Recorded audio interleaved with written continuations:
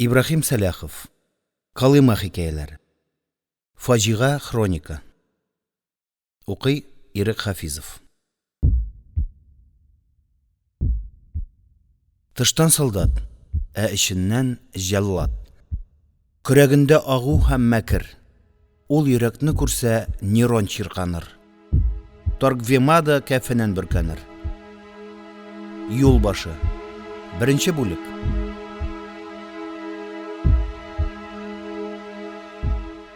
Институтның тулай торагыннан чыкканда, таң атып, кояш инде күтәрелә дә башлаган иде.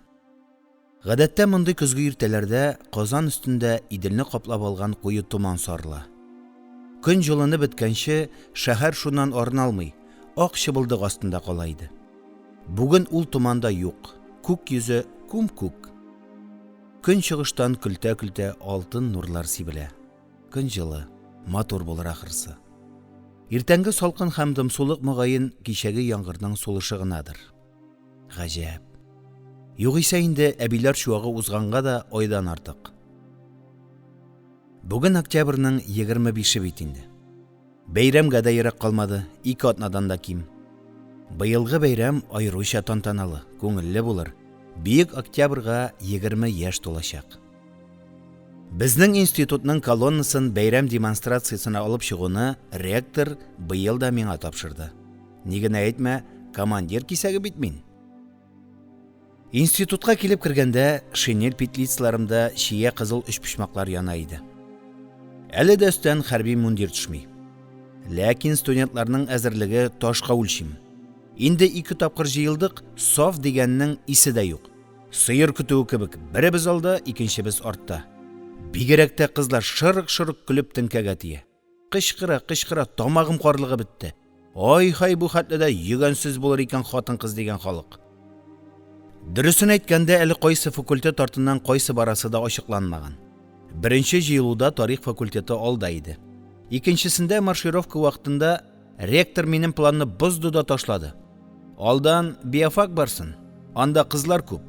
Чәчәкләр белән чыгарлар дип, бер көтү йөгәнсез кызны колоннаның алдына бастырды. Ачуымнан шортларга җитештем. Шок-шок кына ректорны сугып ташламадым. Тешләремне кысып калдым. Ә менә кичә төнлә үзен ректорны әйтәм. Кулга алганнар. Халык дошманы булган ди. Кем белә? Булса булгандыр. Революциягә хәтле чит илдә укып кайткан зыялы бит. Булай үзе бик совет яклы булып сөйли иде. Кем әйтмешли, кеше карбыз түгел, эшен ярып карап булмый. Безнекеләр юкка бер дә тикмәгә кулга алмаслар. Борылыңга! Кыры Сәмир уйларымны бүлдерде. Мин ялгыз гына түгел, өчәү барабыз икән ләбаса. Толстой тыкрыгыннан борылып, безнең тулай торак шушында, Карл Маркс урамына чыктык. Монда буп-буш.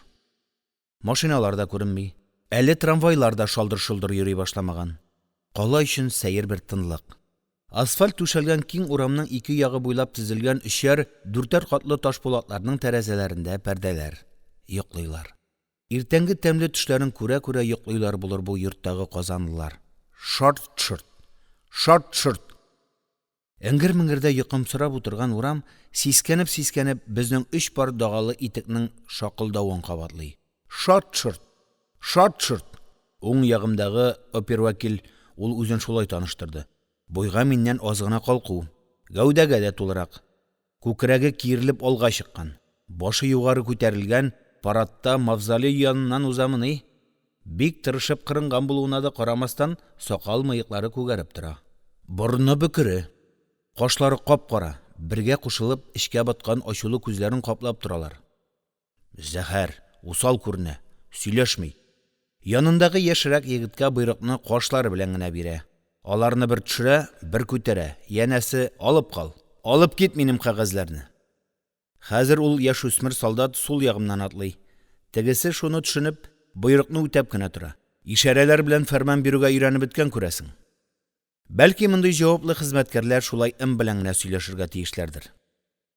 Минем кызым кияү күргәнмени кудагый дигәндәй, алар белән кем аралашкан? Тәбәнәк яшүсмер солдат безнең озын итеп атлауга яр алмый аптырап бетте. Гел ялгыша. Җәһәт кенә 2-3 адым алга чыгып та карый. Тик теге усал кашлар бүселеп күзгә төшкәч, тагын янәшә безгә баса. Җитмәсә, шинели дә озын. Атлаган сайын, ашыккан сайын чабуларына урала. Тукта! Атылып килгән автомашина астына чак кына барып кермәде яшь күршем. Машина безне җиле белән кагып, шофер тормозга баскан күрәсең, чинап сискәндерде. Киттек! Тагын асфальт дөпелди башлады. Шарт-шырт, шарт-шырт. Эй, әйтергә онытканмын бит. Сол яктагы солдат минем бер кочак китапларны, кул язмаларны күтәреп бара. Җәймәгә төреп бәйләгән хәзинәдән Күкшәтауда вакытта ук язылып, калын-калын дәфтәрләргә күчергән шигырьләр, поэмалар, хикәяләр дә бар. Тау гыйшкы дигән хикәямнең тышлыгына Нури Арсланов кыя ташлар ясаган иде. Алар арасыннан ике ачулы күз карый. Күзләр арасында хәнҗәр, хәнҗәрдән кан тамчылый. Менә хәзер шул контр кәгазьләрне солдат күтәреп бара. Әле бер, әле икенче кулына күчерә. Кәгазь авыр була бит ул. Үзем булышым дигән идем. Опер кашларын җирде. Ярамый. Бигрәк әйбәт, югыйсә миндә бу солдат сыман ул контр төенне күтәреп килә-килә шабыр тиргә төшкән булыр идем. Эй, әкәмәт тә булды инде тентүләре. Нәкъ бер яшерен хәтәр әйбер эзләгән сыман кыландылар. Юкса аркылга буйга 3 метрдан артмаган студент бүлмәсендә ни табасың? Карават, өстәл, тумбочка, китаплар да кул язмалар гына инде. Соңгылары тумбочкада карават астында, тәрәзә төбендә. Күбесе инде кояшта ята-ята саргаеп беткән. Монда Ленинның 30 томлыгы, Маркс, Энгельс әсәрләре, дәреслекләр һәм әдәби китаплар. Горацидан башлап Максим Горкийга хәтле. Тиле таш җыяр, син китап җыясың ди торган иде өйдә вакытта ни мәрхүмә. Монда Казанда чыннан да гонорар алган сайын бер кочак китап күтәреп кайта торган булдым. Хәзер инде менә шуларның астын өскә китерделәр. Опер дигәне һәр китапның бит араларын тикшереп карап утыра. Көләсем килә, ни эзли? Әллә инде патша төрмәсендә утырган революционерларныкы төсле китап юллары арасына сөт белән язылган контр сүзләр, өндәмәләр бар дип уйлыймы? Кыяфәте шундый җитди, бөтен игътибары әлеге саргаеп беткән китап битләрендә. Кашлары җыерылып, асылынып төшкән. Актара да актара. Әйдә, бер рәхәтләнсен. Ни табар икән? Бер вакыт чират гарәп хәрефләре белән язылган караламаларыма килеп җитте. Бу ни бу? Ачуыннанмы, әллә бик җитди бер гаеп таптым дип куануыннанмы опер сикереп торды. Бу нинди кырык аяк эзләре? Бу бит безнең элеккеге алфавит. Конспирация! Опер солдатка текәлде. Кара, бу конспиратив кәгазьләрнең барсында бер битендә калдырмыйча җыеп бәйлә. Солдат чынлап та каушап, ашыгып кул язмаларымны җыярга тотынды. Шигырьләр, хикәяләр, әле язылып яткан мәхәббәт һәм өмет романымның караламалары. Ә менә монда нинди хәнҗәр? Нигә кан? Ә? Мин чыдый алмадым, көлеп җибәрдем. Бу бит Тау гыйшкы дигән хикәямнең тышлыгы. Ржайма! Опер калын дәфтәргә язылган хикәяне кулымнан тартып алды. Димәк, террорга дисез. Яле! Моннан соң опер үзе дә карават астына кереп китте. Бөтен чүп-чарны тартып чыгарып актарга кереште. Мин тәрәзә төбенә менеп утырдым. Әйдә, рәхәтләнеп бер тузанга буялыгыз. Институтның тулай торагында нигездә 5-6 кешегә исәпләнгән бүлмәләр. Ә менә 2 кешелеге берничә генә. Деканат яхшы укыйлар, иҗат эше белән шөгыльләнәләр дип, аларның берсен түбән каттагысын Хатип Госманов белән миңа биргән иде. Хатип белән бик тиз дуслаштык. Сер уртак. Бер сынык икмәкне бүлеп ашыйбыз. Кичә ул братнага Васильевага киткәч, бүлмәдә ялгызым гына калган идем. Әүвәле иртәгәге лекцияларга әзерләндем, укыдым, конспектлар яздым. Аннан мәхәббәт һәм өметкә тотындым. Язучы иҗатында гаҗәп кызык хәлләр була икән. Менә романның кереш өлеше һәм ахыр язылып беткән, ә уртасы юк, тотынылмаганда. Сәбәп? Сәбәп менә нәрсәдә. Романның баш герое политрук Гыйльфанов шик буе бәрешләренең берсендә яраланып, японнар кулына әсирлеккә төшә. Билгеле инде аны төрмәгә ябалар. Сорау алулар башлана. Шик буе корылмаларының планын, Кызыл армиянең техник көчләре турында сөйләүне таләп итәләр. Бу сорауга җавап бирмәгәч, аны газапларга тотыналар. Менә шушы бүлекләрдә вакыйганы нәкъ япон төрмәләрендәге кебек итеп, бар вахшилеге белән тасвирларга кирәк бит. Ә ничек? Мин бит үз гомеремдә төрмә, камера, карцер, сорау алу, надзиратель, тикшерүче дигәннәрне күргән кеше түгел. Язучы бары үзе күргән белгәннәрне генә язырга тиеш. Укучыларның күңелен җәлеп итәргә тели икән, һичбер уйдармага урын бирмәскә тиеш. Дөресен генә әйткәндә, мин инде ишемнән пешән базарына барып, берәр вак-төяк әйбер урлап тотылырга да, төрмәгә эләгергә дип план корып йөри идем. Язып утыра-утыра күзләрем шипелди башлады. Ардым. Сәгатькә карасам, төнге 2 икән инде. Шишенә башладым. Ишекне шакыйлар. Мөгаен, хатип кайткан. Ял йорты ошамагандыр. Әллә авырып киттеме?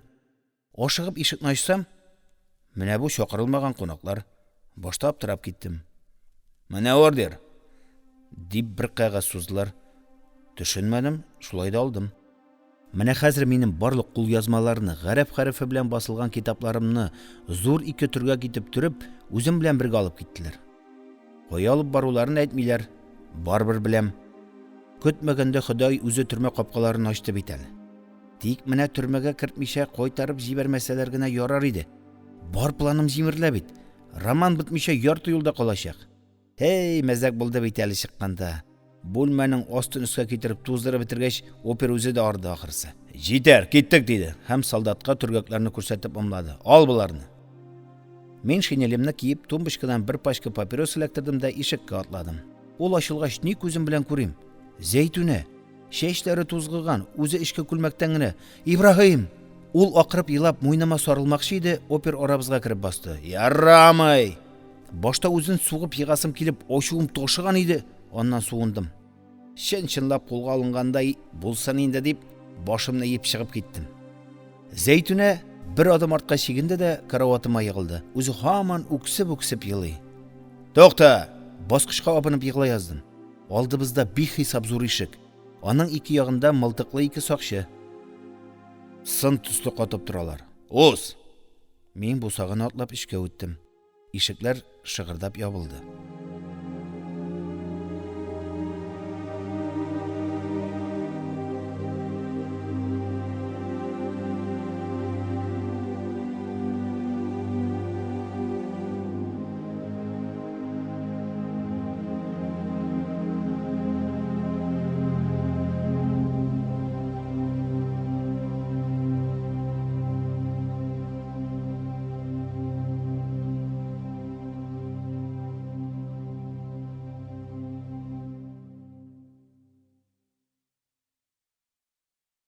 Ибраһим Сәләхов.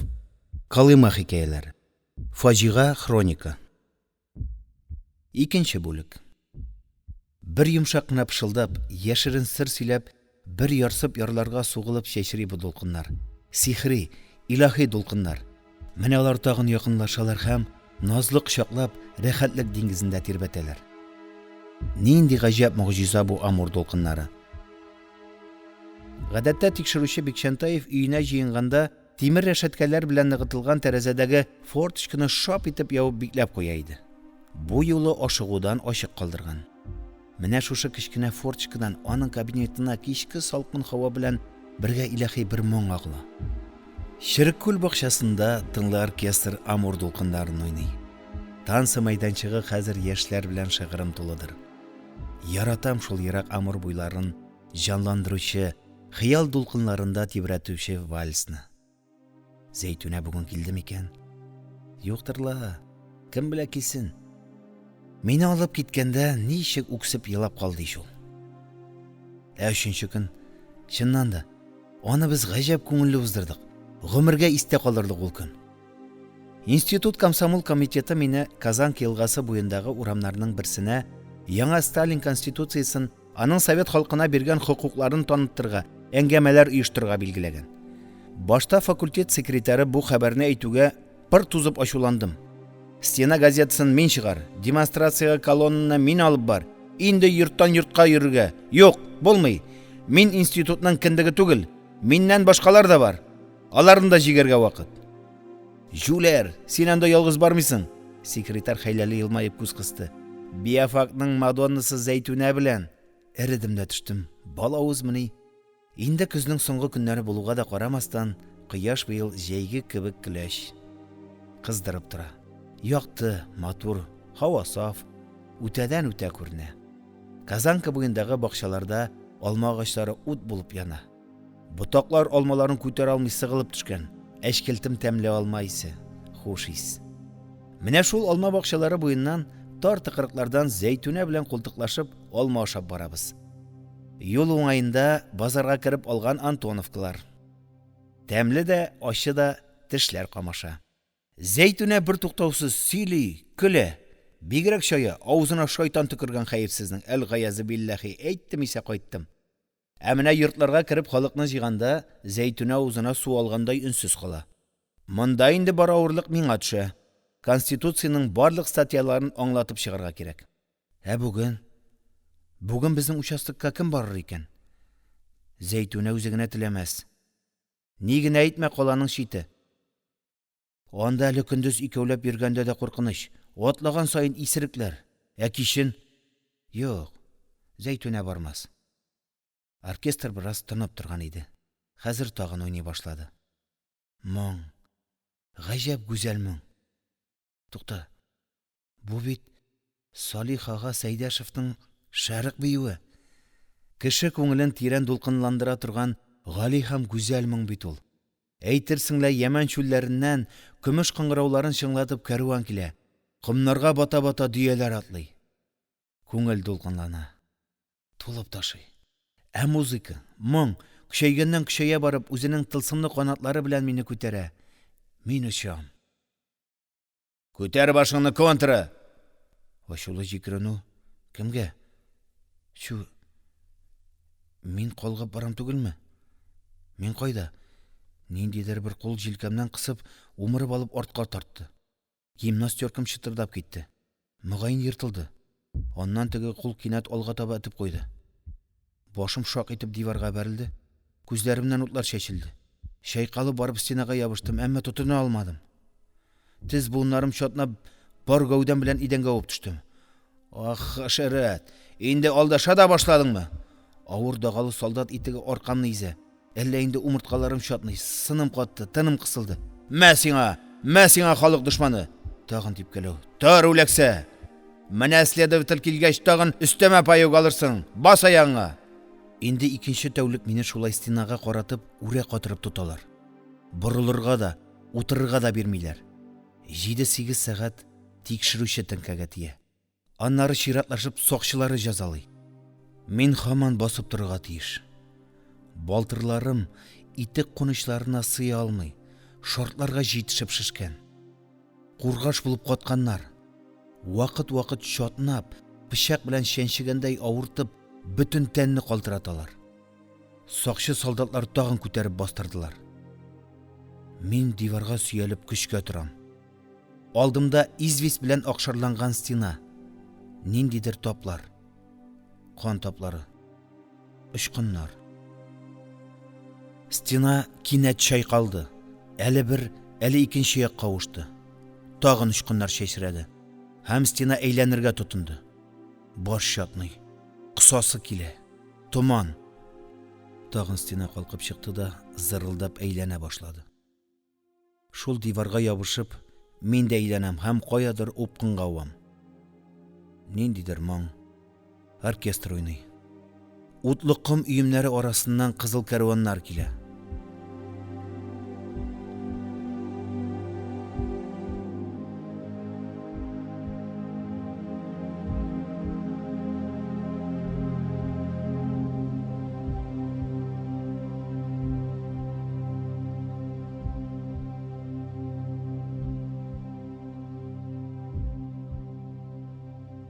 Üçüncü бүлек. Сез быел май айында Ялтада булдыгызмы? Булдым. Нишләдегез? Дәваландым. Сеченов исемендәге санаторийда. Нинди аурудан? Неврастениядан. Сезгә әле 26 яшь кенә бугай. Шул арада неврастениямы? Демәк, күп эшлисез. Институтта укыйсыз, шигырьләр язасыз. Молодец. Сез талантлы егет. Иртәрәк авыргансыз. Үзегезне сакларга, самый главный минемчә, нервларны туздырмаска иде. Бит сезнең алда зур перспектива. Сез галим, өстәвенә атаклы язучы булачаксыз. Татардан мондый талантлы яшьләр күтәрелүенә мин бик сөенәм. Бикшәнтаев өстәл өстендәге пушка тартмасыннан бер папирос алып кабызды. Тәмләп суырды. Ул үзе буйга миннән тәбәнәгрәк күренә. Әмма гәүдәгә тулы. Йөзе түгәрәк, мөлаем. Куе кара кашлар, тузгып, бөдрәләнеп торган кара чәч. Мугаен әле яңа гына парикмахерда булган. Бик пөхтә итеп кырынган, хушбуй исе аңкый. Аның өстендә гәүдәсенә сыланып торган хаки төсендәге бик килешле өр-яңа китель. Ул хәзер аеруча җинак, пөхтә, хәтта нәзакәтле елмаеп кына сөйли. Һәм сез дип кенә эндәшә. Кичәне, килеп керүгә, нинди кабахәт сүзләр белән сүгенде, җикеренде, хәтта сугарга омтылды. Кулын тотып калдым. Рәхим итегез. Бикшәнтаев өстәл аша үрелеп миңа папирос сузды. Тартыгыз. Юк. Мин тартмыйм дип башымны чайкадым. Менә бик шәп. Сез сәламәтлегегезне саклыйсыз. Умно. Безгә менә тартырга туры килә. Гомерне кыскартырга. Берни эшләп булмый. Язмышыбыз шундый яшәке. Бикшәнтаев тагын озак итеп суырды һәм кинәт нәрсәдер хәтерләгәндәй, тәмәке тартуын үзеп, бик җитди кыяфәт белән миңа карады. Гафу итәсез. Мөгаен, сезнең ашыйсыгыз киләдер. Мин үзем тук булгач, онытып та җибәргәнмен. Дәшмәдем. Инде икенче тәүлек авызга бер валчык ризык төшмәгән. Ишем бурып-бурып ала. Өстәл астында кнопка бар ахырсы. Бикшәнтаев бармагы белән басып торды. Озакламый кырыйдагы ишек ачылды. Аннан ак алъяпкыч бәйләгән сары чәчле бер кыз күренде. Галя, бу бүлмәгә кичке аш алып килегез. Галя ярый дип акрын гына ишекне япты. Яхшы. Ашны әзерли торсыннар. Без үзелгән әңгәмәне ялгыйк әле. Папиросы сүнгән икән. Бикшәнтаев бик пөхтәлек, тәккәлеф белән шырпы кабызып, папиросын төтәтте. Гадәтенчә ашыкмыйча суырды. Тәк. Сез Ялтада дәваланып кайттым дисез. Бик әйбәт булган. Ярый. Менә Ялтада кемнәр белән очраштыгыз? Ялтада халык җитәрлек. Ансын мин үзем дә беләм. Мин язучылар турында фикер йөртәм. Галимҗан ага Ибраһимовның хәлен белергә бардым. Менә бу мин көткән җавап. Путевканы кайдан алдыгыз? Кайдан булсын? Язучылар союзыннан. Кавыяга бирде. Бикшәнтаев тагын елмайды. Әле генә Гали ябып чыккан ишеккә диккать белән карап торды. Кичке ашны нигә тоткарлыйлар инде дигән мәгънәсендә. Мин дә ихтыярсыз шул ишектән күзләремне ала алмыйм. Өзелеп ашыйсым килә. Кайчан гына китерерләр икән? Кара, бу тикшерүче начар кеше түгел икән. Әнә ничек ипле сөйләшә. Ашарга биргә җыена. Мөгаен, гаебем юклыгын төшенеп, инде кайтарып җибәргән ниятлидер. Азмас тукмадылар тукмавын. Ярар, җимерелгән урын юк. Итек кунычларын Бикшәнтаев үзе телеп җибәрде. Утырырга урындык бирде. Аякның шешләре бераз кайта да башлады. Сызлау кимеде. Так. Бикшәнтаев урыныннан торып, өстәл артыннан кабинет уртасына чыкты. Ишекле түрле атлый башлады. Яңа хром итекләр шыгыр-шыгыр килә. Борынга тәмәке хушбуй исе кагыла. Мин ашыйсын эзлим. Кайчан гына шул ишек ачылып, ашарга китерүче күренер икән. Ни алып килерләр? Икмәк белән су булса да бик әйбәт булыр иде.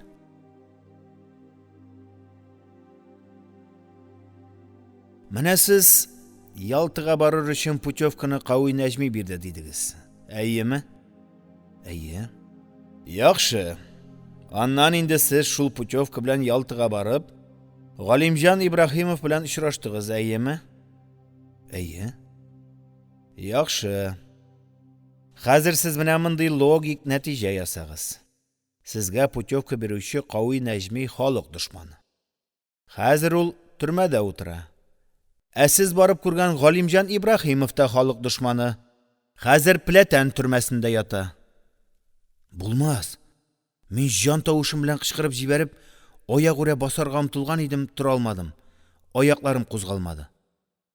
Ул арада ишек ачылып, Галя дигәннәре патнос күтәреп керде. Тәмле аш исе борыннарны ярып китте.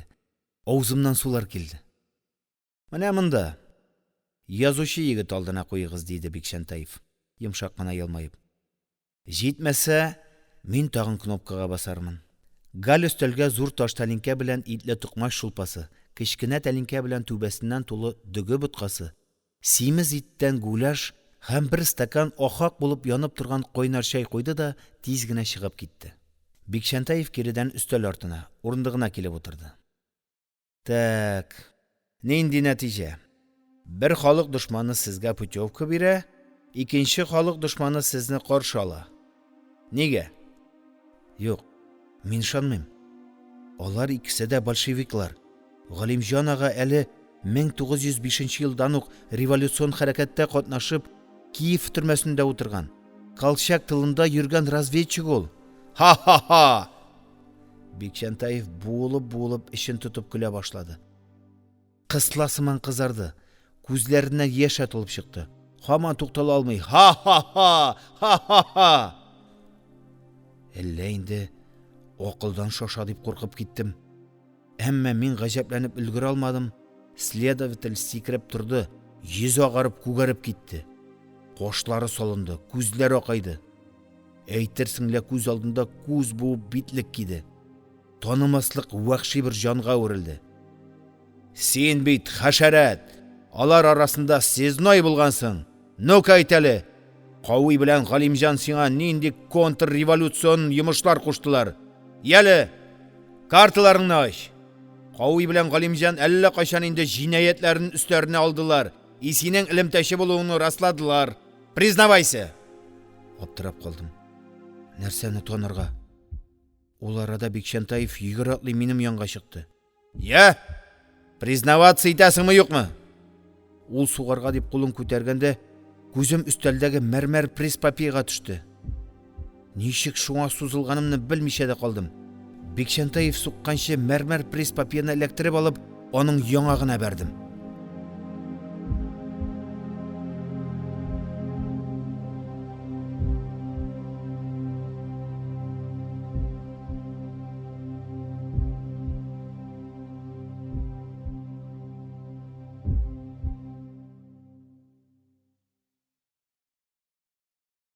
Ибраһим Сәләхов. Калыма хикәяләре. Фаҗига хроника. 4-нче бүлек.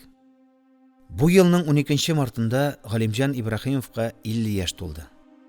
Без, яшь язучылар, шул уңай белән Казанда әдәбият дөньясында зур тантана булыр дип өметләнгән идек.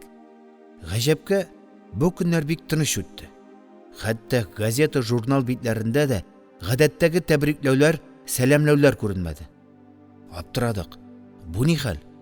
Галимҗан ага татар әдәбиятына зур хезмәт күрсәткән, тирән хис, фикер тулы әсәрләре белән меңләгән, 100 меңләгән укучының күңелен җәлеп иткән, сөендергән, көендергән әдип, галим 17нче елга хәтле үк революцион хәрәкәттә катнашкан, шуның өчен төрмәдә утырган, әмма бу юлыннан тайпылмаган кыю большевик, җәмәгать эшлеклесе бит. Ул татар әдәбияты, культурасы, фән үсеше өчен бар көчен, гомерен хибә иткән талант иясе. Ничек инде шундый улы фидакар затның хезмәте, табыш җимешләре игътибарсыз, ихтирамсыз кала? Бу хәл мине аеруча борчый иде. Чөнки матур әдәбиятның беренче онытылмас ләззәтен мин аның әсәрләре аша татыдым. Сихерләндем. Һәм шул тылсымлы дөньяга атларга, кулыма каләм алырга җөрьәт иттем. Канатландым. Акыл көче белән ныгытылмаган алсу өметләр генә иде әле бу. Әмма ничек кенә булмасын, ул изге өмет омтылышны Галимҗан аганың гүзәл музыкаль әсәрләре уятты һәм әдәбият мәйданына чыгарга өндәде. Күкчәтәү 7 еллык мәктәбен тәмамлау белән тизрәк Казанга китәргә ашкынуымда һич шиксез олы әдипнең тәэсире бар иде. Имеш, Казанга бару белән Галимҗан аганы күреп сөйләшәм, үземнең әсәрләремне, инде 2 калын дәфтәргә күчерелгән шигырьләр, хикәяләремне күрсәтәм һәм аннан соң ни буласын билгеле инде. Күз алдыма да китерә алмыйм. Шулай да минем алда Олимп биеклегенә алып баручы Салават күпре ачыла сыман иде. Һай бу балачак, гүзәл, самими һәм артык бер катлы уйланыла торган гамьсез чаклар. Казанга килдем. Педагогия техникумына укырга урнаштым. Әмма кызганыч ки, Галимҗан аганы күрү сөенеченә ирешә алмадым. Ул үпкә чире белән җәфаланып, Ялтыга дәваланырга киткән иде. Минем канатлар шиңде. Җитмәсә менә аның 50 еллыгында игътибарсыз калдырдылар. Билгеле инде, бу хәл мине генә түгел, башкаларны да, бигрәк тә яшь язучыларны бик пошындырды. Нәкъ шул вакытта мин неврастения авыруына тарып, йокысызлыктан җәфалана башладым. Докторлар санаторийга барып дәваланырга киңәш иттеләр. Ә монда язгы имтиханнар башланды. Баш чатный, күз алларым караңгылана, дәреслек өстендә калгып китәм. Ләммим, башка кунмый. Ни эшләргә? Башны кран астына куеп, салкын суда тотам да имтиханга керәм. Менә шулай җәфаланып йөргән көннәрнең берсендә Язучылар союзы идарәсенә чакырдылар. Бик кирәкле кишер яфрагы инде мин, дип сукрана барсам, сөенеч, бер түгел 2. Ибраһим, сине неврастения белән авырый дип ишеттек. Менә Ялтыдагы Сейшинов исемендәге санаторийга путевка. Идарә бу путевканы сиңа бирергә карар чыгарды, диде председатель Кавуяга Нәҗми, мине бик хөрмәтләп каршы алып. Өнме? Төшме? Путевка? Ялтыга? Ул арада Кавуяга мине икенче хәбәре белән 7 кат күккә күтәрде. Үзең беләсең, быел октябрьгә 20 яшь тула. Шул уңай белән Татарстан Язучылар союзы һәм Татиздат бәйрәмне бүләк белән каршыларга булдылар. Ул нинди бүләк, Кавуяга, дидем кызыксынып. Хәзер, диде Кавуяга. Гадәтенчә ашыкмыйча, хәрбиләрчә, ачык көр тавыш белән. Ул инде күптән союзда тыныч гадәти эш булуына карамастан, һаман әле хоккей төсендәге гимнастеркадан, зәңгәр галифедан, биле киң каеш белән буылган. Гимнастерканың шия кызыл петлицаларында 2шәр шпал яна иде. 4 альманах чыгарырга җыенабыз. 20 ел эчендә татар прозасы, шигърияте, драматургиясе һәм балалар әдәбияты. Һич шиксез бу альманахка иң яхшы әсәрләр тупланырга тиеш. Проза альманахын без улы әдибебез Галимҗан ага Ибраһимов әсәре белән ачып җибәргә уйлыйбыз. Ялтыга бару белән аның янына кер, хәлен бел, безнең сәламны тапшыр һәм менә хәзер мин әйткән фикерне җиткер. Яңа әсәр өлгерсә, бик әйбәт булыр иде. Әгәр инде юк икән, Галимҗан ага үзе карап басылганнардан берсен тәкъдим итсен. Кара, Кавуяга тавышын күтәреп кисәтеп әйтте. Кара, Ялтыдагы кызларга гашыйк булып, онытып җибәрмә. Кавуяга шук карап көлемсерәде. Мин кызардым.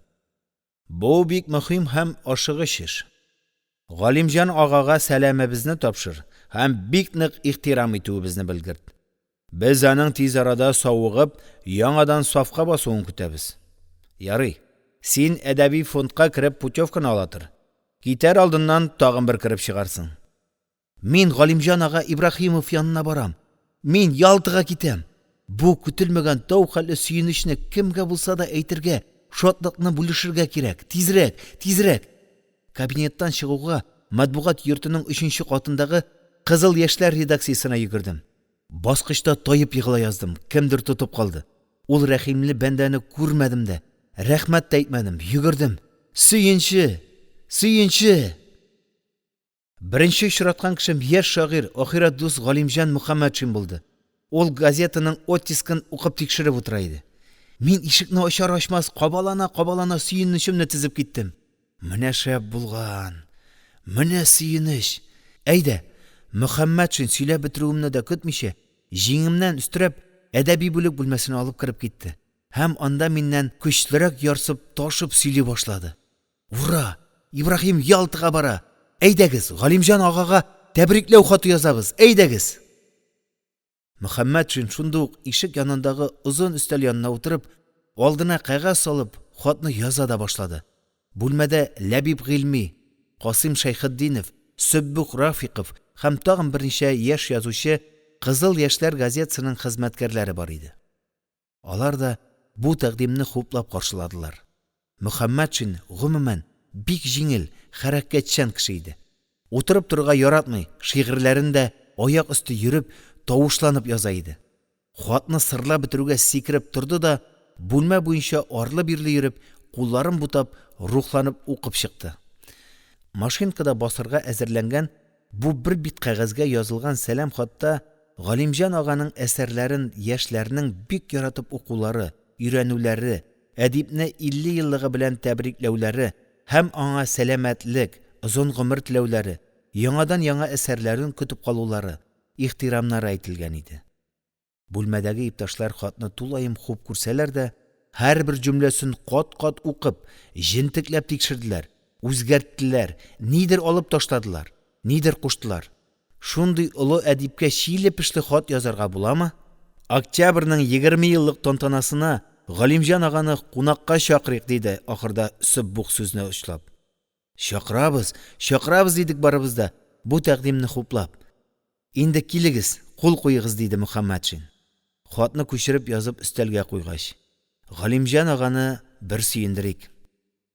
Бүлмәдәгеләр барысы да куана-куана кул куйдылар. Мин Ялтага килеп төшкән көнне үк, хәтта юл буе сукланып килгән Кара диңгезгә дә бармыйча, Галимҗан Ибраһимов торган йортны эзләп киттем. 1927 елда Галимҗан Ибраһимовның 40 еллыгы уңае белән Күкчәтауда зур тантана оештырылган иде. Без мәктәп сәхнәсендә яңа кешеләр драмасыннан күренешләр куйдык. Башка әсәрләреннән өзекләр укыдык. Шул тантаналы җыелышта Күкчәтау халкының теләге белән 7 еллык татар мәктәбенә Галимҗан Ибраһимов исеме бирелде. Менә шушы тантана алдыннан Казаннан бик күп яңа китаплар, җөмләдән Галимҗан Ибраһимовның барлык әсәрләре һәм әдипнең зур портреты да алдырылган иде. Портрет мәктәп залының нәкъ түренә куелды. Мин уку бетеп балалар таралгач, бер үзем залга кереп, портрет каршына туктыйм да, аңа бик озак сокланып карап тора торган идем. Сокланмаслыкта түгел, иңнәренә хәтле төшеп, кабарып торган чәч. Киң маңгай, бер-берсенә кушыла язган калын кара кашлар астында зур уйчан күзләр. Борын астында гына калдырылган төймә мыек. Иреннәр каты кысылган. Баш аз гына беленер-беленмәс кенә иелгән. Уйга талган. Ниндидер бер зур вакыйганы исенә төшерә, хәтереннән кичерә кебек. Күкрәк калку, иңнәр киң, мөгаен мәхәббәт сынлы. Ялтыда мин менә шушы мәхәббәт кешене, атаклы әдипне эзләп киттем. Кара диңгез кояшның алтын нурларында чагылып, чайкалып, җәйрәп әллә кая аста ята. Ә мин аулак тыкрыктагы баскыч-баскыч ташларга басып, тауга, Виноград урамына күтәреләм. Урамның ике ягында төп-төз баскан биек, кырыс, тирән уйга талган кипаристлар.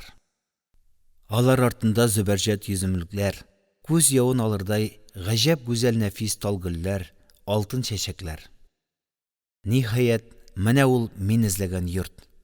Урамнан эчтә, бакча уртасында 2 катлы агач бина. Якынлашам. Йорт инде кипаристлар арасыннан ачыла төшә. Икенче катка урам яктан бик баскыч күтәрелә икән. Ул веранда ишеге төбендә туктый. Мин менә шушы баскычтан күтәрелергә тиеш. Баскычтан җитез генә менсәм дә, веранда ишеге төбенә җиткәч, кинәт кенә каушый калдым. Эсселе суыклы булып китте. Нигә бу хәтле иртә авыру кешене борчып йөрим? Ул әле ял итә торгандыр. Мине генә күрәсе килеп тораманың? Юк, китәргә кирәк. Тагын бер килермен. Иптәш, сез кемне эзлисез? Сискәнеп киттем. Веранданың ишеге ачылып, бусагада җиңел чуар халаттан урта яшьләрдәге бер ханым күренде. Гафу итегез, нигәдер күтәрелү урынына бер баскыч түбән төштем. Мин язучы Ибраһимовны эзләп килгән идем. Рәхим итәсез? Хатын елмайды, аз гына артка чигенеп юл бирде.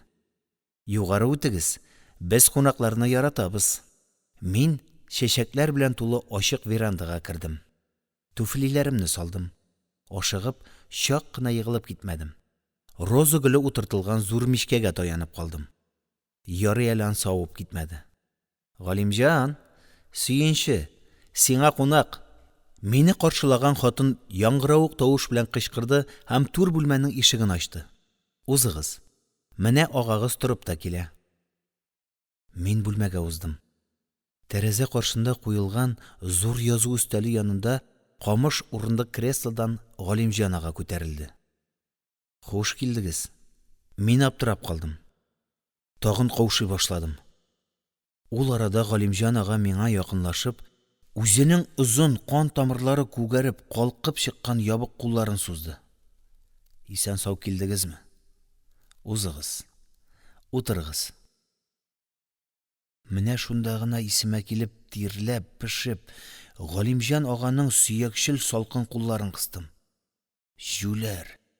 Мин үзем алдан сәлам биреп күрешергә тиеш идем бит. Исәнмесез, Галимҗан ага? Хәлегез ничек? Әйдүгенем. Менә бу урындыкка утыр. Ул миңа да бер камыш кресло тартып куйды. Хәл зарланырлык түгел. Менә бүген сез килүгә ахры җиңеләеп өстәл янына утырган идем. Галимҗан ага минем кулымны каты гына кысты да, акрын атлап, урындыгын аз гына миңа табарак тарта төште. Утырды. Рәхмәт, онытмыйча зияфәт итүегезгә. Үзегезне кем дип таныйм? Кайсы яктан? Әллә нәрсәгә телем бәйләнде. Югыйсә, әле поездда килгәндә үк нәрсәләр әйтәсен, нинди сораулар бирәсен күңелдән ятлап килгән идем бит. Әйтерсеңлә, абынып, егылып, кулымдагы тәңкәләремне чәчтем. Аның өстендә аксыл сары иркен күлмәк һәм шул ук материалдан тегелгән чалбар. Аякларында да ак йоннан басылган йомшак каталар. Өстендәге киемнәре нигәдер гәүдәгә ятышмый. Сәлберәп торалар. Йөзе озынча, яңак сөякләре калкып, битен тагын да суза төшәләр. Монда да кан тамырлары бүртеп, күгәреп, йөзен суытып, куыртып торалар. Чәчләр дә кабарып иңнәргә төшмәгән, сыланып ятканнар. Ара-тирә чал, кылчыклар да күренә. Тукта. Кайда соң ул теге мин Күкчәтау 7 еллык мәктәбе залында сокланып караган, портрет кысасына сыймыйча тулып, ташып торган мәхәббәт ир? Каршымдагы камыш креслога чумып утырган кеше бик кечкенә, бик ябык бит, билләһи. Хәдичә, син самаварыңны шаулат. Кунакның авызы кипкәндер. Менә шушы ягымлы, сабыр тавыш мине тәшвишләнүдән уятты. Һәм мин Галимҗан аганың сорауларын хәтерләдем. Ул башта миңа нигәдер түбәннән йокым сорап карады.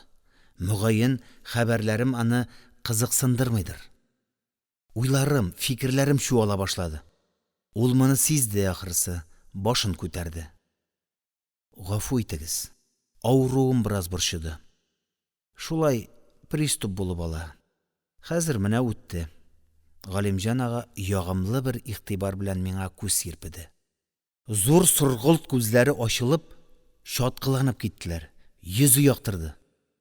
Тәрәзәне дә ачып җибәрик. Иртәнге һава шифалы ул. Талгын гына җил исеп куйды. Яфраклар кыштырдады. Хуш ис, чәчәкләр исе аңкыды. Пароход кычкырткан тавыш ишетелде. Бухтымында якын гына икән бит. Күпме караплар килә, күпме караплар китә. Кара, диңгез кычагы киң. Галимҗан ага сораулар бирә башлады. Аптырап калдым. Башта ул мине тыңламый, авыруына борчылып, игътибарсыз калдыра дип үпкәләп тә алган идем. Ә хәзер таң калдым. Бер кәлимә сүзне дә ычкындырмаган, утып алган. Ул гынамы Галимҗан ага авыру хәлендә Казанда басылган барлык китаплардан, газета-журналлардан хәбәрдар. Ул минем кебек әдәбиятка әле яңа кереп килгән яшь язучыларның әсәрләрендә укып бара икән.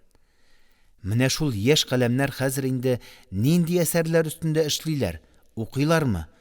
Қайда, ничек укыйлар? Мен жауап беріп үлгере алмыйм. Кулым костюм кісәсін қапшый. Анда хат. Ничек сүзне, әңгәмәне бүлмичә генә җайлап тәкәллиф белән тапшырырга. Галимҗан, чәй әзер. Аш бүлмәсеннән Хәдичә апаның тавышы ишетелде. Соңыннан белдем, ул язучының хатыны икән. Әңгәмә бүленде. Галимҗан ага мине чәйгә чакырды. Хәдичә апа бик тәмле вареньелар, хәтта үзебезнең милли ризык чәкчәкне дә әзерләгән икән. Кунак белән ризык тәмле була шул дип, Галимҗан ага чәйне бик яратып эчте. Сез инде, энем, көндә килегез. Күрәсезме, сезнең белән агагыз 2 кәсә чәй эчте, дип Хәдичә апа да куанып мине кыстарга кереште. Чәйдән соң без тагын тур бүлмәгә чыктык. Галимҗан аганың бите алсуланып, рухы күтәрелеп китте.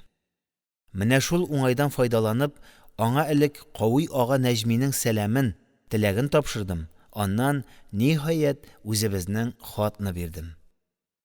Яшь язучылардан Галимҗан ага хатны ашыкмыйча, игътибар белән укып чыкты да, хөрмәт белән өстәлнең түренә кул язмалары янына сузып салды. Рәхмәт. Бик күп рәхмәт яшьләргә, диде Галимҗан ага. Ярыйсы ук дулкынланып, онытмаганнар. Изге теләкләр белдергәннәр. Бу минем өчен зур сәгадәт. Әмма ул үрелеп хатны киридән кулын алды һәм күз йөртеп кенә эзләнә башлады. Кайда әле? Менә. Бөек әдип. Галимҗан ага башын күтәреп миңа шелтәле карады. Нигә алай артык мәдих? Мин бит әле бөек әдип түгел. Язган әсәрләремнең күбесеннән риза түгел. Дөресрәге, канәгать түгел. Менә татар хатыны ниләр күрми. Безнең көннәрне яңадан төзәтеп язып чыктым. Әле дә канәгатьмен дип әйтә алмыйм. Юк. Бөек сүзе артык. Ул безнең шушы рәвештәге мәдхияләргә ризасызлык белдерде дә, ахырында хатны тагын элеккеге урынына куеп елмайды. Яхшылыкка яманлык дип рәнҗи күрмәгез. Яшь иптәшләргә ихлас күңелдән рәхмәт һәм сәлам. Мөгаен сез илче буларак, ул тагын да бик ягымлы итеп елмайды. Бу тапшыруларымны яшь каләмнәргә җиткерерсез.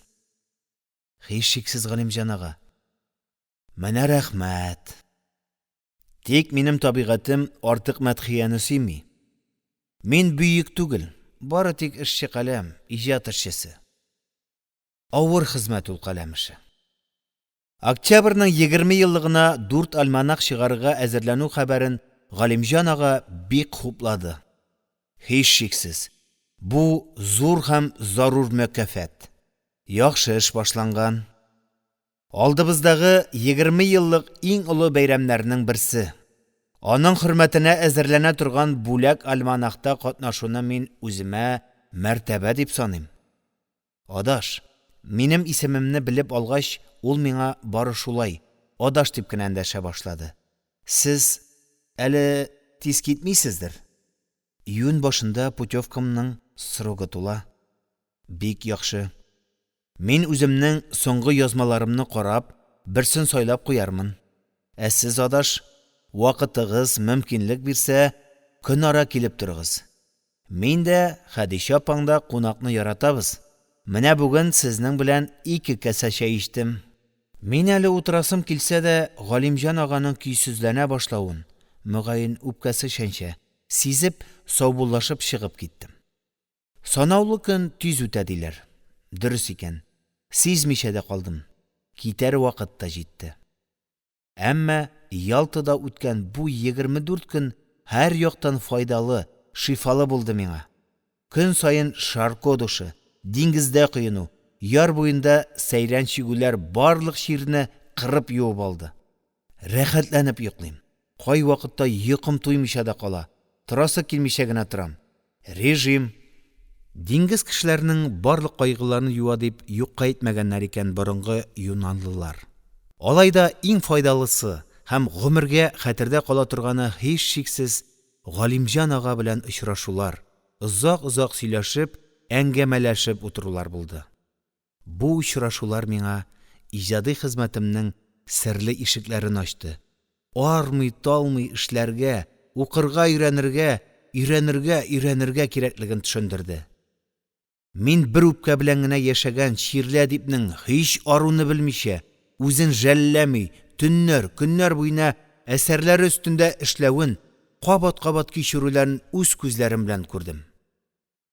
Менә адаш, Кызыл армиядан кайтып, авылда яңа тәртип куру өчен көрәштә һәлак булган Гайфетдин турындагы хикәямне альманахка дип бирәм, диде Галимҗан ага.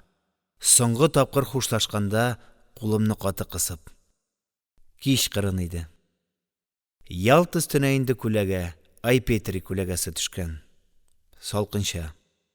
Босфор ягыннан җил кузгалган. Кара диңгез тынычсызлана, авыр дулкыннар ярга сугыла. Аларның тонык тавышы авыр сулышымында без басып торган верандага хәтле ишетелә. Галимҗан ага өстенә җылы халат бөркәнгән дә диңгез ягына карап уйга талган. Дулкыннар гүләп, ярсып ярга сугылалар. Менә адаш, тормыш та шулай. Диңгез шикелле. Бер тыныч була, бер вакыт менә хәзерге диңгез төсле ярсып дулап ярга бәрелә. Кеше менә шушы упкын өстендә дә каушамыйча, югалмыйча үз теләгенә барырга тиеш, диде Галимҗан ага, акрын гына пышылдап. Әллә миңа, әллә диңгезгә. Ул тагын да кулымны кысты. Мин баскычтан төшеп киттем. Ул югарыда баскан килеш диңгез ягына карап калды. Дулкыннар һаман авыр көрсенделәр.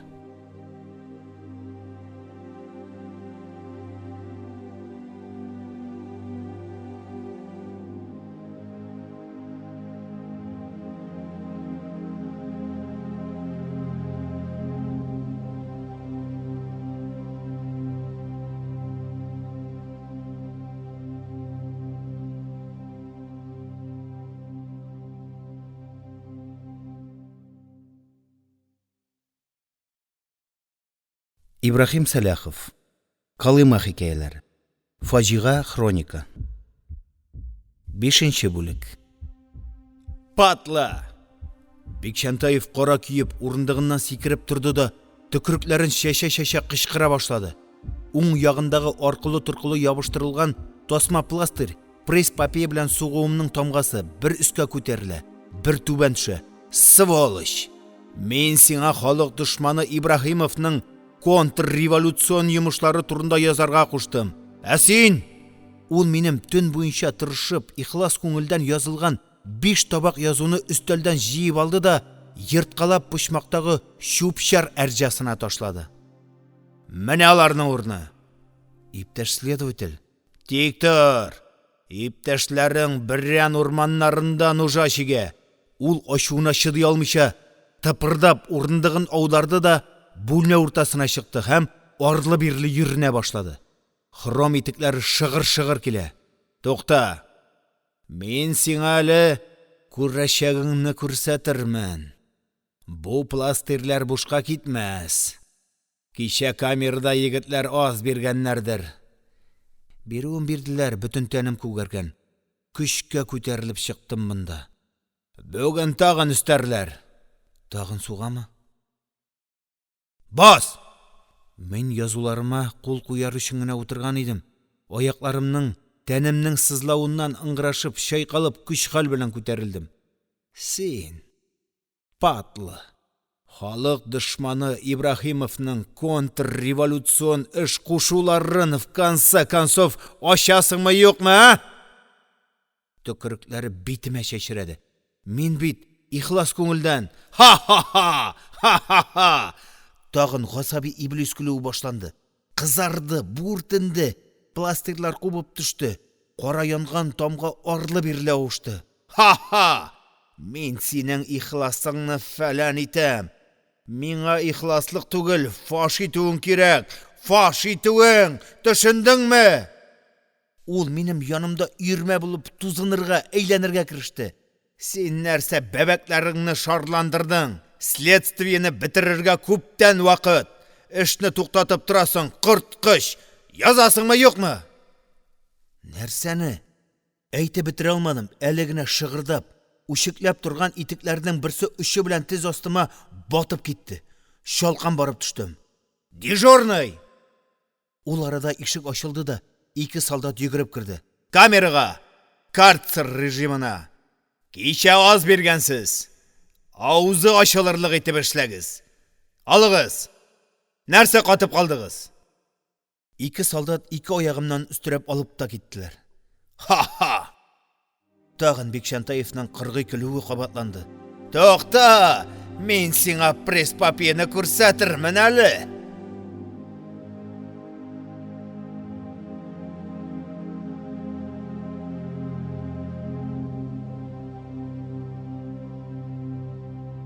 Алтынчы бүлек. Кара кызгын шайкалып, әле бер, әле икенче якка ауып китә. Ниндидер шакыр-шакырлы урамнан барабыз. Мөгаен Казанның кырый бистәсенә чыгабыз. Мин табут кебек кысан урында утырам. Шундый кысынкы, кузгалып та булмый. Хәтта терсәкләрне куярга урын юк. Кулларны күкрәгемә кушырга мәҗбүрмен. Табут ауган сайын мин дәвам. Әмма бер кая китеп булмый. Ишек бик нык ябылган. Җитмәсә теге якта уртада мылтыклы солдат та утыра. Саклап бара, качып китмәсеннәр. Кая алып баралар соң тагын? Ни эшләтмәкче булалар мине? Ни булса да булсын, тик Бекчантаевтан ераккарак алып китсәләр генә ярар иде. Каныкты бит каһәр суккан. Менә инде 9нчы тәүлек ни көндез, ни төнлә кирфе кактырмый. Тутый кыш сыман һаман бер сүзне кабатлый. Халык дошманы Галимҗан Ибраһимов кушкан контрреволюцион эшләрне сөйләп бир. Нинди эшләр? Һич төшенә алмыйм. Нинди тузакка төштем? Белмим. Әллә инде илдә контрреволюцион булганыш булган. Алай дисәң, ике сүзнең берсендә иптәш Сталин күрсәтмәләре диләр. Ай-һай. Сталин бер гаепсез кешеләрне газапларга кушар микән? Булмас. Монда ниндидер өер үзләренең явыз ниятләренә юл салмакчы буладыр. Юк. Ничек кенә кыйнасалар да, ялган күрсәтмәләр бирмәм. Бигрәк тә Галимҗан ага турында.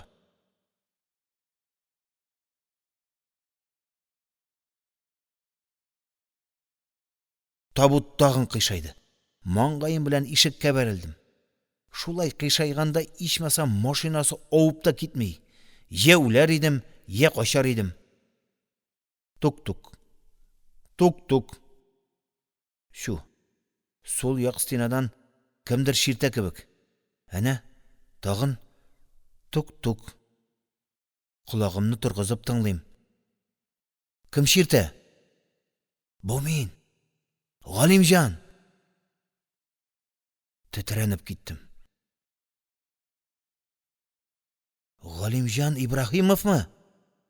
Юк. Мөхәммәтшин. Син кем? Мин шашып калдым. Бу ни? Мөхәммәтшин дә мондамы? Син дә мондамы? Кем? Син кем? Мин. Ибраһим. Әллә переворот булды микән, ә? Белмим. Безнең камерда Ләбиб Гыйльми, Сөббүк Рафиков. Хатка кул куйганнарның барысын да алганнар. Мин инде 15 тәүлек утырам. Көндә сорау алырга китерәләр. Галимҗан аганы халык дошманы дип күрсәтергә кушалар. Бекчантаев әйтә, Салахов әллә кайчан таныды ди. Кыйныйлар.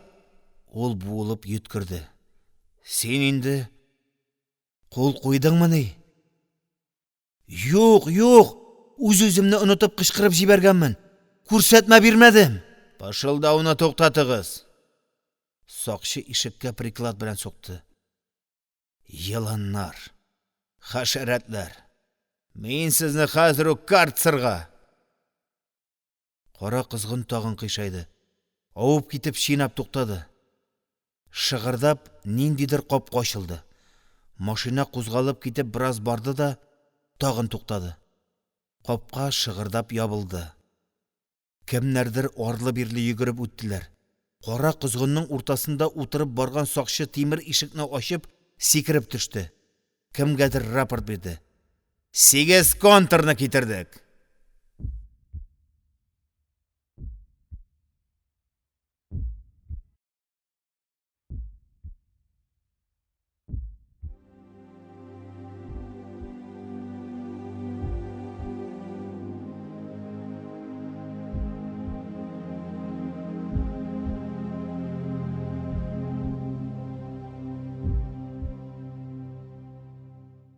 Ибрахим Саляхов. Калыма хикәяләре. Фаҗига хроника. 7-нче бүлек. Ниһаять, мин Казанда 10 ел торып, Пләтән төрмәсенең 3-нче катындагы арестантлар белән шыгырым тулы камераларның берсендә мондый төрмә булуын ишетеп тә белми идем. Менә уйламаганда белергә туры килде. Следователь Бикчантаев алдында үрә катып торганда, бу шомлы шубага миңа гына төшкәндер. Ниндидер бер аңлашылмаучанлык белән бары тик мине генә или торганнардыр дип пошына идем. Юк. Миннән башкалар да онытылмаган икән. Җитмәсә, камерадагы барлык фатирчылар, таныш-белеш яки газета-журналлар аша мәгълүм карт большевиклар, район, шәһәр, өлкә партия совет оешмаларының җитәкчеләре, профессорлар, укытучылар, студентлар. Әмма камерага беренче тапкыр атлап кергәндә, бу танышлар котымны алды. Җаным уч төбенә килде.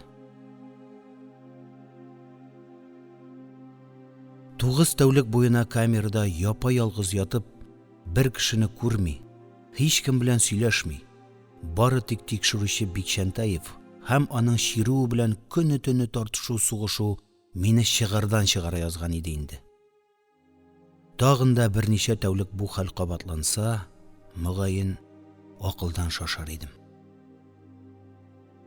Менә шуның өчендә кара козгынның ишеген ачып, төрмә ишек алдына төшергәч, куанып киттем. Ичмасам, кешеләр күрермен, сөйләшермен.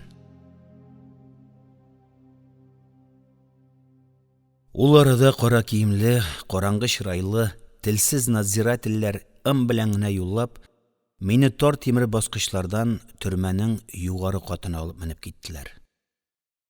Озыннан озынга сузылган тар коридор. Бары тик 2 очында гына тәрәзә. Алары да тимерчелтәр белән киртәләнгән. Түшәмдә кызарып кына 3 лампочка яна. 2 якта тимер белән тышланган ишекләр. Барысына да калын тимер билбау каптырылган һәм ат башы хәтле йозаклар эленгән. Тынчу, ярым караңгы, шылт иткән тавыш та юк. Шомлы тынлык. Алдан барган кулга надзиратель кулындагы бер кочак ачкычларны тәсбих төсле тартып барды да бер камера алдына килеп туктады. Нигәдер йозакны арлы-бирле тарткалады. Аннан бер ачкычны сайлап алып, йозакны ачты да ишекне тартты. Авыр тимер ишек чинап, акрын гына ачылды. Бар. Мин бу сүзнең мәгънәсенә дә төшенеп җитә алмадым, надзиратель аркамнан төртеп кертеп җибәрде. Бар. Ишек шалтырап шундук ябылды. Әллә төтен, әллә туман, әллә инде мунча. Ослы-өсле сәкеләрдә бер-берсенә укмашып, тыгызланып утырган шыр ялангач кешеләр. Сакал-мыеклары җиткән, күзләре акайган, үзләре шабыр тирдә. Әллә чынлап та мунчалау кәсеме бу? Алай дисәң, ләгәннәре, себеркеләре күренми? Бәлкем, акылдан шашкан кешеләрдер. Бу уй мине бөтенләй чыгарымнан чыгарды.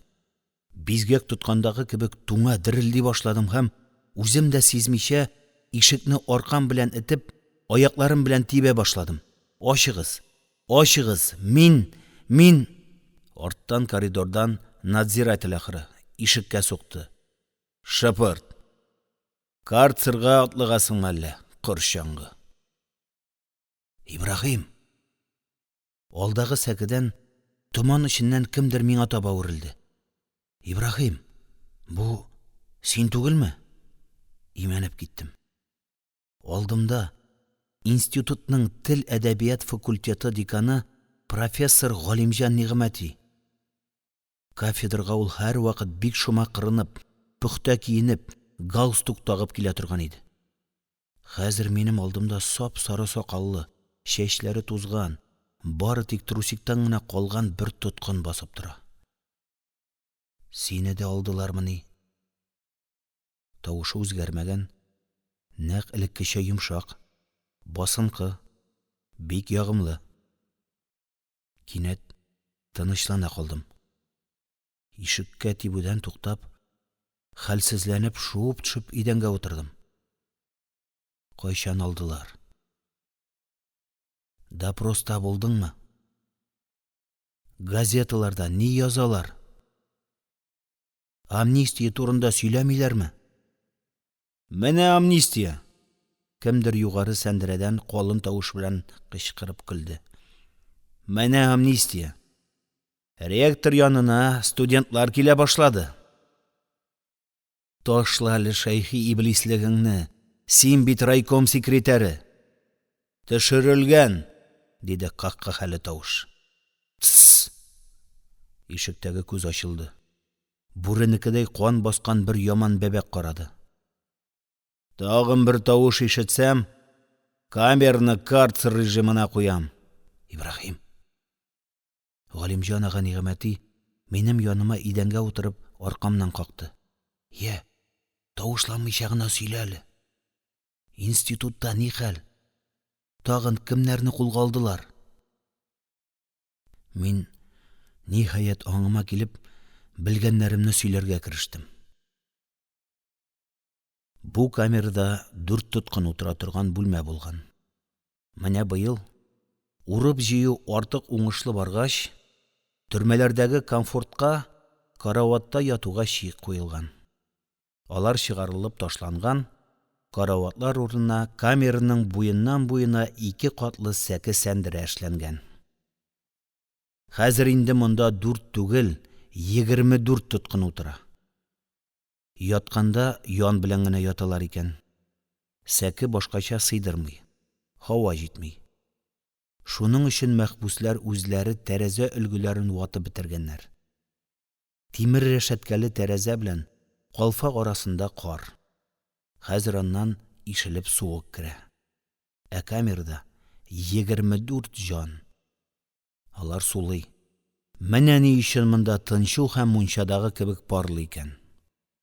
Сөйләшә торгач, камерага да, мәхбүсләргә дә иялештем. Мин китергән соңгы хәбәрләр тамамлангач, Ғалимжан ага Ниғмәти мине култыклап торгызды да сәке кырыена утыртты. Кемдер торып, параш янына китеп, миңа урын бирде. Утыр энем, бераз ял ит. Бигрәк йончыгансың. Өске сәкедән кемдер бер сынык икмәк сузды. Сез допростан бит. Бераз тамак ялгап алыгыз. Мин чыннан да ачыккан идем. 3нче көнгә насыйп булмаган ризыктан соң, мине карцер режимына куеп, тәүлеккә 400 грамм паёк бирә башлаганнар иде. Бары тик куркуымнан гына онытып җибәргәнмен икән. Хәзер икмәк күргәч, йолкып диярлек алып, аузыма каптым, шәшәдем. Кемдер кружка төбендә калган чәен бирде. Бары аша бетергәч кенә рәхмәт әйтүем исемә төште. Аптырама, Ибрахим. Монда тәкәлифкә урын юк. Бераз хәл җыйшмасам. Миңа үз сыныгын сындырып биргән теге кеше югары сәкедән идәнгә сикереп төште. Түмтүгәрәк, кара сакаллы, чандыр. Буйга миннән бик аз гына озынрак булыр ахрысы. Ничектер таныш сыман. Бигрәк тә яңгырау, ачык тавышы һәм бик якты саргылт күзләре. Кайда күрдем соң бу кешене? Таныйсыңмы? Диде Ғалимжан ага Ниғмәти теге кешегә карап. Бу бит иптәш Алкин. ВКПБ-ның Казан шәһәре Бауман районы комитетының 1нче секретаре. Хәтерем ачылып китте. Әйе, Әле яз башында гына Академия театрында язучылар һәм артистларның берләшкән җыелышында ул октябрьнең 20 еллыгына әзерләнү, яңа әсәрләр язу, сәхнәгә кую турында бик дәртле, ялкынлы доклад сөйләгән иде бит. Бу чыгыш барлык тыңлаучыларда тирән эз, рухлану калдырган иде. Габдулла, син бүре күзен каплап тор әле. Соңгы хәбәрне ул миңа карап елмайды. Шагыйрьнең килүен иптәшләргә белдерергә кирәк. Мин хәйран калдым. Кемгә? Ничек белдерергә? Ул арада Габдулла бөтен камерада бердән-бер сакал-мыексыз яшь егет тиз генә ишеккә таба атлап, аркасы белән күзне каплады. Ә Алкин җәһәт кенә идәнгә чүгеп, су йөри торган җылыткыч торбага сак кына бер-ике тапкыр чиртте һәм шунда ук иелеп колагын куйды. Тыңлады. Аннан тагын катырак чиртте. Камердагы халык нигәдер арлы-бирле кузгала, сөйләшә, тавышлана башлады.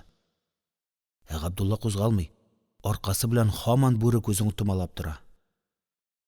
Алкин идәнгә җайлабрак утырды да торбага янә чиртә башлады. Бер чиртә, пауза. Ике чиртә, пауза. Әйтерсең лә, морзе аппаратында телеграмма бирә. Ә камердагылар тынычсызланып күзләрен ишектән алмый. Алкин айруча бер диккать белән йодрык буыннарына карап чиртә. Тык, тык-тык, тык-тык, тык. Ләкин мин аларны бүтән күзәтеп тора алмадым. Сәкедә урын табылуга изрәп йоклап киттем. Камерда берничә көн торгач кына мин бу серле чиртүнең Бестужев алфавиты дип аталуын, декабристлардан бирле төрмәләрдә бердән-бер сөйләшү, хәбәрләшү ысулы икәнен белдем. Нигездә морзе сулы. Рус алфавиты авазлары йодрык буыннары исәбеннән бишәрләп юлларга бүленә. Артык күпкә китмәсен өчен 24 аваз файдаланыла икән. Баштагы чиртү юл саны. Беренче, икенче, өченче юл. Икенче чиртү шул юлдагы авазның урынын белдерә.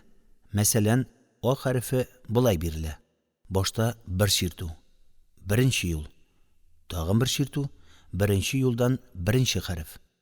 Шулай сүзләр, җөмләләр, исем-фамилиялар барлыкка килә икән. Алкин шул хәтле маһирланган бу сөйләшүгә. Айрым хәбәрләрне тапшыру белән генә канәгатьләнми, хәтта йөрергә яки параша түгәргә чыкканда, кулга төшкән газета хәбәрләрен дә тапшыра һәм турба буенча бирелгән җавапларны бер ялгышусыз укый. Бу һөнәргә ул мине дә өйрәтә башлады. Әмма аны туктаусыз сорау алырга йөртүләр. Аннан кыйналып килүләр бу сабакны тәртипле рәвештә дәвам итәргә мөмкинлек бирмәде. Шулай да Алкин юк вакытта бу соңгы хәбәрләрне мин тапшыра башладым.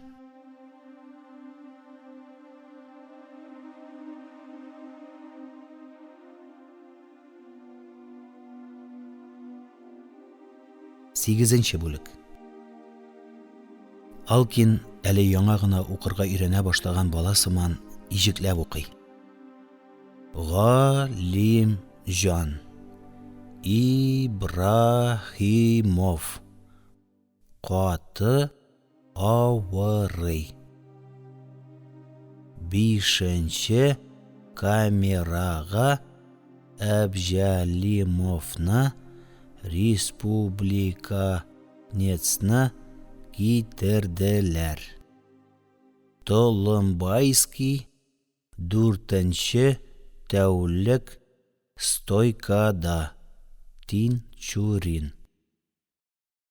Тс. Ишек төбендә дежурда торган Габдулла баш бармагын аузына куйды. Тс. Коридорда ыгы-зыгы, йөгергән, ыңгырашкан тавышлар ишетелде.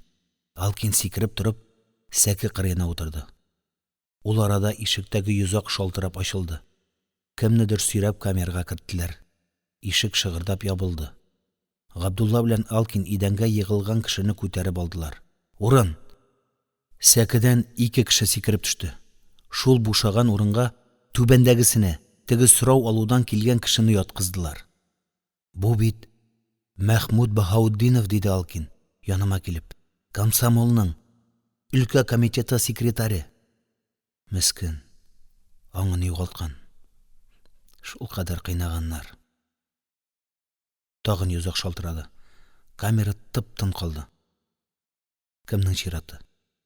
Ишік ашылыр-ашылмас надзиратель башын сузды.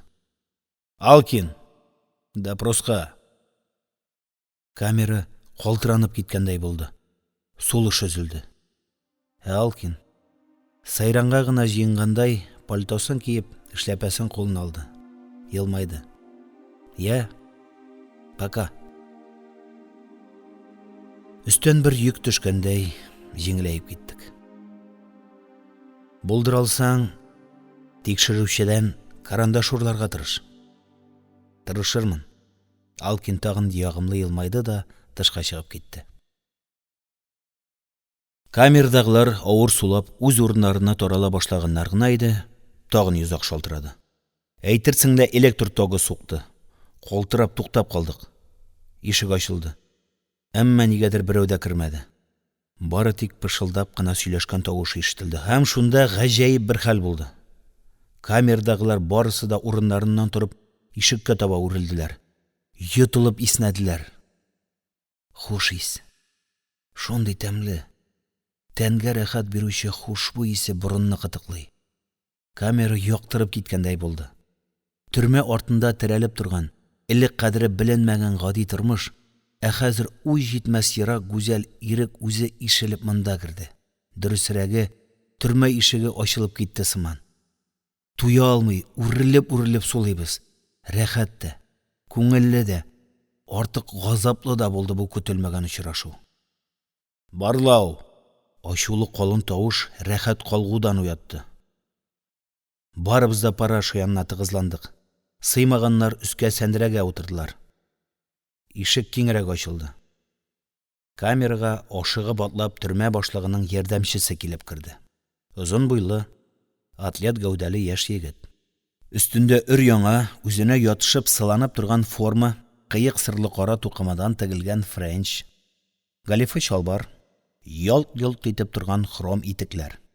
Аның yüзі түгәрәк, бит алмалары тулы қызарып тұра. Бары гәүдәсінен хушбу исе аңқып тұра. Исәнмісіз? Аз ғына елмая төшеп, тавышын күтәрмичә генә әндәште. Ничек? Жалобалар юкмы? Гражданин начальник. Габдулла кысыла-кысыла алга чыкты. Камерада бик тыгыз, ятарга урын юк. Борчылмагыз. Башлык ярдәмчесе тагын күлемсерәп камерага күз йөртеп алды. Чыннан да тыгызрак икән. Борчылмагыз. Бүген бушатырга тырышырбыз. Ул бармагы белән төртеп саный башлады. 1, 2, 3. Яле атакай, син үскәрәк күтәрел. Миңа әндәшүе. 4, 5, 21. 3 арестант допроста, диде надзиратель кабаланып. Арестант түгел, диде санаучы каты кисәтеп. Подследственный. Надзиратель кошларын җыерды, коралып китте. Хушыгыз. Башлык ярдәмчесе тикшерү нәтиҗәсен блокнотына язды да, кергәндәге кебек ашыгып атлап чыгып китте. Ә камерада хушбу исе катыш ниндидер билгесез күтәренкелек калды. Бушатырбыз диде бит, диде Габдулла. Кем белә? Берсе көнгә бәйрәм, бәлки 20 еллыкка амнистия булыр, диде үске сәкедән карлыккан тавыш. Тот капчыгыңны. Юк, егетләр, диде аскы сәкедән берәү, өметләнеп. Иптәш Сталин безне бу хәлдә калдырмас. Камерада шау-шу, бәхәс башланды.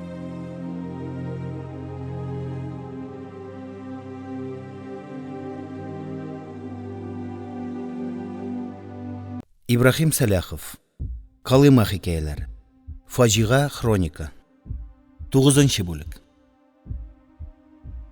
Пләтән төрмәсендәге иң газаплы һәм куркыныч төннәрнең берсе һич шиксез 7 ноябрьгә каршы төн булды. Арестантлар арасындагы тынычсызлык инде ай башыннан ук кузгалган иде. Бәйрәм якынлашкан саен ул көчәя барды. Бәйрәм алды һәрбер кешенең күңелен дулкынландыра, җилкендерә бит ул. Бәйрәм көннән ниндидер сөенечле бер үзгәреш булыр төсле тоела. Көтелмәгән яңалык, шатлык өмет итәсең. Яңа көн туган саен, әнә шул сөенечкә якынлашкан кебек сабырсызланасың. Тизрәк бәйрәм җитсә иде дисең. Зарыгып көтәсең ул өметле көнне. Ә төрмәдә бер гаепсез тоткынлыкка дучар булган кеше нишләргә тиеш бәйрәм алдыннан? Бигрәк тә Октябрь бәйрәм алдыннан. Октябрь революциясына 20 яшь тулу көннәрендә иң демократик конституция, Сталин конституциясы кабул ителгән чорда нинди уйлар, нинди хисләр, нинди өметләр аны яктыртырга, хәл бирергә яки җәрәхәтләргә тиешсең? Бу соңгы хәл итүче төндә. Я. Гаҗәп икән ул тоткындагы кеше. Хайран калдым. Элек әйтсәләр, һич ышанмас идем. Ә хәзер тоткын ул бар гәүдәсе белән күрә, бар гәүдәсе белән ишетә, бар гәүдәсе белән тоя сизә икән. Тәрәзәләре тимер рәшәткәләр белән ныгытылган, тимер ишекләре зур йозаклар белән бикләнгән. Тышкы дөньядан биек, таш диварлар, шәнечкеле тимер чыбыклар. Көне-төне йокысыз күзәтеп торучы уяу сакчылар, этләр, мылтыклар, пулеметлар белән аерылган, бүленеп алынган кап-караңгы төрмә камералары яңадан-яңа хәбәрләр белән тулып кына тора. Кайдан гына, ничек кенә килмиләр алар. Су йөри торган җылыткыч турбалар буйлап, калын таш стеналар аша, югары каттан түбәндәгесенә тегәрҗеп белән төшерелгән шырпы капларында. Юынырга чыкканда бәдрәф диварларына беленер-беленмәс кенә сызгаланган тавык тәпиләр эзләрендә. Парашы чыгарганда игътибарга алынган надзирательләрнең күз карашында, эндәшүләренең тонында, ниһаять, әле сөйләрлек хәле калган булса, сорау алудан кайтучылар аша һәм башка бик күп иректә бөтенләй игътибар бирелми торган, беренче карашка бөтенләй әһәмиятсез күренешләрдә, билгеләрдә. Алкин сорау алудан көч-хәл белән генә кайтып керде. Бит авызы күгәргән, сул күз кабагы канаган иде. Инде ул да Баһаутдинов сыман сәкегә йыгылыр да, камера тормышыннан ваз кичәр дип уйлаган идем. Юк. Ул сәкегә утырып аз гына хәл җыйды да елмайды. Тезелеп торган ап-пак тешләре камераны яктыртып җибәрде. Тирә яктагыларның йөзләре ачылды. Мин дә җиңеләеп киттем. Я, дуслар, диде елмая биреп. Түбән илде. Ахырысы итеген салмакчы булды. Әмма кире турайды. Йөзе чытылды. Булмый икән. Сул итекне салдырыгыз әле. Мин йөгереп килеп, итекне салдырырга омтылган идем. Кая? Балтырлары шишеп, итегенең кунычын киергәннәр. Тәнем тетрәнеп китте. Аны да төн үзен бастырып тотканнар ахыры. Кансызлар. Булмаса, кунычын җыеннан сүтеп җибәрегез. Габдулла, теге пыяла кыйпылчыгы кайда? Диде Алкин тирә-якка каранып. Габдулла йоклый икән. Уяттылар. Ул параша астына кыстырылган кыйпылчыкны алды. Көч-хәл белән кунычны сүттек. Менә иптәшләр, гызырыгызны үтәдем, диде Алкин, итекләрен салдыргач. Сул аягының чолгавы арасыннан шәнти бармак хәтле генә карандаш чыгарып. Галимҗан ага, озынрагын алырга кулым җитмәде. Монсына да. Ул арада күз чайкалды. Алкин юри ахыры аякларын сузып җибәреп сүгенә башлады. Күз ябылды. Надзиратель китте. Алар нигәдер мәхбүсләрнең сүгенүләренә игътибар итмиләр генә түгел, кул силтиләр иде. Сүгенә бирсеннәр янәсе. Галимҗан ага Нигъмәти карандаш төпчеген ыштан бөрмәсенә яшереп өлгермәде. Күрше дивардан чакыру сигналы чирттеләр. Алкин шундук идәнгә шуып төшеп, стенага колагын куйды. Камера тып-тын булып калды. Кружка. Кружка бирделәр. Алкин кружканы стенага каплап тыңлый. Теге яктан биргән хәбәрне ятлый башлады. Октябрьнең 20 еллыгы хөрмәтенә моңа кадәр һич күрелмәгән зур амнистия әзерләнә. Барлык сәяси тоткыннар азат ителәчәк. Указ 7 ноябрьдә игълан ителәчәк. Ура! Әйттем бит була дип. Таваш! Күз ачылды. Қан сарган ачулы бәбәк күренде. Бу нинди шау-шу? Надзиратель кисәтүен ныгытыр өчен ахрысы ишеккә итеге белән бер-ике типте дә, авыр атлап башка камерларга таба китте. Күрәсең, аларда да тынычлык юк. Ә бездә тантана, камердагыларның барысы да сөйли, һәр тоткын бу гадәттән тыш хәбәр турында нигезле фикерен ишеттереп калырга тырыша. Дөресен әйткәндә, әле генә Алкин кружка аша күрше камердан алган хәбәр яңа түгел. Ул инде ай буенча кабатлана. Әмма хәзер, бәйрәм алды төнендә, октябрьнең 20 еллыгы тантанасы алдында, бусы инде һичшиксез нигезле өметләнү. Бөек октябрьгә 20 ел тулганда ничек инде шул революцияны үз куллары белән барлыкка китергән, аны саклап калу өчен кан түккән ветераннар, аларның избасарлары, яшьләр, комсомоллар төрмәдә утырсын. Акылга сыймый. Бу хәбәр, амнистия турындагы сүзләр ничә генә тапкыр кабатланмасын, һәр вакыт беренче тапкыр ишеткән сыман тын алуны өзеп, онытылып тыңлыйбыз. Күңел яктыра, күзләр нурланып китә, хәтта сулган саргайган йөзләргә алсулык сирпелә. Сулыш иркенәя. Ирек, азатлык. Синнән дә татлырак, синнән дә кадерлерәк, кыйммәтлерәк тагын нәрсә бар дөньяда.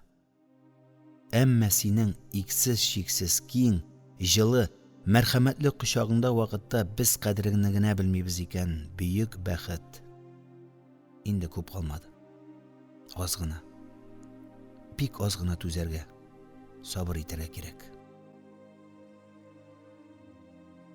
Озакламас бу авыр ишекләр ачылып китер.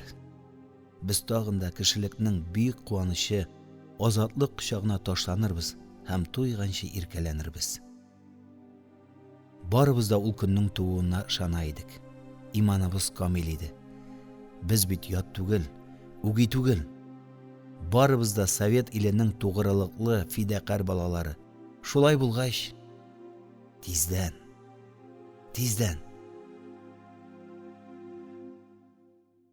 Бүтән камера шушы изге уйлар белән дулкынланды. Даң-дың.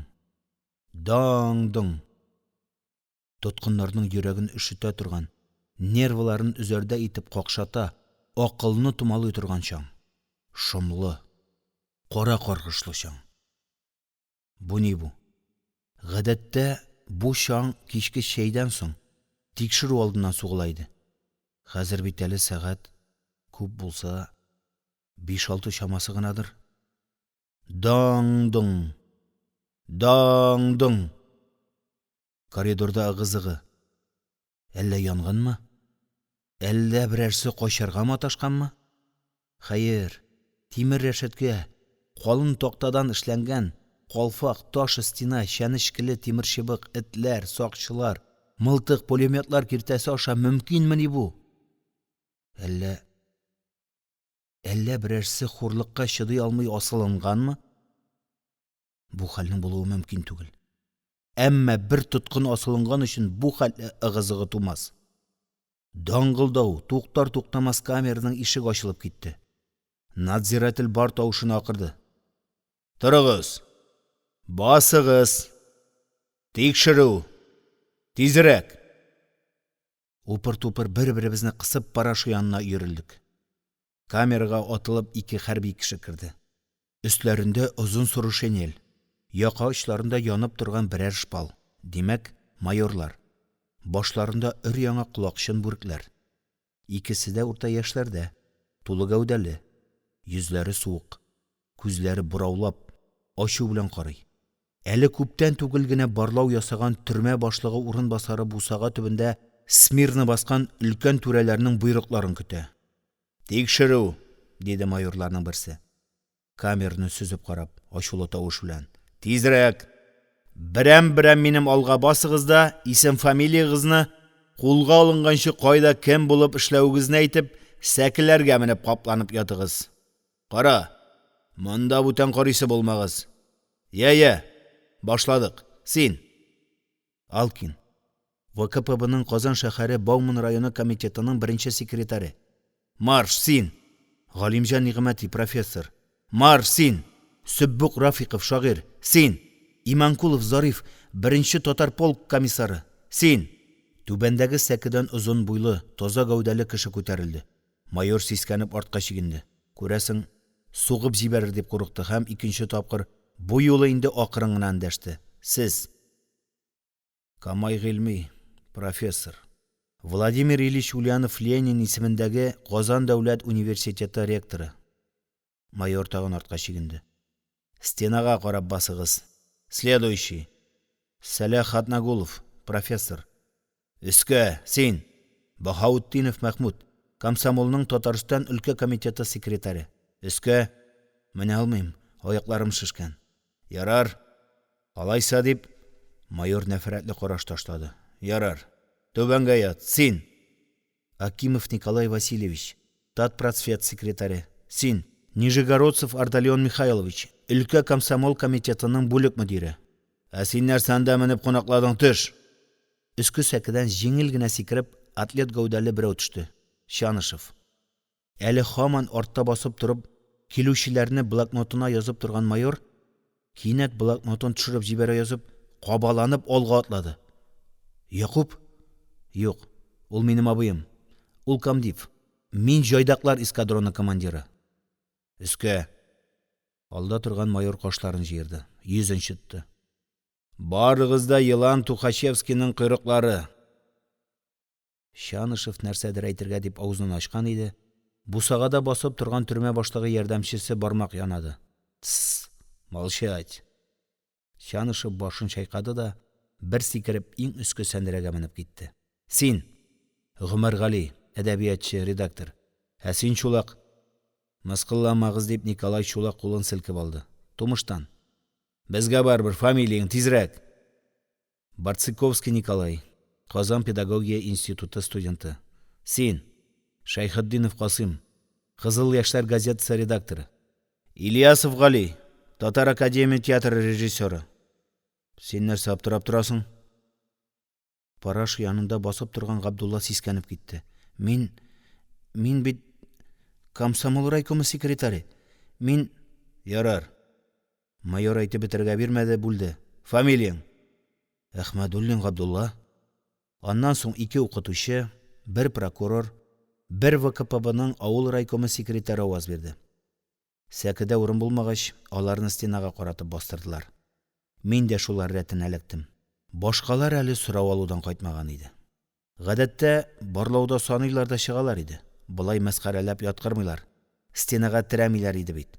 Бу ни бу? Бәйрәм алдыннан тагын нинди яңа тәртип күрсәтәләр монда? Отбой!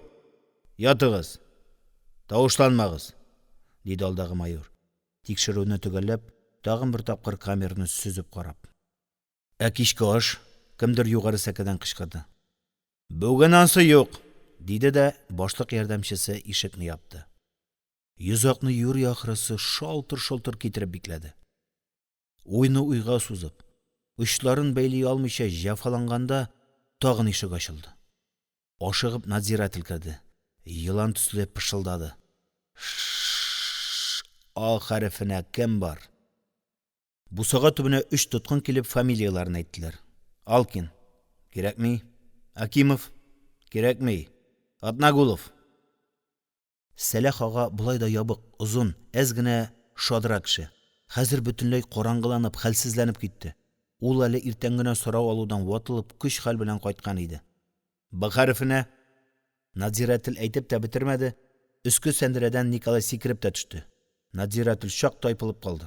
Хәшәрәт. Баса яздың бит, Чулак җен. Мин бит Барциковский, диде Николай, бер дә борчылмыйча. Ул әле сорау алуда да булмаган. Беренче чакырылу иде. Быга тагын кем бар? Югарыдан кемдер җавап бирде. Баһаутдинов тора алмый, яңа гына. Молчать! Надзиратель ачуыннан сикереп китте. Ансы миңа кагылмый. Торгызыгыз. Тынлык. Беркем кузгалмый. Торгызыгыз! Дип надзиратель акырып җибәрде. Кабахат контрлар. Кемгә әйтәм мин? Өстерәп төшерегез. Тагын тынлык. Мин сезне акылга утыртырмын, анагызны. Надзиратель кабахат сүзләр белән сүгенеп коридорга таба борылды. Кирегез әле. Ишек артында көтеп кенә торганнар ахыры. Ике дәүдәү надзиратель атылып керде. Өлкән надзиратель түбәндәге сәкедә ыңгырашып яткан Мәхмүткә ишарәләде. Әнә теге контрны алып чыгыгыз. Бераздан Камайны, Галимҗан Нигъмәтине, Гомәр Галине, рәссам Зәбихны алдылар. Сәкедә урыннар бушады. Әмма бер генә тоткын да аяк үрә торудан хәлсезләнүләренә карамастан, ул урынны алырга ашыкмады. Тынлык. Авыр кара тынлык. Ә коридорда һаман ыгы-зыгы. Нинди тынгысыз булды бу бәйрәм алды төне. Син, энем, минем якка борылып ят әле. Бер эчемне бушатыйм. Юкса булай уйлый-уйлый акылдан да шашарсың. Очка җитми, диде сул ягымда яткан күршем. 3 көнлек секретарь. Белмим, аны нигәдер шулай атыйлар. Үзе шул кушаматка өйрәнгән, рәнҗеми дә. Әмма хәзер мин аның кушаматы белән кызыксынудан яки сөйләшергә теләүдән ерак идем. Үз уйларым үземә җиткән. Очы-кырые юк. Теге вакытта ялгыш кына кулга алулардыр. Төрмәне күрсәтмичә генә чыгарып җибәрмәгәйләре дип борчылган идем. Инде менә төрмәне дә, андагы мәхбүсләрне дә күрдем. Моннан чыгу мөмкинлеге исә көннән-көн ерагая бара. Бөтен ышаныч амнистияда. Ансы булыр да, булмас та төсле. Су өстендәге калкавыч кебек. Бер күренеп күңелне ярсыта да тагын суга бата. Шуңа күрә әлеге иптәшкә ишне пошырмал дидем дә борылып яттым. Юк, син тыңлаленем дип каныкты бу. Тыңласаң кайгың таралыр. Күреп торам бит. Син әле өйләнмәгәндә егет.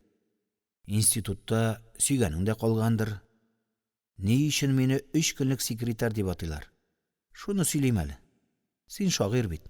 Теге 40 вәзирдәге 1 сәгатьлек хәлифне укыгансыңдыр.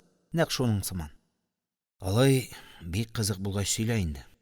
Мин күршемә таба борылып яттым. Менә энем. Мин көч-хәл белән ТКУны тамамладым. Аннан Казан артындагы авылларның берсендә райком инструкторы булып эшли башладым. Дөресен әйткәндә, мин дә әллә ни оештыру таланты да кәпрәеп күренмәде. Кушканны эшлим дә йөрим. Кушмаганга тыкшынмыйм. Үзем булай энем тумыштан барга канәгать. Күктән йолдызлар үрелеп алу өмитемдә булмады. Дәрәҗә баскычларыннан күтәрелү турында да уйламыйм. Чамамны беләм дә, мыштым гына йөрим. Ул арада уртакул бер авыл кызына өйләнеп тә алдым. Җаныем да әллә кая үрелмәде. Колхозда сыер савы башлады. Әмма ел башыннан эшләр үзгәрде дә китте. Әйе, шуннан.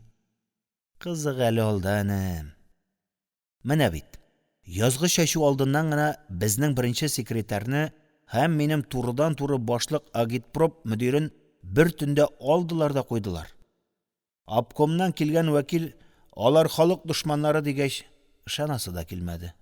Ләкин Казаннан килеп әйткәч, ышанмый кая барасың. Икенче секретарьне беренче мине мөдир итеп сайладылар да куйдылар.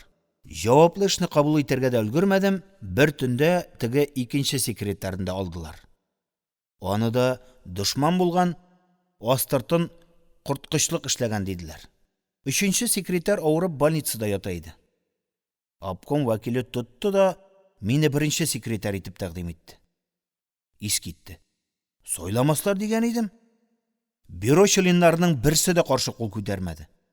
Дөресен әйткәндә, былтыр конференцияда сайлаган бюро членнарының яртысы юк. Төрмәдә утыралар иде. Менә мин беренче секретарь кабинетында.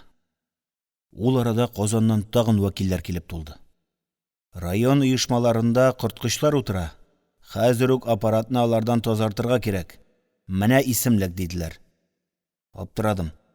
Үзем белән бергә эшләгән иптәшләр. Һич тә корткычка охшамыйлар иде. Нишлисең, югарыдан кушкач тыңларга кирәк. Бюро җыйдым. 3 көн район аппаратын корткычлардан тазарттым. Инде 4нче көн уф Алла, үз эшемә тотыным дип җыенсам, райком ишеге төбендә 2 адәм, иптәш секретарь. Безгә кереп чыгыгыз әле диделәр. Киттем. Менә инде 39-нчы тәүлек монда ятам. Әле һаман. Шалтыр-шалтыр ишек ачылды. Барыбыз да сикереп тордык. Кемдер сорау алудан кайтты ахыры. Юк икән. Надзиратель пышылдап. Р хәрефенә кем бар дип сорады. Янымдагы 3 көнлек секретарь идәнгә сикереп төште. Рамазанов Миңнегали. Киен. Миңнегали пальтосын, фуражкасын таба алмыйча кабалана. Мин аларны баш очыннан суырып алып бирдем. Ул ашык-пошык киенеп чыгып китте. Әллә ничек, йөрәгем сызылып калды. Бер катлы риясы шул кешене жәлләде күңелем. Камерада тагын тынлык урнашты. Түшәмдәге корымланып беткән лампочка кызарып яна. Шуның өчен монда ярым караңгы. Кемдер буылып йөткерде. Кемдер авыр көрсенде һәм тавышланып рәнҗеде, газапланды. Я Алла, бу нинди хаксызлык? Чыннан да. Нигә мондый гаделсезлеге? Иртәгә бит улы бәйрәм. Октябрь революциясына 20 ел тула. Ә без монда тынчу төрмәдә, бет, борча, кандала ясында ятарга урын таба алмыйча нахакка газапланабыз. Зәйтүнә хәзер нишли икән, ә? Шүләр, нишләсен? Рәхәтләнеп караватында сузылып ятып йоклыйдыр. Иртәгә демонстрациягә барасы бар бит. Ә хәзер инде төн уртасы. Күңелем тулып китте. Күзләремнән яшь тамды. Эре-эре тамчылар битемне пешерә. Капланып, уксый башладым. Ибрахим, сиңа ни булды? Елама, диде ниндидер йомшак тавыш. Ярамый. Ә мин тыела алмыйм. Аның саен булып уксыйм. Нигә мондый хаксызлык? Ибрахим. Артык йомшак, якын, ягымлы тавыш. Кем соң ул минем өчен булай борчыла? Торып утырдым. Елаудан файда юк, диде Алкин. Миңа якынрак шуышып утырып. Ялгыз син генә түгел бит. Алайда. Мин нинди халык дошманы булыйм ди Алкин абый. Мин бит балтачы малайы. Совет хөкүмәте мине институтка кадәр китерде. Ә менә Гыйлем Камай, ул кем? Фабрикант баласымы? Аның әтисе гомер-гомергә бурлак булган. Идел буенча баржылар тартып йөргән. Гыйлем үзе пристаннарда йөк бушатып йөргән. Совет хөкүмәте аркасында гына укып 30 яшендә профессор дәрәҗәсенә күтәрелгән. Аның ачышлары фәнгә зур казаныш китерде һәм илебезне дөнья күләмендә югары дәрәҗәгә күтәрде. Ул шундый галимне нигә соң төрмәгә япканнар? Бу сорау мине дә борчый, диде Алкин көрсенеп, сүздән язып. Аннары өстәде. Иптәш Сталин бу башбаштаклыкка юл куймас. Тикшерер. Алкин сакалын тарап, уйланып торды да тагын кабатлады. Тикшерер. Башкача һич мөмкин түгел. Менә татар әдәбиятының ерак тарихын җанландыручы, бүгенгесен үстерү өчен армый-талмый эшләүче галимнәр, Галимҗан Нигъмәти, Сәлах Атнагулов та ярлы крестьян гаиләсеннән. Ә сез? Минем әти дә ярлы крестьян булган. Үзем Казанда бер олаучы абыйда ат карап, барабыз булып эшләп үстем. Аннан рабфакта укыдым. Ә шулай да абый. Нигә булай чын коммунистларны, Совет хөкүмәте өчен сугышкан кешеләрне төрмәләргә тутыралар, ә? Әллә инде фитнә кузгалып, хөкүмәт эсерлар кулына күчкәнме? Бәлкем. Иптәш Сталин да хәзер төрмәдә утыра торгандыр, ә? Юк. Ансук булмас. Булмас, диде күршем сагышлы тавыш белән. Тагын ишек шалтырап ачылды. Ниндидер шинельле бер кешене төртеп керттеләр. Без түбән төштек. Таныш түгел. Яңа кеше иде ул. Иптәш, сезне әллә яңа гына кулга алдылармы? Тукта, сез беренче татар полкы командиры Тупиков түгелме? Алкин. Құшақлаштылар. Бір-бірсінен айырыла алмайлар. Көз ашылды. Ашулы ялгыз бәбәк қарады. Ябылды. Алкин белән Тупиков һаман әле құшақлашып, аптырап, куанып, борчылып, бір-бірсенә сораулар яудырдылар. Ярар, диде Алкин ниһаять. Үзеннән байтак, озын, таза командирның кочагыннан чыгып. Әйдә, утыр. Син кайдан килеп төштең? Әйтмә инде. Тупиков сәке кырыена утырды. 3 көн инде сорау алалар. Иманкулов белән бергә контрреволюцион оешмада торгансыз. Ул инде гаибен таныды, ди тикшерүче. Ялганлый. Алкин утырган урыныннан сикереп торды. Ялган. Зарифны әле бүген генә сорау алырга чакырдылар. Ул һичбер документка кул куймый. Шуның өчен барган сайын кыйныйлар. Мин инде тикшерүчегә ышанып, Иманкуловны яла ягуда гаепли башлаган идем. Юк, ышанма. Зарифны инде бер атна илиләр. Сорау алудан кайтып егылырга өлгерми, тагын күтәрәләр. Кыйныйлар. Кыры сөяккә генә калып бара. Тагын инде яңалык. Минжинский клубында хәрби трибунал. 3нче көнне буашын караганнар. Әйе, ишеткән идем. Нәрсәдә гаеплиләр? Кемнәрне? Кемнәрне булсын? Буа районының барлык җитәкчеләрен, райком секретарьләрен, башкарма комитет председателен һәм башкаларны. Барысы 16 кешене. Имеш корткычлык оештырганнар. Кичә хөкем карары укылган. Аклаганнармы? Аклаганнар. 15-ен атарга. Бары редактор Якушевка гына 15 ел төрмә. Булмас! Алкин кычкырып җибәрде. Булмас! Кызганыч. Ләкин бу дөрес, диде Тупиков авыр сулап. Дөрес. Алкин камера буйлап барлы-бирле йөрде дә килеп туктады. Тагын. Бүген шунда ук бер төркем хәрбиләргә суд башланды. Анда дивизия командиры Дзента бар ахрысы. Шулай ук корткычлыкта фитнә әзерләүдә гаеплиләр ди. Безне дә шул төркемгә тыгарга тырышалар. Анда кушсалар, бетәбез. Шулай уйлыйсыңмы? Башкача мөмкин түгел. Кара әле, Алкин.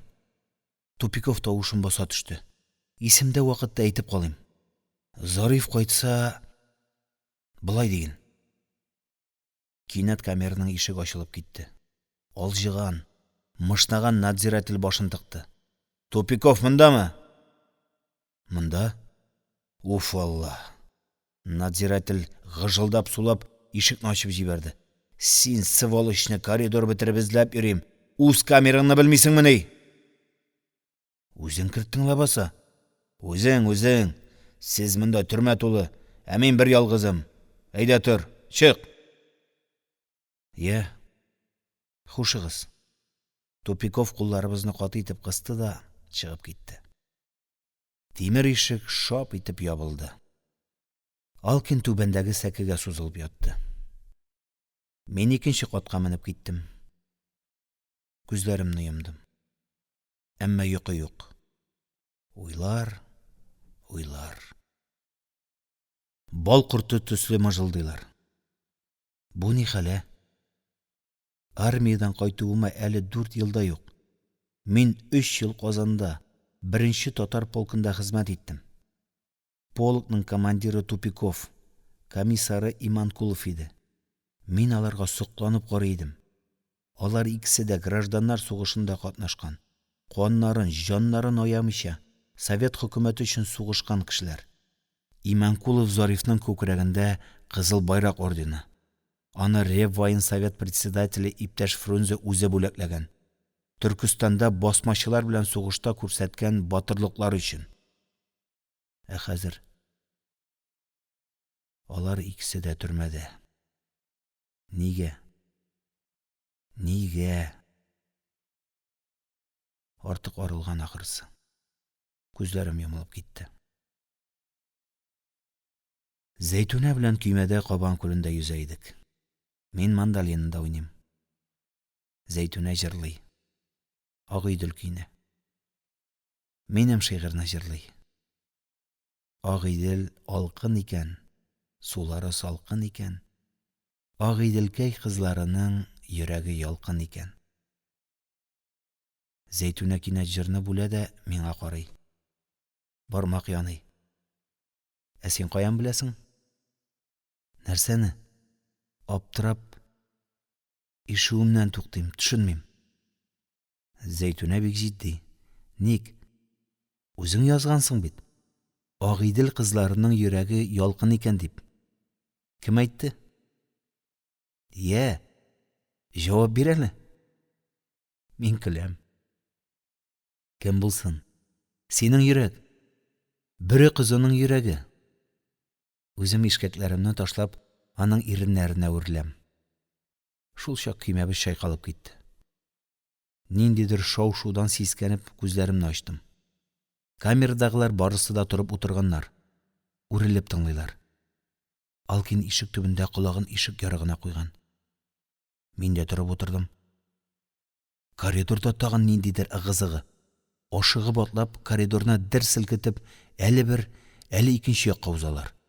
Берәү, икәү генә түгел, күбәүләр, пышылдап сөйләшкән, сүгенгән тавышлар. Инде бит таң алдыдыр. Бу нинди вакытсыз ыгы-зыгы? Барыбыз да сулыш алуны кисеп тыңлыйбыз. Нәрсәгә бу хәтле йөгерешәләр анда? Коридорда. Кинәт безнең камераның ишегендәге йозак та шалтырады. Алкин парашыга таба авышты. Әллә инде сорау алудан китерделәр? Йөрәк сызлана, сыкрый, сыгылып китә. Дөп-дөп. Дөп-дөп.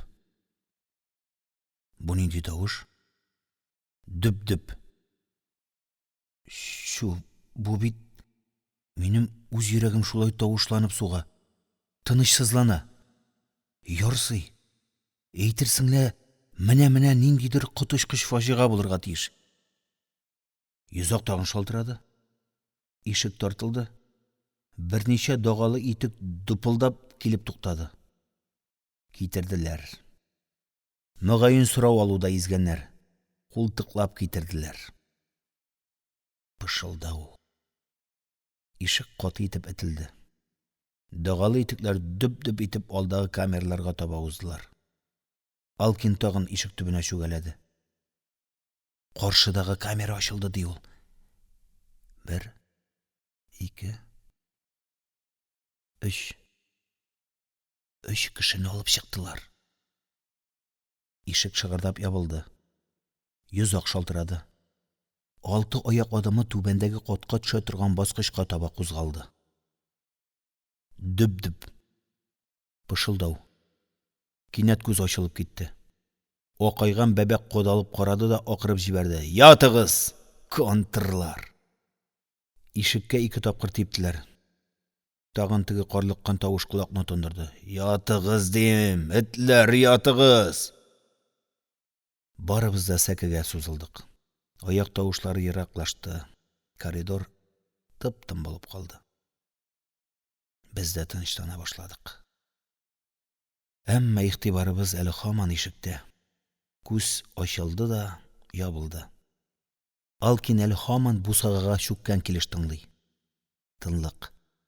Инде ул да арып китәргә дип кузгала башлаган иде. Баскыч ягыннан ашыгып атлаган дагалы итекләр тавышы ишетелде. Якынлашты. Узды.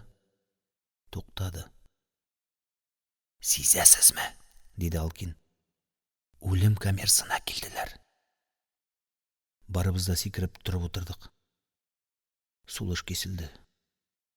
Йөрәк тибүдән туктады. Ни була? Нинди җинаять эшләргә җыйналар анда? Бәйрәм алды таңында. Шыгырдап каршыдагы үлем камерасының ишеге ачылды. Корыч тавыш чыңлап китте. Мөгаен, ашыгып кергәндә штыклар бер-берсенә сугылдылар. Ишек шыгырдап ябылды. тынлык. Үлемгә хөкем ителгәннәрне киендерәләр иде ахры. Ишек ачылды. Ыгы-зыгы. Баскыч ягыннан тагын берничә пар дагалы итек бу камерага таба ашыга батлады. Аңгырашу. Ниндидер кагылу, сугылу. Өстериләр иде ахры. Кемдер гүп итеп идәнгә егылды. Тагын ыгы-зыгы. Иптәшләр, буалар! Жан тетрәткеч ачы тавыш бөтен төрмәне телгәләде. Әйтерсең лә ток сукты. Барыбыз да сәкедән сикереп төштек. Ишеккә йөлдек. Коридордагы ыгы-зыгы көчәйгәннән-көчәя бара. Сугылу, гөрселдәү, ыңгырашу, чырылдау, тынлык, аяк адымнары. Кузгалдылар. Иптәшләр! Тагын гырылдап булып чыккан тавыш. Атарга алып баралар! Без гаепсез! Сталин! Сталинга! Тавыш гырылдап киселде. Нижегородцев ике кулы белән ишекне кыйный башлады. Сез ни эшлисез, палачлар! Күрше камерларның да ишекләренә типкәли кычкыра башладылар. Палачлар! Сталинга язабыз. Бүген октябрьгә 20 ел тула, ә сез большевикларны атасыз. Шау-шу, дөбердәү, акыру, бөтен коридор, бөтен пләтән төрмәсе дөрләп кабынды, кузгалды, гөр килде. Ул арада тагын коридорда ыңгырашу, булып, гырылдап чыккан тавыш. Яшәсен Сталин!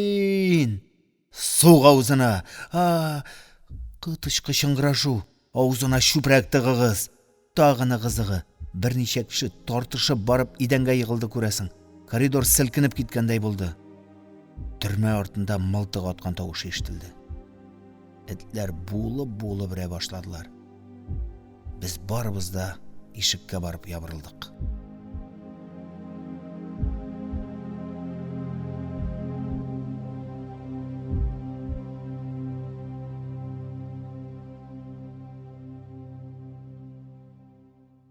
Ибрахим Саляхов.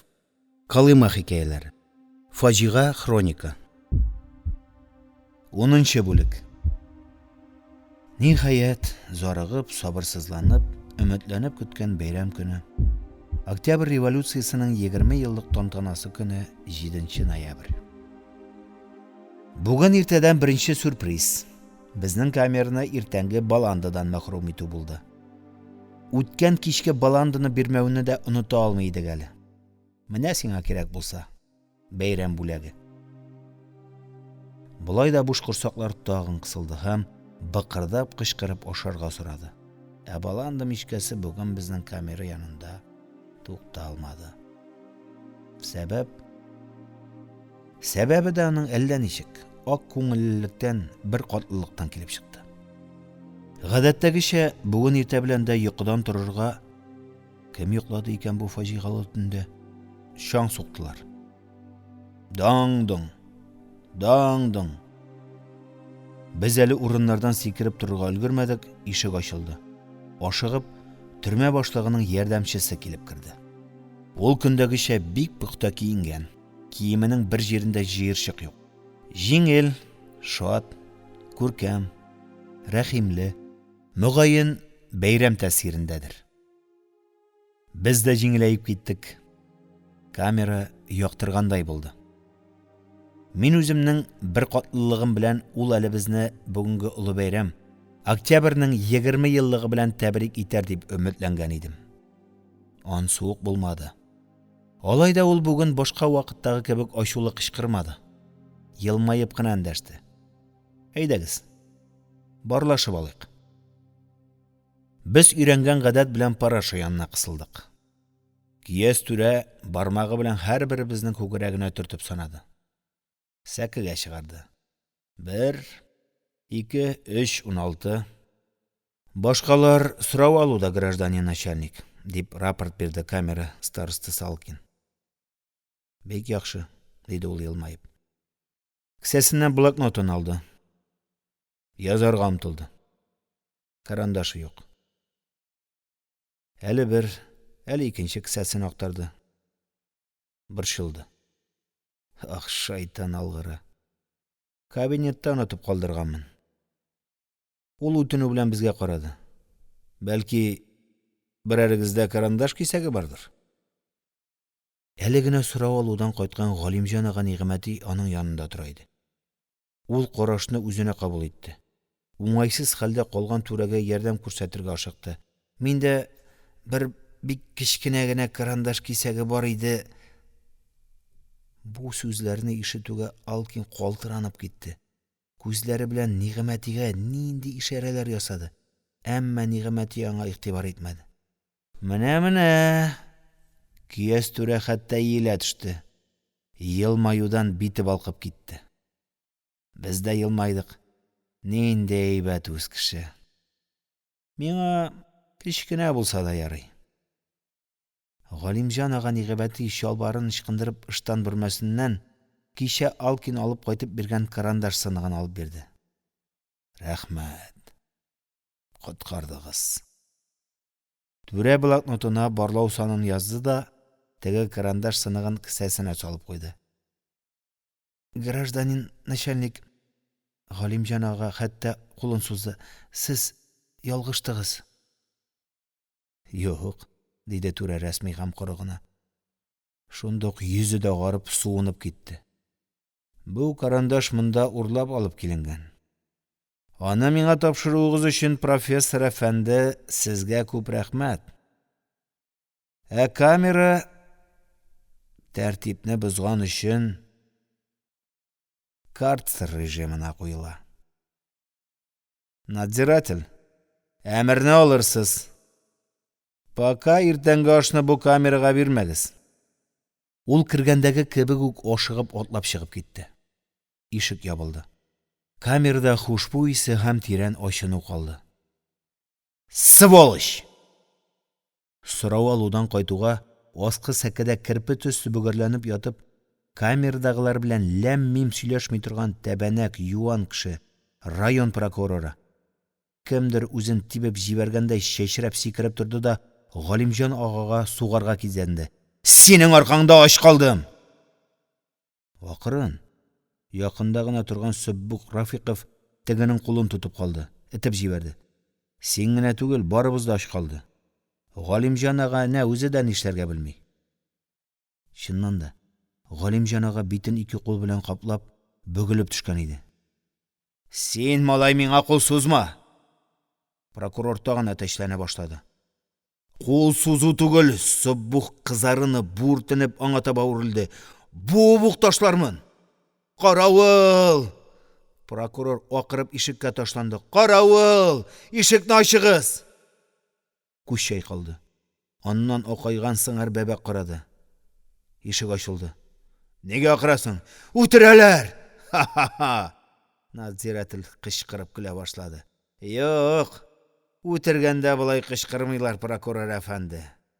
Мин, честный, мондагылар барысы да душманнар, халык душманнары. Утыр яхшы гына дип, надзиратель чыннан да керпе сыман тырпайган, коридорга чыгарга омтылып, төкерекләрен чәчә-чәчә пышылдаган прокурорны әтеп җибәрде. Кем честный, кем юк, аны тикшерү ачыклар. Кит! Прокурор идәнгә тәгәрәде. Кемдер арттан аяк чалды ахыры. Ишек ябылды. Прокурор киридән урынына менеп ятмакчы иде. Шау-шуга уянган Камай ул әле таң алдыннан гына сорау алудан кайткан иде. Прокурорның җилкәсеннән алып күтәрде дә арт ягына тибеп сәке астына кертеп җибәрде. Ят шунда. Чыксаң инде, чынлап үтерәм, диде тыныч кына. Бераздан ишек ачылып, таныш булмаган берәүне керттеләр. Күн тужурка. Шундый күн фуражка кигән. Аякларында балтырларын кысып торган күннән эшләнгән куныч. Крагилар һәм сары ботинкалар. Яшь егет. Йөзендә ару, борчылу. Аңа прокурорның урынын бирделәр. Егет берәүгә дә карамыйча, эндәшмичә күрсәтелгән урынга утырды. Бераздан Алкин аның янына килеп: "Син кайдан, иптәш?" "Нинди яңалык?" дип сүз башлады. "Яңалык чамалы", диде егет. теләр-теләмәс кенә башын күтәреп. Бүген төнлә мин бер укытучы белән утырдым. Әлмәттән, аны Атласов төркемендә судлыйлар икән. Нәрсә? Инде судта башланганмы? Инде икенче көн. Минжинский клубында трибунал хөкем итә ди. Ябык суд. Берәүне дә кертмиләр. Клуб солдатлар, этләр белән саклана. Менә шул укытучы гаҗәпләнеп, хәвефләнеп сөйләде. Мин дә башкалар да югары сәкеләрдән төшеп, крагилы егет янына йөрелдек. Сөббух күзне капларга басты. Хади Атласов, инде 60-ның ары ягында булуына карамастан, таза, нык, җиңел сөякле, хәрәкәтчән кеше. Ул инде бер срок утырып кайткан. Соңгы елларда Бөгелмәдә укытучы булып эшли иде ди. Үзе бик нәзакәтле, тәрбияле, югары белемле галим. Француз, немец, инглиз телләрендә яхшы сөйләшә. Китаплар тәрҗемә итә иде ди. Әйе, беләбез диде Камаяга, талантлы кеше, шуннан. Трибунал аны Бөгелмәдә контрреволюцион оешма төзеп, Совет хөкүмәтен җимерүгә әзерләнүдә гаепли. Бу оешманың актив членнары дип Бөгелмәдән, аның тирәсендәге авыллардан 60-тан артык мулла, мәзин, укытучыларны кулга алганнар. Минем янымда утырган укытучы да шул исәптән икән. Дөресен әйткәндә, Хади аганы судта гына күрдем ди үзе. Атласов судта менә ничек сөйләде ди. Бөек Ленин вафат булганнан соң, бигрәк тә соңгы елларда, Сталин милли сәясәтне Маркс, Энгельс тәгълиматларыннан ераклаштыра бара. Милли кадрларның үсүенә, аларның мөстәкыйль фикер йөртүләренә киртә куя. Совет илендәге көнчыгыш халыкларның гарәп алфавитыннан латинга күчүләрен алкышлап, Владимир Ильич бу тарихи вакыйга көнчыгыш халыкларын бөтен дөнья культурасына алып чыгуда күпер дигән иде. Ләкин ул бу бөек бурылышны үз күзләре белән күрә алмыйча калды. Әмма көнчыгыш халыклары аның васиятләрен истә тотып, аңа рәхмәт укыйлар һәм латин хәрефләрен киң җәмәгатьчелеккә җиткерергә, укытырга көч салалар. Сталин һичбер нигезсез рәвештә тагын алфавит алыштыру мәсьәләсен күтәрде һәм инде мәҗбүри рәвештә тормышка ашыра. Бер кеше гомерендә Совет көнчыгыш милләтләре инде 3нче алфавитка күчәләр. Безнең халыкның күбесе булай тик томалдан надан калачак. Шулай ук телләрнең тууы, үсеше турындагы Сталинның соңгы тезислары Маркс тәгълиматына капма каршы дигән. Бу урында Атласов немец һәм инглиз телләрендә Маркс хезмәтләреннән цитаталар китереп үз фикерләрендә дәлилләгән. Молодец, диде кемдер урта сәкедән. Сөйләүче аңа игътибар бирмичә дәвам итте. Ахырда ул үз сүзен былай тәмамлаган. Әгәр иптәш Сталинның кайбер фикерләре белән килешә алмау җинаять икән, мин сезнең хөкемдә. Әмма мин Совет дәүләтен җимерергә әзерләнмәдем. Һәм контрреволюцион оешма булдыру нияте белән маугу җүләрлегенә барып җитмәдем. Чөнки мин үзем хәл кадәр бу хөкүмәтне урынлаштыру өчен көрәштем. Корал белән чехларга каршы сугыштым. Тарих шаһит. Дөрес, Атласов Колчак тылында безнең өчен эшләде һәм бик кирәкле данныйлар бирде, диде комиссар Иманкулов. Бүлмәгез әле, шуннан. Әгәр дә, дигән Хадияга, өстәл артындагы трибунал членнарына карап.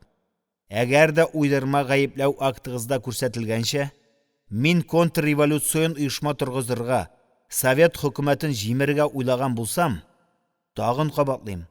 Андый ният миндә булганы юк. Кемнәргә, нинди көчләргә таянган булыр идем? Гафу итегез. Ярты ел нахакка төрмәдә утыруыма да карамастан, мин әле үз акылымда. Әгәр ул кара юлга бассам, сез алдыма китереп бастырган мулла мунтагайларга түгел, яшь көчләргә таянган булыр идем. Шуның өчен бу акылга, аңга сыймый торган уйдырма төркемне миңа бәйләмәгез. Мин аларны белмим, белергә дә теләмим. Ул укытучыны бүген тагын судка алып киттеләр. Мені кинәт қойырып ишек ачылды. Әңгәмәгә маугып, вакытның узганын сизми калганбыз. Йозак шалтыраганын да ишетмәгәнбез. Төшке аш. Исебез китте. Ишек төбендә ризык кисмәге. Пар чыгып тора. Шумар. Аның исе дә борынны кытыклый. Инде тәүлеккә якын корсак буп-буш, корыга эшли бит. Кызыл балчык чүлмәкләр берәр шүмеч баланды белән кулдан кулга күчә башладылар. Миңа да шира җитте. Шүлмәк кулга тиюгә шүмерә башладым. Төбендә кашык белән бутарлык бер шумар да юк иде. Әллә чүмергәндә йотып куйганмын, тоймаганмын. Әллә инде шумарының җисеме түгел, исеме генә булган. Иң соңгы шүлмәккә прокурорны тартып чыгардылар. Әмма ул шүлмәкне алуга тагын мүкәлләп сәк астына кереп китте. Тамак ялгаганнан соң теге крагилы егетне алып та чыгып киттеләр. Ул Татпродсоветта физкультура спорт бүлеге мөдире булып эшләгән ди. Аңа да корткычлык ямаганнар. Әллә көләргә, әллә еларга. Кичке аш алдыннан трубаны шакыдылар. Алкин Бестужев алифбасына күчте. Идәнгә чүгеп, трубага колагын куйды. Һәм аннан килгән хәбәрне ижекли башлады. Сулышны өзеп Алкинга төбәлдек. Трибунал Атласовлар төркемен. Хәбәрне тапшыручы бу җиргә җиткәч пауза эшләде. Әллә инде күз кымачауладымы? Атласовның үзендә атарга хөкем иткән.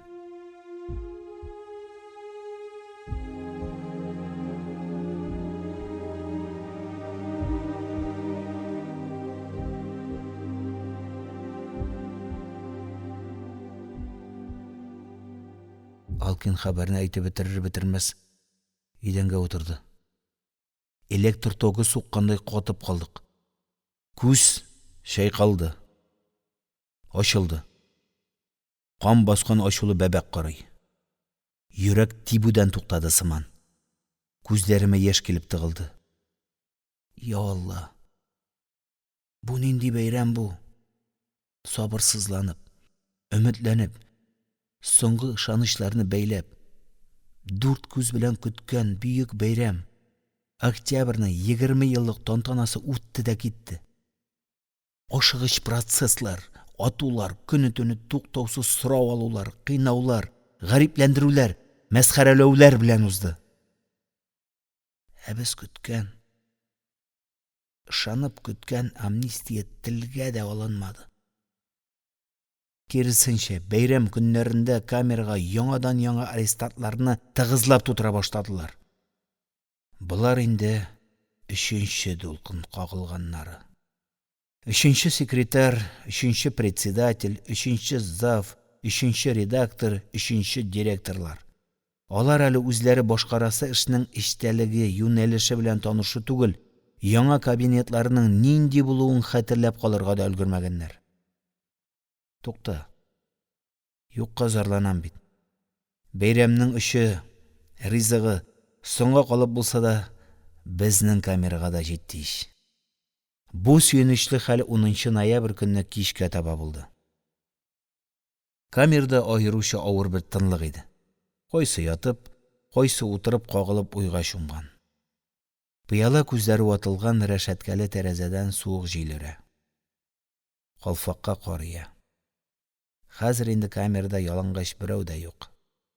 Кемнең нинди киеме, чүпрәге бар, шуңа уранган. Төшке баланды инде корсакка кергән булуга карамастан, ул һаман буш. Төшенеп бит алмыйсың. Шундый вакытта тоткынның уенда әллә ирек, әллә ризык күбрәк урын ала. Менә шуның өчен сөйләшәсе килми. Рәнҗүле тынлык. Йозак шалтырады. Төрмәдә утыра торгач, үзенең язмышына күнегә башлый тоткын. Шулай булырга тиеш сыман. Ә менә чаң тавышына йозак шалтырауга һич күнекми. Нәкъ беренче ишеткәндәге кебек. бар гәүдәсе белән чирканып, калтыранып китә. Һәм сулышы кисле. Ни була? Хәзер дә шулай сискәнеп, калтыранып торып утырдык. Ишек ачылды. Гаҗәп. Ишектә кеше түгел, зур бер капчык керә башлады. Гомердә күрмәгән хәл. Төрмә, камерага иләмсез зур капчык керә. Аптырап калдык. Ни булыр? Берәр хәтәр булмаска ярый инде. Төрмәдә һәр нәрсәгә шикләнеп карыйсың бит. Менә капчык шыгырдап камерага керде. Шап итеп идәнгә утырды. Аның артыннан капчыкның хуҗасы күренде. Әллә инде Кыш бабай. Менә сиңа кирәк булса, берсеннән берсе гаҗәбрәк. Бермәле ак тун, озын колаклы куян бүрек, ак юннан басылган киез итекләр. Ишек ябылды. Исәнмесез, иптәшләр, диде Кыртавыш. Һәм куян бүрек селкенеп куйды. Тирә-якка каршы яшерәде. Бәйрәм котлы булсын. Камера аптыраудан телсез калды. Ниһаять, куян бүрек баштан кулга күчте. Урта яшьләрдәге түгәрәк йөзле ир. Сары чәч. Зур яшькелт күзләр. Үзе бик тыныч күренә. Тагын Кыртавыш. Нигә сәламны алмыйсыз? Менә, сезгә бәйрәм күчтәнәч алып килдем. Кунак иелеп, капчыкның авызын бәйләгән җепне ычкындырып җибәрде. Бүлмәгә тәмле икмәк исе таралды. Старосты бардыр сездә? Мә, бар иптәшләргә дә бүлеп бир. Бәйрәм ашы тигез булсын, мәгез. Алкин алгарак чыгып кул бирде. Таныш булыйк. Бу камераның старостасы Алкин. Тукта әле дип кунак Алкинның кулын җибәрмичә селеккәләде. Каралы. Син теге Казан шәһәр комитеты секретаре түгелме? Күрермен дип уйламаган идем. Көлеп тә җибәрде. Бит Кызыл Татарстанда да үзеңне бик селеккәләгәннәр иде. Корткыч дип. Үзең булай, ул җентекләп, игътибар белән Алкинны баштан аяк карап чыкты. Үзең булай корткычка охшамыйсың. Камера бердәм шаркылдап көлеп җибәрде. Ярар, егетләр. Башта тамак ялгап алыгыз. Кая? Менә бу сәкегә ударыйк. Берәр нәрсә җәйгез әле. Суббукның одеялы яңарак, тазарак икән. Ул шуны сәке буена җәеп җибәрде. Хуҗа капчыкны шунда ударды. Күзләр дүрт булды. Киптерелгән сухарый, түгәрәк күмәчләр, гәрәбәдәй сары бавырсаклар тау булып өелделәр. Рәхим итегез. Хәзинәдә бары. Менә бит, көтмәгәндә, авыз сулары корып, күчтәнәчне кортлап торган без тоткыннарга Алкин староста әүвәл берәм-берәм сухарыйны, бавырсакны өләшеп чыкты. Аннары шуны сорау алудан тагын урлап кайткан карандаш үзәге белән учына язды. Һәрбер ризыкны 24-кә бүлде. Сорау алырга чакырылган иптәшләрнекен айрым алып куйды. Ниһаять, корсаклар чын-чынлап тулды. Үзебездә туендык. Әмма нәфес шайтан диләр бит. Туюын туйсак та күңел туймый. Кеселәргә, алдагы көннәргә дип яшереп куелган сухарыйларны да анда-санда урлап алып кетердәтәбез. Кыш бабай колакчын бүреген тунын салып ташлап сәкегә утырды да, безнең сөйнә-сөйнә китер-китер китерүгә куанып, сорашканны да көтмәстән көр тавыш белән сөйләп китте. Мин Мөхәммәд Гали Мөхәммәд Зариф улы булам. Район башкарма комитеты председателе идем. Гөнаһ шомлыгы июль айында Кызыл Татарстан газетасында «Корткычлар» дигән мәкалә чыкмасынмы? Шунда менә мине дә телгә алганнар. Бу газета районга килеп җитүнең 2нче көнендә абзагызны райкомга чакырдылар да әүвәле партбилетны алдылар. Аннан эштән азат иттеләр. Өйгә кайттым да, Гөлҗиһан җаным мин әйтәм. Әйдә, әзерлән. Сухари киптер. Анда әллә ни сыйламыйлардыр. Андагы дусы иштә йөрәк ялгар. Мулырак булсын дим. Инде Казанда безнең 2 райком секретаре, 2 башкарма комитет председателе һәм аларның урынбасарлары, шулай ук районның башка җитәкчеләре дә утыралар иде. Әл-хасил шулай булгач, мине алуларына шик-шөбһә юк иде. Авылдашларыгызны очратмадыгызмы әле? Диде Суббух авызындагы сухарины кетердәтеп. Юк әләнем дип бик рәхәтләнеп елмайды кунак. Иншалла, очратырмын. Бүлдермәгез инде кешегә сөйләргә ирек бирегез. Шуннан карчык минем зиһенле җан, укытучы. Аларны да шүпләделәр бит. Артык тавыштан чыгармыйча гына пешеренә башлады. Ул пешерә, мин турап мичкә куям. Төн җиттеме көтәбез. Әнә киләләр, менә киләләр. Йокыдан калдык. Менә шулай көтә торгач 4 ай үтте. Карчык мин әйтәм. Әллә капчыкны күтәреп үзем барыйм микән?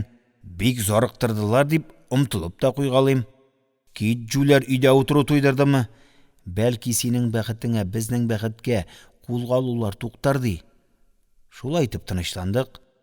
Бәйрәм җитте. Бәйрәм инде узгатмаслар дибез. Бәйрәм ничек узды, Мөхәммәд Гали абзый, диде Суббух. Ничек дим? Дус иш безгә керергә шүрли. Газетада исемем аталгач, билгеле инде, халык дошманы булабыз. Без аларга керергә базмыйбыз. Кәсафәтебез тиеп-нитеп калмасын дип. Карчык белән берәр йөзне төшереп, кочаклашып кына яткан идек. Ишекне шакыйлар бит хәерсезләр. Без көлешеп алдык. Ул арада стенага чиртә башладылар.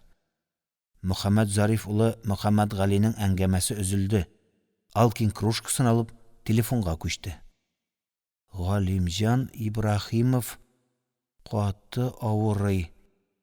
Төрмә больницасына салдылар.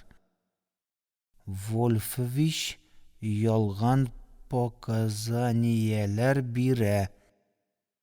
Толымбайский да просто акылдан язган. Кыям Абрамов да простан чыкканда баскычтан ташланган. Галим Мөхәммәтҗанов провокатор. Бүген 10 кешене аттылар. Тик-тик, тик-тик. Бистужев тәүлек буенча тынмый. Берсеннән-берсе авыр, шомлы, хәүфле хәбәрләр биреп кенә тора. Камера ишекләре ачыла да ябыла. Сорау алырга, сорау алудан.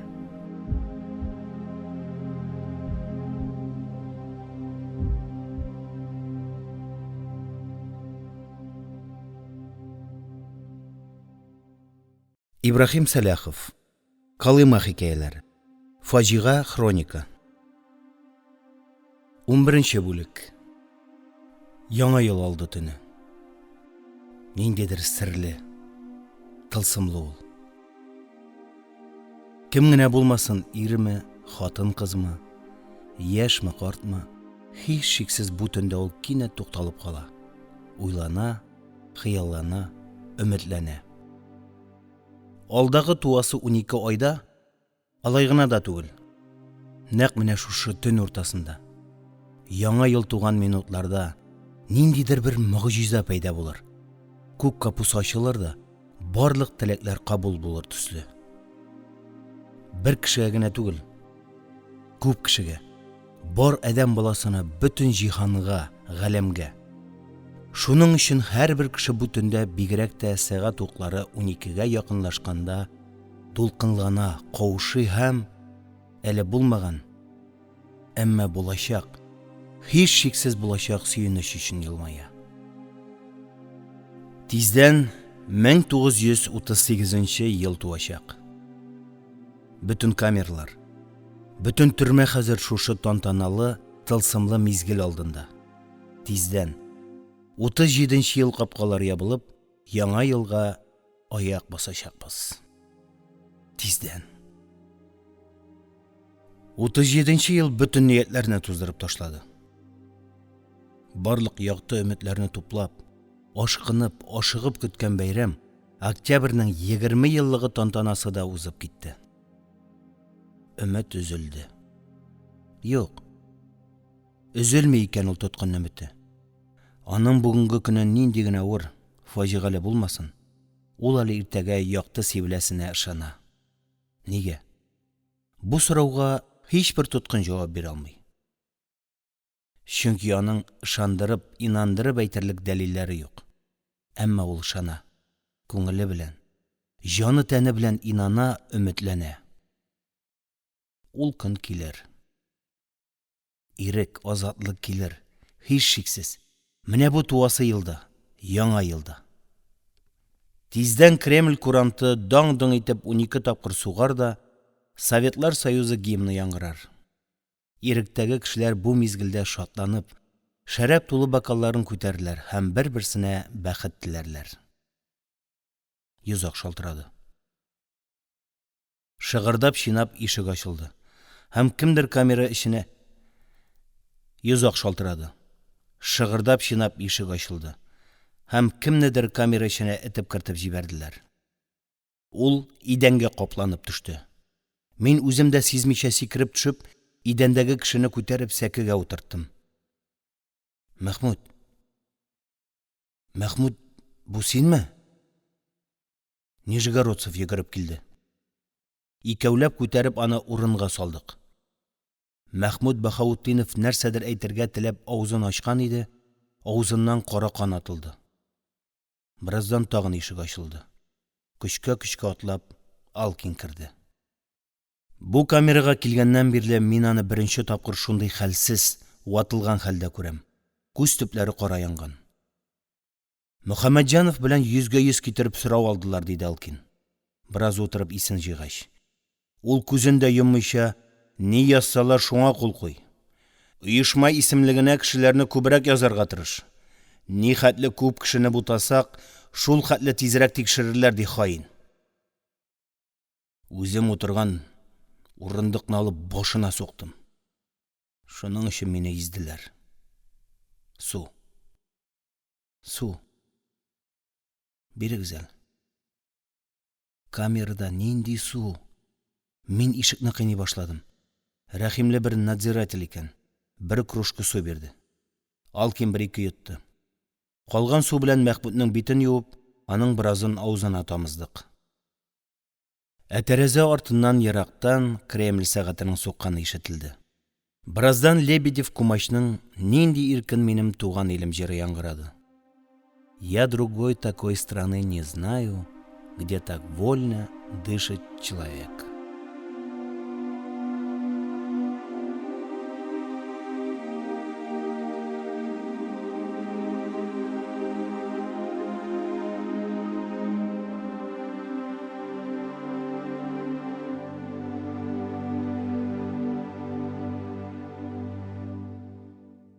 Уникенче бүлек.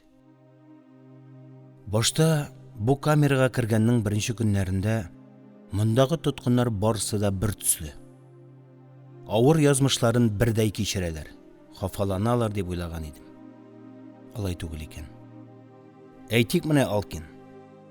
Ул ничектер бу язмышына һич бирешми. Алай гына да түгел. Камерадагы башка мәхбүсләрне дә моңа игътибар итмәскә, күңел төшенкелегенә бирелмәскә өнди. Кайчан гына булмасын, хәтта сорау алудан кыйналып, ватылып, хәлдән таеп кайтканда да, ах-вах килеп, камерның рухын төшерми, ишеннән кичерә. Хәл алу белән җәмәгать эшенә тотына. Я хәбәр ала, я үзе башка камерларга яңа ишеткән хәбәрләрен тапшыра.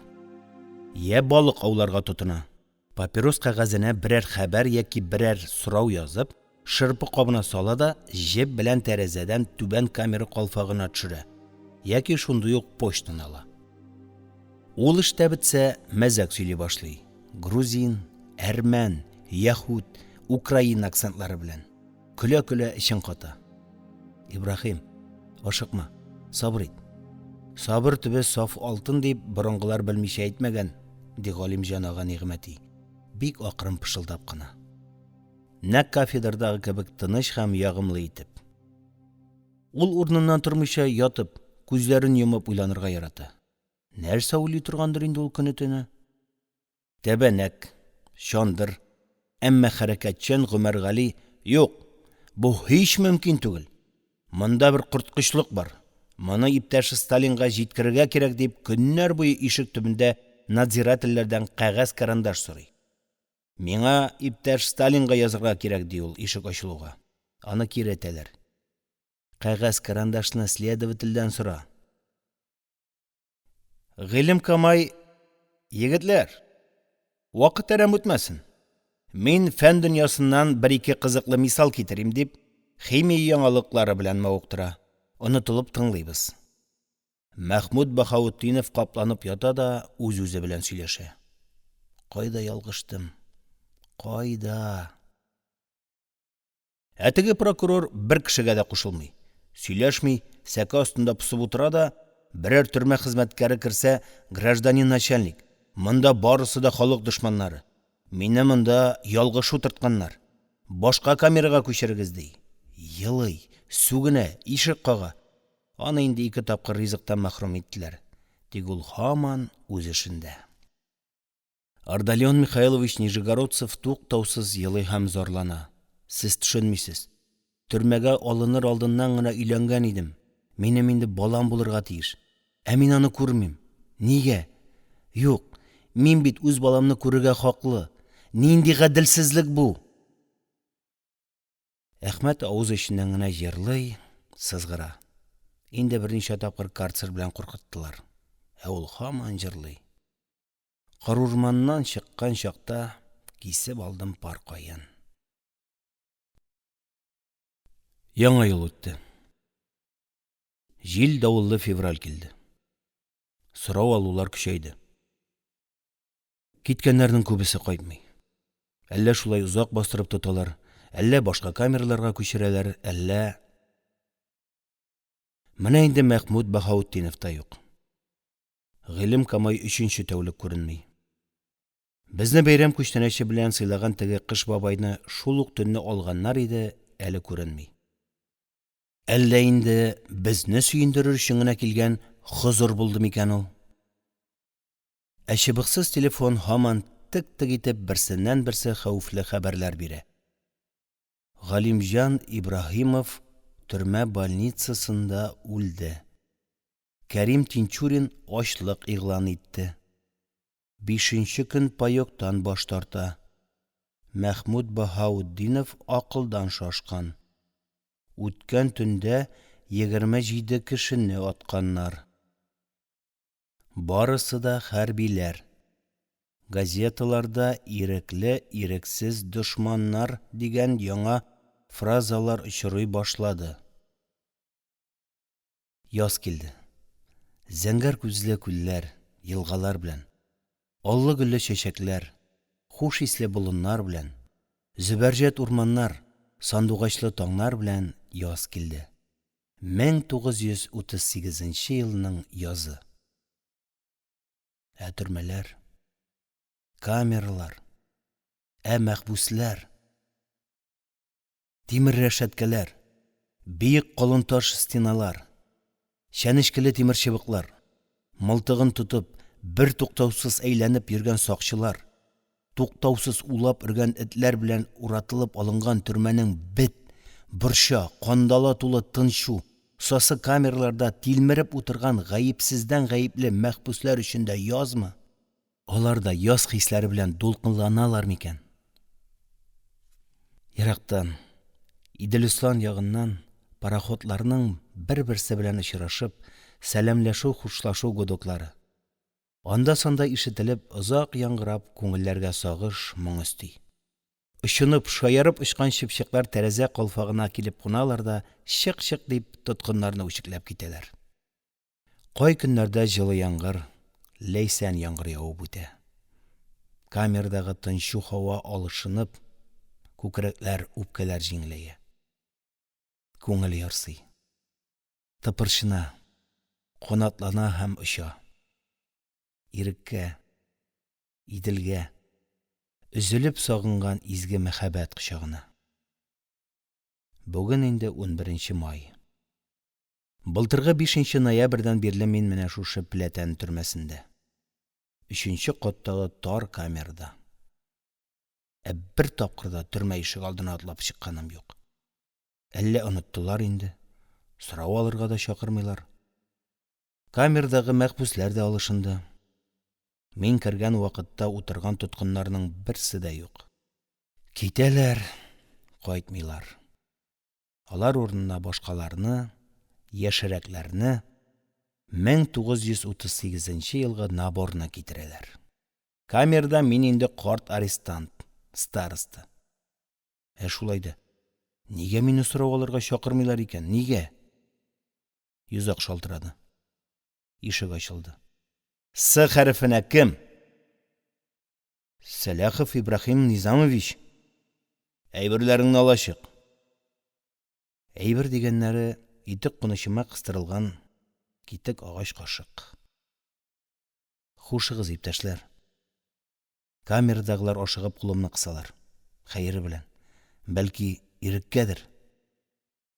Мин ишеккә атлыйм. Я Хода. Нинди язмыш көтә мине алда? Яктылыкмы? Әллә дөм караңгылыкмы? Кояшлы бүлмә. Билгеле инде. Мине түбәндәге катка төшү белән коридорның эченә үк кирип торган ябык машинага, кара козгынга төртеп керттеләр. Тоткыннарны көне-төне сорау алырга ташучы бу түләүсез таксиның эчке төзелеше миңа бик таныш. Анда кара-каршы 3-3-дән 6 кешегә көчкә сыеп утыра торган бастырып куелган табут төсле тап-тар бүлмә. Тоткыннар керер-кермәс ишек шап итеп ябыла да бикләнә. Тында ала алмыйсың. Бүлмәләр арасында уртада сакчы. Мине соңгы 6нчы табутка тыктылар. Димәк, калган 5 бүлмә инде тулган. Гаҗәеп бер хәл. Әгәр дә адәм баласы моңгай күзләре белән күрү мөмкинлегеннән мәхрүм ителсә, күңел күзләре белән тоеп күрә башлый икән. Менә мин хәзер дөм караңгыда. Шулай да машинаның кайсы җирдән, кайсы якка, хәтта кайсы урамнан баруын беләм. Тоям. Менә аз гына барды да туктады. Капка, шалдыр-шулдыр тимер чыңы. Йозакларны ачалар. Машина капка төбендәге чокырга уң тәгәрмәче белән төшеп китте. Көчкә генә уңга борылды. Пешән базарына таба юл тотты. Шул чак күрше табуттан читкәләп аваз бирә башладылар. Стенага аузымны куеп эндәштем. Син кем? Галимҗан Мөхәммәтшин. Син исәнмени? Булып йөткерү. Күршем булып йөткергәндә машина чаттан борылды. Булак күперенә таба барабыз. Бездән Ләбибне, Сөббухны алдылар. Галимҗан Ибрахимов инде яңа ел башында ук төрмә больницасында үлгән. Толымбайский сорау алганда акылдан шашкан. Кыям Абрамов баскычтан ташланган.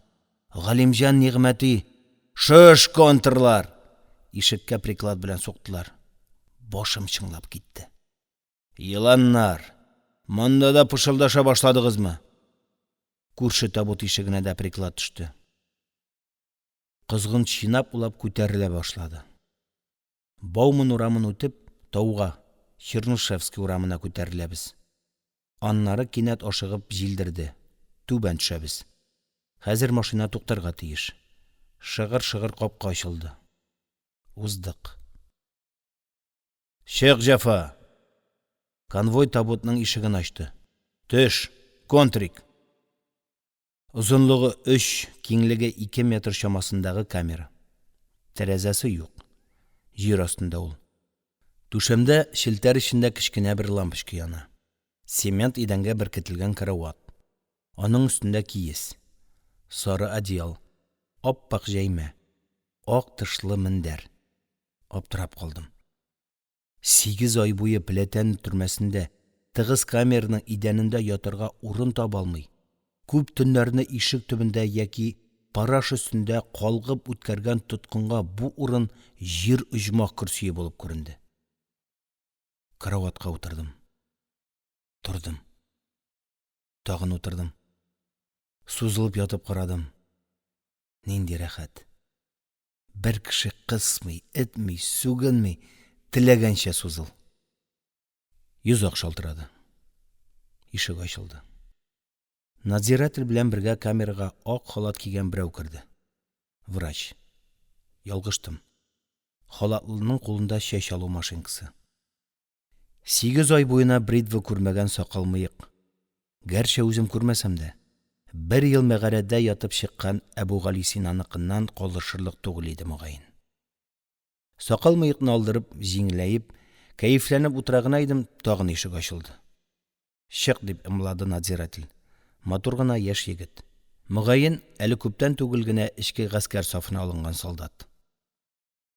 Ярым караңгы коридор буенча барып сулга борылдым. Ачык ишектән кердем. Душ. Тагын рәхәт. 8 айда беренче тапкыр җылы су белән сабынлап юындым. Бер кат тирем кубып төште ахырысы. Камерага кайтсам, тумбочкада 2 җамаяк. Берсендә итле тукмаш, икенчесендә бәрәңге буламыгы белән 2 зур котлет йомарламы. Ул гынамы? Күзләремә ышанмыйм. Бармакларым белән капшап карадым. 3 папирос. Ну, нинди җәннәт. Ниһаять, 8 ай дигәндә кырынып, юынып, этешмичә, төртешмичә, сүгенмичә, таза урын җир өстенә утырып, чиста эмаль савыттан ашый башладым. Тукмачлы шулпа шундый тәмле, телеңне йотарсың. Әни мәрхүмә шулай тәмле итеп пешерә иде тукмачлы ашны. Аштан соң бер папиросны кабыздым. Билгеле инде, монда утырган тоткынга шырпы хәтле шырпыны ышанып бирә алмыйлар. Тимер ишекнең форточкасын шакыдым. Коридордагы надзиратель күзне ачып карады да, кулымдагы папиросны күргәч, ни гаҗәп, бер дә ачуланмыйча, йозакны ишекне ачты һәм шырпы сызды. Бу да беренче тапкыр. Әче, тәмле зәңгәр төтенне суырган саен җаным рәхәтләнә, башым әйләнә. Нинди рәхәт. Кайгы дигәннең әсәре дә калмады. Мөгаен, мине иреккә чыгарырга әзерлиләрдер. Тәмәкене тартып бетереп, төпчеген парашыга ташладым да, шишенеп караватка яттым. Бер рәхәтләнеп йоклыйм әле. Мондый йомшак, иркен урынга да ятасы бар икән. Күзләрем эленеп кенә бара иде, шалтыр-шолтыр ишек ачылды. Һәм шунда ук надзирательнең ачулы тавышы колакны кисте. Тор! Аптырап аягүрә басарга өлгермәдем, камерага хәрби киемдә 2 кеше атлады. Алдагысы ишеккә көчкә сыеп, кысылып, бүкрәеп керде. Мәхәббәт. Камера таптар булып калды. Шинеленең петлицаларында 2 ромб. Арттагысы аның култык астыннан гына. Петлицаларында шакмаклар. Мин хәрби прокурор, диде ромблыйыр, калын тавыш белән миңа ачулы төбәлеп. Жалобы бармы? Мин үземнең нигә монда булуымны төшенмим, дидем, исемне җыеп. Капитан, сез аңа гаепләү кәгазен бирегез, диде прокурор. Арттан папка күтәреп торган ябык кешегә кырын карап. Теге папкадан бер бит кәгазь алып миңа сузды. Прокурор ишеккә атлады һәм инде миңа бөтенләй карамыйча гөрелдәде. Укы. Нигә утыруыңны төшенерсең. Ишек шыгырдап чинап ябылды. Мин бер генә табак кәгазь дип уйлаган идем, монда машинкада интервалсыз басылган 3 битле гаепләү акты. Укый башлауга чәчләрем үрә торды. Контрреволюцион милләтче оешманың актив члены. Оешма Совет хөкүмәтен җимереп, бөек Туран дәүләте төзергә әзерлек алып барган. Мәкерле максатларына ирешү өчен бу явыз милләтчеләр партия җитәкчеләрен беренче чиратта иптәш Сталинны физик юк итәргә план корганнар. Шушы явыз ниятне тормышка ашыру юлында оешманың актив әгъзасы Сәләхов Ибрахим Низамович яш язучылар, студентлар арасында контрреволюцион үгіт жайылдырган. Һәм башкалар. Ахырда статья, пунктлар. Явыз ниятләрен, контрреволюцион эшләрен үстенә алмаса да, студент Алмакаевның күрсәтүләре белән аның җинаятләре исбат ителә. Һәм ул РСФСРның җинаят кодексының 58-нче статьясы нигезендә гаепләнә. Бу ни бу? Һич төшенә алмыйм. Куркыныч төшме? Әллә? Төн буена камерада арлы-бирле йөреп чыктым. Йоклау түгел, утырып тора алмыйм. Йөрәк ярсый, сызлый, сыгыла. Бу нинди хаксызлык? Кайда син дөрестлек? Камера караңгылана. Соры таш стеналар шайкалып өстемә авып килгәндәй була. Мин сикереп торып тимер ишеккә ябышам. Күз ачыла. Кан сауган бәбәк карый һәм ачулы тавыш. Ишектән кит дип буйра. Әлсерәп, хәлсезләнеп караватка килеп егылам. Мин нигә бу тынчу камерда? Хәзер бит май уртасы, табигатьнең иң гүзәл чагы. Күкчәтау даласы хәзер шау чәчәктәдер. Ә мин кинәт бит алмаларым киеп китте, кайнар яшь кыйла. Син хыянәтче, халык дошманы, син туган илеңә хыянәт кылган өчен каты җәзаланырга тиеш. Сине үлем җәзасы көтә. Бу коточкыч авазлардан колагым тына, йөрәгем сулкылдый. Соңгы көчемне җыеп күтәреләм һәм акылдан шашкан кебек кычкырам: ялган! Ялган! Мин һичбер вакытта да туган илемә хыянәт итмәдем. Хыянәт итмәдем, ишетәсезме? Хәлсезләнеп цемент идәнгә егылдым. Шалтырап камера ишек ачылды. Бары тик узак вакыт төрмәдә утырган арестантларга гына хас бер сизүне, куркыну белән сикереп тордым. Күзләрем әле ачылмаган. Чык. Уянып киттем. Күзләремдәге туман таралды. Надзиратель камерада. Ишек төбендә тагын 2 яшь солдат. Нәрсә катып калдың, атла?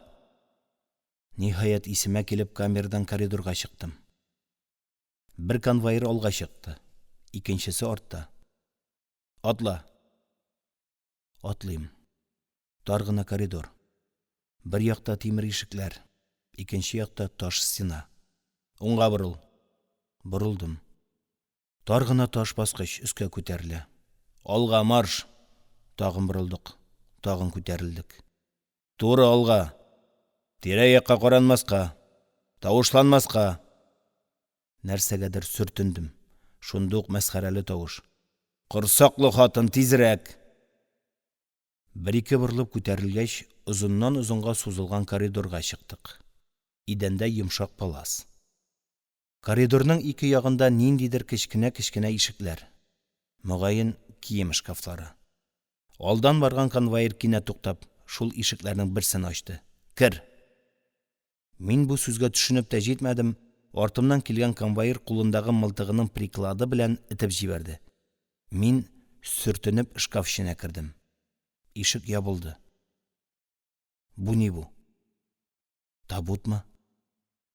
Ләхетме? Нигә әле мине монда яптылар? Нишләтмәкче булалар? Шу. Янымдагы икенче әрҗәнең ишеге ачылды. Чык диделәр. Димәк, анда да минем төсле бер мәхбүс камалган булган. Ишек ябылды. Атла. Берничә дагалы итек дык-дык китеп барды. Ниһаять, ярты елга якын төрмәдә әүмәтләнгән тоткынның зихене ачылды. Бу тызбызның хикмәтенә төшенә башладым ахрысы. Коридорның 2 ягы буйлап тезелеп киткән бу ишекләр кием шкафларыныкы түгел, яшерен тукталгычлар. Коридорның 2 башыннан арлы-бирле йөртелә торган тоткыннар үзара очрашмасын, күрешмәсен өчен берсе узып киткәнче икенчесен шушы әрҗә табутка ябып торалар икән. Үзенә күрә мини камера. Чык. Алга атла. Ярым караңгы коридор буенча 4-5 адым үтәргә өлгермәдем, тагын әмер. Тукта. Каршыда 2 кеше биеклегендәге өлгеләп эшләнгән ак буяуга буялган куш ишек.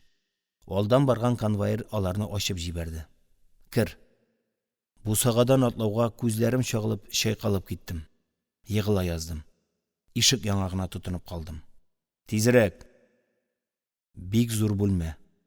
Ике якта өчәрдән дәү-дәү 6 тәрәзә. Күтәрелеп килгән язгы кояш әнә шул тәрәзәләрдән бүлмәгә үрелгән. Нәрсә катып калдың? Атла! Атла! Күзләремне кулларым белән уа-уа атладым. Тукта! Алдымда кызыл пустау ябылган өстәл. Кояш нурларында ул янып, ялкынланып торган учак булып чагылды. Аның артында 3 кеше утыра. Өчесе дә хәрби киемнән. Әле инәдән генә төшкән хакки төсендәге пустау гимнастеркалар. Якка кыекларындагы петлицаларда очкынланып торган ромблар. Димәк, иң югары чиннар. Уртадагысы юан. Гимнастеркасына көчкә сыеп тора. Кара сакал, пеләш баш. Ике яктагылары гәүдәгә кечерәк, ябыграк. Сакал-мыек пөхтәләп кырылган. Уң яктагысы җирән чәчле. Сул яктагысының чәче сүз сыман дулкынланып тора. Өчесе дә алларында өелеп торган папкаларны актаралар. Күз кабаклары төшкән, йөзләре суык. Конвой коридорга, диде кинәт калын бас белән уртада утыручы пеләш башлы юаны. Алдындагы бер папканы ачып ябып. Мине камердан бу якты бүлмәгә алып килгән конвоирлар ялт борылып чыгып та киттеләр. Ишек ябылды. Гаепләү кәгазен алдыгызмы? Төксәндә шу. Кайсысы сорады, аптыраудан абайламый калдым. Алайда җавап бирергә ашыктым. Мин халык дошманы түгел, бер вакытта да. Җитәр! Әйтерсең лә кылыч белән чаптылар. Инге-минге булып киттем. Кара. Уртада утырган хәрбинең кара сакалы сикереп китте. Тавышы гасабиланды. Син әле суд алдында да җинаятьче булуыңны танырга теләмисең. Мин молчать! Өстәлдәге кыңгырау чыңлап китте. Күз алларым караңгыланды. Судка нинди үтенечегез бар? Тагын ачулы бас. Уянып киттем. Суд. Язмышымның соңгы күпере. Я ирек, я зиндан. Хәзер менә шушында, шушы мизгелдә бөтен киләчәгем хәл ителәчәк. Димәк, ашыгырга, акылны, зиһенне җыярга һәм үземнең гөнаһсыз булуымны, ялгышлык белән генә кулга алынуымны сөйләргә. Яла белән чын җинаятьне аерырлар һәм гадел хөкем чыгарырлар. Шулай булгач, барысында яшермичә әйтергә, тикшерүченең кыйнауларын, уйдырма документларга кул куйдырга тырышуларын, ялган шаһитлар китерүләрен, үземнең балта остасы малае булуымны, пионерда, комсомолда, партия сафларында тәрбияләнүемне, барлык иҗатымны Совет иленә багышлавымны. Соңгы тапкыр сорыйм. Судка үтенечегез бармы? Мин нигәдер калтыранам. Тешем тешкә сугыла. Мин гаепле түгел. Мин Совет... Җитәр! Колым бас башыма тукмак белән урдымыни. Тагын күз алларым караңгыланды. Соңгы тапкыр сорыйм. Җинаятегезне таныйсызмы? Мин гаепсез. Конвой! Бүлмә калтыранып китте. Ишек ачылды. Аяк адымнары. Алып китегез. Уртадагы юан хәрби кеше кулындагы папканы минем гамәл дәфтәрен сулга ташлады. Ике конвоир ике кулымнан алып, борып, кысып ишеккә таба әттеләр. Тиз! Мине коридорга алып чыгып, тагын теге табутка яптылар. Әллә нәрсә булды. Хәлем китте. Ярый әле ишек ябык, кысып тора. Зиһенем таралды. Уйның өчен очка бәйли алмыйм. Бу ни? Чыннан да, шул суд дигәннәре, хәрби коллегия дигәннәре шушымы? Мин бит судта сорашырлар. Аз булса да сүзләремә дә колак салырлар. Хакыйкатьне ачарга тырышырлар дип өметләнгән идем лабаса. Чык! Ишек ачылып китте. Мине тагын теге якты бүлмәгә, суд залына китереп, Кызыл пустау ябылган зур өстәл алдына, салкын чытык йөзле хәрбиләр каршына бастырдылар. Конвоирлар ашыгып чыгып киттеләр. Шундук өстәл артындагылар аягүрә басып кадалып калдылар. Уртадагы хәрби кеше алдында яткан кәгазьне үрелеп алды да, боз төсле салкын бас белән сүзне сүзгә бәреп ашыгып укый башлады. СССР Югары суды хәрби коллегиясенең күчмә сессиясе председатель, әгъзалар, исем-фамилиялары хәтеремдә калмаган, башта алар кайгысы идемени. Составында Совет Социалистик Республикалар Союзы исеменнән тизеп китте. Аяз көндә боз явамыни. Ачык форточкадан тынлы оркестр тавышы ишетелә. Танго. Салмак. Тыныч. Әйтерсең лә кичке йомшак җилдә назлы чайкалучы диңгез йомшак кына ярларга сугыла. Күңелне, хәтта бөтен тәнне иркәләүче сихри музыка. Мин бу тылсымлы моң астында Зәйтүнә белән онытылып сөенеп әйләнергә бик ярата идем бит. Каршыда бакча. Бу сихри музыка шуннан агыла.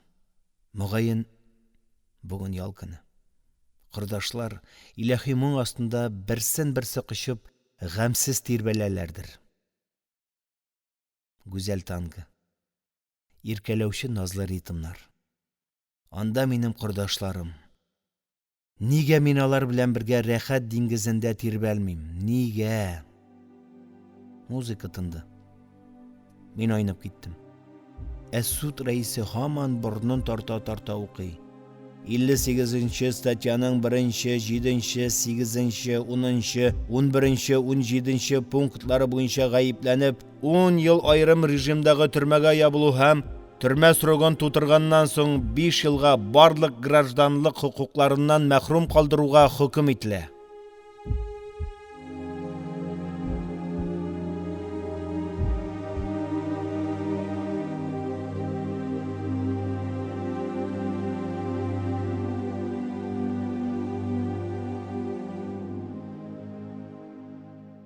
Ибрахим Сәләхов. Калыма хикәяләре. Фаҗига хроника. Алла йортында. 1-нче бүлек. Судтан соң мине 2-нче төрмә каршындагы кызыл чиркәүгә күчерделәр. Ни өчен чиркәүгә диярсез? Шәһәрнең барлык төрмәләре тоткыннар белән шыгрым тулган. Тоткыннарның шактыен атарга хөкем итәләр. Төрмә ишек алдында баганага беркетелгән кара табак радио бер туктаусыз сәфәр юнәлешләрен игълан итә. Котлыска, Ак диңгез каналына, Норильскига, Салавкига, Тайшет, Абакан юлына, Калымага. Шул тарафларга Казаннан эшелоннар, баржылар, Столыпин вагоннары агыла. Шулай да шәһәр төрмәләрендә халык душманнарына урын җитешми. Кремль астындагы 2-нче төрмәнең нәкъ каршында урам аркылы гына чиркәү бар. Стеналары кола җитмәс калын, идәннәре, ишекләре тимердән, тәрәзәләре шулай ук тимер рәшәткәле. Әйтерсең лә Ходай үзе әзерләп куйган. Тоткыннарның бер бригадасы атна-ун көн эчендә бу чиркәүне такта киртә белән әйләндереп, куйма өстеннән чәнечкеле тимер чыбыклар сузып, чат-чатка биек манаралар утыртып бирә. Төрмә башлыгы, надзирательләр, бер взвод конвой, яңа төрмә әзер. Рәхим итегез. Менә шушы өр-яңа төрмәнең кызыл чиркәүнең авыр тимер ишекләре шыгырдап чинап ачылгач, Алла йортына беренче атлап кергәндә хәйран калдым. Я Хода! Бу нинди мәхшәр? Ыгы-зыгы, шау-шу, камера түгел ниндидер зур ярминкә. Кайдан бу хәтле халык? Карали Ибрахим, бу синме? Кемдер җилкәмә төртте. Таныш тавыш, борылдым. Кычаклаштык. Бик озак бер-беребездән аерыла алмый торабыз. Кара, бу синме Суббухмы? Мин сине атканнардыр дип уйлаган идем. Сөякләр чытырдый. Әлегә без исән. Әйдә, аулаграк җиргә барыйк әле. Мин сиңа бер нәрсә сөйлим дип Суббух мине алтарьга таба алып китте. Кайда монда улагырак урын? Һәр җирдә кырмыз каясы. Шулай да түрдәге бер почмакка чүктек. Судтан соң мине подвалга алып төштеләр дә, зур гына бер камерага керттеләр дип, Суббух пышылдап кына сөйли башлады. Исем китте. Безнең обком секретарьләре, наркомнар барысы да шунда. Беренче секретарь дә бармы?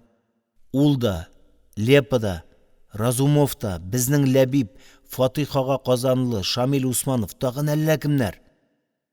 Мин каушап калдым. Кайсы елый, кайсы... Бу нинди хаксызлык? Сталинга язам дип кычкыра. Ләбиб йөгереп килеп мине кочаклап балавыз сыга башлады. Суббух, җан кисәгем, сине дә атырга хөкем иттеләрме ди. Ул арада камерның ишеге ачылды да, мине киридән тартып алдылар. Даң-доң, даң-доң. Кызыл чиркәүнең бу чаңы бүген инде гыйбадәткә түгел, тоткыннар качмаганнармы, асылынып үлмәгәннәрме икәнен белер өчен кичке барлауга, сафка тезелергә куша. Кыямәт көнемни. Чиркәү ишенең өсте астына килде. Ыгы-зыгы, шау-шу, сүгенү, акыру, елау. Ул арада шалдыр-шолдыр ишекләр ачылды. Унлап надзиратель һәм бозау хәтле 3 эт ишелеп керде. Тоткыннарны күрүгә этләр тагын да ярсып, үрсәләнеп өрә башладылар. Якыннанрак узган берничә мәхбүснең җиңнәрен, балакларын да талап алдылар. Җитәр! Шау-шуны бетерегез! Конвой башлыгы бар тавышына кычкырып җикернү өстенә үтемлерәк булсын өчен ахры нәкъ блатнойларча 3-4 катлы итеп сүгенеп тә куйды. Йөзәрдән 5 сафка тезелдек. Надзирательләр һәр сафны 2-3 тапкыр санап чыктылар. Аннары сәндерәләргә менеп барлык хәзинәләрне туздырдылар.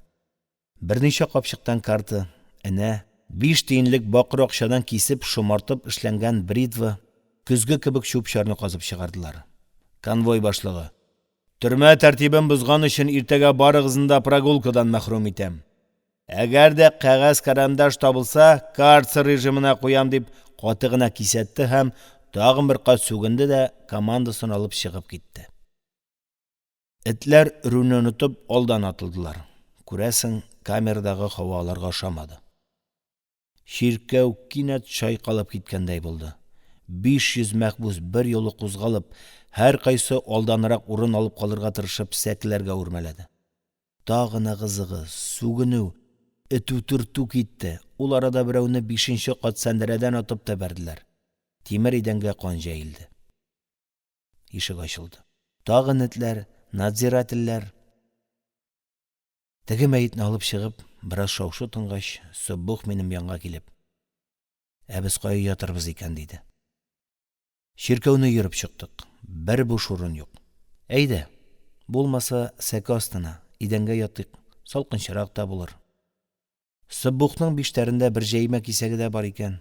Мүкәләп сәке астына кердек тә, җәймәне җәеп, икәү янәшә яттык. Инде 2-3 көн рәтләп йокламаганлыктан ятуга күзләр, кирпекләр бәйләнә башлады. Әмма Суббух та, мин дә йоклап китә алмыйбыз. Арлы-бирле әйләнәбез. Өстәге сәкедән нәрсәдер ком төсле шыбыр-шыбыр коела. Бүтән тән кызышып кычыта. Син йоклыйсыңмы? Кайда йоклау, әллә нәрсә чиметә. Мин дә чыдый алмыйм. Кошысаң нәрсәдер сытыла, кулдан сосы ис килә. Юк, булмас. Әйдә, ишек төбенә барып бераз утырыйк. Синдә тартырга юкмы? Мин суд алдыннан бирелгән папиросның берсен кесәгә төреп салган идем. Булдыргансың. Сәке астыннан үрмәләп чыгып, җәймәбезне тартып алсак, исебез китте. Ул кып-кызыл төскә кергән. Сәкедән ком түгел, кан дала коелган икән. Менә кем безне йоклатмаган. Камера гырылдый. Машный, сүгенә, саташа. Ә без Суббух белән икәү парашют төбендә утырып, икебезгә бер папиросны төтәтәбез. Шулай да монда япа-ялгыз камерда ятуга караганда күңеллерәк. Кемнәр генә юк. Ниләр генә эшләмиләр бу гыйбадәтханәдә. Алтар почмагындагы сәке сәндерәләрнең иң түбәнгесенә җирән чәчләре иңнәренә хәтле төшеп торган бер поп тезләнгән дә, Гайса пайгамбарның тәрегә кадакланган сүрәтенә карап, бер туктаусыз шукына. Ял чәчләре әле бер, әле икенче якка чайкала. Сөйләүләренә караганда, поп ял чәчләрен кырдырмас өчен әллә никадәр җәфа чиккән, кыйналган, атнадан артык карцерда утырган, әмма чәчен алдырга бирмәгән. Иртәгә ул этапка озатылачак ди. Хәзер менә ихлас чукынып, Гайсәдән озын-узак юлга көч мәдәт ялвара күрәсең.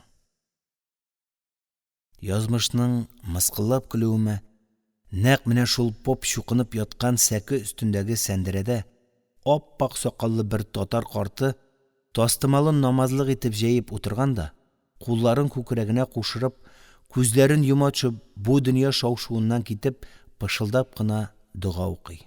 Ара-тирә сәҗдәгә китә. Алар өстендәге сәкедә бер төркем күлмәк ыштансыз тоткын акырып-бакырып карты суга. Киемнәр оттырылган инде.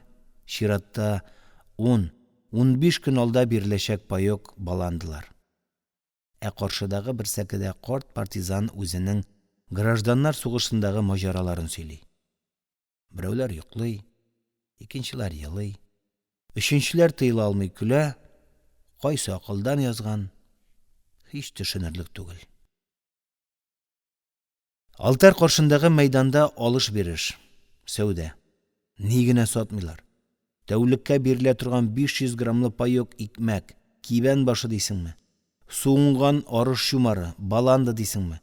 Каяндыр шикәр, конфет, хәлвә кебек ләззәтле нигъмәтләр дә тапканнар. Тәмәке, папирос берәмләп, учлап, төрөмләп, җаның нинди интели. Монда күлмәк, ыштан гимнастерка, итек ботинка, уйык, тәмәке янчыгы кебек кирәк-яраклар да алырга була. Бу базарның бәһа нигезе долларда түгел, фунт стерлингта түгел, сумда түгел. Төп үлчәү паёк. Бер паёк, ярты паёк, чирек паёк. Менә шулай сатулашалар һәм шушы бәягә алыш-биреш ясыйлар. Тәрәзәгә якынрак төштә көн күреш хезмәте күрсәтүчеләр, ямаучылар, тегүчеләр, итекчеләр. Хәтта монда бер төрем тәмәкегә сакал мыегыңны кырып, яшәртеп җибәрәләр. Монда үтенеч язып бирүче адвокатлар да, законны яттан белүче прокурорлар да бар. Җырчылар, биючеләр, таракта уйнаучы музыкантлар. Соңгылары хәвәскәр артистлар күбрәк түрдәге иң киң, иң якты сәке тирәсендә әйләнә. Чөнки монда камераның патшасы, староста ята. Урта буйлы, тыгыз бәдәнле, кап-кара сакаллы, тузган бөдрә чәчле чегән, ат карагы. 15 елны алган. Төрмә түрәләренең таянышы. Ул монда хуҗа, теләсә хөкем итә, яткызып суктыра яки туйганчы икмәк, баланды белән сыйлый ала. Старостага аш-суны ашханәдән аерым савытта. Капкачлы кечерәк җамаякта китерәләр.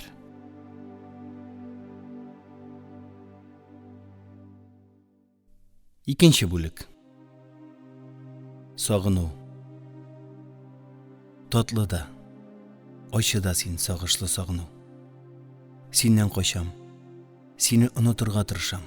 Әмма үзем тагын кочагыңа, кайнар, назлы, гүләп куагы төсле гүзәл, шәнечкеле кочагыңа омтылам.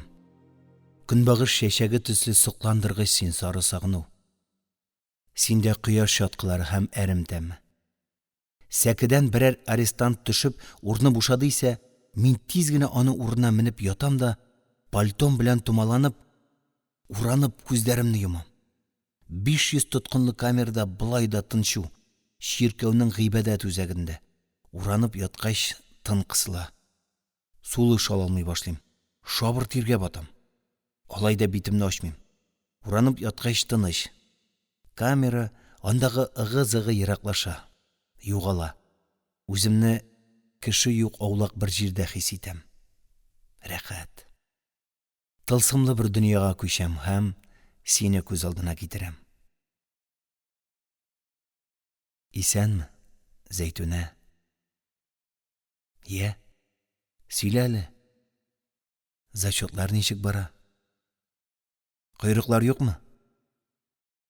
Хәзер бит институтта урак өсте. Курстан курска күчүне хәл итә торган язгы зачетлар. Менә бит. Борынгы тарихтан, Исматтан, Диаматтан былтыргы шикелле үзем генә булышкан булыр идем дә, жәл. Көтмәгәндә хәлләрем булай булып китте. Шулай да өметсез шайтан диләр бит.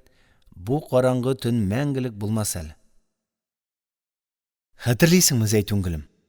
Былтыр язгы зачетларга ничек әзерләнгән идек икебез? Һаман әле минем күз алдымда. Ботакларын киң җәйгән нәфис алма агачлары, мәхәббәт юкәләр шау чәчәктә. Хуш ис. Без шул агачлар күләгәсендә, йомшак чирамдә бер кочак китапларны, конспектларны чәчеп ташлап, аунап укыйбыз. Башлар томалана башлый. Сугышып китәбез, кыйнашабыз. Җитәр! Әнә кулым кара киеп чыкты дип үпкәләп, елаган булып китә башлыйсың. Мин йөгереп барып кочаклыйм һәм кайнар иренеңә әверләм. Әле менә хәзер дә аның сихерле, дәртләндерүче тәме иреннәремдә. Аннан култыклашып көлешә-көлешә аллеяда йөрибез. Яр астында куаклыкта яшеренеп утырган энҗе таҗлы Миләүшә чәчәге табып бирәм. Күкрәгеңә кадыйм. Хуш ис. Әйтерсең лә иң нәфис, иң кыйммәтле Париж хушбуе ягынгансың. Төшкене ашап кайткач, тагын юкәләр астына киләбез. Кояш инде бая без яткан җирне кыздыра башлаган. Төньякка яр астына күчеп, сузылып ятабыз да, иртәнчәк укыган китаплар буенча бер-беребезгә сораулар бирә башлыйбыз. Алай күңелле. Китап конспект укыгандагы сыман ялыкмыйсың. Хәтердә дә озаграк саклана. Зачетны да алдан бирәбез, билгеләр дә югары.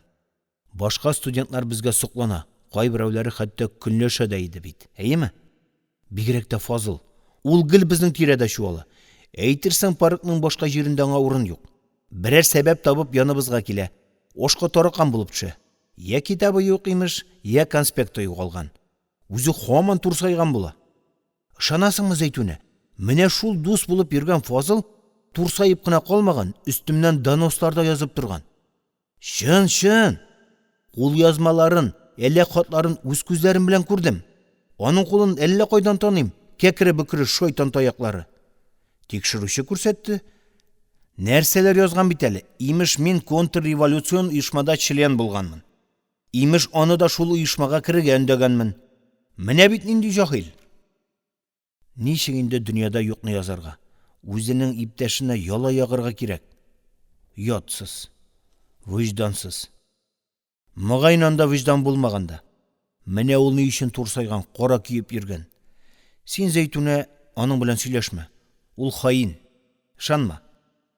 Жәл, син бит хәзер бу сүзләремне ишетә алмыйсың.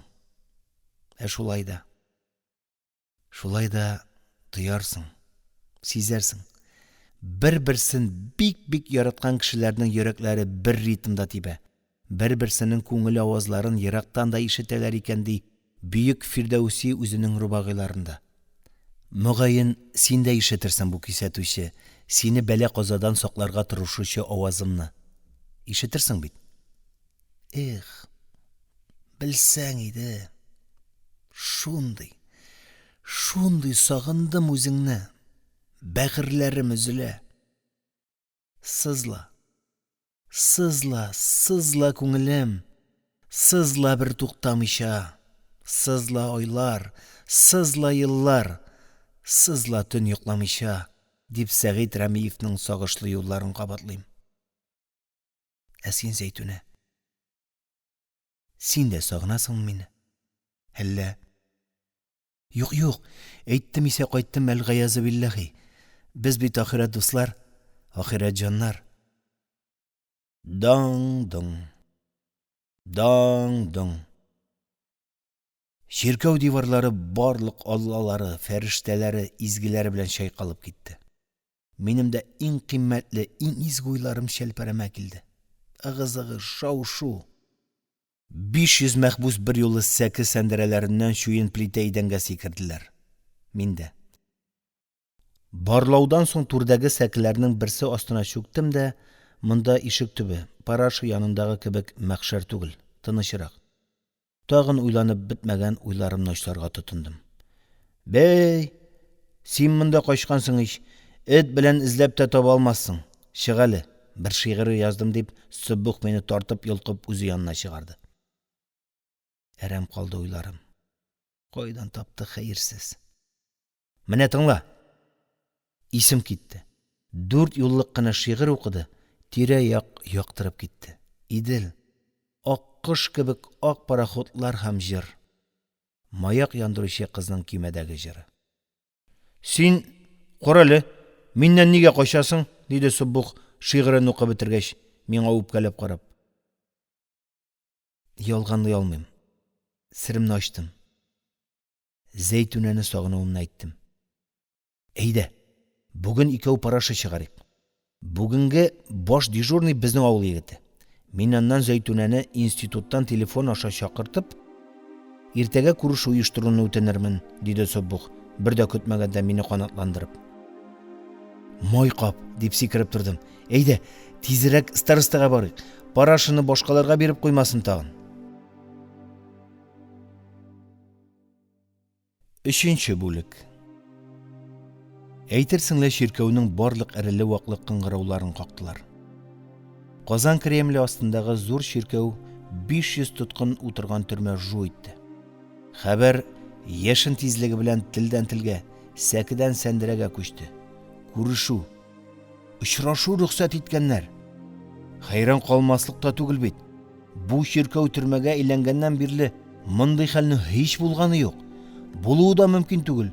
Чөнки бу камерада айруча куркынычлы 58-нче, 59-нчы статьялы арестантлар. Аларга нинди күрешү? Ә менә көтмәгәндә хәбәр. 58-нче статьялы мәхбүскә күрешү биргәннәр. Бу сөйнечле хәбәрне ишетүгә бөтен камера чират торып мине тәбрикләргә, үземне ничек тотарга, ничек сөйләшергә, очрашу вакытында нинди хәбәрләр алып калу кирәклеген өйрәтергә кереште. Хәтта берсе папирос кәгазе китереп бирде. Бу кәгазгә үзеңә кирәкле сүзләрне, үтенечеңне яз да, бармак арасына кыстыр. Күрешкәндә кызның кулын гадәттәгедән узаграк кыз, шәншә бармагың белән учын кытыкла һәм кәгазеңне аның кулыңда калдыр. Алдым. Яздым. Ятып калганча атып кал. Зәйтүнә, минем нахак гаепләнүем турында Сталин иптәшкә хат яз. Кем белә? Сталинга барып җитсә, бәлки азат итәргә дигән фәрман килер. Тик менә каушап идәнгә надзирательләр күзенә төшереп җибәрмәсәң генә ярар иде инде. Кәгазьне төкерекләп бармак арасына кыстырып йөри башладым. Күнегергә кирәк. Беренче эшлисез, диде камердагы блатнойларның атаманы Папа Пи икенче. Үзенең айруча булдыклы, шанычлы мөритләрен җыеп алып, көзгө һәм каләм. Егетебезне тулысынча тәртипкә китерү хаҗәт. Шундук бер төркем шыр ялангач мөритләр идәнгә утырып 2-5 тиенлек бакырны шикәртә башладылар. Бер бакыр тәңкәне шуен идәнгә шкыйлар. Ул көзгө булачак. Икенче бакыр тәңкәне кисеп, шул ук идәнгә кайрый башладылар. Ул каләм, бритва булачак. Ул арада әле кичә генә монда килеп эләккән бер медвежатник фатир карагы килеп, өстендәге өр-яңа күк сатин күлмәген салып бирде. Кыз алдында мәскән күренмә. Инде шалбар һәм итекләр кирәк иде. Армиядан киеп кайткан кыек сырлы күк тукымадан тегелгән галифе буй-буйга тар алдыда төште. Бигрәк хәтәр туза икән. Итекләр кәвеш булып кына калганнар иде инде. Үрә бастырып куйганда балтырлар шишеп, сала алмагач кунычларын телгәләгән идек. Бу якны да кайгыртучылар табылды. Карчыгам, бер дә кайгырма, диде камера старостасы. Кап-кара сакаллы, кара бөдрә чәчле чигән Роман ат карагы. Һәм шундук сәкегә утырып, аягындагы хром итекләрен салып миңа тоттырды. Ки, минем төсле биеп китәрсең.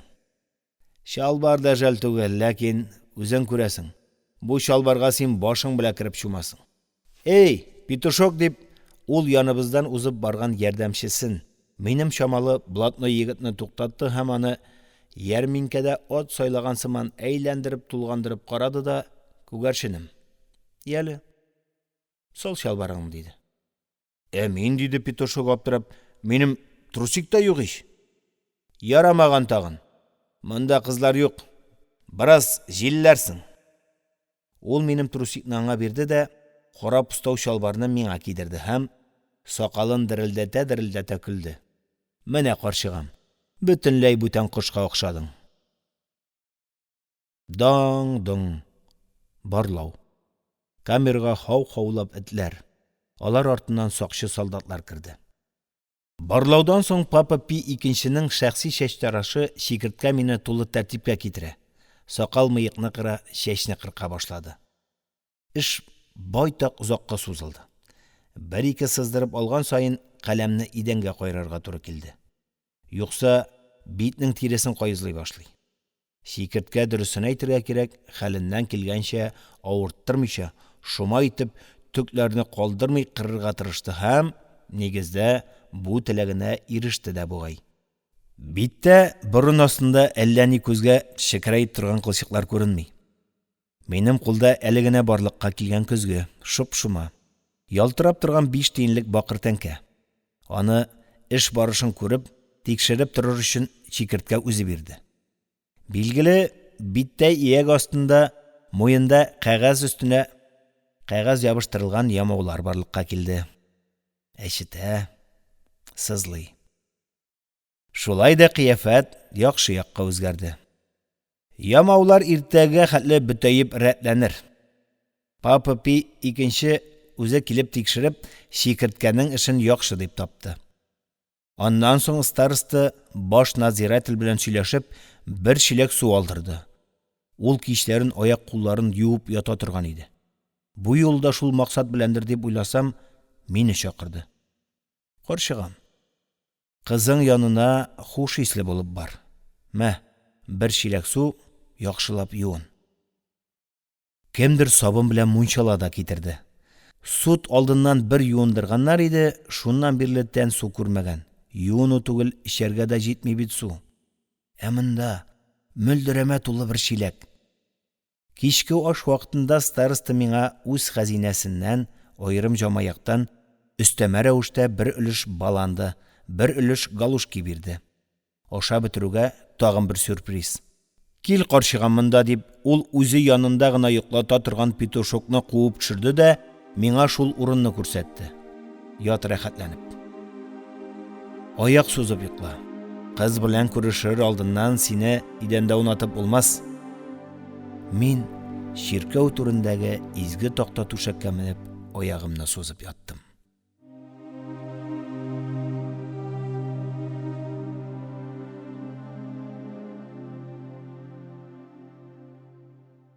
Ибрахим Саляхов. Калыма хикәяләре. Фаҗига хроника. Алла йортында. 4-нче бүлек. Иртәнге баландыдан соң киенү байтак вакытны алды. Старостага берсе дә шамый. Имеш, итек кунычлары күзгә кебек ялтырамый. Шалбарда җыерчыклар. Күлмәкнең 2 төймәсе юк икән. Мөритләр ярдәмендә барысын да рәткә китергә туры килде. Староста мине әйләндереп тулгандырып карады да, ниһаять, кунак кызы кебексең диде. Бар, кит. Ишек янында бөтерел. Сакчы чакыруга әзер тор. Юкса алар бер кычкырыр да, чыкмый дип ишекне ябып та куяр. Бар, бөгелмә. Төз тур. Төрмәгә ләгүгә җибегән димәсен. Бар инде. Ишек янында әйләнәм. Хәзер үк чакырмасалар гына ярар иде. Уйларым белән җыенып беткәнем юк. Юкса төне буена гел шулар турында уйлап чыктым бит. Шулай да әйтеп каласы сүзләр уйлаган сайын өстәлә бара. Күрешүгә бары 10 минут вакыт бирәләр. Менә шул 10 минутта 8 ай буе җыелган бөтен уйларны, сагынуымны, сагышымны, барысын да әйтеп бетерергә кирәк. Юк, алай ярамый. Хисләр соңыннан. Иң элек менә бу бармак арасындагы узатырга. Тукта, төшеп калмаганмы үзе? Юк, төшмәгән әле, бар. Кая төкерекләп ябыштырыйм әле. Ашыкканда шуып төшеп кала күрмәсен. Пу. Аннан өс-башны кайгырту кирәк бит. Радиодан Кызыл яшьләр, Яшьләнинче газеталарыннан аласы гонорарлар бар иде. Шуларны алырга дежурный алдында Зәйтүнә исеменә доверенность язырмын. Бәлки, менә шушы доверенность язган арада язуны да бирергә. Алай уңайлырак булмасмы? Менә шул гонорарга Зәйтүнә печән базарыннан ботинка, костюм шалбар, эшкә киемнәр алсын. Тагын нәрсә? Башка фуражка да кирәк бит әле. Тагын нәрсә? Әйе, бер-ике передача да китерсен. Ашамлыклар һәм тәмәке. Тәмәке күбрәк кирәк. Камердагы иптәшләрне аз булса да сыйларга. Менә бит алар мине ничек ялт итеп киендерделәр. Бәйрәм ашы кара-каршы.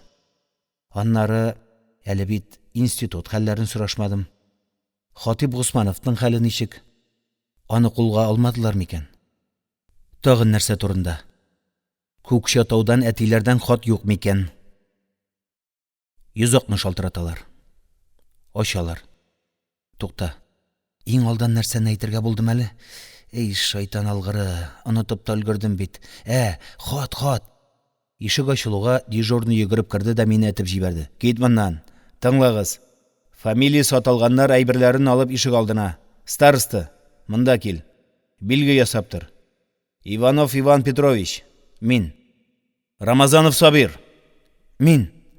Уртадагы сәкедән сары сакаллы бер карт төште. Капчыгы балкыга кысылып калды. Ала алмый. Чык. Нәрсә курсаклы хатын төсле тулганасың? Мин капчыкны ычкындырып җибәрдем. Карт ишеккә йөгерде. Базарбаев Аманбай. Моны ишетүгә башым әйләнеп китте. Аманбайдан тагын бер якын дустан аерылдым бит. Кая алып китәләр инде аны? Янә очрашырбыз микән? Джапаридзе. Хасанов. Камердан 250ләп тоткынны итап калдылар. Әйтүләренә караганда Норильскига. Аннан каршыдагы Кремль астындагы икенче төрмәдән тагын 250ләп мәхбүсне безнең камерага китерделәр. Китте ыгызыгы, урын өчен талашу, сугышу. Яр яле староста мине онытмады. Түрдәге икенче кат сәкедән урын бирде. Күрешү? Мондый мәхшәрдә нинди күрешү булсын ди. Юкка гына җилкендем. Инде менә нишләргә дә белмим. Киемнәрне салып хуҗаларына тапшырырга кирәк. Бала анда! Кизү торучы унбашылар ишек төбенә җыелды. Ишек ачылды. Ике колагыннан ике мәхбүс күтәргән кисмәкләр камерага керә башлады. Әше кәбестә исе борынны ярып китте. Безнең унлыкка да миски килде. Мин дә консерв банкымны алып чиратка бастым. Сәләхов, ишеккә! Банкым кулымнан төшеп китте. Күрешү вакыты 5 минут. Очрашуга килгән кешеләргә якынлашырга, кул бирергә ярамый. Һич бер нәрсә алырга, бирергә рөхсәт юк. Бары минем аркылы. Политика турында сөйләшергә ярамый. Төшендеңме? Төшендем.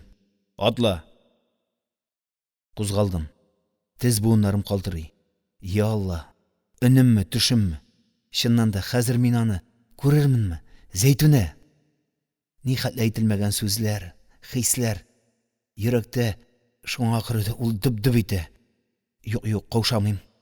Каушама күңелем. Син бәхетле.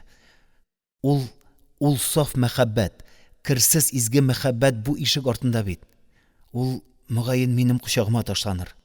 Аңа аны эшләмә, моны эшлә дип кисәтүче дежур надзиратель юк бит. Ишек ачылып китте.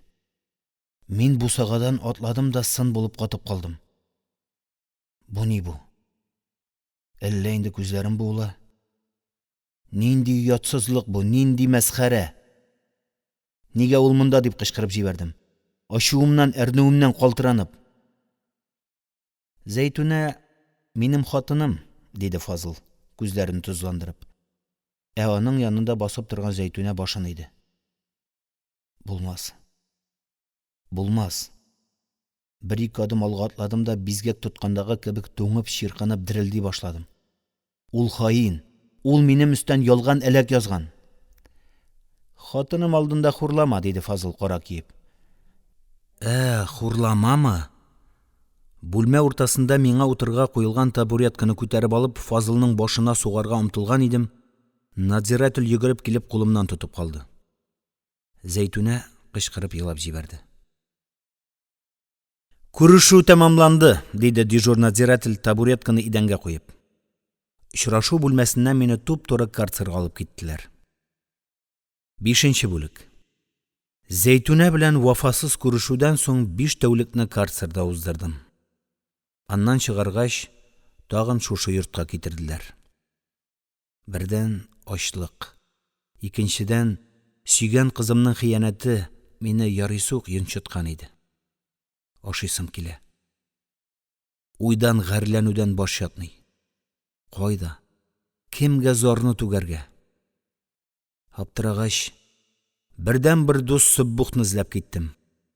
Итапка кумаган булсалар гына ярый инде үзен. Алтар тирәсендә каранып йөргәндә өстән берәү кычкырды. Эй, күзлекле! Туктадым. Баксам, өске сәндерәдә аякларын салындырып утырган кара сакал староста, бармагы белән ишарәләп мине үз янына чакыра икән. Кил әле монда, карчыгам.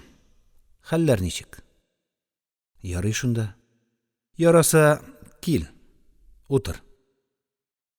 Мин теләр-теләмәс кенә аның янына күтәрелдем. Ул бөтен йөзен каплап алган кара, куе сакал мыегын 2 куллап тарап купшыланып алды да, сул күзен кысып, хәйләле бер караш белән сорау бирде. Сине китап яза диләр. Дөресме? Элек дөрес иде, хәзер юк. Ничего, хәзер дә була, батя. Мин сиңа бер эш таптым. Үзе ашлы, үзе тузансыз. Кичен яныма кил. Туйганчы ботка ашарсың. Килештекме? Килештек. Нинди эш тапты икән миңа бу ат карагы? Уйламаганда эшләр җайланды да китте. Көндә өстәмә бер паёк икмәк. Аш та баланды түгел. Ит шулпасы, ботка, кай вакытта котлет, староста казаныннан. Үземә генә түгел, Сөббухка да өлеш чыгар. Эше? Эше староста үзе әйтмешли, тузансыз да, өреле дә. Нәрсә эшлим дисезме? Сөйлим. Көндә кичке баландыдан соң, йокы алдындагы тикшерү барлауга хәтле хикәят сөйлим. Кеше яшьтән үк Әлфе Ләйлә вә Ләйлә, 40 вәзир, Шаһнамә, Әбүгалисина, Тутинамә, Салсал кебек гарәп әкиятләрен укып үскәнгә запас җитәрлек. Менә хәзер ул ярап куйды. Көндә бер яңа әкият сөйлим. Тоткында утырган халык гарәп әкиятләренең гүзәллегенә, андагы батыр шаһзадәләргә, сылу кызларга, бигрәк тә тәмледән тәмле әнвәк нигъмәтләргә, шәрәпләргә хәйран калып, хыял дөньясында йөзеп, үзенең бүгенге кызганыч хәлен бик азга гына булса да онытып тора. Шуның өчен минем әкият сөйләр вакытны көтеп җиткерә алмыйлар. Бу әкиятләрем бигрәк тә камераның хуҗасы ат карагы чегәнгә ошый. Йотлыгып тыңлый. Алтын кеше бит син, бөркетем. Авызыңнан инҗе мәрҗәннәр кыйла. Синең урның монда түгел, җәннәттә бит, җаным, дип аркамнан кагып үсендереп куя. Камерадагы 500 мәхбүс мине белә. Килә башласам торып сәкесеннән урын бирә. Мин хәзер сәке астында, кандала ясында түгел, алтарда, староста янында, якты, киң урында ятам. Менә бит. Бәхет киләм дисә, күктән төшә. 8 ай пләтән төрмәсендә көне-төне сорау алуга йөреп, карцер паегында турып, коры сөяккә калган идем. Хәзер ширкәүдәге 1 ай эчендә тазарып, тулып киттем.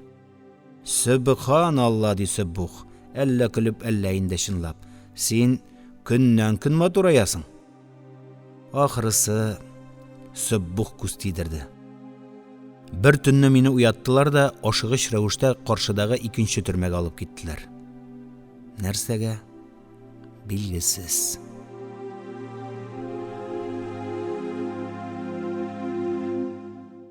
Ибрахим Сәләхов. Калыма хикәяләре. Фаҗига хроника. Алла йортында. 6-нчы бүлек. Сез җинаятьчеләрне төрмәдән качырга өндәгәнсез һәм шул явыз ниятегезне тормышка ашырыр өчен төркем туплагансыз.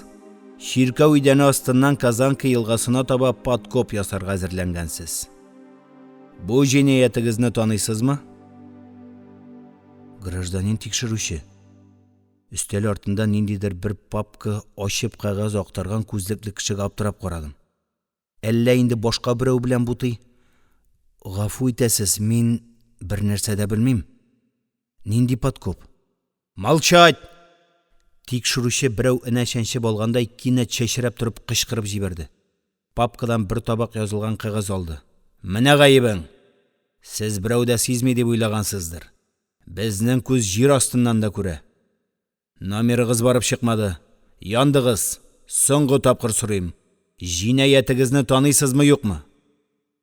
Гражданин, җитәр! Конвой! Ишек ачылып, мине монда алып килгән солдатларның берсе атылып керде. Менә бу адәм актыгын карцерга. Гаебен өстенә алганчы чыгармаска. Марш! Бар! Надзиратель этеп төртеп карцерга тыкты да, тимер ишекне шалтыратып ябып бикләде. Мин бусагада басып калдым. Узарга урын юк. Озынлыгы 5, киңлеге 3 метр чамасындагы таш капчык. Тәрәзәсез 4 цемент стена. Түшәмдә тузанга пычракка катып беткән бер лампочка кызарып тора. Тынчу. Ярым караңгы. Бала-чага тавышы. Башта мин үземнең күзләремә дә, колакларыма да ышанмадым. Саташам ахыры. Тора торгач, бераз күз ияләште. Анадан тума 14-15 яшьлек үсмер малайлар берсе өстенә берсе атланып тартышалар. Сикерәләр, егылалар, сугышалар. Әфәнделәр! Почмактан бер нечкә тавыш колакны кыйып китте. Һәм шуннан ук җирән сакаллы берәү күтәрелде. Бусы трусиктан. Күкрәгендә ялангач кыз сурәте һәм язу. Мәхәббәт өчен җан фида. Шау-шау акрынлап тынды. Теге җирән сакал алга чыкты. Әфәнделәр, безгә яңа барон килгән. Баш игез.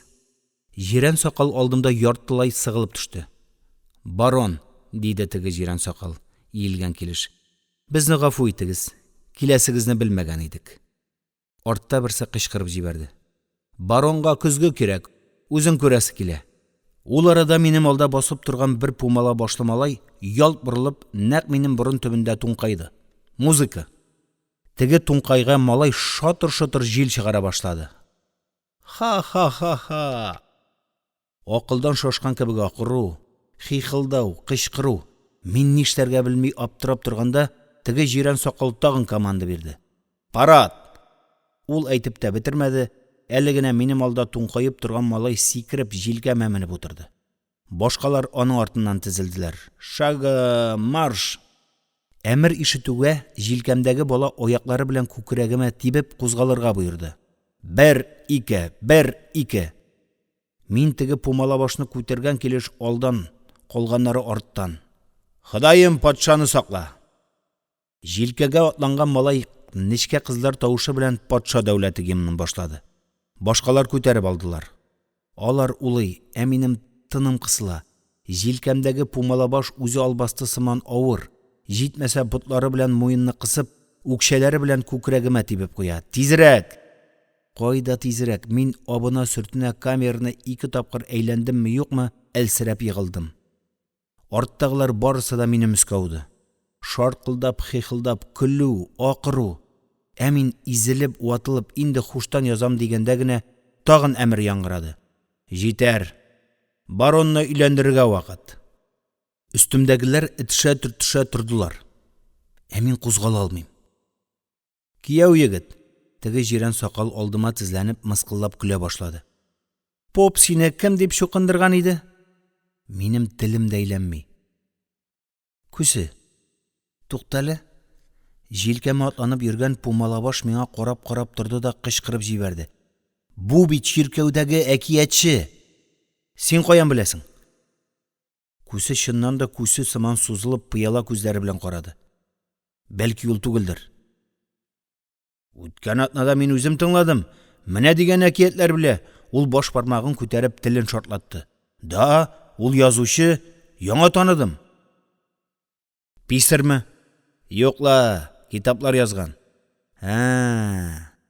Җирән сакал миңа аптырап икеләнеп карады да кинәт кычкырып җибәрде. Тамаша бетте. Әкиятчегә урын бирергә. Пумалабаш йөгереп килеп мине күтәреп торгызды да король утырган җиргә түргә алып барып утыртты. Гафу итегез, язучы абый. Мин башта сезне танымыйча калдым. Ул арада тагын ишек шалтырады. Ачылды. Тагын 2 кешене этеп төртеп керттеләр. Берсе ишектән көчкә сыеп керде. Дәү, юан. Икенчесе тәбәнәк, ябык. Ишектән керүчеләр башларын да күтәрергә өлгермәделәр, шәрә үсмерләр алар өстенә ташланды. Алдарак торганы дәү җилкәләрен күтәреп, өстенә ташланганнарны атып бәргән иде, бөтен карцер аның өстенә ябырылды. Яктылар да тапты изә башладылар. Артта калган тәбәнәк буйлы моны күреп, куркуыннан ахры үзе егылды. Теге дәү озак көрәште. Әле бер, әле икенче малайны алып атып карады. Әмма җиңелде. Җирән сакал үзе аның өстенә менеп кунды. Калганнар парашы капкачы белән суга-суга йөдәттеләр. Дәү ахырда егылды. Шуннан соң аны өйләндерә башладылар. Поп кушкан исемен әйттерделәр, кайда кем булып эшләвен аныкладылар. Ул бер районда прокурор булып эшләгән имеш. Җирән сакал үзе таныды. Менә ни өчен аңа каныгалар икән. Авыз-борны кан булуга карамастан, прокурорны әвәле утырттылар. Аннары шалбарын салдырдылар. Һәм һәр малай тимер кашык белән 3 тапкыр аның йомшак җиренә сугып үтте. Прокурор тәмам хәлдән таеп егылды. Шуннан соңына өйләндерү тукталды. Тәбәнәк тоткын иректә укытучы булып эшләгән икән. Аңа тимәделәр.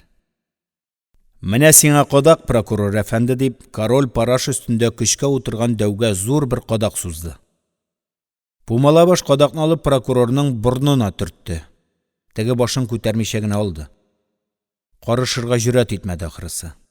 Король күзләре белән бораулап сүзен ялгады. Подъемга хәтле ишекнең 2 тупсасын казып чыгар. Ә син, Пумалабаш, карап тор. Казымый башласа, парашы капкачы белән җилләтеп ал. Атбойдан соң кем кайда торса, шунда утырып шүгәләп йоклап китте. Камера карцерда бары король, Пумалабаш һәм мин остакиятчы генә сузылып яттык. Бары хәзер генә мин үсмер малайларның нигә шыр ялангач булуына төшендем. Бөтен киемне бит сарып алды. Күлмәк үзеннән үзе кыймылдый. Шундый үзәккә үткәзеп тешлиләр, чыдап булмый. Аптырагач, мин дә шишенеп ташладым. Ә ишек бусагасында кытыр-кытыр штукатур кирпич вагы кыйла. Прокурор карцер ишегенең тупсаларын чыкый. Җәй. Көмеш тулымлары белән чайкалып, дулкынланып яткан дала. Еракта ап-ак киез өйләр күренә. Әчкелтем кымыз исе борынны кытыклый. Ә мин кылган ишендә сузылып ятып хәл җыям. Талгын гына җил исә. Нинди рәхәт. Менә кул астымда гына кып-кызыл булып пешкән җир җиләге. Авыз итим әле дип кулымны сузган гына идем, ниндидер тавышка сискәнеп уяндым. Карцер буп-буш. Бер кеше калмаган. Ишек кайрып ташланган. Коридорда яткан тимер ишек өстендә надзиратель басып тора.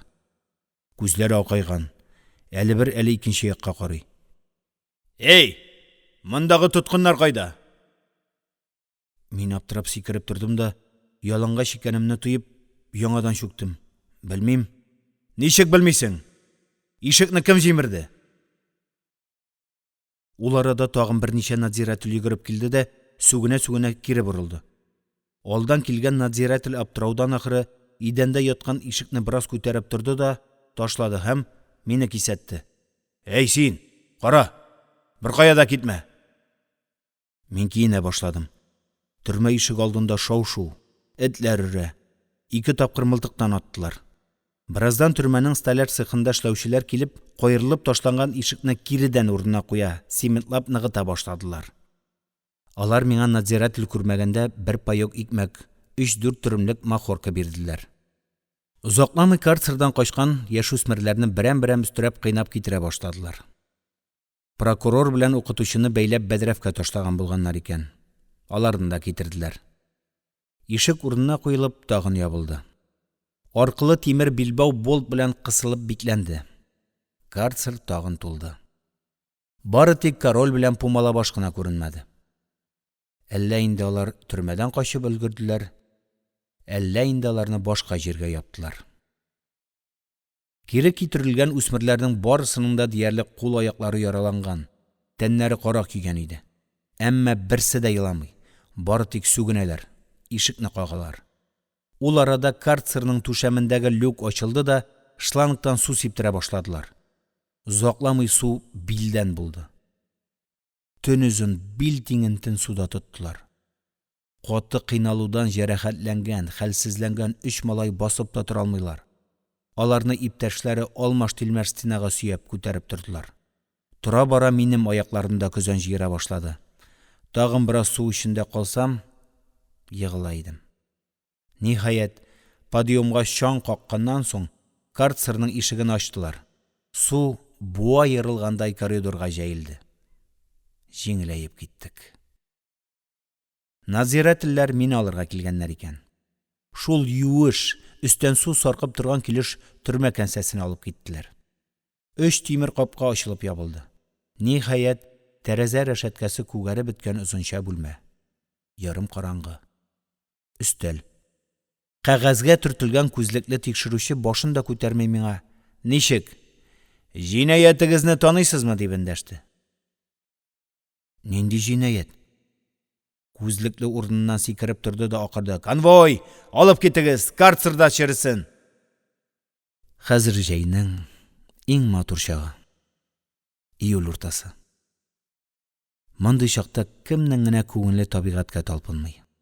Тәнгә сихәт, күңелгә рәхәт бирүче яшел урманнарда, хуш исле чәчәкләр белән балкыган болыннарда кемнең буласы килмәс. Ә мин инде менә 8нче тәүлек тынчу карцерда җәфаланам. Көндә тикшерүче чакырта. Хәзер инде төн уртасында, йокы басканда, төрмә шымлы тынлыкка батканда алдыра башлады. Һаман бер сорау. Төрмәдән качу чараларын кемнәр белән ничек әзерләдең син, халык дошманы? Әллә качан инде сине атарга кирәк иде. Әгәр бу җинаятыңны да өстең алмасаң, сиңа котылу юк. Әйт, төркемдә кемнәр бар иде? Ә минем башым әйләнә. Күз алдым караңгылана. Нинди качу, нинди төркем, нинди җинаят? Кинәт ишек ачылып китә. 2 таза егет конвоирлар мине кыйнарга тотыналар. Ә тикшерүче һаман бер сүзне кабатлый. Әйт, төркемеңдә кемнәр бар? Кемнәр? Менә бу карцерның калын таш стенасы артында 3-4 адымда гына урам. Кремль астындагы бу урамнан Казанкага кыйнырга йөридек без. Хәзер менә ичмасам бер генә тапкыр шул суга чумып чыксаң, бөтен кир, бар кайгы юылыр иде. Шалтырап ишек ачылды. Следовательгә! Әүвәле 2 тәүлек, бигрәк тә иртән паёк һәм баланды алганда, аш казаным борып авыртып теңкәгә тиде. Башкалар ашаганны күрмим дип күзләремне йомып ятам. Староста, 39-нчының паёгын баландысын кире алыгыз. Ул ачлык игълан итте ди. Һәр иртәдә. Бүген инде 4-нче тәүлек. Инде ашыйсы килүдән бигрәк ишәсе килү җәфалый. Иреннәрем ярылды. Температурам күтәрелде. Бер генә тамчы су. Әмма мин бирсәләр дә эчмим. Үз-үземне газаплыйм. Үлемгә дучар итәм. Авызда инде төкерек тә юк ахрысы. Тел кабарган. Эчәсе килә. Бер генә йотым. Соңгы сорау алуда аңымны югалтканчы кыйнап мине карцерга китереп ташладылар. Бөтен тәнем кара янган. Сол кулымны күтәрә алмыйм. Сызлый. Әллә сынган, әллә чатнаган. Бары соңгы сорау алуда гына подкопның кайдан килеп чыгуын төшендем. Ширкәүдә әкият сөйләгәндә мин тыңлаучыларны мавыктырыр өчен пиратлар турында, аларның замоклардан, ныгытмалардан качуларын тасвирлый идем. Кемдер ширккән. Менә шуны инде подкопка хәтле күперткәннәр. Ә мин хәзер шул юк подкопны төркемне табып бирергә тиеш. Таба алмыйсың, яшерәсең икән. Яңа срок. 10 ел төрмә. 5 елга хукуктан мәхрүм булу. Инде өстәмә җинаять төркем белән төрмәдән кайшуны җитәкләү. Караклар кеше үтерүчеләрне генә түгел, хөкүмәтнең, халыкның кан дошманнарын төрмәдән алып чыгарга җыенган кеше бит мин.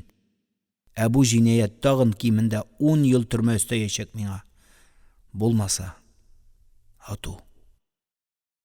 Менә ни өчен мин аңлы рәвештә ашау ичүдән ваз кичтем. Бу соңгы таянычым. Мин инде икенче яланы, нахак гаепне җентекләп тикшерү, аклауны таләп итәм. Карцерда инде берничә тапкыр тоткыннар алышты. Әмма дөресен әйтергә кирәк. Мине бер генә каракта, бер генә рецидивист рәнҗетмәде. Киресенчә, миңа ятарга урын бирделәр. Паёкларымны аш булуларына карамастан гадел рәвештә кире кайтаралар һәм хәзер чиратлашып ишекне кагалар. Кеше үлә, врач килсен! Доктор! Иреннәремдә кан. Авызымда тоз тәме. Бер генә йотым су. Мәгез, эчеп җибәрегез. Бер стакан су. Саф салкын су. Шайкалып түгелеп миңа килә. Башын күтәрегез. Кемдер башымны күтәрде. Стакандагы салкын шифалы суның дымы инде иреннәрендә тоела. Уф, Алла, моны да күрер көн бар икән. Бар хәлемне җыеп үрләм. Өстәл янында күзлекле кеше. Эчеп җибәрегез. Сылык итеп кире егылдым. Стакандагы су шайкалып түгелеп китте. Мин аңымны югалттым. Ибраһим, аш күзеңне. Менә бераз су йот. Курыкма. Мин бу. Иманкулов Зариф. Хәтерлисеңме? Беренче татар полкы комиссары. Иманкулов. Йотып җибәр. Су тамгач, иреннәрем җәелеп киткәндәй булды. Ибраһим, тагын бер йот. Иманкулов. Бу фамилия каядыр күктә әйләнеп йөрде дә сүнде. Мин тирән бер упкынга төшеп киттем. Бу камердәле Иманкуловтан башка татизат буенча таныш журналистым Кәримов Хәмзә дә бар икән. Ул да рәхмәт яугыры ярдәмгә килгән. Атнага якын миңа кашыктан аз гына шикәрле суда изелгән икмәк ашатып булышып торган. 7нче бүлек. Безне камерага алып килгән надзирательнең әйтүенә караганда, сине 2 тапкыр следовательгә күтәреп алып барганнар. Ул сиңа су тәкъдим иткән. Син эчәргә дип омтылгансың да, аңыңа килеп стаканны этеп җибәргәнсең. 9нчы тәүлектә температураң 40-ка күтәрелгән. Төрмә врачы сине карцердан алып больницага салырга кушкан. Әмма тикшерүче ул гаебен өстенә алмады дип рөхсәт бирмәгән. Менә ни өчен безнең камерада син, Ибраһим, диде Иманкулов. Мин әле ваба авыруыннан арына башлаган кебек хәлсез. Калтыранам. Шулай да аңым эшли. Иманкулов. Чыннан да, бу минем янда яткан тоткын, шул беренче татар полкының комиссары, гражданнар сугышы батыры, күкрәгендә кызыл байрак ордены балкыган мәшһүр комиссармы? Ташла. Ул турыда сорашма инде. Әнә ишек ачыла. Акрынлап саф һавага чыгып керик. Хәл өстәлер үзеңә. Иманкулов култыклап мине ишек алдына алып чыкты. Камера ишегеннән атлауга күзләрем чагылды. Башым әйләнә башлады. Булмаса, утыр монда. Иманкулов мине йөрү мәйданына чыга торган ишек төбенә утыртты да, баш надзирательгә нидер әйтте. Тегесе кулын селкеде. Утырсын мәгънәсендә. Ул арада икенче яктан һава алырга чыккан хатын-кызлар күренде. Гадәттә бер камерныклар кергәнче икенчесендәгеләрне тышка чыгармыйлар иде. Бу юлы надзирательләр вакытны бутаганнар ахрысы. Минем яннан башларын иеп, кулларын артка куйган хатын-кыз тоткыннар уза. Йөзләре сулган, карашлары сүрән. Арада яшьләрдә, шал чәчле карт аналарда күренә. Шу, Ибраһим, бу синме? Кемдер үтеп барышлый пышылдап кына эндәште. Исәнме? Сәрвар апа, шаулама, хәлең ничек? Әле генә карцердан ишеттем. Барысын да ишеттем. 9 тәүлек. Егет икәнсең. Инде бирешмә. Җыланнар, тагын пышылдаша башладыгызмы? Туктагыз. Иртәгә тагын сезнең камераны прогулкадан мәхрүм итәм. Надзиратель хатын ирләрчә 3-4 катлы итеп сүгенә, арттагыларны этә төртә башлады. Әле былтыр гына Сәрвар апа язучылар җыелышында балалар әдәбиятының үсеше турында доклад белән чыккан иде. Тулы күркәм гәүдәле, шат чырайлы, кызлар кебек җыйнак, матур иде ул вакытта. Ә хәзеренә танымаслык булып ябыккан, йөзе саргайган, әмма тавышы көр. Ул надзиратель хатынның сүгенүенә, куалауына да карамастан, миңа таба борылды һәм инде ачык тавыш белән кычкырды. Ибраһим, өметеңне өзмә. Бу караңгы төн мәңге булмас. Ул тагын да нәрсәдер әйтмәкче иде. Надзиратель хатын Сәрвар апаны этеп җибәрде. Сәрвар апа камера бусагасына абынып егылды. Авыр тимер ишек шалтыр-шылтыр килеп ябылды.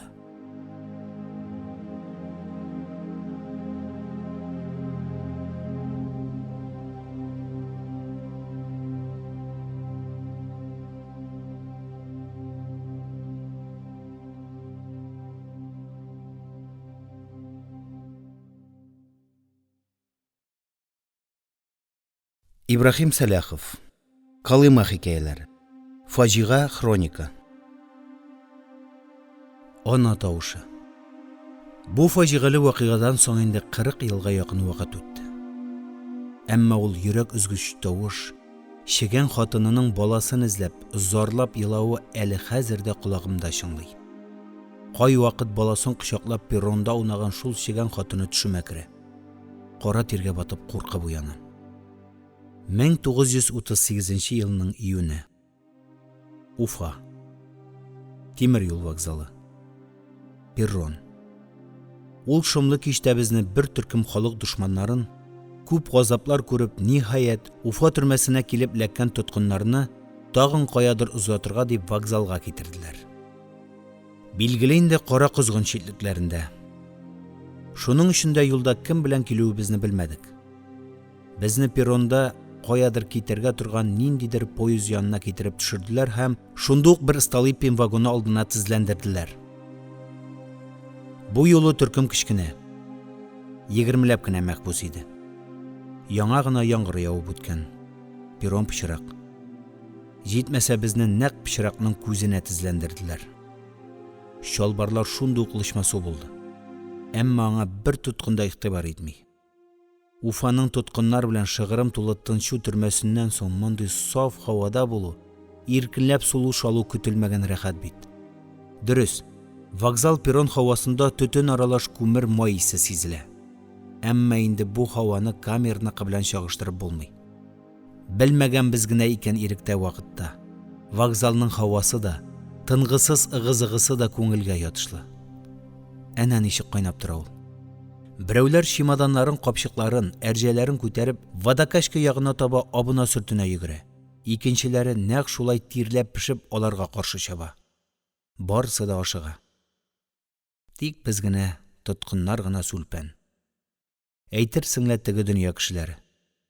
Пычрак суга тезләнеп, тынсыз утырабыз. Юк, бу тыштан гына шулай. Әйштә, менә бу пычрак суга тезләнгән йыртык кирле киемле, ябык сары, тутлы йөзле тоткыннарның күңелендә йөрмә. Алар үзләренең нәкъ шушы пассажирлар төсле теләсә каякка бара алган чакларын хәтерли. Туганнарын күз алдына китерә. Алай гына да түгел. Күзләре белән интегеп якыннарын эзли. Бәлкем менә шушы шашып йөргән юлчылар арасында атасы, хатыны, баласы бардыр. Бәлкем... хәзер алар килеп чыкса... Мин дә тирә ягымдагы иптәшләрем төсле үк өзелеп, вокзал ыгы-зыгысына карыйм. Көтәм. Кемне? Үзем дә белмим. Әмма ашыгып, ашкынып көтәм.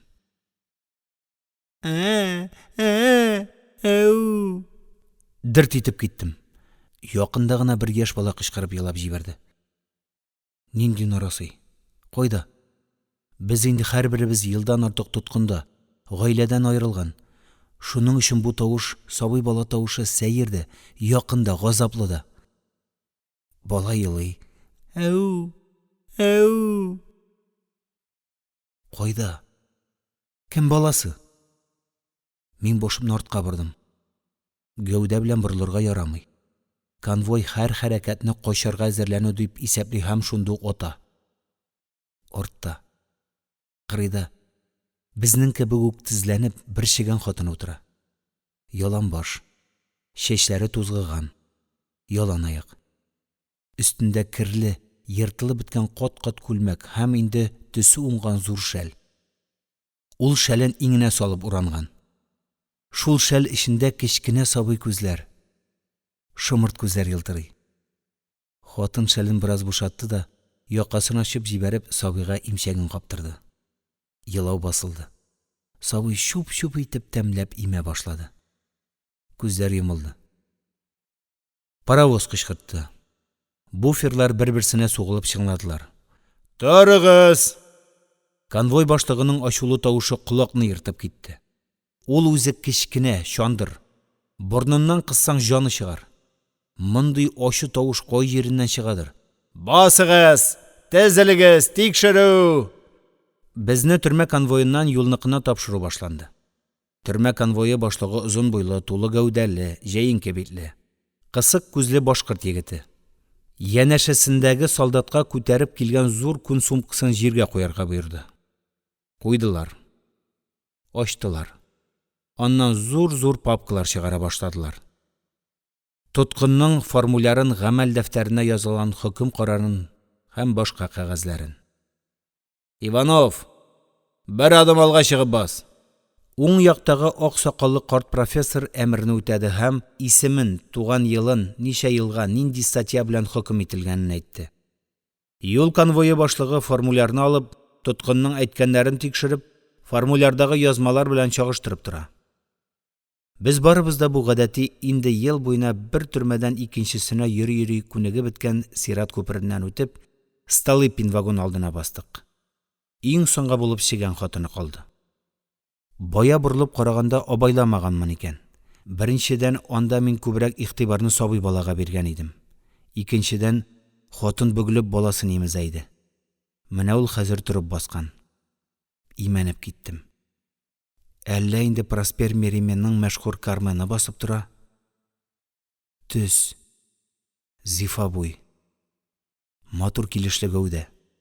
Шим кара озын калын тулымнар тузып җилкәгә төшкән. Калын кыйгач кара кашлар. Карчыга борын. Хәзер каты кысылган юка иреннәр һәм аз гына алга омтылган ияк. Дөрес, бит алмалары янып тормый. Аксыл, суырылган. Бу инде аңлашыла. Ул да безнең кебек тынчу камердан чыккан. Туяр-туймас паюкта торган, җитмәсә бала имезә. Әгәр хәзер аны иркен табырга җибәрсәң, туйганчы ашарга бирсәң, мине айруча сокландырганы зур шомырт кара күзләр. Алар ниндидер бер көч, ярсу белән бураулап карыйлар. Торышы нәкъ табырда биргә чыгарга әзерләнгән төсле иркен, хәтта аз гына куштанды. Карагыз, сокланыгыз, мин нинди чибәр. Ул бер адым алга атлады да, горур бер караш белән башын аз гына артка чиеп, шәлгә урап күкрәгенә бәйләгән бәбиен тирбәтә-тирбәтә аз гына чайкала. Борын астыннан гына ниндидер бер көй шаңшый. Күрәсең, беренче баласы. Сөенеп туя алмый. Эй! Син нәрсә, Земфира? Юл конвойы башлыгы аңа мыскыллап карап акырып җибәрде. Нәрсә чайкаласың? Әллә камерада шәкеп алдыңмы? Сиңа айрым чакыру кирәкме? Атла! Ул төрмә конвойы башлыгына борылды. Кайда аның формуляры? Чигән хатынының формуляры юк. Ул әле тикшерелә генә. Озату кәгазе генә бар. Бир монда, диде дә теге түрә чигән хатынына кадалды. Нәрсә ул шәлгә уралган? Әллә бағарға да өлгердіңме? Нәрсә ул? Ул минем кошчыгым. Жүләр, нинди кош тагын? Иптәш начальник, диде башкорт егете. Ул балалы хатын. Нинди бала? Конвой башлыгы ачуыннан йылан чаккандай сикереп китте. Шул гына җитмәгән юлга бала белән. Бир әле конвоирга. Балалар бүлмәсенә тапшырсын. Миндә көчек юк. Молчать! Турак шакырып җибәрде. Мин сиңа күрсәтермен тешләреңне. Иптәш Иващенко. Ул шылбыр булып безне урап торган конвоирларның шегән хатынына якынрак торганнан дәште. Ал баланы. Вокзалдагы дежур милиционерга бир. Тыңлыйм. Иващенко мылтыгын янындагы иптәшенә бирде дә шегән хатынына ташланды. Хатын ялт аркасы белән борылды. Солдат алга чыгып хатынның күкрәгенә кул сузган иде, кинәт аның битенә шап итеп хатынның кулы төште. Ах, сирәлчек! Син әле конвоирга сугасыңмы? Гайрәтле түрә чыпчык кебек сикерә-сикерә килеп, балалы шигәннең аркасына төртте. Хатын перронга барып кадалды. Бәби акырып елап җибәрде. Конвой башлыгы хатынны тагын бер тибеп әйләндерде дә, баланы тартып алырга иелде. Һәм шунда ук «А!» дип яман тавыш белән акырып артка чигенде. Аның уң кулыннан кан тамчылый иде. 2 тапкыр кыңгырау чыңлады. Начальник кесәсеннән яулык алып уң кулын урады да вагонга йөгерде. Тамбурда басып торган проводницаны чакырып, колагына нидер пышылдады. Проводница ризалык белдереп башын иде. Әйдә үләксә, йөгер теге вагонга. Түрә кеше чигән хатынын куа, ашыктыра башлады. Тиз-тиз, патла! Хатын баласын кочаклаган килеш мүкәләп егылган җиреннән торды. Үзе һаман дип баласын тынычландыра. Аның әле бала имезеп утырган җирдә зур гына капчыгы да бар икән. Бер кулы белән баласын күкрәгенә кысып, икенчесе белән биштәрен үстереп, яшел вагонга, конвой күрсәткән проводница басып торган ишеккә таба ашыгып атлады. Начальник арттан аның саюн кызулады. Тизрәк, тизрәк, үләксә! Поезд кузгала! Синең аркада нә составны тотып торам, әдәм актыгы! Шигән хатыны абына сөртенә капчыгын үстереп, баскыч төбенә килеп җитте. Үзе мышный бала сыйлый. Әйдә, әйдә, мен вагонга! Хатын бер кулы белән баласын кысып, икенчесе белән капчыгын үстереп вагонга күтәрелмәкче иде. Баскыч биек, аягы җитми. Ул арада өстә басып торган проводница елмаеп: "Бирегез баланы, мин тотып торыйм", диде. Рәхмәт. Шигән хатыны баласын проводницага биреп, үзе 2 куллап капчыгын күтәрде. Вагонга менәргә азапланды. Шундук шап итеп эчке ишек ябылды. Хатын акырып җибәрде. Мишутка! Ул арада күрше вагонның ишеге ачылды. Һәм аннан теге проводница кызыл чүпрәккә төрелгән баланы конвой башлыгына сузды. Иващенко! Начальник конвоир солдатны чакырып алды да акырып елаган баланы сузды. Мә, тизрәк вокзалга, дедприемникка илт. Иващенко бик шыксыз, уңайсыз рәвештә төргәкне алып, култык астына кыстырды да вокзалга йөгерде. Бала булып үксеп елый иде.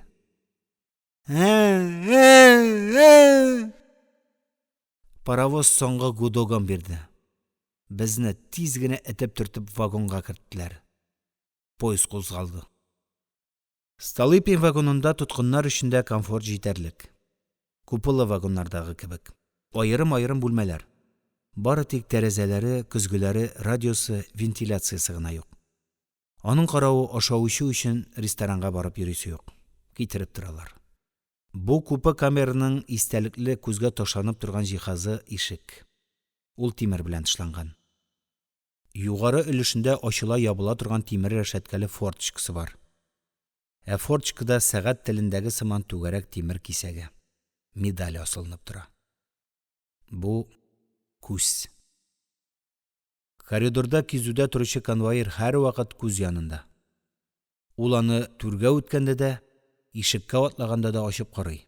Сыңар күз белән, әмма җентекләп. Башкача мөмкин дә түгел. Устав куша.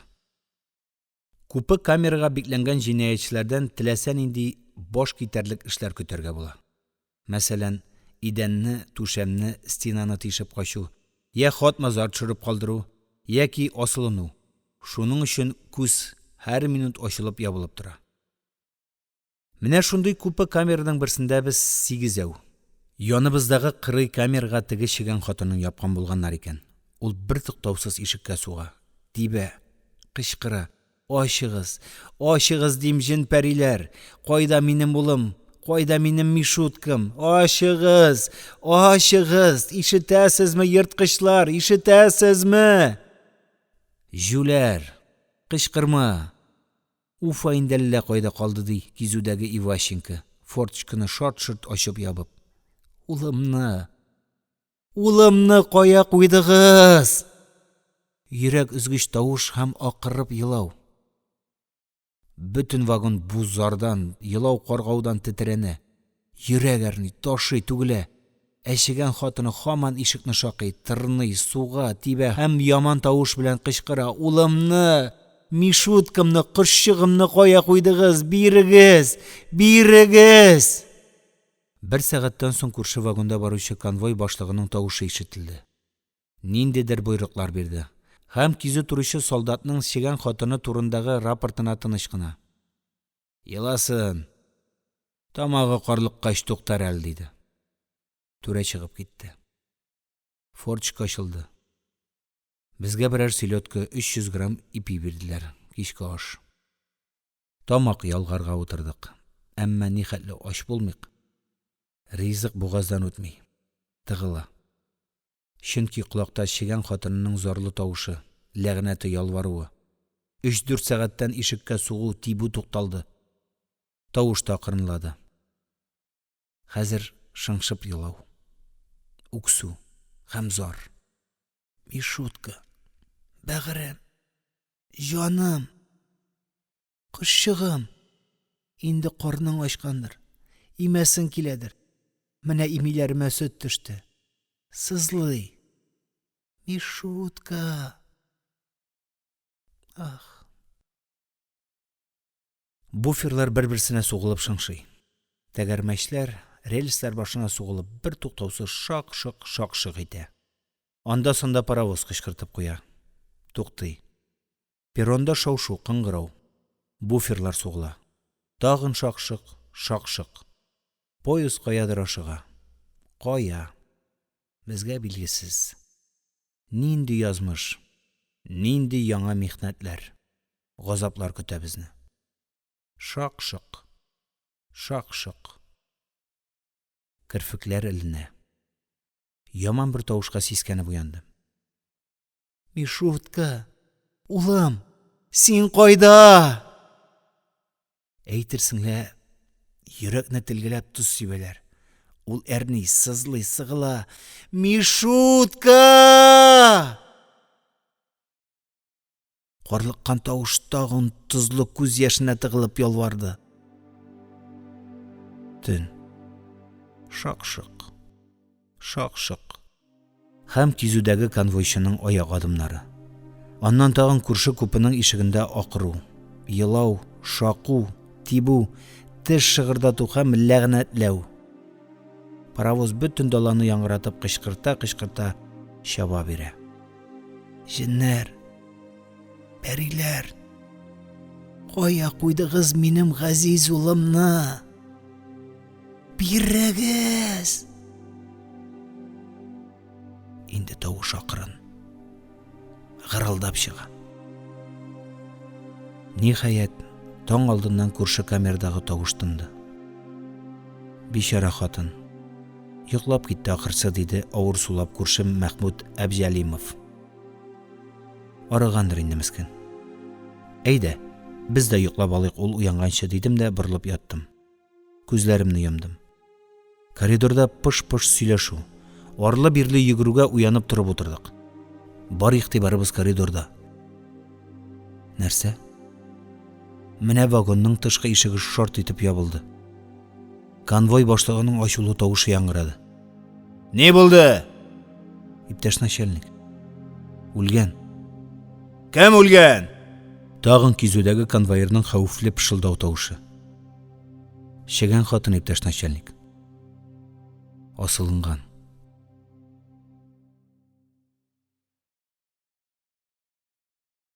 Ибрахим Саляхов. Калыма хикәяләре. Фаҗига хроника. Таныш түгел дус. Бірінші бүлік. Мен қабат 1938 елінің май айына әйләніп қайтам. 15-20 күн ішінде ашық-пышық, айрыша бір салқын қанлылық, иқтибарсызлық, хәтта жирәнулі қараш белән халыкның 1905-1917 еллар революциялары дулкынында күтәрелеп чыгып, шу революция җиңү өчен фидакар көрәшкән, кан кыйган, әмма бөгелмәгән, һаман бөек көрәш сафында калган газиз уллары һәм кызлары бер гаепсез, нигезсез халык дошманы дип гаепләнделәр. Өлкә партия комитеты һәм пленум әгъзалары, шулай ук Верховный Совет депутатлары, халык комиссарлары, галимнәр, язучылар, артистлар, карт большевиклар, башка совет оешмалары җитәкчеләре күз дә йоммыйча үлем җәзасына хөкем ителде. Азларына гына шәфкать күрсәтеп, аларны 10-15 елга төрмәгә, әгәр дә инде аннан үлмичә алай-болай чыга калса, 5 елга барлык гражданлык хокукларыннан мәхрүм итәргә дигән хөкем чыгардылар. Мин мөгаен яшь булуым аркасында бәхетлеләр төркеменә, төрмә җәзасына тартылганнар арасына эләктем. Казаннан соң Бөгелмә, Уфа, Свердловск, Чиләбе, Төмән төрмәләрен кичтем. Бу юл бик авыр узылды. Һәрбер төрмә йөрәктә кан саркып торган төзәлмәс ачы яра булып калды. Әле хәзер 40 елдан соң да ул төрмәләр, камерлар, карцерлар төшләремә керсә, мин куркып, саташып, шабыр тиргә батып, тетрәнеп уянам. Эссе җәй айлары. Тоткыннар белән шыгырым тулы камерлар, ятарга түгел басып торга да урын җитми.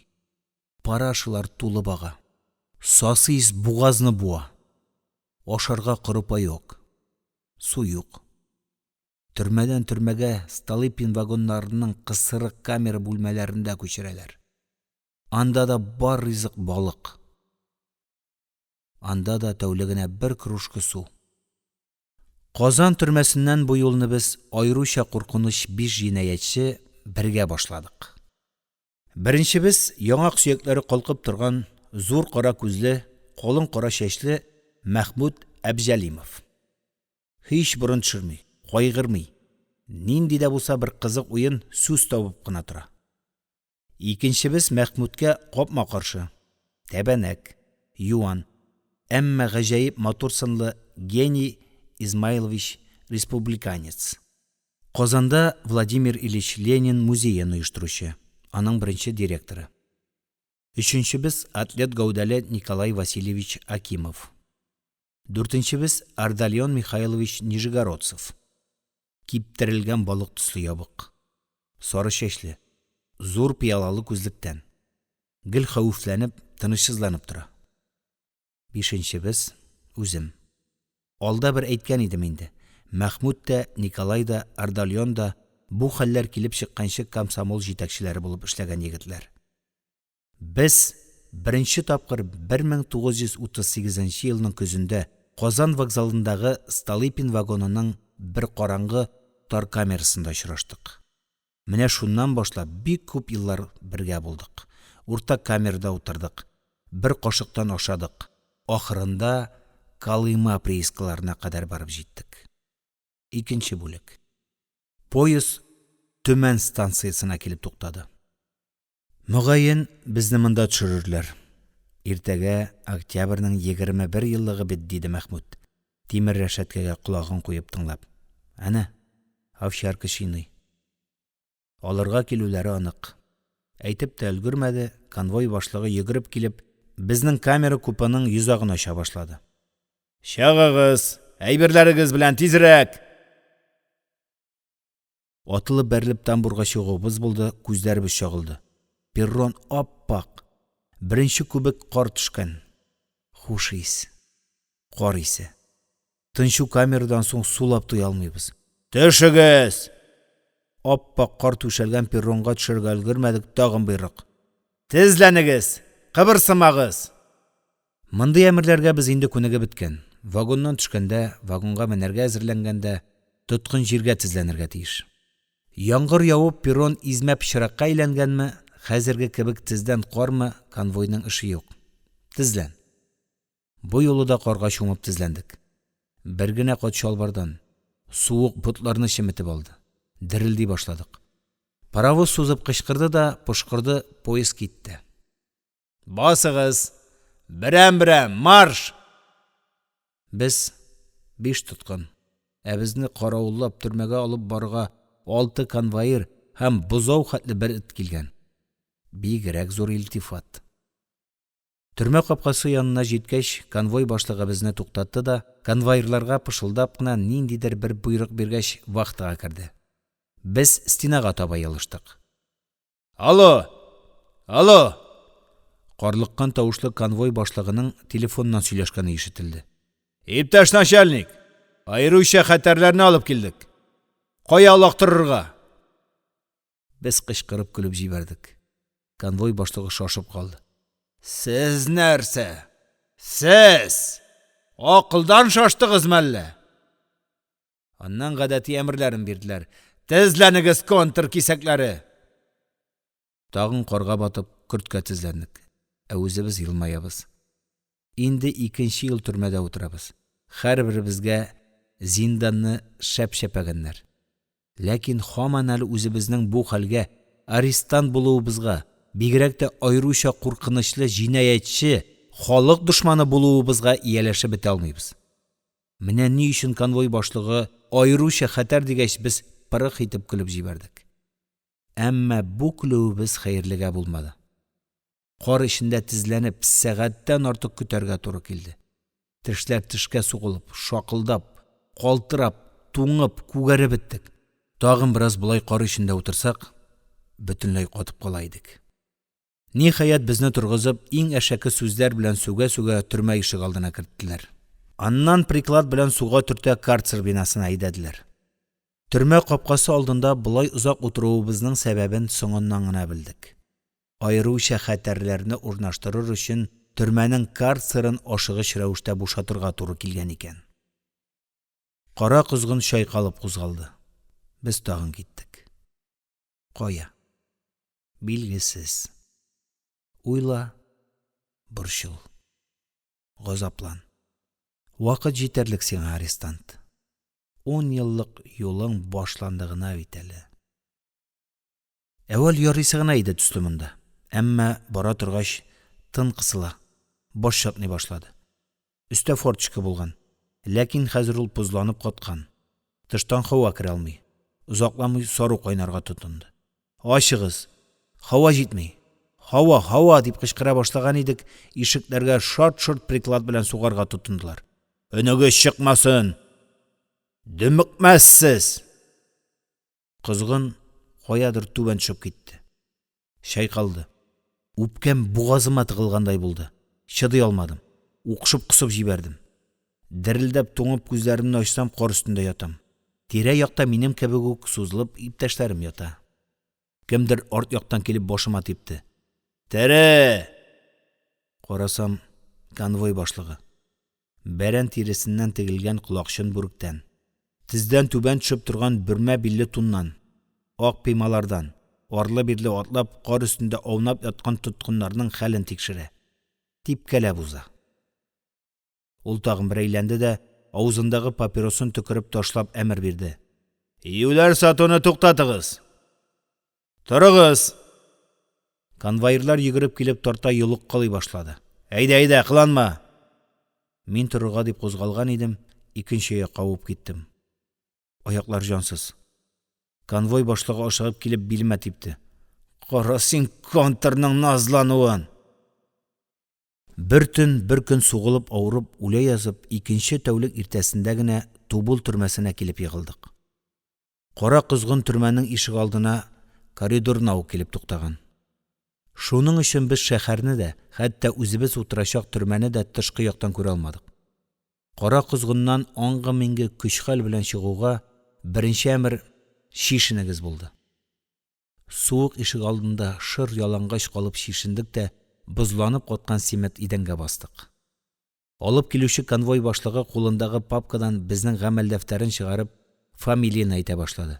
Әбҗәлимов, Инде бу барлауга күнеге беткән тоткын бер адым алга атлый һәм тын да алмыйча тезеп китә.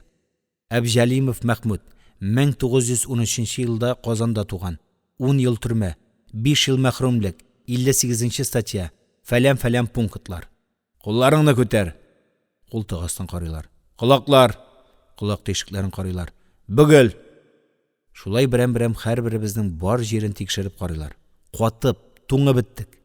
Тикшерү, тинтү тәмамланганчы киенергә ярамый. Ниһаять алу бирү, тинтү бетте. Безнең формулярлар конвойдан төрмә администрациясына күчте. Коридорның аргы башындагы бер ишекне ачтылар. Надзиратель әмер бирде. Алга, марш! Я Алла! Бу көнне дә күрәсебез бар икән. Мунча, ләүкә, краннар, ләгәннәр, сабын кисәкләре барысы да бишәрдән. Төрмәгә эләккәннән бирле мондый иркен мунчаны күргәнебез юк иде. Бигрәк тә хәзерге кебек, катып туңганнан соң. Салкын су, кайнар су, пар, җәннәт, ләүкәдән төшмибез. Барыбызның да тәне кабыкланып каткан. Кайнар су, пар белән җебеткәч кабык салына башлады. Бер-беребезне тырнакларыбыз белән кырып юабыз. Бер кат тиребез салынды ахыры. Юыны бетеп куенгач, икенче бүлмәгә чыктык. Сөлге, күлмәгештан һәрберебезгә айрым-айрым. Кирәк ярагалыгыз, диде надзиратель ишекне ачып. Ваты басыгыз әле душаларым, диде Мәхмүд, йөрими шәршәләп. Үзе арлы-бирле атлап, өр-яңа формасын күрсәтә. Ваты, нинди кураж булдым, ә? Петлицларында алтын йолдызлары гына юк. Маршал булыр идең, диде Акимов көлеп. Мин дә яңа формага төрендем. Үзеңдәге күренми, кеше өстендәге шикрайып тора. Безгә өр-яңа төрмә киемнәре, бушлат, гимнастерка, шалбар, колаклы бүрек бирделәр. Алар барысы да күксел калын киндердән тегелгән. Һәм барысында да канәфер төсендәге ямаулар. Шалбарның тезләрендә, гимнастерканың якаларында, бушлатның да шулай ук якасында, җиң очларында, бүрекнең колакларында. Бу ямаулар билгеле инде, киндер җитмәүдән түгел, алай-булай качып китсәләр, әллә кайдан аның кемлеге кычкырып торсын өчен. Ботинкалар да бирделәр, тик шнуры гына бер тотым. Озын ярамый, асылынуыбыз ихтимал бит.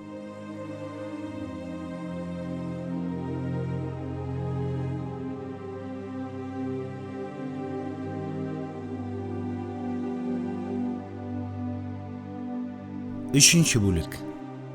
Сез Федор Михайлович Достоевскийның «Үлі йорт язмалары» исемле китабын һич шиксез укыгансыздыр.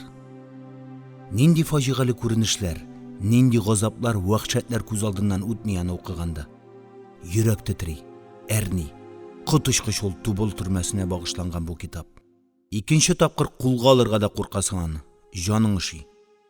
Менә шул китапта тасвирланган Федор Михайлович Достоевский җәфаланган төрмәдә, Тубыл зинданында миңа да 1938 елның ноябреннән 1940 елның майына хәтле ел ярымга якын утырырга туры килде. Башта Федор Михайлович михнәт чиккән иске төрмәдә әсир булдык. Аннан 1939 елның мартында безне җәмгыять өчен айруча куркыныч политик җинаятьчеләрне әле яңа гына салынган махсус корпуска күчерделәр. Кеше, бигрәк тә тоткындагы кеше, һәрбер үзгәрешкә, хәтта бер камерадан икенчесенә күчүгә дә сөенә. Яңалык. Надзирательдән башка камерага күчәчәгебезне ишеткәч, без дә сөендек, кабындык. Кем белә? Яңа төрмәдә бәлки тормышыбыз яңача, җайлырак китәр. Әмма кышын ашыгыч салынган яңа корпусның тар тимер баскычларыннан күтәрелеп, әле цементы да кибеп җитмәгән тар, ярым караңгы коридорыннан узгач, ике яктан тезелеп киткән камераларның авыр тимер ишеген ачып бусагасыннан атлауга бар өметләр шәлпәрәмә килде. Әйе. Федор Михайлович утырган борынгы төрмә оҗмах булган икән дидем мин, ачынып, шыңшып чинап камера ишеге ябылгач. Җаным өшеп тетрәнеп китте. Әйтерсең лә тере килеш ләхеткә куйдылар мине. Хәер, булар әле алдарак. Әлегә безнең бу төрмәгә яңа аяк басу. Бу минуттан башлап исем фамилиягыз формулярда гына кала. Все. Бу минуттан башлап сез бары үзегез утыра торган камера саны һәм ятак саны белән генә аталасыз. Все. Аңлашыламы? Аңладык. Все. Бер сорау бирергә мөмкинме? Тондыр. Безгә туганнарыбыз белән хат хәбәр алышырга мөмкинме? Мин сезгә төшендердем. Тубыл төрмәсе гади төрмә түгел, ул политизолятор. Төшендегезме? Юк. Менә юләр. Барсында монда мин хәл итәм. Инде төшендегезме? Әйе. Төрмә башлыгының безне айруча куркынычлы 5 сәяси җинаятьчене беренче кабул кылуы шуның белән тәмамланды. Баш надзиратель безне төп торакларга алып китте. Коридорның урта бер җирендәге таныш камера алдына килеп туктадык. 96 номерлы камера. Әвәле йозак, аннан камерның авыр ишеге ачылды. Керегез. Монда атлауга күзләребез чагылып китте. Каршы стенада зур-зур 3 тәрәзә. Рәшәткәләр дә башка төрмәләрдәге төсле бөтен тәрәзәне томалап тормый. Шпага рәвешендәге уклар рамнарның урта күзләренә генә җитеп туктый. Өске як рәшәткәсез, ачык. Бу камераның озынлыгы 8, киңлеге 5 метр чамасында. Биеклеге дә әйбәт, 3 метр ярым булыр кимендә. Түшәм һәм стеналар бик яхшылап извис белән акшарланган. Бу бүлмә һич төрмә камерасына охшамаган. Әйтерсең мәктәпнең класс бүлмәсе. Бигрәк тә хәзер иртәнге кояш нурларында бүлмә ялт итеп тора. Ул гынамы? Тагын бер сюрприз. Менә шушы киң, биек, якты бүлмәдә 12 карават. Шуларның 5-се бик пөхтәләп урын җир, яңа одеял, 2 җәймә, киез, мендәр белән җыелган, һәр карават башында ап-пак сөлгеләр. Исебез китте. Әллә инде безне иреккә чыгарырга җыйналармы? Ул гынамы? Форточка ачылды. Төшкә аш алыгыз. Сөенечтән әле әйтергә дә онытканмын. Бүлмә уртасында озын өстәл, өстәл тирәли, 2 эскәмия. Билгеле инде, караватларның, өстәл урындыкларның аяклары идәнгә болт белән ныгытылган. Менә шушы өстәлгә ризык килде. Зур җамаяк тулы уха. Кечерәгендә солы боткасы, бер чәйник чәй, берәр шакмак шикәр, паёкка исә 600 граммлы будай күмәче. Мондый тәмле уханы, мондый тәмле ботканы, мондый тәмле күмәчне, мондый тәмле чәй шикәрне минем моннан соң төрмәдә дә, төрмәдән чыккач та һичбер җирдә ашаганым, эчкәнем булмады. Гаҗәп тантаналы бер сый булды бу тубылдагы беренче ашыбыз. Сыйланып туйгач, үс башыбызны салып, ап-пак җәймәләр ябынып, ял итәргә яттык. Өнме бу? Төшме? Изрәп йоклап киттек. Торыгыз! Кичке аш! Сикерешеп тордык. Бу ни бу? Төн, кояш сүнгән, лампочкалар кабынган, нинди рәхәт йоклаганбыз. Кичке ашка зур гына җамаяк туп-тулы солы боткасы. Изелеп пешкән сөтләнеп тора. Бер чәйник чәй, 5 шакмак шикәр. Төшкедән калган ятшар паёк күмәч тә бар иде. Туйганчы ботка ашадык. Аннан тәмләп шикәрләп чәй эчтек. Кайдан килде бу рәхәт? Кичке аштан соң озакламый тикшерү булды. 96 беренче, 96 икенче урынында. Менә шунда гына инде без үзебезнең исем фамилияларыбызны югалтып, бары тик сонга калуыбызны төшендек. Тикшерүдән соң түшәмдәге лампочка 3 тапкыр күзен кысты. Отбой. Без тагын йокларга яттык. Караватта одеял ябынып, башны мендәргә салып йоклауга нинди рәхәт.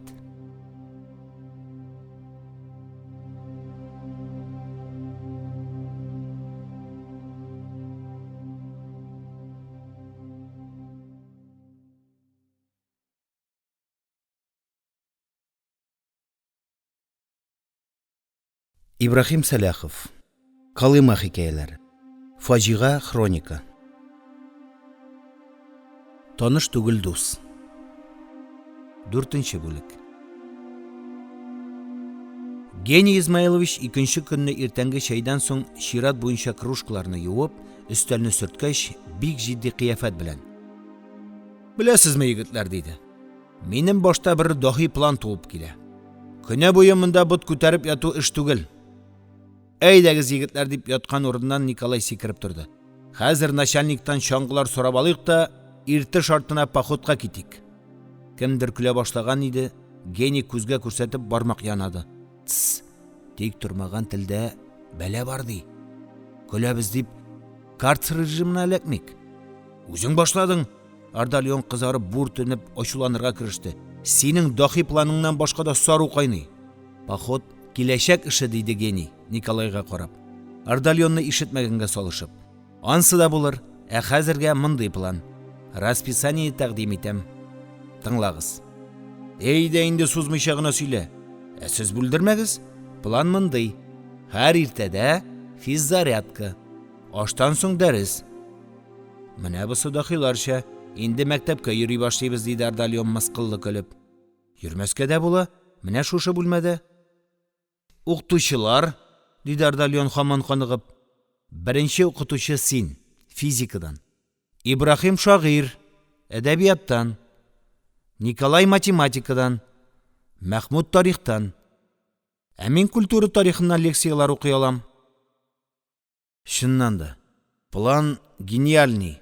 Тик мөмкинлекләребез шамалырак, диде Николай, мыек астыннан гына көлеп. Ул инде мыек җибәргән иде. Дөресен әйткәндә, башта мин үзем дә Генийның бу дахи планы эшкә ашуына шикләнеп, башкалар төсле көлеп караган идем. Ләкин көйләнде бит. Дөнья культурасы тарихы буенча беренче лекцияны Гений Измайлович үзе башлады. Буйга кечкенә, гәүдәгә тулы, йөзе нурлы, борынгы грек скульптураларына охшаш матур сынлы, ярыйсы ук зур тубал баш. Ул өстәл янына килеп басып, бик җитди кыяфәт белән: "Иптәшләр, без тыңлаячак лекцияларның кереш темасы", дип, профессорларча вәкарь белән сөйли башлагач, колакларыбыз торды. "Карәле тубал баш, сине юкка гына Гений дип атамаганнар икән", аркасыннан кагып, Мәхмүд аны мактап талды. Беренче лекция тирән эчтәлеге белән барыбызга да ошады. Икенче көнне кафедрага Ардальон чыкты. Математика тарихыннан башлады. Аннан Мәхмүд, Николай, мин. Шулай итеп безнең 5 факультеттан торган университет эшли башлады. Уянгач ук физзарядка, аннан барлау, иртәнге аш. Аннан соң барыбыз да өстәл янына тезелеп утырабыз. Бары тик конспект язар өчен кәгазь, карандаш кына юк. Лекция төшкә ашкача.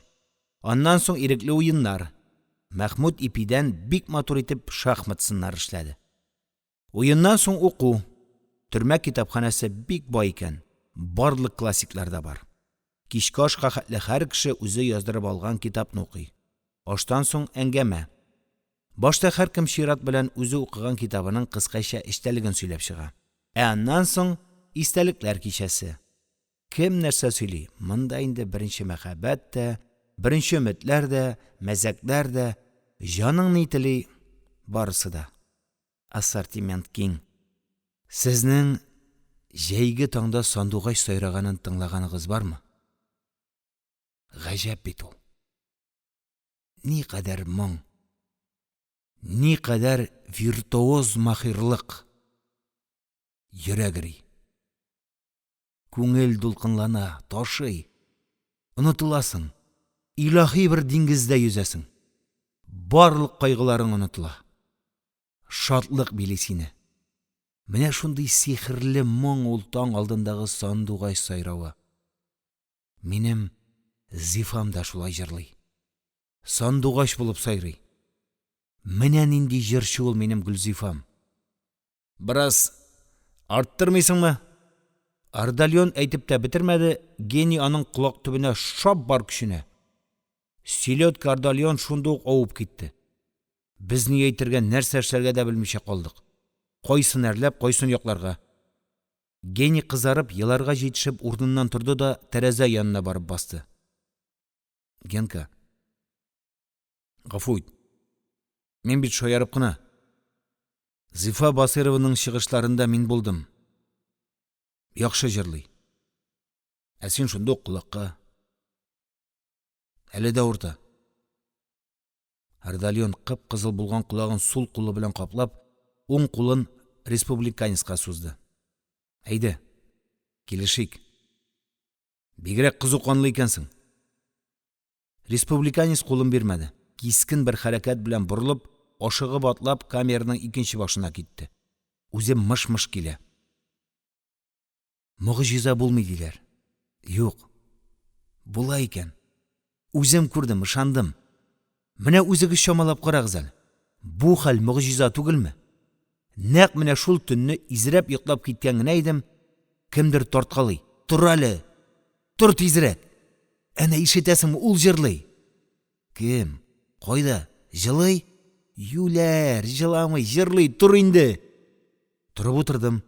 Иптәшләр дә турып караватларында утыралар. Каяндыр ерактан җыр тавышы ишетелә. Татарча моңлы җыр. Бик ягымлы хатын-кыз тавышы. Төнгә каршы берәү моңлы итеп Рамай аерылышу көен җырлады. Тынга калды урман буйлары да Рамай. Шишмәләр дә акмый тыңлады. Уф, Алла. Кини тавышланып көрсүнде. Зифа. Зифа җан кисәгем җырлый бит. Төрмә ныгытмасы аръягындагы шәһәр мәйданына куелган репродуктордан искиткеч моңзар түгелде. Акырын. Тавышланма инде. Мәхмүт үрелеп Гениның күлмәгеннән тартты. Дежурныйны китерерсең. Әҗер аз гына тынып өзелеп торды да, мөгаен Зифа анда ерак Казанда радиостудияда күкрәгенә күбрәк сулыш алуга тагын канат какты. Сахраларга чыгып бер сызгырдым, Рамай, чапкан пешәннәрем кипсен дип. Безне генә кемнәр каргады икән, Рамай, гомерләре аерым үтсен дип. Гений бер торды, бер ятты, иңрәде. Әҗер моңлы көр тавыш аның сайын үсте. Агыйделкәйләрнең яры биек, Рамай, күренеп тора Казан каласы. Шушы айрылудан күрешә алмасак, Рамай, гомерлеккә йөрәк ярасы. Камера эче моң белән, нур белән тулды. Гениның гына түгел, минем дә, билгеле инде камерадагы башка иптәшләрнең дә күзләренә яшь тулды. Кайнар яшь. Сагыш. Үзем уйлыйм. Гений бәхетле. Бәхетле. Аның сөйгән яры бар. Ул аны онытмый, сагына, өметләнә, чакыра, көтә. Сөйгәненең илаһи тавышы Себергә, Тубылга, безнең камерага хәтле килеп җитте.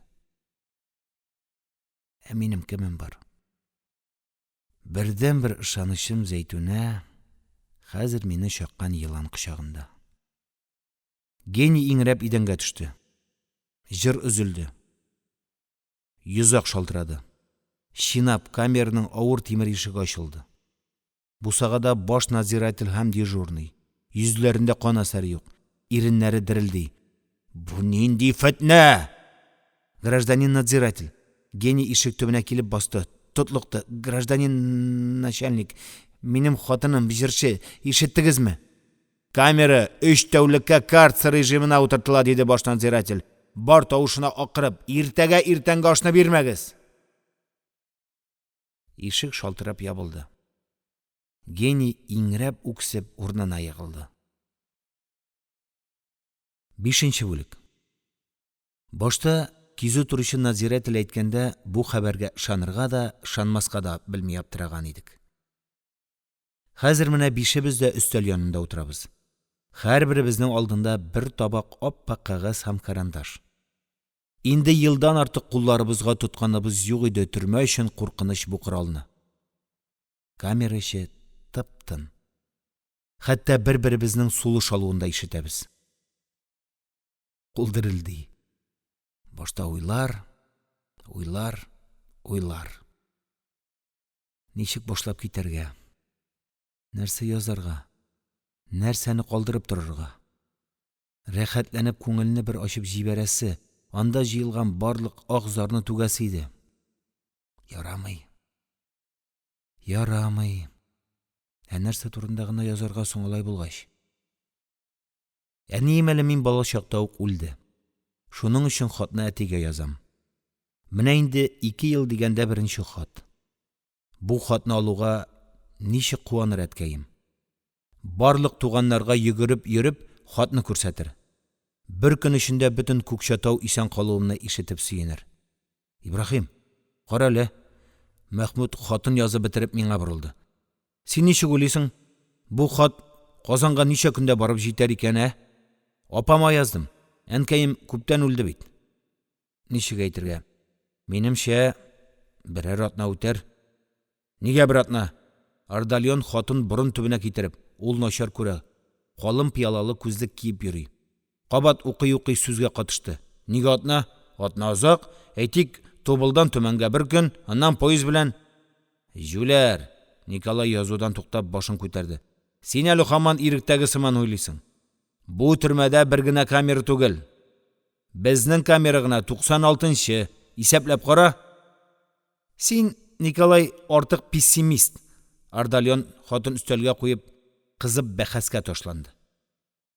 Үз фикерен үскә чыгарыр өчен кычкыра башлады. Һәр нәрсәгә кара күзлек аша карыйсың.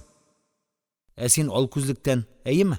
Мин Ардальон тотлыга башлады. Шак кара күзлеге төшеп китмәде, тотып калды. Мин бик реальный карыйм.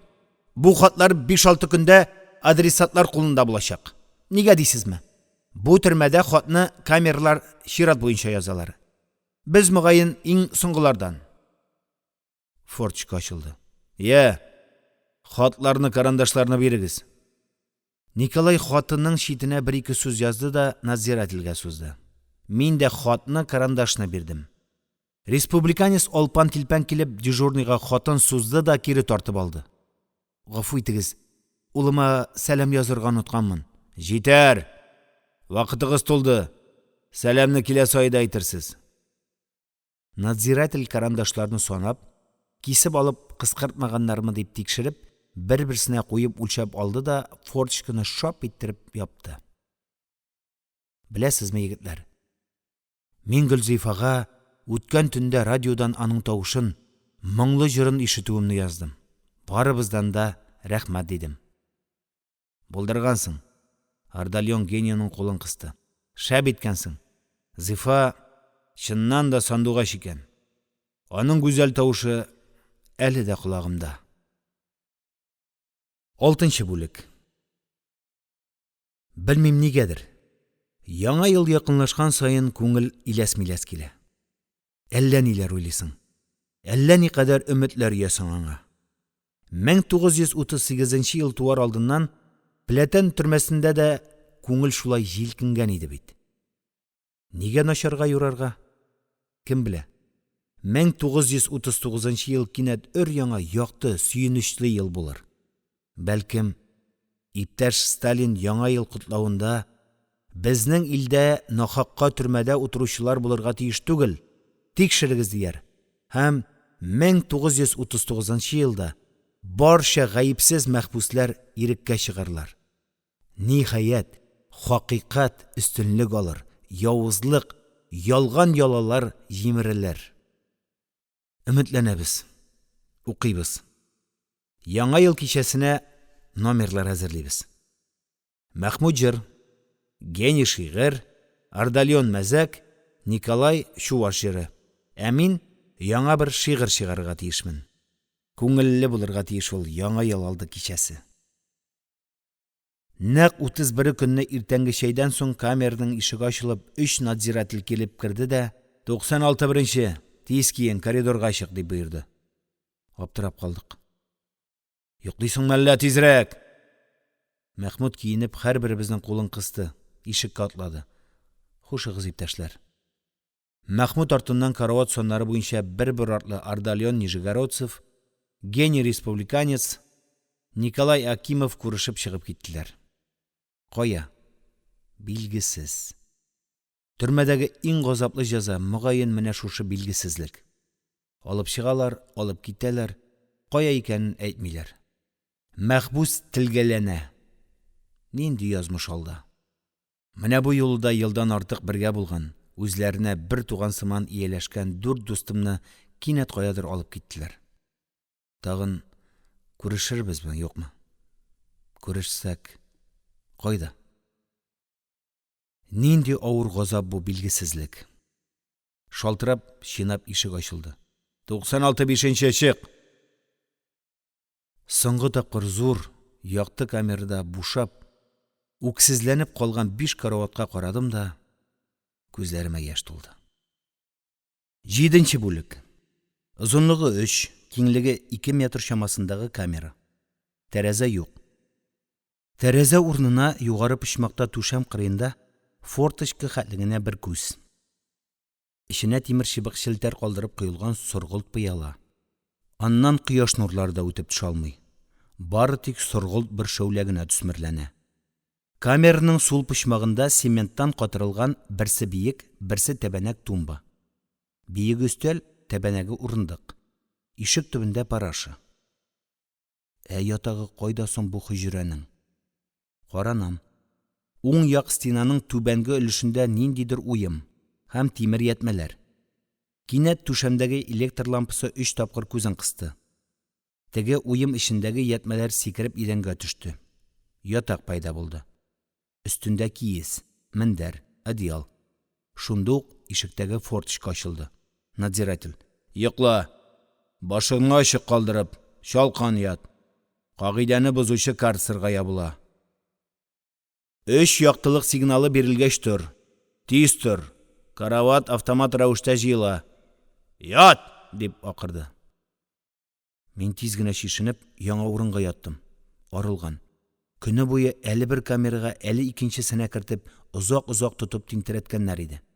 Әмма күзләремне чытырдатып йомсам да, йоклый алмыйм. Әле иртән генә без 5 идек. Бергәләп яңа елны каршыларга, концерт бирергә әзерләнә идек бит. Сез кайда, дуслар? Сез дә хәзер минем кебек бу цемент ләхеттә йоклый алмый газапланасызмы? Яңа ел. Ул кайда? Уздымы? Килеп җитмәдеме? Одеялны башымнан уранып, камераны күрмәскә тырышып уйга чумдым. Нинди булырсың икән соң син яңа 1939 ел? Шакшык. Сикереп тордым. Форточкада надзирательнең ачулы чытык йөзе. "Нигә тәртипне бозасың? Нигә башыңны урап яттың? Тәртипне тагын бер бозсаң, карцер, ят!" Шакшык. Шакшык. Коридорда йөргән дежурныйның дагалы итеге. Бер ераклаша, бер якыная. Күз ачыла, ябыла. Тагын шакшык. Шакшык.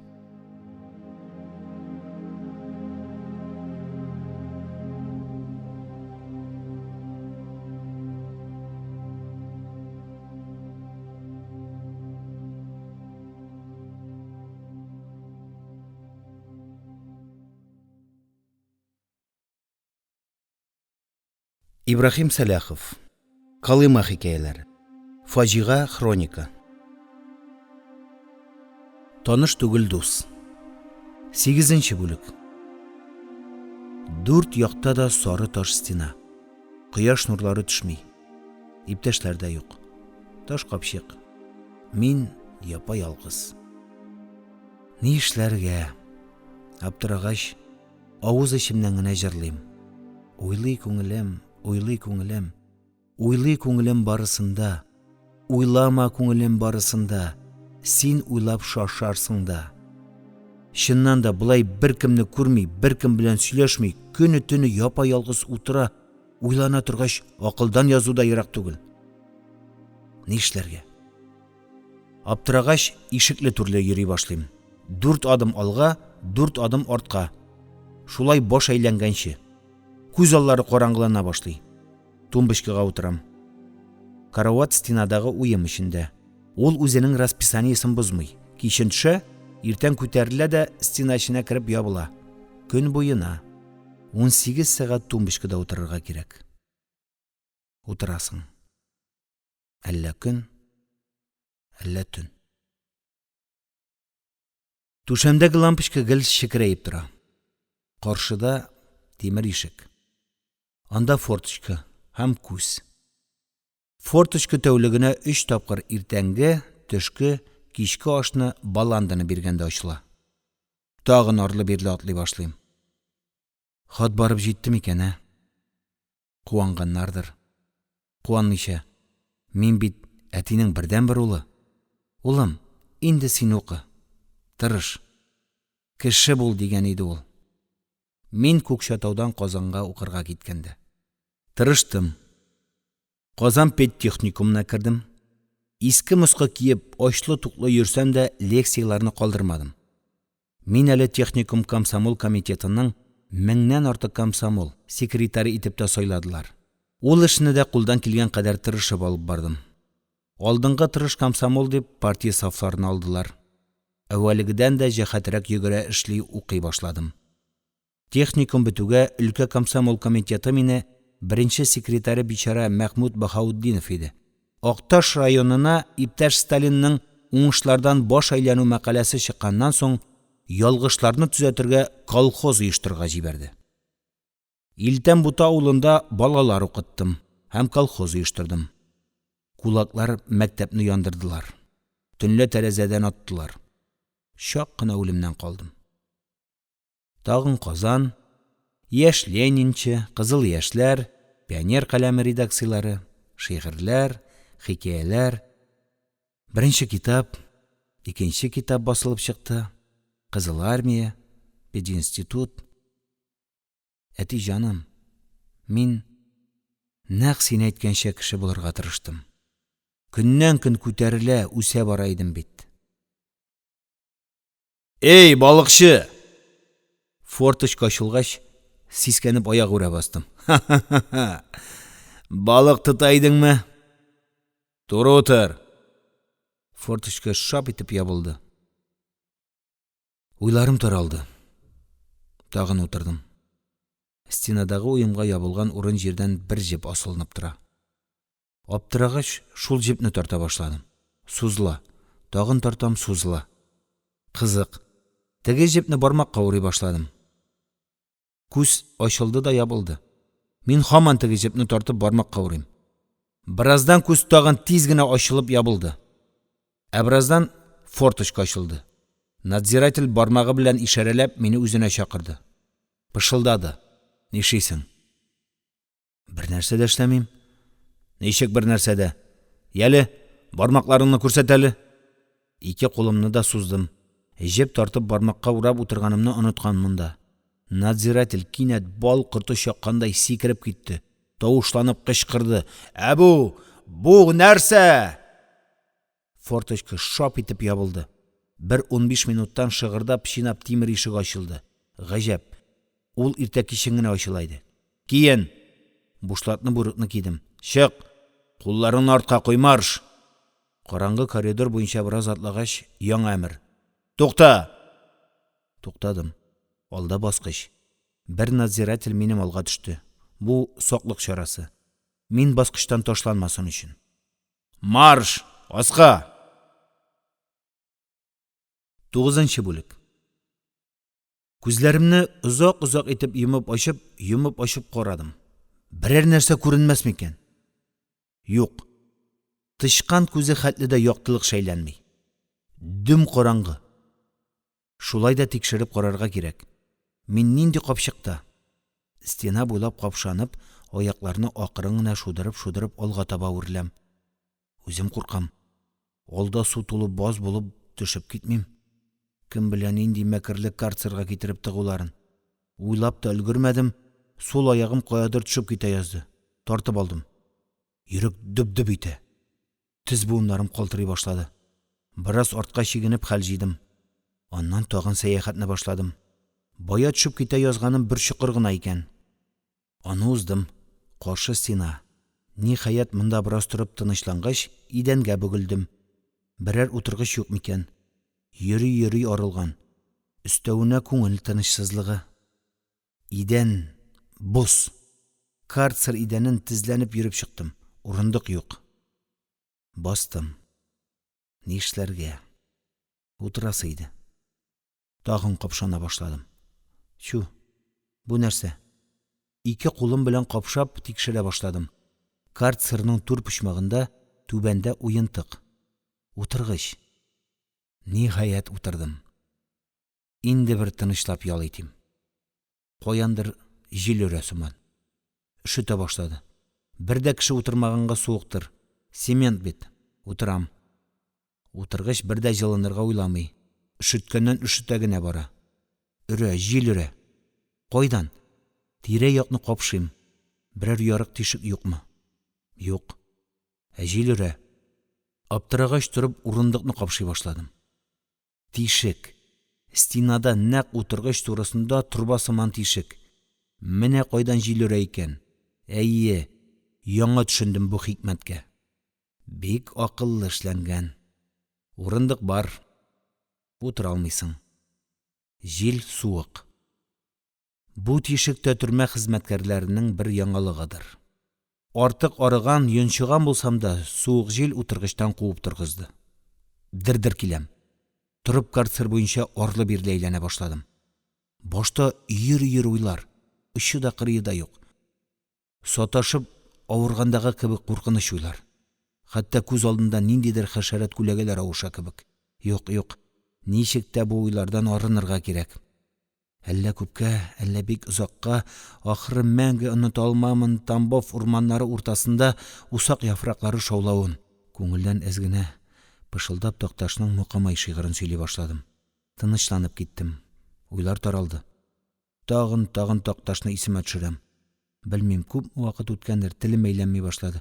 Аякларның хәле китте. Стенага тотуна, теге тишек урындыкка барып лык итеп утырдым. Карцерның ишеге ачылды. Дежурный: «Чык!» дип боерды. Чыктым. Надзиратель мине коридор буенча ишек алдына алып чыгып китте. Әллә инде камерага кайтара? Юк, ләгънәт төшкере. Икенче якка барды. Эңгер-меңгер. Әле генә кар явып үткән.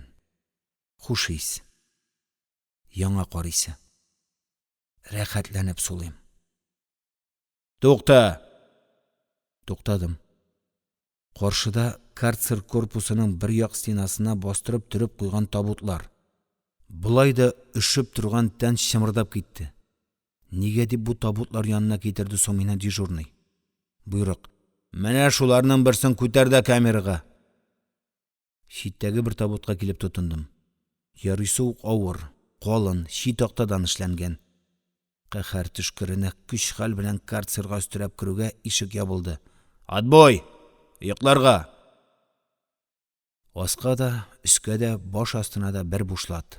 Шулай булгач, аны салып тормадым. Кингән килеш кенә табут эченә кереп сузылдым. Ичмәсәм, монда тере килеш ятып хәл җыйм. Йокы ястык теләмәс диләр бит. Күзләремне йомдым. Дер-дер киләм. Баягыдан да көчлерәк туңа калтырый башладым. Астан суык килә. Ята торгач такта җылыныр дигән идем. Юк, һаман өрә. Аптырагач торып утырдым. Табутның төбен капшый башладым. Бу ни бу? Исем китте. Табутның төбендәге такта тишек. Гаҗәпләнеп тишеккә бармак тыгып карыйм. Йомычка. Яңа төшендем суыкның кайдан килүен. Барысы да бик акыллы эшләнгән. Бу ястык ике төпле икән. Арасына йомычка тутырылган. Ул көн узын тышта торып суык җыя, ә монда керткәч шул суыкны чыгара. Менә шундый ястыкта йоклап кара. 3нче тәүлек дигәндә мине төрмә башлыгы кабинетына китерделәр. Сез 168нче тоткын, диде өстәл артындагы тирән креслога утырган түрә. Ниндидер кәгазьләргә кул куя, башын күтәрми генә. Төрмәнең ичке кагыйдасын бузган өчен 3 тәүлеккә карцерга ябылган идегез. Срок тулды. Мин сезне чыгарам. Ләкин карагыз аны. Тагын да тәртипне бозсагыз, моннан да катырак җәза кулланырмын. Төшендегезме? Төшендем. Алып китегез. Үземнең 168нче икәнемне белеп, камерама кайттым. Кара, нинди якты, нинди иркен икән минем бу куышым.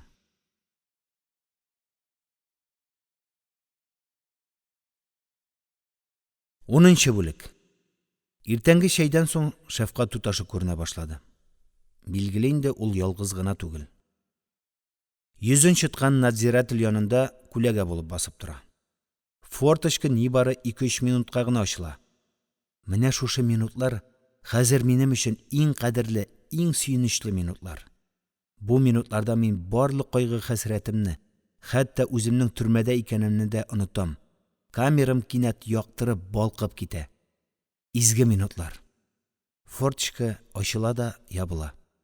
Шатлык сүнә. Камера караңгылана. Мин тагын 24 сәгать шул изге мөгъҗизаны көтеп, өметләнеп яшим. Нинди бөек көч икән ул сагыну, көтү, өметләнү. Бары тик 2-3 минут. Әмма аларда никадәр илаһи көч һәм тылсымлы канатлар. Һәр иртәдә паёкны 2гә сындырып, яртысы белән 1 кружка чәйне эчәм дә, ишек янына басып көтә башлыйм. Җаным, тәнем белән көтәм. Тыңлыйм. Менә коридор башындагы ишек ачылып ябылды. Керделәр. 2 кеше. Берсе дөп-дөп итеп тупас атлый. Икенчесе Нәфис. Тык-тык итеп җырлап килә. Алар бераз киләләр дә туктыйлар. Киләләр дә туктыйлар. Күрше камерларга. Тагын дөп-дөп, тагын тык-тык. Менә алар тынып калдылар. Надзиратель форточканы ачты. Менә ул зур соргылт күзләр. Бик нәфис. Бит алмалары алсуланып торган түгәрәк йөз. Алсу иреннәр һәм гаҗәеп бер елмаю. Ул якты да, татлы да, тылсымлы да. Хәерле иртә. Нинди ягымлы иркәләүче саф тавыш. Әйтерсең лә көмеш кыңгырау чыңлады. Мин рәхмәтемне әйтеп бетерергә өлгерә алмыйм. Тагын тылсымлы чың. Берәр җирегез авыртмыймы? Менә шушы мөкатдәс минутларны бик азга гына булса да сузарга тырышып, мин тәүлек буе әзерләнгән авыруларымның берсен көндә бер үк чирне атап булмый ич, әйтергә ашыгам. Тамагым авырта. Төн буенча йөткереп чыктым. Ул аптечка сумкасын форточка капкачы өстәленә куеп, дарулар эзли. Мин аның йөзенә карап туя алмыйм. Сокланам. Ул буйга артык озын түгел. Башы нәкъ форточка биеклегенә туры килә. Шуның өчен һәр вакыт туп-тулы бөтен йөзе белән күренә. Аның белән бер рәттән торган дежурный озын буйлы. Камераны күрер өчен аңа бөгелергә туры килә. Бөгелү эш. Шуның өчен дежурный үзен артык мәшәкатьләнми, бөгелми. Миңа бит шул гына кирәк. Мәгез. Нәфис бармаклар миңа ачык пакеттан порошок суза. Ишеп җибәрегез. Мин пакетны алып порошокны авызга салам да, кәгазьне кире дежурныйга бирәм. Менә шуның өчен дә Шәфкать туташы янында дежурный йөри. Мәхбус кулында кош теле хәтле дә кәгазь калдырырга ярамый. Шарт итеп форточка ябыла. Камерда никадәр хушбуй исе, яктылык, нур кала. Мин сихерләнгән кеше кебек ишек яныннан китә алмыйча торам. Иртәгә тагын килер микән? Минем өчен иң авыр, азаплы көн якшәмбе. Якшәмбе ял көн. Иртәнге чәйдән соң инде гадәттәгечә форточка ачылмый. Мине караңгы уйлар баса. Үземне кая куярга белми үзгәләнәм. Акылдан шашармын дип куркам. Ул дәһшәтле якшәмбеләрдә. Дөньяда иң авыр газап сөйләшмәү икән. Бу камерага күчүнең беренче көннәрендә мин әле бу дәһшәтне сизеп бетермәгән идем. Хәзер көннән-көн баса. Ялгызлык. Бер кешене күрмәү. Бер авыз сүз алышмау. Ичмаса, надзирательләр дә сөйләшмиләр. Бу кабер тынлыгы. Ялгызлык кайчанга хәтле сузылыр? 1 ай, 3 ай, 1 ел, 10 ел. Юк. 10 ел буе бу ләхеттә түз алмам, акылдан шашармын. Менә шушы фаҗигали язмышта зур соргылт күзле кыз. Ул фәрештә. Ул мине дөньяда яшәргә өндәүче бердән-бер изге көч. Мин аны көтәм һәм аның күренүенә юанып кына яшим. Ул килер. Ул елмаер. Ул миңа хәерле иртә дияр. Һәм кәсә тулы женшин шәрабы, Әбелхаят суын бирер. Мин йотылып ичәрмен бу күзгә күренми торган илаһи шәрабны. Ниһаять, китап укырга рөхсәт иттеләр. Көне-төне укыйм. Тормышымда тагын бер яңалык. Шигырь ятлау. Пушкинның Евгений Онегин поэмасын күңелгә биклим. Иртә белән шәйгә хәтле бер бүлеген әкрен генә сөйлим. Төштән соң тагын бер бүлеген. Шулай һәр көн. Поэманы сөйләп бетергәч, яңадан башлыйм. Дөрес, берничә тапкыр надзиратель 168-нче. Кисәтәм. Тавышланмагыз. Карцер дип бармак янады. Нишлим? Карцер булса, карцер, анда да укырмын. Хәерле иртә. Менә шушы шәфкать туташы күренә башлаган көннән башлап үземдә гаҗәп бер үзгәреш сиздем. Иртә белән автоятактан сикереп төшүгә элеккедәй йокымсырап утырмыйм. Гимнастика белән шөгыльләнәм. Юынырга чыккач та элекке кебек битне арлы-бирле чылату белән канәгатьләнмим. Чын-чынлап сабынлап юынам. Тешләремне дә чистартам. Гимнастерка белән чалбарымны да киез астына җәеп үтүкли башладым.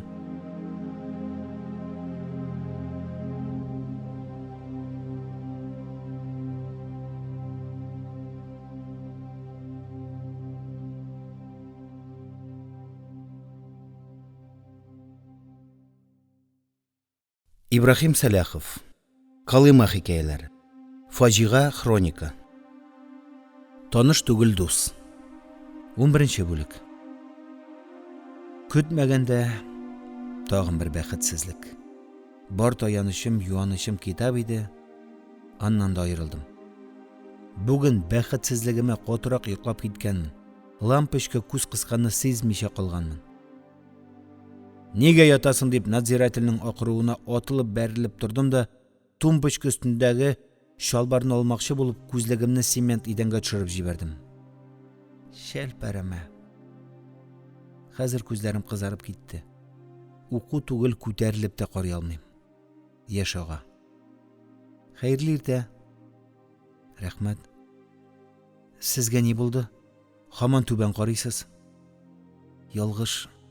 Күзлегемне ваттым. Хәзер күзлексез карый алмыйм. Алайса мин сезне күз врачына язам. Форточка ябылды. Тумбочкага утырдым. Күзләрем кырып, шәнчеп авырта. Яшь ага. Я Алла, бу нинди газап тагын. Шул ук көнне төшке аштан соң надзиратель мине 2-нче корпустагы күз врачына алып барды.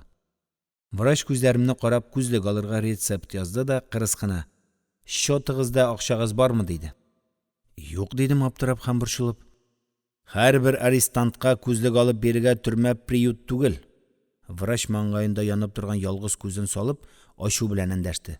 Төшендеңме? Әйе. Алып китегез. Мин Александр Марлинскийның Бестужев, Себер төрмәләрендә Кавказда язган хикәя романнарын, бигрәк тә Амалотбек романын кызыксынып укый идем. Бу әсәрләр миңа ничектер якын, сердәш. Бәлки аны язучының да минем төсле мәхбус булуы тәсирне көчәйткәндер. Пләтән төрмәсендә Алкиннан өйрәнеп калган Бестужев әлифбасы әле дә миңа ара-тирә күрше камерлар белән бәйләнешергә ярдәм итә бит. Менә шул бердән-бер сердәш тә хәзер әнә укылмыйча ята. Укыйсы килә. Китапны алып күзләремә китерәм. Туман. Яшь ага. Кыра. Сызлый. 12-нче бүлек. Форточка ачылды. Теге йомшак нәфис тавыш. Сез күзлек алдыгызмы? Күзләремнең авыртуына чыдый алмый, сөлге белән башымны урап утыра идем, сикереп тордым. Сөлгем төшеп китте. Юк, счетымда акча юк бит. Зур соргылт күзләр миңа тегелде. Нәрсәдер әйтергә теләгәндәй, бик серле итеп яратып пошынып карады алар миңа. Форточка ябылды. Күзләремнән мөлдер-мөлдер яшь ага башлады. Әллә уртканга, әллә... Әтигә хат язганга инде бүген 86-нчы көн. Һаман җавап юк. Нигә икән? Әллә адресны дөрес язмадыммы? Алай булса, мин бит Күкчәтауга Сафа абзыйлар адресына яздым. Ул өйдә туганнарның берсе булмыйча булмас. Әллә инде... Юк. Нигә алай начарга юрыйм?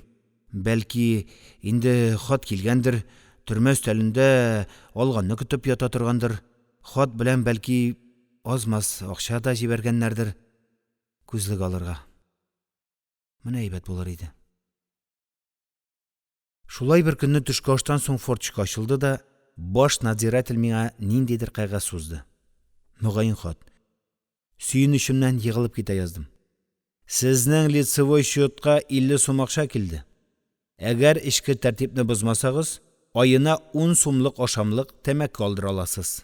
Менә карандаш. Кирәк әйберләрегезне бу бланкка языгыз. Форточка шап итеп ябылды. Кәгазь карандашны тоткан килеш катып калдым. Өнемме?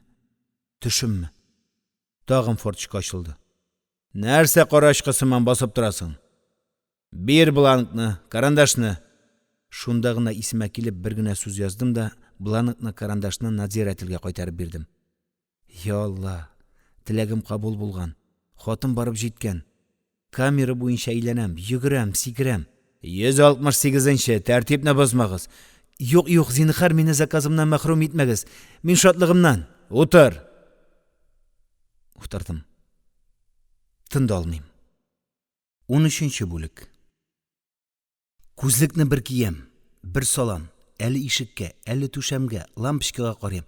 Амалутбекка күз салам. Күрәм, күзләрем авыртмый. Укыйм. Әти җаным, сиңа мең рәхмәт. Мине иң авыр газаптан коткардың. Рәхмәт. Тик менә нигәдер хатыңны бирмәделәр. Бәлкем, тукта, син бит бары гарәп хәрефләре белән генә язасың. Шуңа күрә аны конспирация дип утка якканнардыр. Алайда син инде исән икәнлегемне беләсең. Мин дә тир икәнеңне беләм, һәм бәхәссез бүләгең өчен сөенәм. Башым күккә тия. Яшә, әти җаным. Форточка ачылды. Ничек күзләрегез? Авыртмыймы? Көлеп җибәрдем. Бу камерага күчкәннән бирле беренче тапкыр форточкадагы гүзәл кыз да елмайды. Аппак инҗе тешләрен күрсәтеп, яктырып елмайды. Я Алла, мондый да гүзәл җан булыр икән дөньяда. Җитәр, диде безнең елмаю көлүне күреп тырпайган надзиратель. Утыр.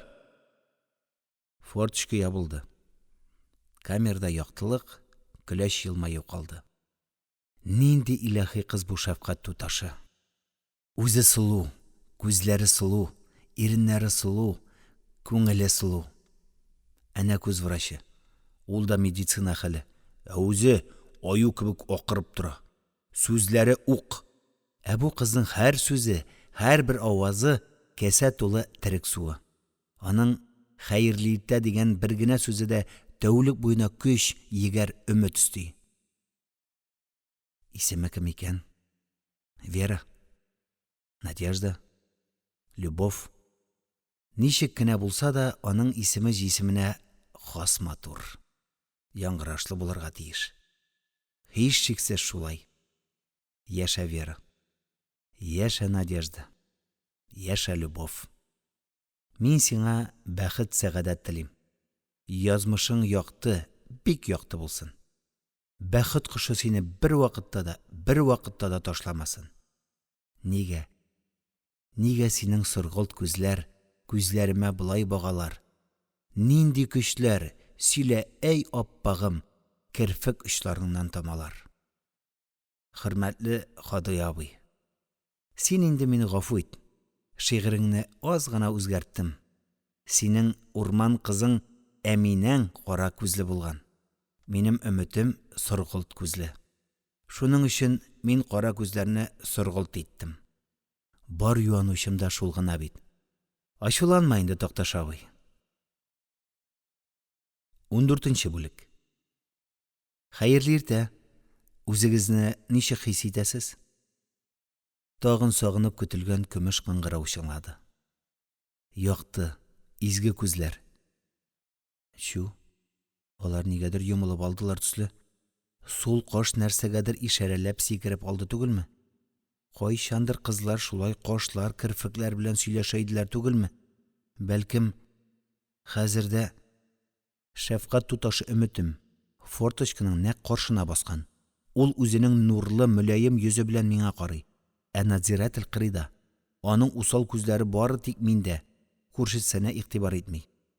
Шәфкать туташы форточка өстәле өстенә аптека сумкасын куеп актара башлады һәм миңа карап сул күзен кысты.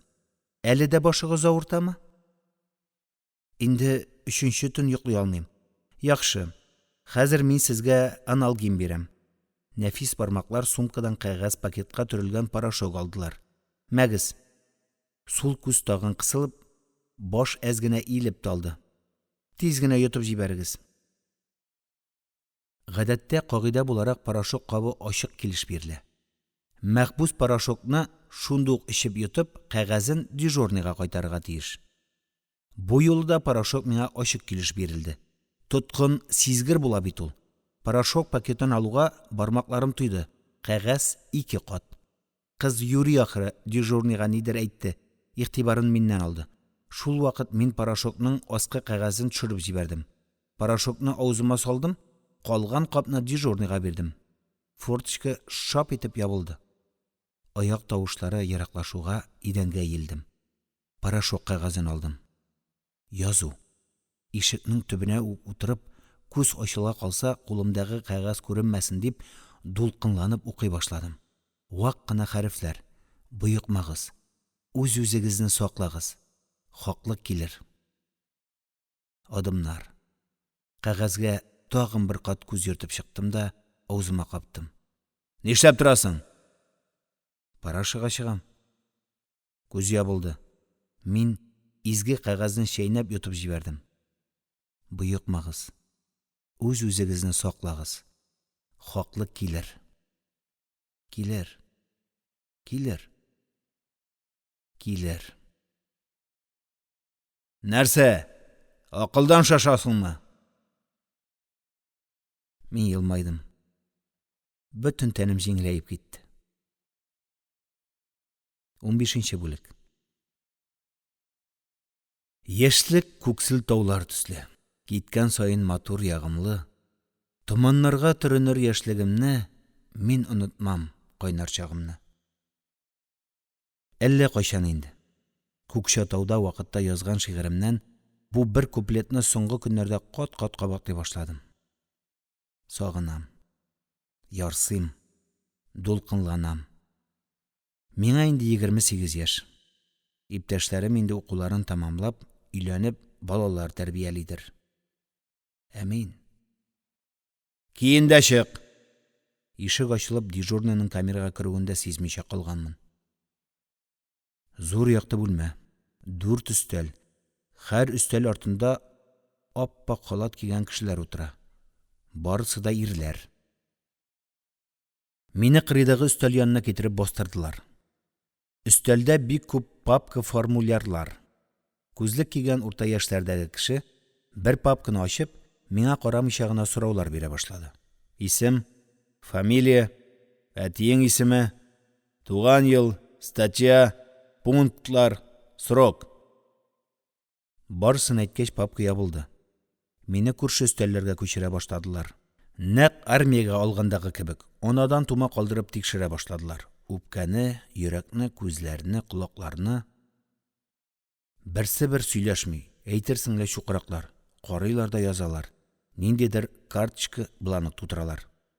Тагын камерага китерделәр. Әллә инде армиягә алырга җыеналармы? Мин бит инде 3 ел хезмәт иткән кеше. Политрук. Әллә тумбочкадан сикереп торып, арлы-бирле йөри башладым. Бәлкем безнең булай нахакка төрмәдә утыруыбыз иптәш Сталинга барып җиткәндер дә. 16нчы бүлек. Бу ни бу? Коридорда шыгырдап, чинап камера ишекләре ачыла башлады. Ыгы-зыгы, шау-шу, кычкырып сөйләшкән тавышлар, хәтта көлүләр. Ул арада минем камерада ишек ачылып китте. Надзиратель камерага кермичә бусагадан тыныч кына чык, диде һәм тукталмыйча узып китте. Камерадан чыгуга зур-зур сакаллы 3 кеше мине кочаклап алды. Сөякләрне чытырдатып кысалар. Үбәләр. Сез кем? Сез кем? Син кем? Кара, син нәкъ Карл Маркс шикелле булгансың ич, Ибрахим, сакалың билеңә җиткән. Тагын кочаклаштык. Күчкә таныдым үзләрен. Мәхмүд, Ардалион, Николай. Әгени кайда? Нигә ул күренми? Әйтеп өлгермәдем, туп төсле тәгәрәп, республиканец килеп чыкты. Уртабызга ташланды. Күтәреп алдык, шия башладык. Ирек! Бу төрмә аның ярым караңгы коридорлары бер вакытта да мондый күңелле шау-шуны ишетмәгәндер мөгаен. Нинди генә тавышлар юк монда. Көлү, кычкыру, акыру, укырып елау һәм шатлыклы җыр, ирек турында җыр. Читтән карасаң, мөгаен исең китәр иде. Барысының да чәчләре җиткән, сакаллары үскән, йөзләре агарган, үзләре акылдан шашкан төсле тавышланалар.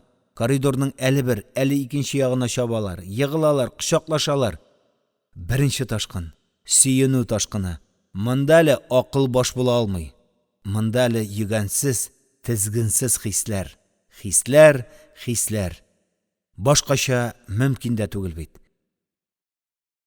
Ярты елга якын кешене күрми, бер кеше белән сөйләшми ләхеттә яткан кешеләр алдында кинәт ишекләр ачылсын да, кинәт бу хәтле халык белән очраш. Бу мөгъҗиза түгелме? Монда инде үлчәү юк. Кем күпме һәм ничек кычкыра, кочаклый, үбә һәм тыела алмый елый. Ә менә без, 5 дус, бер-беребезне кочаклаганбыз да һич аерыла алмыйбыз. Тәннәребезне капшыйбыз. Бу безме? Без түгелме? Гений тамагын кырып, көр тавыш белән җырлап җибәрде. Кузгал уян, ләгънәт ителгән куллар һәм ачлар дөньясы. Шау-шу тынды. Бөтен коридор бары бер җыр, интернационалны җырлый башлады. 17-нче бүлек. Төрмә ишек алдына чыгуга башыбызга таш төшкәндәй булды. Тавыш тын бетте. Йөзләр караңгыланды. Башлар иелде. Әле бер генә минут элек балкыган, канатланган өмет сүнде. Кара болыт каплады безнең күкне. Арестант. Мескен арестант. Син нинди бер катлы сабый. Вакытсыз ачылган камера ишеге дә синең өчен ирек капкасы булып тоелды. Ашыгып, ярсып ирек җырлары җырлый башладың. Канатланып оча да башлаган идең. Ә хәзер алдыңда ачык хакыйкать. Калын таш стеналар. Шәнечкеле тимер чыбыклар, манаралар. Мылтыгын кулыннан төшерми туктаусыз әйләнеп карап торучы сакчылар һәм хау-хаулап үрүче этләр. Утырыгыз! Баскан җиребезгә утырдык. Мәйдан уртасында берничә өстәл. Өстәл өстендә өем папка формулярлар. Өстәл артында урындыкларга утырган, басып торган, арлы-бирле йөгергән түрәләр. 3-нче кат, каптеркага! Бер төркем тоткын турып, төп корпус янындагы кечерәк бер таш йортка таба атладык. Зур таш келәтнең бер почмагында тау булып эреле-ваклы капчыклар ята. Һәр берсендә бирка. Биркага камера һәм мәхбүснең шифры, хуҗаның исеме язылган. Бишәр кереп, биштәрләрегезне алыгыз, диде келәт башлыгы. Чират белән актара башладык. Үткән көзне төрмәгә килеп төшкәч, үзебезнең сәләмәләрне салып, капчыкларга тутырган идек. Аларны монда игәннәр икән. Чират миңа да җитте. Әллә ничә йөзләгән капчыкны арлы-бирле ташлый торгач, 168 саны сугылган кечерәк кенә биштәрдә килеп чыкты. Кирәге чамалы. Алыгыз дигәч кенә алам. Анда рәтле бер нәрсә дә юк. Шулай да иске булса да, моннан 1 ел элек өстеңдә булган әйберләрне күрү кызык бит. Ул киемнәрнең яңачага киеп куанган чак искә төшә. Мин дә келәтнең икенче бер почмагына китеп, башкалар белән бергә биштәремне актара башладым. Менә күн тужурка, мин аны печән базарыннан дуэль повесте гонорарына 500 сумга алган идем.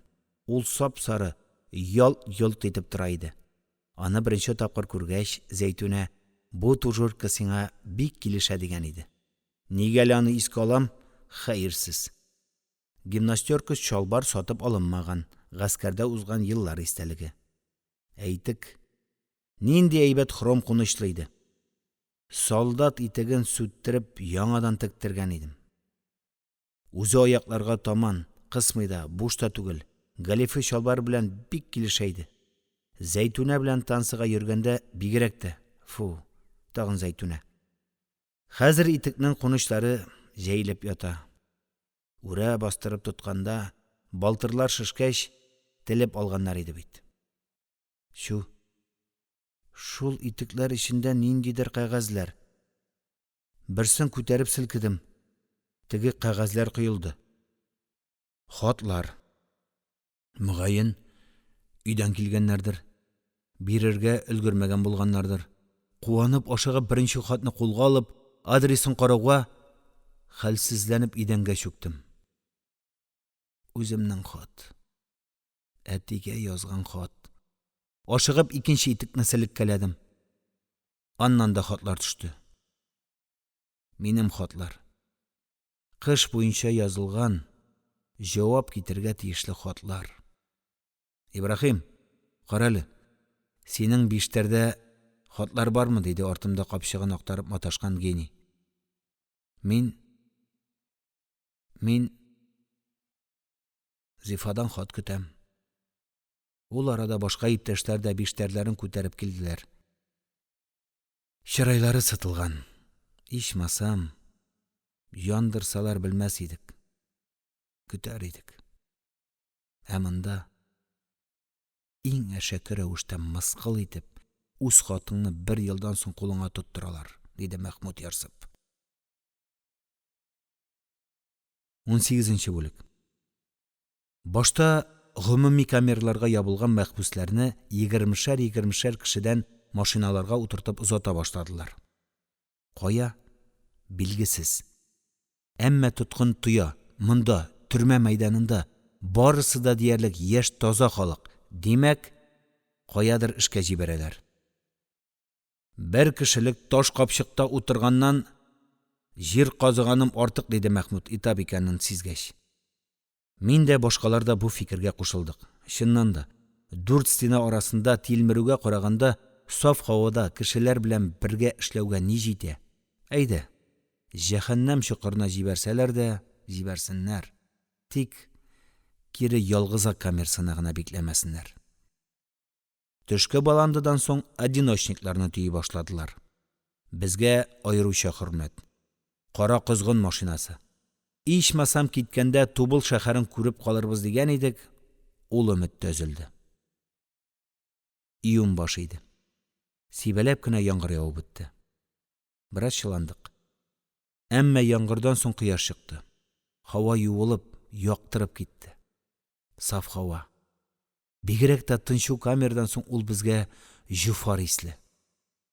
Ә шәһәр өстендә аллы-гөлле тасма булып сузылган Салават күпере. Аны күрмәгәнгә инде 2 елдан артыктыр. Нинди гүзәл син, нинди тылсымлы син, бөек сөйнеш күпере. Менә шушы күпер буйлап Күкчатау далаларына хәтле китәсе иде. Тизрәк машиналарга! Иң соңгы булып килгән 15 одиночникны йөк машиналарына утырта башладылар.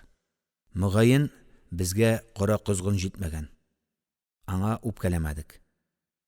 Менә нинди икән син Тубыл, Русия аристократларының пайтахыты, декабристлар, Петрашевичлар интеккән шәһәр. Без утырган зиндан артта кала бара. Ул тау өстендә икән. Казан Кремленә охшаган, биек таш стена белән уратылган. Иштә зур корпуслар, хәтта гөмбәзле алтын тәреле чиркәү. Машинабыз таудан төшеп Тубылның зур урамыннан бара. Берәр, икешәр катлы агач өйләр. Нәкъ Күкчатау шикелле. Тик минем туган шәһәрем тау итәгендә утыра. Ә Тубыл Иртеш буенда. Иртеш хәзер биектән караганда ука тасма булып ялтырый. Урамның ике ягында капка төпләрендә халык. Картлар, яшьләр, бала-чага. Күрәсең, бөтен Тубыл халкы тоткыннарны озатырга чыккан. Шау-шу юк. Тынлык. Халык зур бер диккать белән сүзеп безнең машиналарга, йөзләргә карый. Кемнедер эзләгән кебек, күреп калырга тырышкан кебек карыйлар. Озаталар алар безне. Безнең күзләрдә аларда. Әнә алда, чаттагы өйнең ишек төбендә Баскычта бер кыз басып тора. Зәңгәр күлмәктән, зәңгәр яулы кыйыкчадан. Йөрәгем дерт итеп китте. Ул да нәкъ шундый күлмәктән күренә иде бит. Менә ул уң кулын маңгайына каш өстенә канатландырды. Карый, җентекләп, текәлеп карый сыман. Машина якынлашканнан якынлаша бара. Минем бар игътибарым шушы сынга бирелде. Ул түгелме?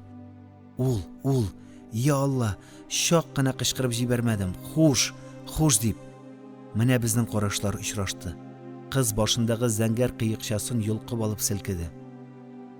Машинаны тузан белән күмеп узды. Пристаньга килеп туктадык. Безне ниндидер бер иске кара майга буялып беткән баржаның трюмына төшерделәр. Узакламый шайкалып баржа кузгалды. Безне каядыр алып киттеләр. Трюм иче тып-тын булып калды. Без дә уйга чумдык. Син безне кая? Нинди язмышка алып барасың Себернең бөек Чал елгасы Иртеш? Кая?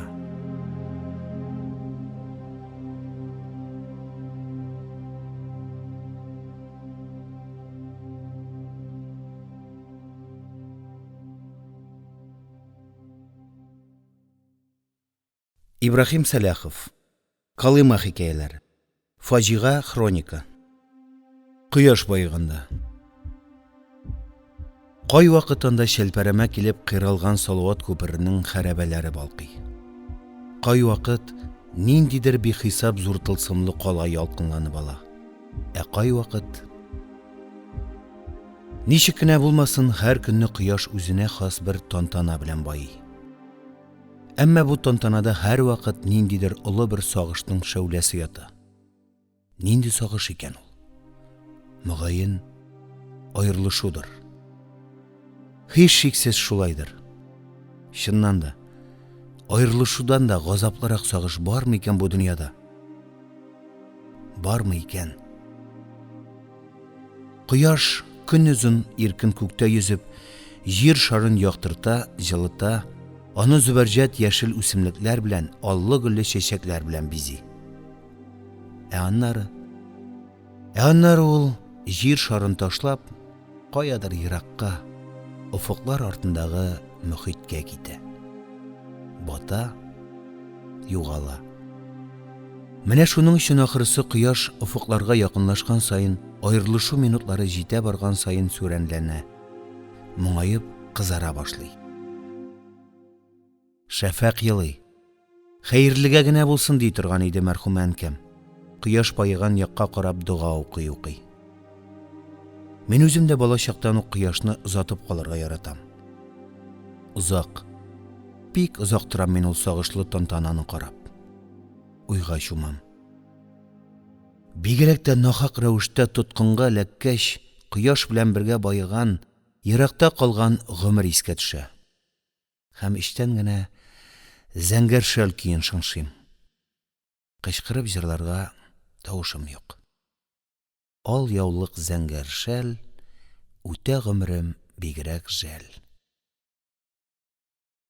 Менә хәзердә нәкъ шундый шәфәк байган сагышлы чак иде. Әмма кояш сүрелсә дә, вагон ичендәге эсселек сүрелми. Киресенчә, көнөзен кояш күзендә кызып барган вагон хәзер үзенең бар кызуын эчкәре һәм шуның өчен монда чамасыз ягылган кара мунчадагы төсле эссе, тынчу. Вагонның ике ягында корылган аслы-өсле сәкеләрдә билдән ялангач 40 мәхбүс лышма тирешендә. Җитмәсә вагон ярыкларыннан тузан тула. Сулыш алып булмый. Тоткыннарның күбесе урын тапканнары сәкеләрен ташлап идәндә уйный. Мин дә идәндә, ишек кырыенда. Бозга ташланган балык төсле шәбәләнәм. Шулай җәфаланып ятканда, өске сәндерәдән кемдер кычкырып җибәрде. Байкал! Байкал! Салкынча дымсу җил кагылды. Вагон эче җиләсләнеп китте. Барыбыз да сикереп турып, тимер рәшәткә белән челтәрләнгән форточкаларга йөрелдек. Бу ни бу? Башта үз күзләребезгә үзебез ышанмыйча имәнеп калдык. Мұғжиза. Шыннан да мұғжиза. Алсу дулқыннар. Бейік таш қия таулар итегінен бұрмаланып барған эшелон алдында, ұфықта алсу дулқыннар шайқала. Алар вақыт-вақыт көтеріліп, ишіліп, ұфықның үзін көміп кетелер. Алтын хәрәбәләрні юалар. Аннары кире шигенәләр. Тағын янып ятқан тылсымлы қала үстіне үрілелер. Біз сихірләнгән кебек тәрәзә рәшәткәсенә ябышқанбыз. Бу ғәҗәп күренештән күзләребезне ала алмыйбыз. Алдан тау итәге буйлап борылып барган паровоз да, хәтта аның өстендәге бөркелеп барган төтен толымнар да алсу, янып, һаман кызарып бара. Паровоз ашыга, көн чыгышка, бүйек тын океанга ашыга. Йөге авыр. 60лап вагон диләр. Бары алда һәм койрыкта гына яшел пассажир вагоннары. Анда эшелон сакчылары.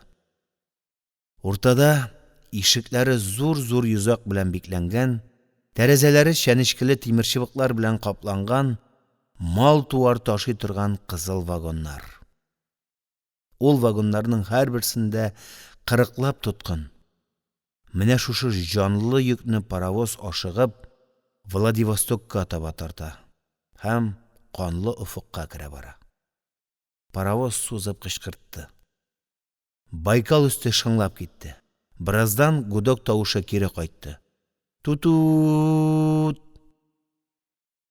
Мөгаен Байкал ярындагы таш кыяларга сугылып кире чигенде бу тавыш. Ә паровоз һаман ашыга. Көн чыгышка ашыга. Вагон тәгәрмәчләре тык-тык, тык-тык итә. Буферлар шыңлап китә. Вагон чайкала. Без бер-беребезгә сугылабыз. Менә инде 17 тәүлек без бу күчмә төрмәдә чайкалабыз. Какланабыз һәм каядыр ашыгабыз. Кая? Безнең өчен билгесез. Мөгаен Владивостокка. Ә аннан Ходай белсен.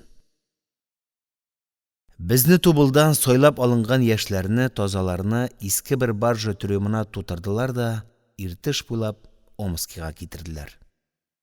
Андагы зату төрмәсендә бер атна тоткач, бик ашыгыч рәвештә шушы эшелонга төяп алып киттеләр. Июнь айы. Яңгыр юк. Вагоннар иртә таңнан кичке шәфәккә хәтле кояш астында. Юлда коры паёк, 50 грамм икмәк һәм бер порция. 200 грамм чамасы гарбуша кисәге бирәләр.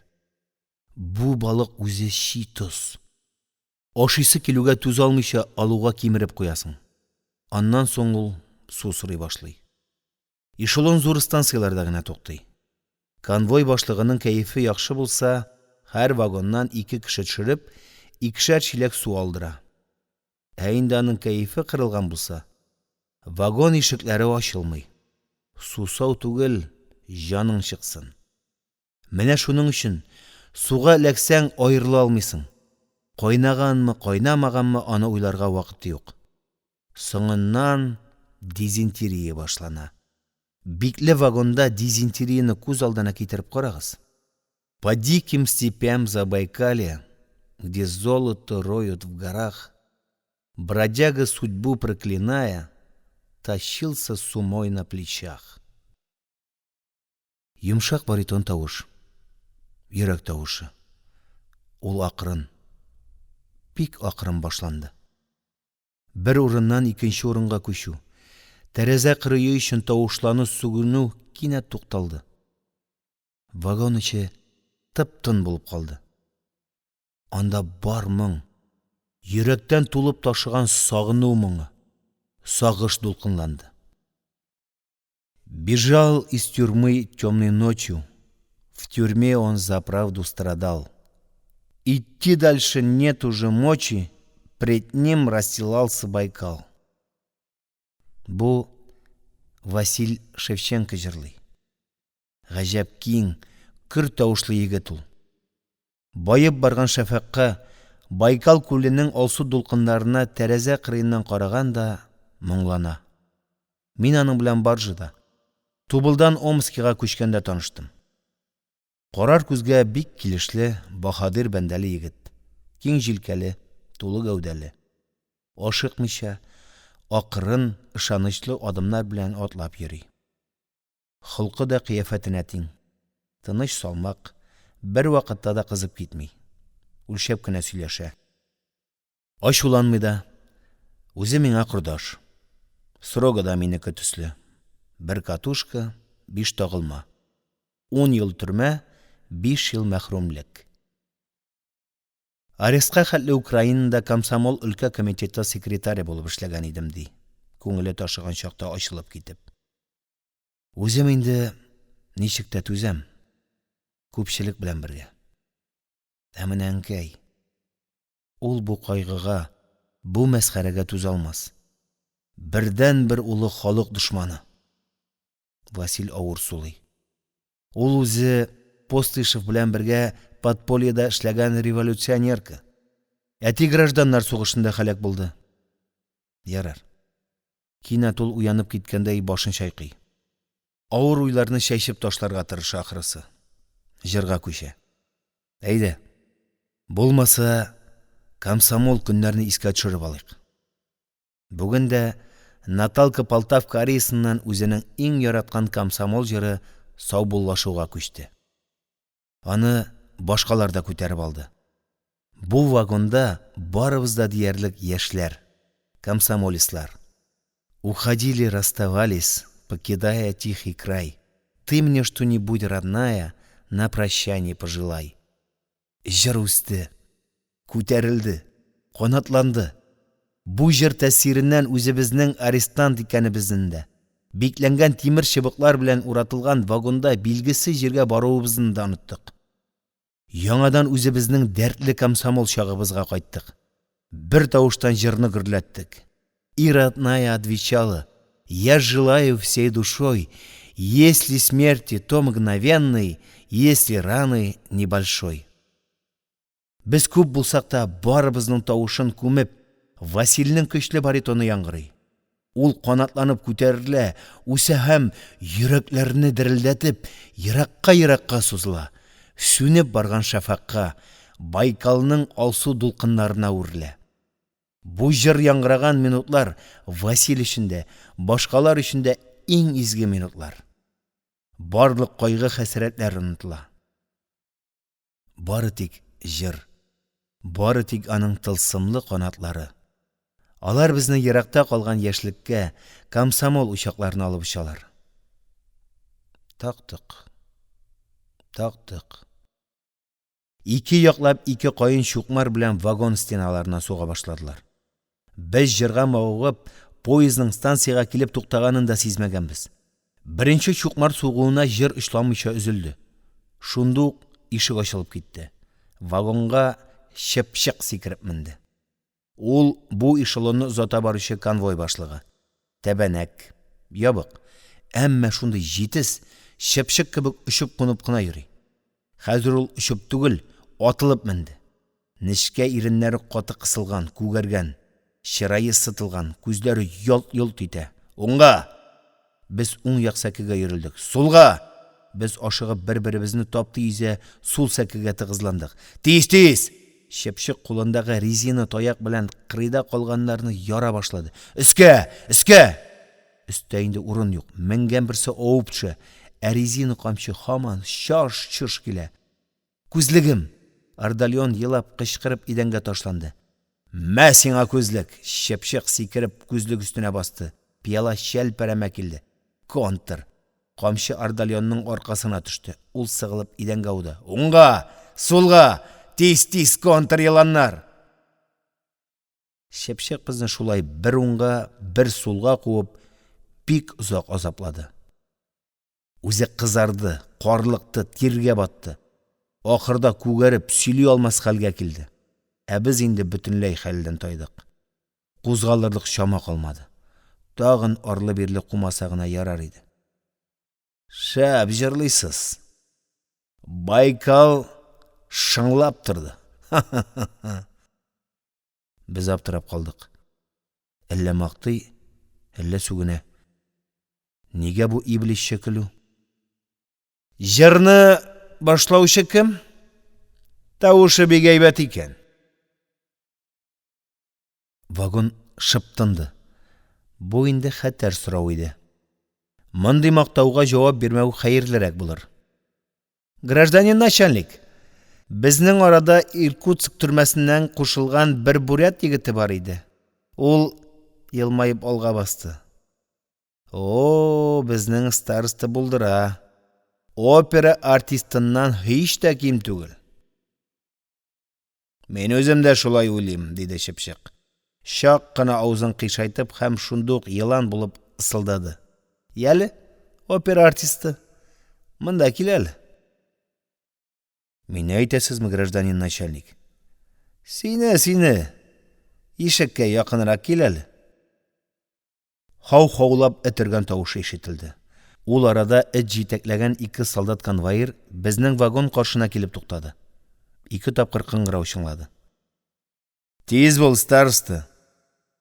Васил ишеккә якынлаша килеп каршысына басырга да өлгермәде. Чыпчык сикереп 2 куллап аның яңагына сукты. Россияны агитировать итү җитмәгән инде тайгага тотындыңмы? Васил шайкалды, әмма егылмады. Моны күргән Чыпчык аны башыннан этеп җибәрде. Кемдер кул сузды, тотып калырга омтылды. Булмады. Васил бар салмаклыгы белән ишектән перронга барып төште. Этләр ярсып өреп аның өстенә ташланды. Ул арада Чыпчык та сикереп төште. Вагонның ишеген тартып яптылар. Тутут! Паровоз сузып кычкыртты. Поезд кузгалды. Кояш кызарып байыган иде инде.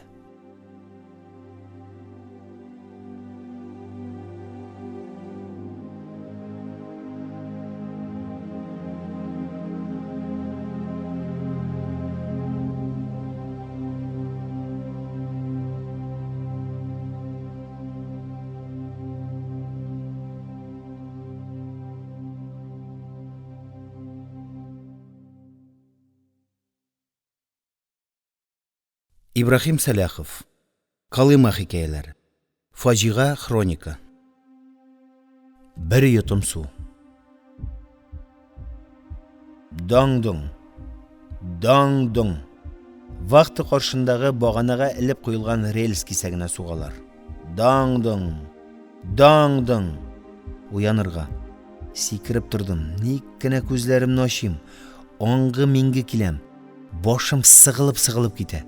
Кирфекләрне кузгатып булмый. Әйтерсең җилем белән ябыштырганнар. Әйдә инде ник мыштырдыйсың? Мәхмүд кулымны тутып өстерәп китте. Әнә безнең рота тезелеп тә ята. 1-2 генә атладым. Ниндидер ташка абынып егылдым. Күзләремнән утлар чәчрәде. Ниһаять йокым ачылды. Сикереп торып йөгердем. Сафка килеп бастым. Иңгер-миңгер. Таң алды караңгысы. Шуның өчен әрле-бирле йөгергән кешеләр шәүлә булып кына уза. Салкынча.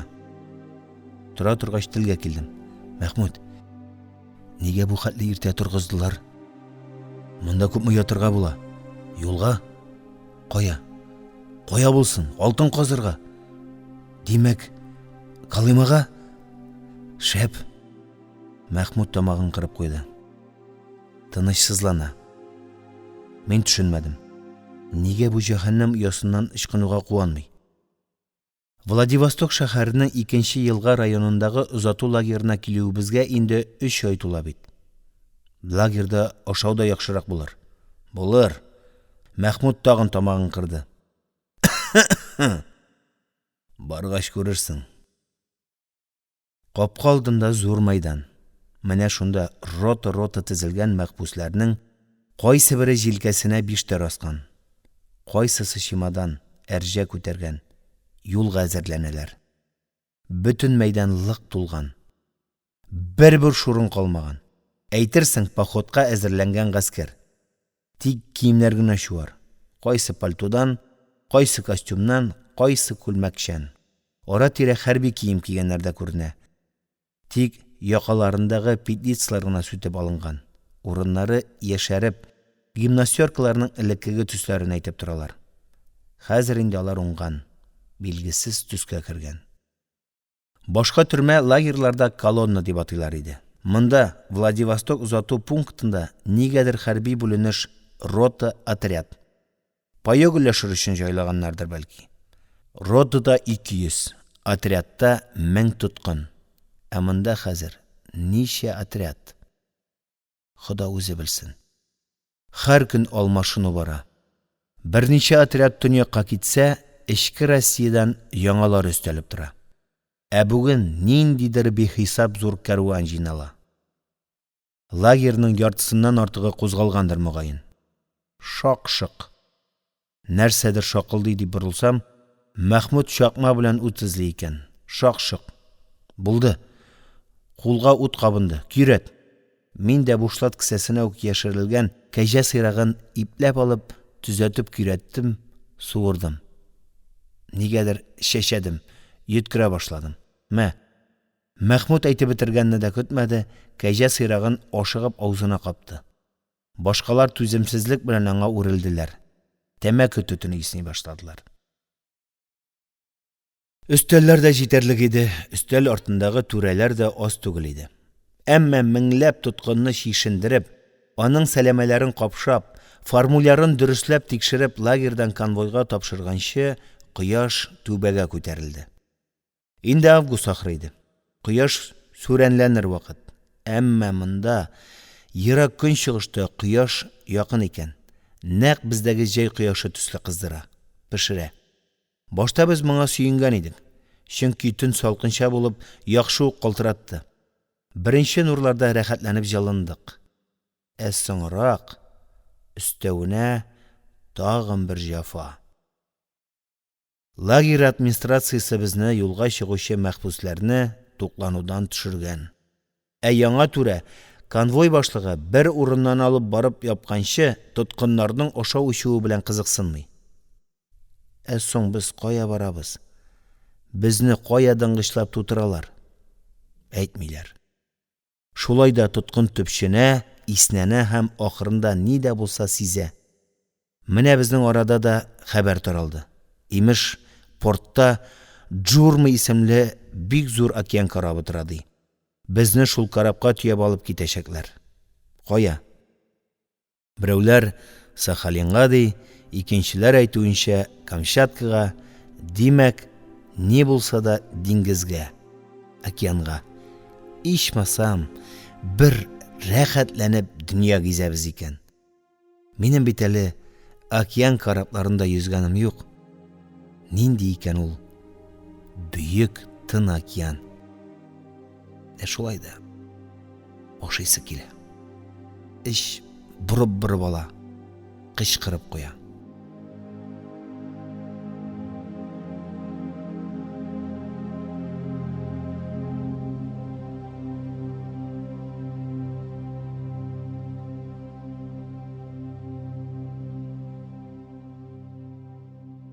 Икенче бүлек.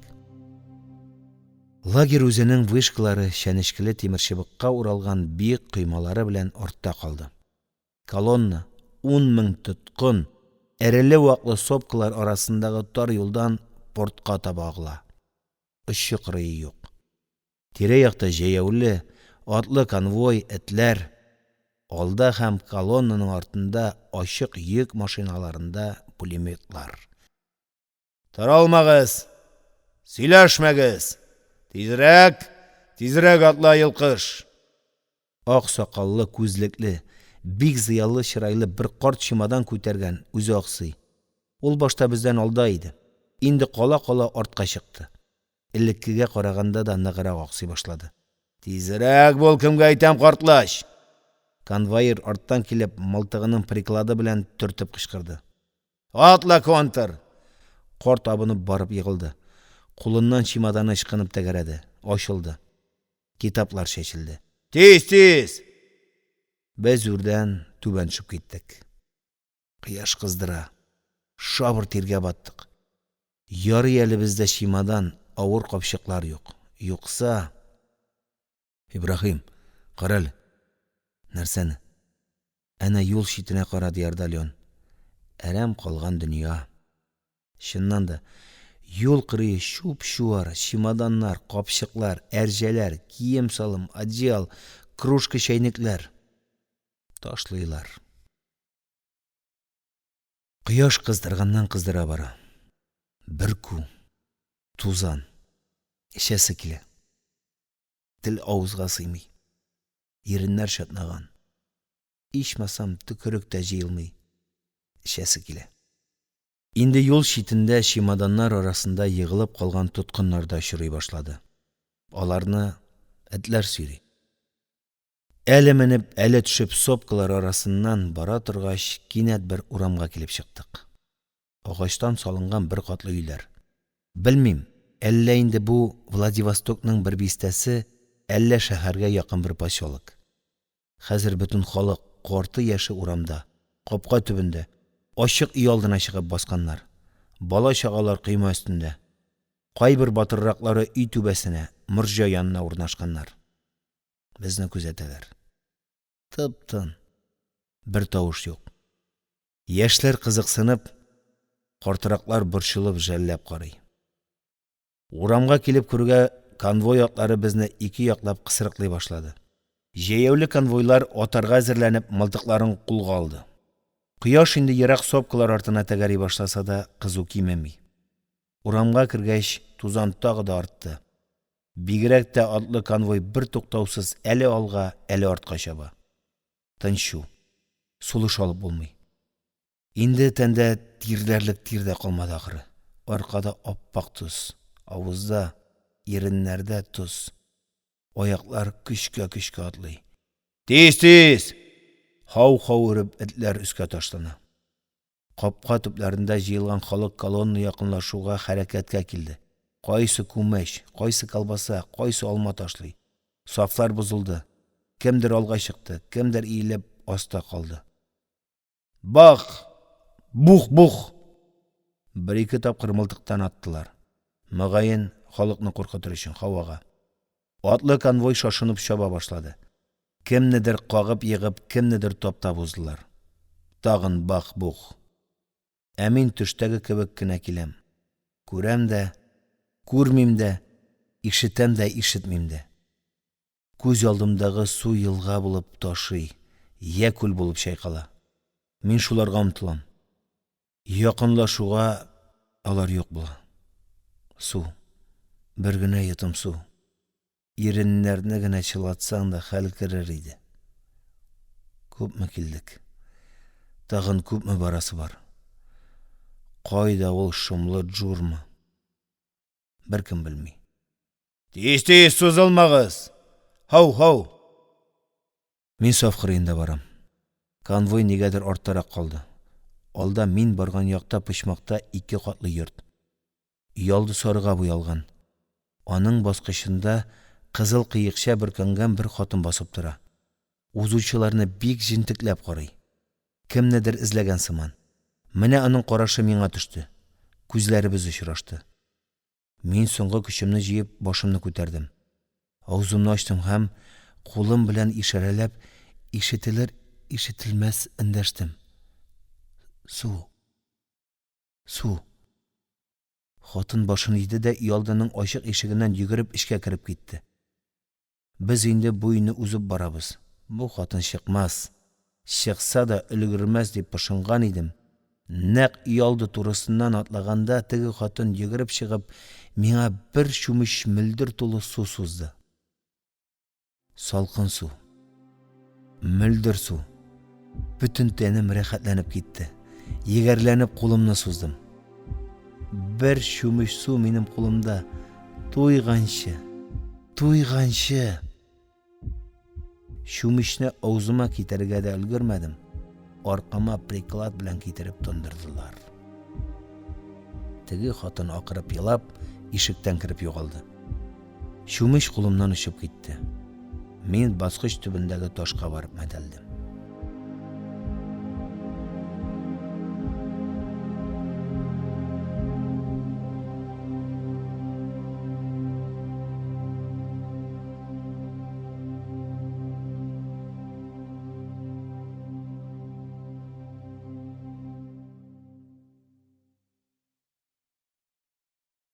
Ибрахим Саляхов. Калыма хикәяләре. Фаҗига хроника. Тын океанда. Ниһаять, Владивосток портыннан кузгалуның икенче тәүлегендә Лапероза бугазын үтеп, безнең Джурма карабы Тын океан киңлегенә чыкты. Япон утыраулары күгелҗем томанга төренеп артта калды. Курс Магадан.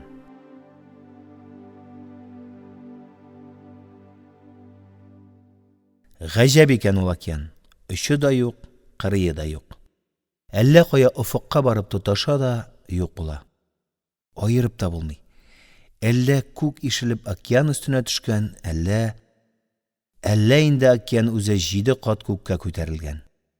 Җәйрәп яткан күк мөхит. Шылт та итми. Тып-тын. Кичкә ушып барган кызгылт кояш үзе шушы мөхит кочагына ташланып, аның яшькелт күкрәгендә чайкала. Салкынча. Тоз төсле һава. Трюмның сасы тынчу һавасыннан соң без йотлыгып сулыйбыз. Эй, сасыклар! Нәрсә шаккаттыгыз? Борт буенча арлы-бирле йөргән сакчы солдат әллә тик торудан ирегеп, әллә инде түрәләр алдында яхшатланып кычкыра һәм кулындагы мылтыгының задворын ачып ябып безне куркыта башлады. Тизрәк! Парашыгызны аударыгыз да марш трюмга! Николай белән мин Юрий Тын океанны күрик дип, чираттан тыш параша чыгарга алынган идек. Ике колагыннан кайын таяк уздырылган, карамай белән майланган зур мишкә параша белән лыкма тулы. Трюмның биек баскычыннан көч-хәл белән күтәреп мендек. Авыр, сасы, уңайсыз. Баскыч тар һәм текә. Трюмның авызына җитеп, инде чыгарабыз дигәндә генә мишкә тайшанып китеп өстемә төшә язды. Ярый әле аякны терәп калдым. Уң аяк кысылды. Параша чайкалып өстемә түгелде. Хәзер шул хәтәрдән соң аз гына ял итә, тирә-якны тамаша кыла идек. Конвоир ялны бүлде. Тиз! Кая тиз? Акырынлап та көчкә илтәбез. Борт әйләнәсе шәнечкеле тимер чыбык белән уратылып алынган. Койрык якта бер мәйданчык эшләнгән. Шунда күтәрелеп тимер чыбык аша парашын аударга кирәк. Бая парашының сасы сыйыкчасы өстемә генә түгел, хәтта битемә чәчрәгән булган. Юынып алырга иде. Мөхит хәтле мөхит өстендә барабыз, бит юарлык су юк. Җил исте. Тоз исе сасы параш исен алып китте. Без парашыны площадкага күтәреп аудардык.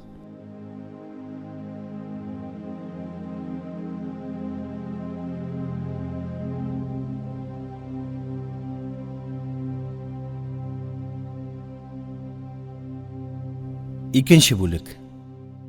Менә без Тын океан уртасында. Кызык та, куркыныч та. Бортның теге ягында балыклар, китлар, акулалар һәм башка диңгез җанварлары мыш килгән тозлы су. Төпсез су. Чиксез су. Ә бортның бу ягында тоткыннар мыш килә. Джурманың бик хисап зур карнында 10 секция. Һәр секциядә бер отряд. Безнең секция 7-нче. Ул миңа Казандагы чиркәү төрмәне хәтерләтә. Монда да нәкъ теге чиркәүдәге сыман 5 катлы сәндерәләр. Монда да алар 2 бүлектән. Бер бүлектәге сәндерәләр борт буенча тезелгән. Икенче бүлек уртада юан терәүләргә калын такталар түшәп эшләнелгән. Бу уртадагы сәндерәләр 4 яктан ачык. Һава йөреп тора. Лампочкаларда алар каршысында якты. Аларны люкс дип атадык. Ә безнеке тоз рәте. Чөнки безнең башлар бортка терәлгән. Анда һәр вакыт дымлы. Тоз исе һәм якорь чинавы нервга тия. Баш чатный. Йөрәк дерт итеп китә. Без Казан бишлеге урыннан уңмадык. Ә люкста көн дә уен, көн дә туй. Менә хәзер дә люксчылар пыр тузалар. Әнә бер кызыл сакал аякларын бүкләп утырганда, бер төркем ачык авызларга мәзәкләр, әкиятләр сөйли. Хәзерге темасы каз. Мөгаен карны ачкан. Корсагын тынычландырырга тырыша. Эх, егетләр! Қаз бұтының тәмліліктері. Өзің ашағаның бармысың? Йоқ, менің бабай көрген. Бой аша бітірген. Мәне сеңа қалжа. Эх, мен қазір бір өзім бір қозыны ютар едім. Тоқта, ашықма. Өтін сыттарсың да құсарсың. Енді балық ашы турында сөйле. Аны сізден нешік әзірлейлер? Үшлі етіп, анды яшны бір қашық қапсаң, тіліңні ютарсың. Ол егітлер, міне нешік әзірләне. Үсті нәқ лампышка астында карт суғалар. Алда болашақ атналық лайкалар, баландылар ұша. Түбәнді бір түркім украин жыр суза. Распрягайте, хлопцы, кони.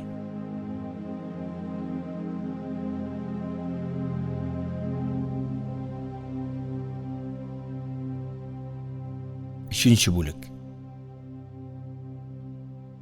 Қоядыр түбәнге ұштым. Кинәт көтәрілдім. Ауып кеттім.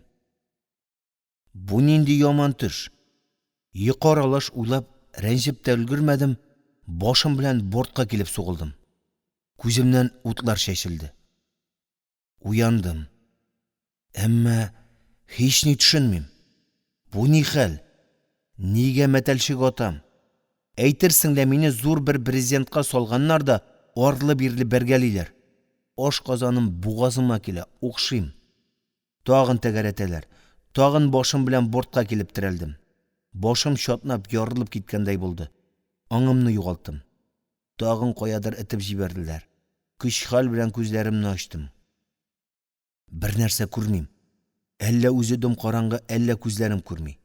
Болып оқши башладым. Құсасы келе. Инді құсам дегенде генә әллә қоя тәгәрәп кетем дә хәлсізләнәм. Нәрсәләрдер шиный, шығырды, үкірә, шыңшый, ақыру, бақыру, қышқыру, сүгіну, жан тітірәткіш тауышлар, үксу, елау, тағын шайқалып тәгәрәп кетем. Шинап, якір шылбыры тартыла, көтәрілі. Аннан кинәт нервыларны үзіп, шинап түшіп кете. Бүтін дүния әйләне. Асты өскә келе. Әнә трюм түшәменә ілінген, қызарып қына янған лампышка ауып, түбән түшіп кете. Аннан тағын көтәріліп, утлы қамшы болып шайқала. Тағын оқшим. Тәгәрим.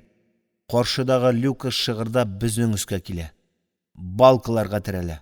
Аннан кинәт шайқалып, икенші яққа ұша. Сәндірәдәгі тұтқынлар тірәулерге ябышалар. Бір-бірсіне тұтыналар. Аннан таралып, тәгәрәп кетелер. Тірәулер шығырды. Тақталар бір алға үрілелер. Бір шуышып артқа шегінелер. Люкс таған шекілі шайқала. Карап шайқалып, тағын қырын ятты. Парашы мишкәләрі тәгәрәді. Кемнәрдір сәкелерден еғылып түшті. Карап турайды. Аннан тағын бар гәүдәсе белән ниндидер упқынға түшіп кетті. Нәрсәдір шатнады, шартлады, һәм күк күкрәгәндәй гөрсөлдәп ауды. Котыш-кыш тавышлар құлақны ярды.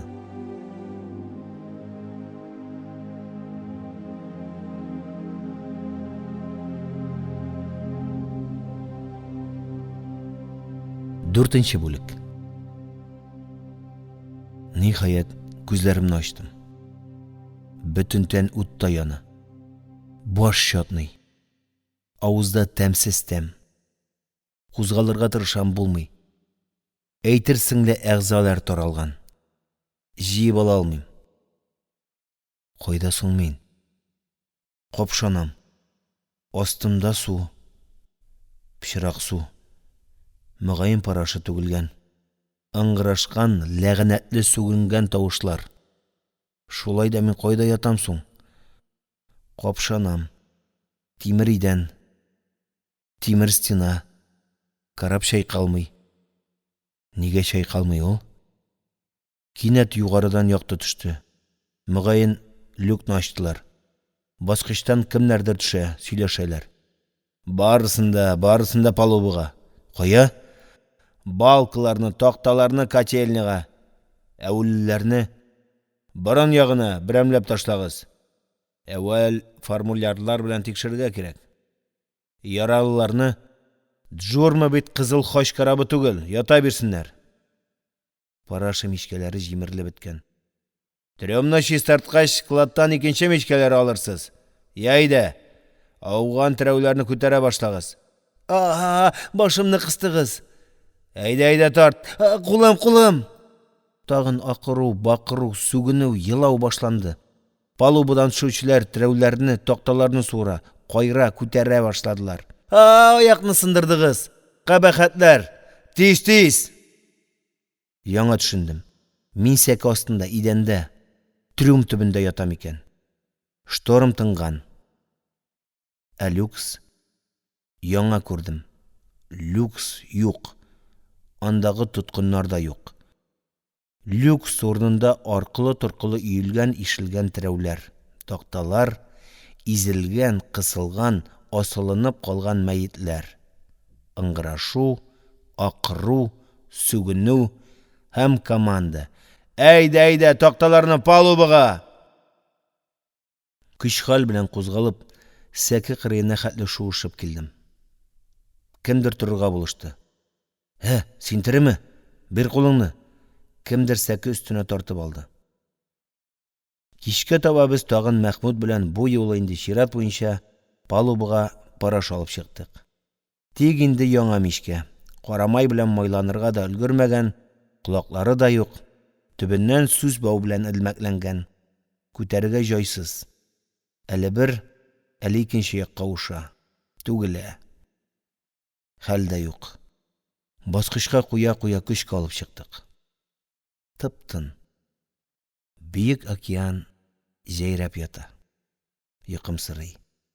Әйтерсең дә 3 көн, 3 төн шашынып тузгыган шторм 10 метр биеклеккә күтәрелгән карапны йомычка итеп, кагып йөрткән тау дулкыннар булмаганда. Әмма үз-үзебезне капшап шиметеп карыйбыз. Бу безме? Чыннан да исәнме? Эй, сасыклар! Тиз әйләнегез! Парашаны көч-хәл күтәреп борт кырыена таба алып киттек. Кояш. Кып-кызыл кояш.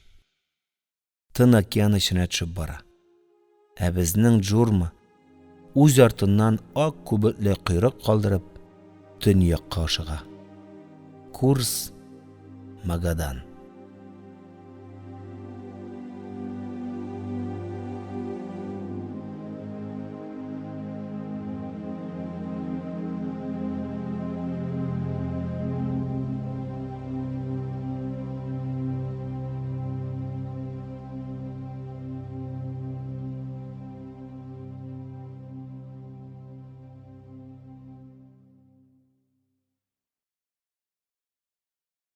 Ибрахим Саляхов. Колыма хикәяләре. Фаҗига хроника. Линкольн приискасында. 1940 елның көзендә улакларда су туңып, алтын юу тукталгач, безнең колоннаны Линкольн приискасына күчерделәр. Колымада Совет заманында Америка президенты исемендәге приискамы? Гаҗәп шул. Үзем дә төшенә алмыйм. Ул вакытта билгеле инде, безнең башта прииска исемен төпченү кайгысы юк иде. Колонна туманлыдан төнлә ай яктысында кузгалса да, Линкольнга җиткәнче күз бәйләнә караңгы төшә башлады. Ул арада кар да яварга тотынды. Без бер-беребезгә кысылып, бушлатларның булыр-булмас якаларын күтәрдек. Суык. Ниһаять алда сопка итәгендә манаралар күренде. Күңелгә җылы булып китте. Тиздән барак, бәлкем, кичке баланды да бирерләр. Алдан җибәрелгән бригада безгә инде ышанычлы урын, 2 рәт чәнечкеле тимерчыбык белән уратылган, озынлыгы 500, киңлеге 200 метр чамасындагы лагерьдә эшләп куйган.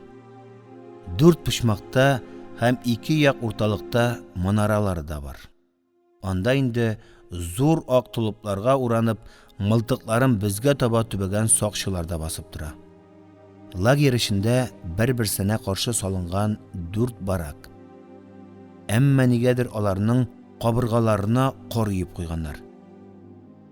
Менә шул инде тұрағыбыз, біз шунда қышларға тиешбіз. Ләкин анда жету әлі бик мүшкіл хәл. Безнең колоннада нишәмә 100 тұтқын, жетмәсә барысы да 58-нче статья белән. Жазалары да ким дигәндә 10 ел яки артыграк каты режим. Өстәвенә һәр мәхбүснең формуляры өстенә кызыл кара белән айруча хәтәр дип язып куелган. Менә шуларның берсен генә югалтып кара, конвой әһленең башы югалачак. Машиналар зон алдына килеп туктауга, алдагысыннан беренче булып конвой башлыгы сикереп төште. Ачулы әмер, сүгенү, шинап этерү гызыгы. Машиналарда берәр генә конвоир калдырып, башкаларын камарга җибәрделәр. Ул арада манара һәм капка өсләрендәге прожекторлар кабынды.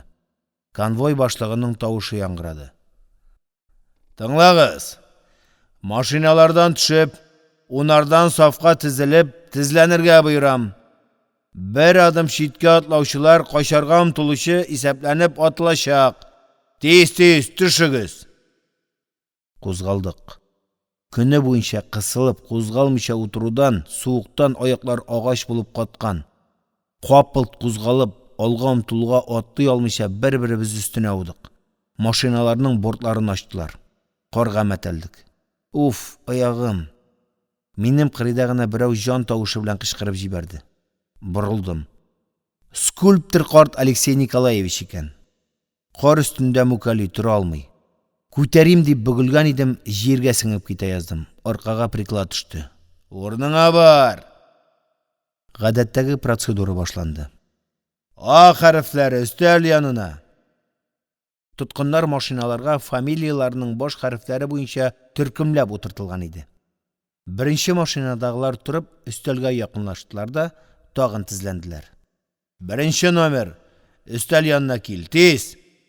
Алдагы рәтнең сул як кырында тезләнгән беренче арестант күтәрелде.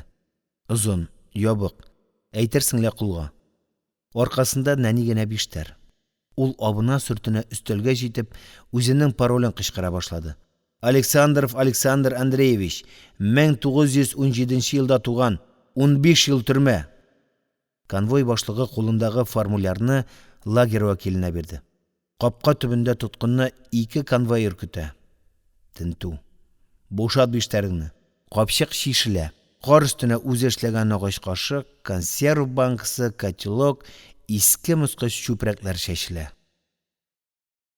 Бер конвоир шулар өстенә ташлана. Актара, һәрбер җыйны капшый. Шишен тизрәк дип акыра икенче конвоир. Мыштырдама! Җил, ярма булып кар сибелә. Суык, тоткын, шыр ялангач килеш кар өстендә сикеренә. 800 арестант менә шулай сират күперен кичә. Ниһаять төн уртасы узгач кына алыш-бериш мәшәкате очланды. Аннан вахтерлар безне 2-шәр йөздән бүлеп, баракларга камадылар.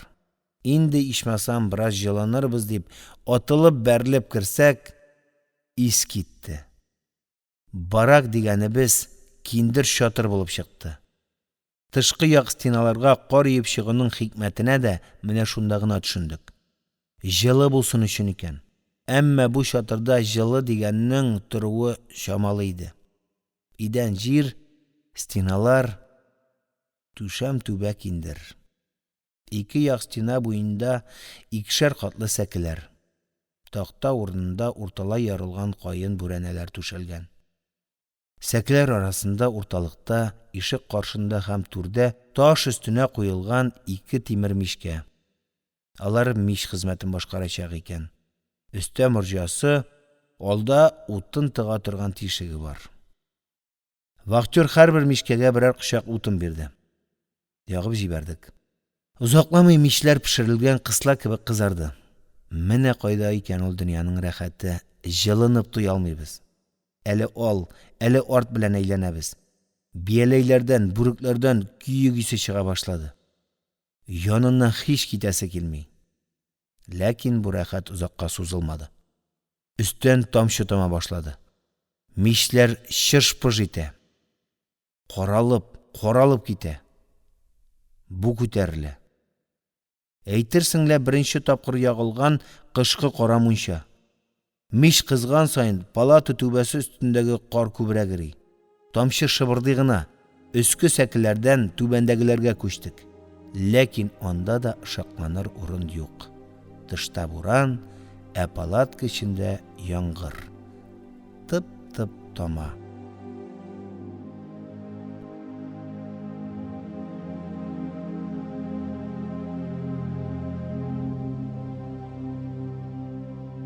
Икенче бүлек. Бөтен тирә-як оппак туман эчендә. Кояш та, таулар да, кәрлә агачлар да берсе дә күренми. Әйтерсеңлә Калыйма ак кәфенгә уралган. Шылт иткән тавыш та юк. Сулыш алып булмый. Тын кысыла. Суык, ут кебек көйдерә. Бармаклар бияләй белән бергә катканнар. Лом тотарга бөгеп булмый. Баскан җирдә тыпырдыйбыз. Юкса аяклар чытызыга, Чиләбе заводы тракторының көпчәгеннән укмаштырылган резин ботинкаларга ябышып катып калачак. Борынга төтен исе килә. Ара-тирә туман арасыннан кызыл ялкыннар күренеп кала. Анда учак. Учак янында конвой. Борын кытыклана. Нинди тәмле ис. Көйгән бутка исе. Бер генә кашык шул буткадан авыз итеп, учак янында утырсаң, кинәт туман ярылып китте. Нәрсәдер дөп итте. Александр, Саша, нәрсә булды? Янымда гына Шуров казып торган озын егет Александров ломын кочаклаган килеш үзе чыкый баштаган Шуров өстендә ята. Иелдем. Йөзе күм-күк. Күзләре калайланган. Тарткалыйм. Саша. Эндәшми. Нишләргә? Учак янган якка карап кычкырам. Гражданин начальник, кеше үлә. Хрәсәннәр, контрлар, ата-бабагызны. Конвой башлыгы сүгенә килде. Монда да корткычлык эшлиләр, кабахәтләр. Менә бит, эшләмәс өчен 40 хәйлә табалар. Ә син аның артыннан сөйрәл. Ул Александрны пимасы белән тибеп этәреп карады. Каткан үләксә. Менә халык дошманы үлгәндә дә халыкка зыян итмичә үлмәй бит ул сволочь. Түрә ачуланып арлы-бирле йөри башлады. Мин юл биреп артка чигендем. Хәзер менә теләсәң нишлә. Калдырсаң, кичкә хәтле таш булып катачак. Җавап бир. Зонага озатсаң, сакчыларның икесен алырга туры килә. Ә монда күзгә төртсәң күренмәслек томан. Контрларның көткәне дә шул гына. Ә син нәрсә, бәбәкләреңне миңа терәп каттың? Ул Александрны ташлап миңа ябышты. Син әйтәм түгелме? Шуровны кем казый? Пушкинмы? Яле! Ул сугарга дип кизәнгән иде, таеп китте. Мин тиз генә ломны алып Шуровны чыкый башладым. Гражданин начальник, эш кораллары ташый торган чананы өстерәп бригадирыбыз Иманкулов килеп чыкты. Менә чана китердем. Ярар. Салыгыз. Зонага. Александрны чанага сузып салдык. Бригадир 2 тоткынны чакырып алды. Алар чанага җигелделәр. Кузгалыгыз. Бер конвоир алдан, икенчесе арттан. 23 яшьлек студент Александр Андреевич Александров китте. Томанга күмелде. Мәңгелеккә. Конвой башлыгына чыннан да мәшәкать өстәлде. Ул бригаданы бер түгәрәккә җыйды. Шуровларны участок буенча түгел, буҗыра торып казырга бирде. Камау сызыгы тагын да якынлашты. Учак җылысыннан аерылганга, этләр шинап улап үрергә тотынды. Кызык холыклы кеше бу конвой башлыгы. Әле генә ул мине теләгәнчә сугып ягарга омтылган иде, хәзер инде учакларны күчергә кушты. Бу эш ярый калды. Кисәүләрне күчергәндә арлы-бирле йөренеп, учак кабызып шактый җылынып алдык. Җитмәсә, учак тирәсендә 1-2 икмәк сыныгы да табылды. Билгеле инде, Аны йөгергән арада кисәүдә җылытып эретеп ашап бетердем. Хәл керде. Ушаклар тагын ялкынланып яна башлады. Этләр хуҗалары белән бергәләп ут янына кызынырга утырды. Мин тагын Шуров казырга тотындым. Норманы тутырга кирәк бит. Бер караганда нормасы әллә нидә түгел. Диаметры 30 сантиметр, тирәнлеге 1 метрлы Шуров казу. Башта мин үзем дә пүчтәк эштеп тотынган идем. Юк икән. Менә бүген иртәдән бирле газапланам, Шуровның тирәнлеге 40 сантиметрга да җитми. Җир корыч булып каткан. Суккан сайын лом зыңлап сикереп китә. Бар көч белән тагын бәрәсең, тагын сикерә. Шулай азаплана торгач кына бер кыйпылчык кителә. Тагын сугам. Я Хода, ни өчен мине булай газаплыйлар? Ни өчен?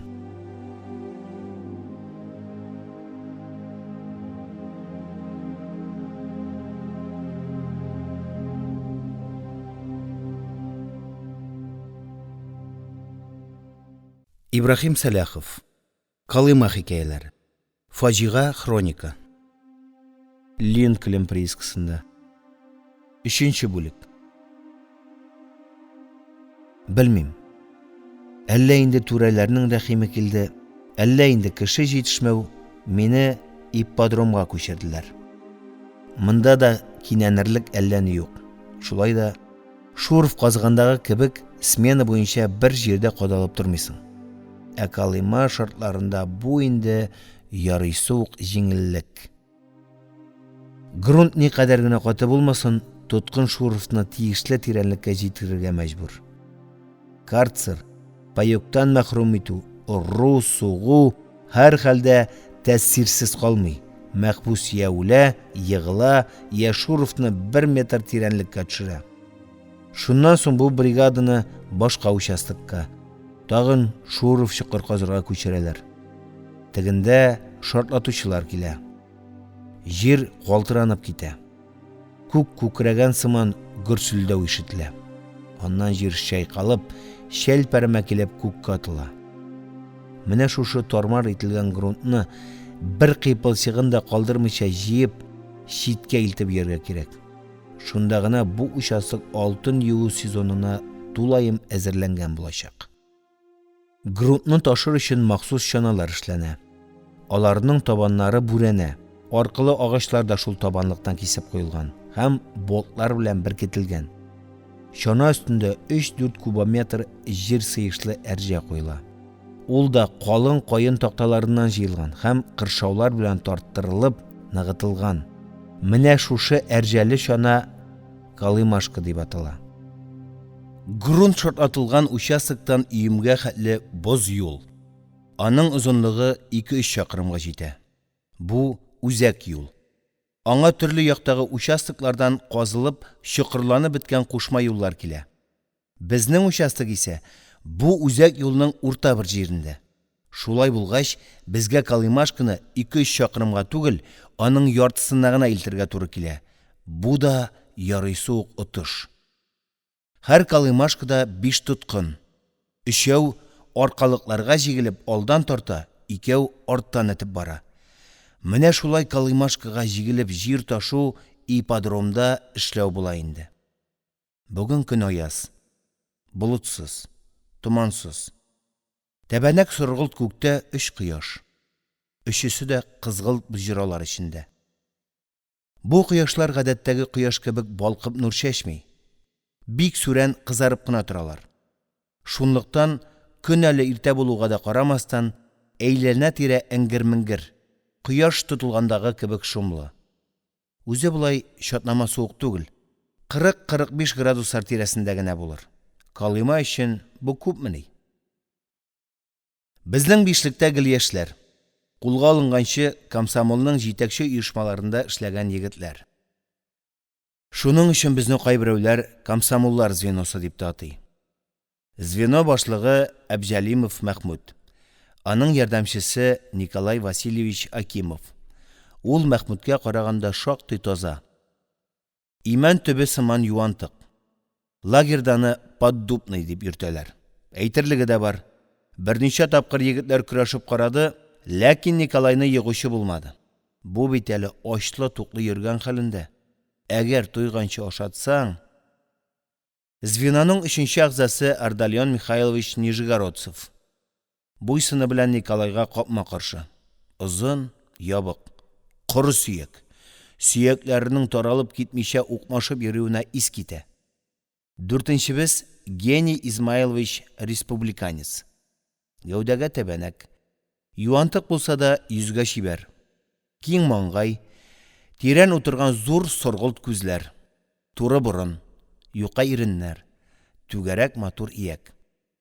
Мөгаен, сезне аның фамилиясе гаҗәпләндерәдер. Чыннан да, артык яңгыраулы бит. Юри үзләштерелгән тагылма исемдер яки кушаматтыр дип уйлый күрмәгез. Юк, тегесе дә түгел, бусы да. Аның ата-анасы бик иртә ачлыктан үлә. 3 яшьлек малай Казан урамында бер кешесез ялгыз кала. Кемдер аны балалар йортына алып барып бирә. Исеме ничек? Атасы кем? Фамилиясе ничек? Беркем белми. Малай хәл эчендә. Менә шунда Казан балалар йортында коллективның гомуми җыелышында табылдык балага исем кушыла. Җыелыш күпчелек тавыш белән карар чыгара. Малайның исеме Гений, фамилиясе республиканец булсын. Татар баласы булуы күренеп торсын өчен атасы исемен Измайлович дип куярга. Озакламый бу балалар йортыда ни сәбәптәндер таратыла. Гений республиканецны беренче укчы татар полкы үзенә балалык кала. Ул шунда тәрбияләнә, үсә, мәктәпкә укырга йөри башлый. Ниһаять, полк улы Гений югары белем алып, зур тормышка аяк баса. Башта ул Татар академия театрының директоры булып билгеләнә. Анда берничә ел эшләгәч, Гений Измайловичны Татарстан культура идарәсе башлыгы итеп тәгаенлиләр. 1936 елда Казанда Владимир Ильич Ленинның мемориаль музеен оештыру мәсьәләсе күтәрелә. Бу аеруча җаваплы һәм әһәмиятле эшне музей оештыруны кемгә тапшырырга соң? Шыбага республиканецка төшә. Чөнки ул инде башка оешмаларда да үзен оештыру эшләренә сәләтле, армый-талмый эшли белүе белән таныткан була. Гений Мәскәүгә Надежда Константиновна янына килә. Владимир Ильичның гомер юлдашы республиканец кандидатурасына бик риза булуын белдерә һәм мөмкин булган кадәр ярдәм күрсәтергә вәгъдә итә. Республиканец зур дәрт, куаныч белән юлбашчыбызның Казанда торган елларын, беренче революцион адымнарын җанландырып, яңа буын күз алдына бастыру эшенә бирелә. Музейда яңадан яңа экспонатлар, документлар барлыкка килә. Ләкин бу әле аз, бик аз. Ульяновлар гаиләсе торган йортны нәкъ 1884 елгы хәлгә китерү шул вакыттагыча җиһазлау сорала. Ә вакыт аз. Октябрьнең 20 еллыгына өлгертергә кирәк. Шул көнне музейның ишекләре ачылырга тиеш. Гений көне-төне йөгерә, эзли, ашыга. 1937 елның җәй уртасында республиканец Мәскәүдән Крупскаядан телеграмма ала. Музей оештыру эшләре буенча тиз арада миңа килүегезне үтенәм. Надежда Крупская. Гений шул ук көнне вокзалга йөгерә. Билет алып, вагонга кереп утыра. Поезд кузгалыр алдыннан гына купега НКВД вәкиле кереп, республиканецны бер генә минутка комендатурага кереп чыгарга чакыра. Беренче калыймашканы тырышып түбәсеннән өеп төядек. Ипподром норма, участок.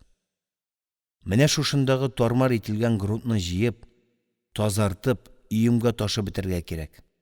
Алданрак эшне бетерсәң, учак ягып ут янында җылынырга рөхсәт ителә. Мондый рәхәткә кем өметләнми соң? Мин звенога яңа килгән кеше булганга, гадәт буенча урта аркалыкка җигелдем. Уңда Мәхмүд, сулда Николай. Артта Калыймашканы Ардальон белән Гений итә. 1, 2, 3, киттек. Яле тагын бер. Калыймашка урынында 5 арестантның жан фәрман тырышуына, этүенә ул ихта итми, кузгалмый. Булай булмый, егетләр. Мәхмүд аркалыктан чыга. табаннар бузга каткан. Ломнарны алып, кырыйдан астан күтәрегез әле. Әйдәгез, бергәләп, зәли. Менә бит бәле. Калыймашканы буздан һич кубарып алып булмый. Өстүрәп килгәндә табаннар кызган. Туктагач бузга ябышып калганнар. Хәзер лом белән дә кайрабыз. Бишәүләп җилкәләрне куеп бетәбез. Кузгалмый бит ләгънәт төшкере.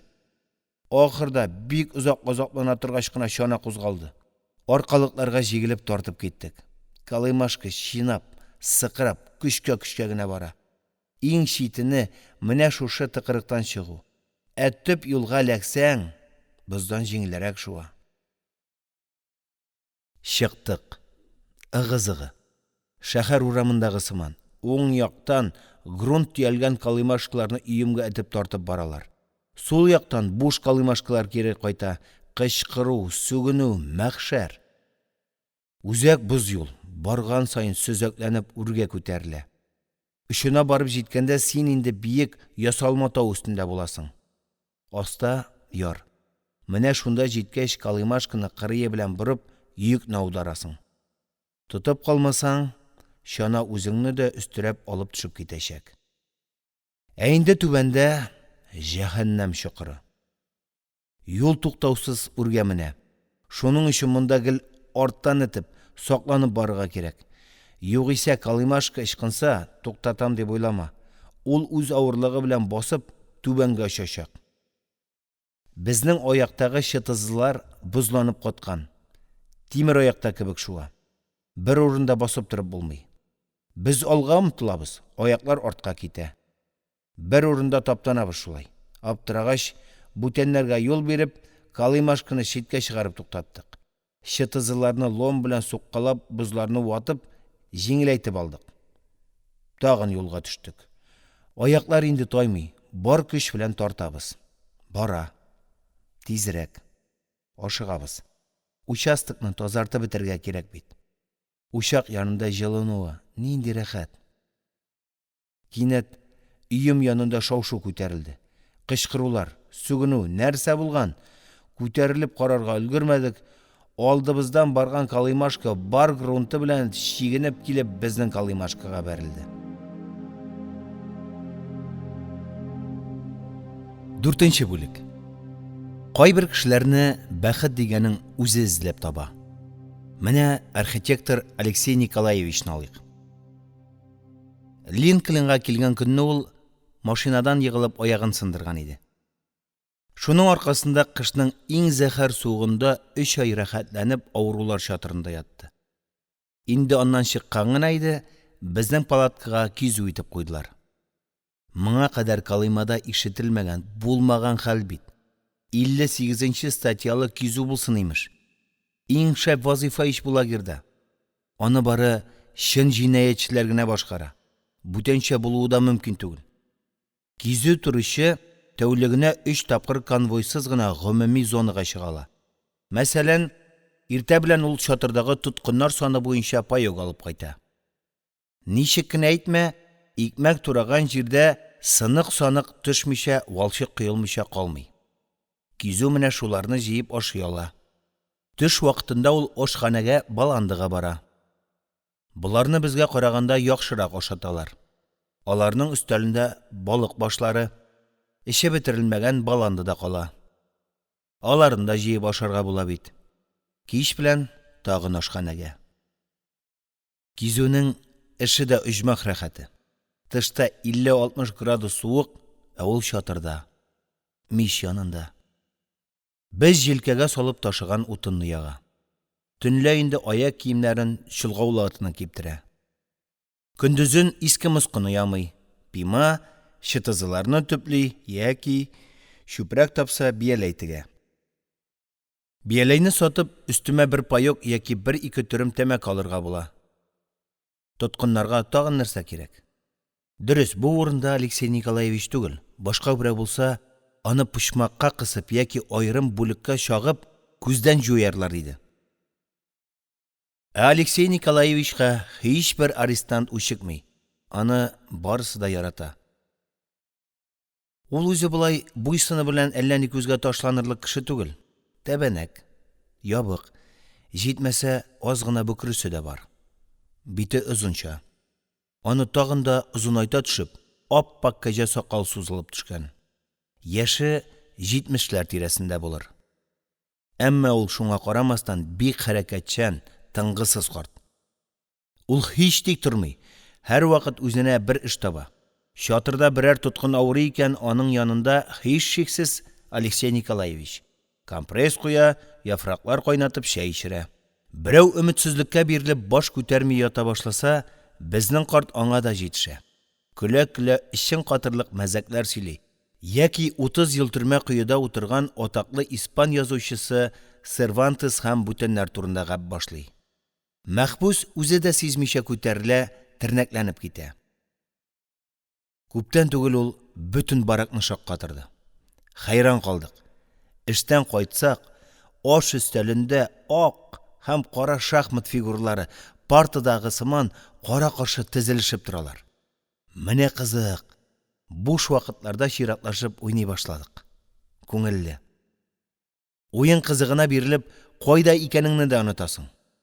Ара-тирә бригадалар арасында, аннан чатырлар арасында турнирда оештырырга керештек. Әмма бу күңел ачу узакка бармады. Чираттагы тентүләрнең берсендә шахматларны табып мишкә яктылар. Безнең чатыр 3 тәүлек карцер режимына куелды. Тик Алексей Николаевич бирешми. Тагын да кызыграк яңалыклар уйлап таба. Шуларның берсе тагын бөтен лагерьне куандырды. Әмма аның да соңы фаҗигале булды.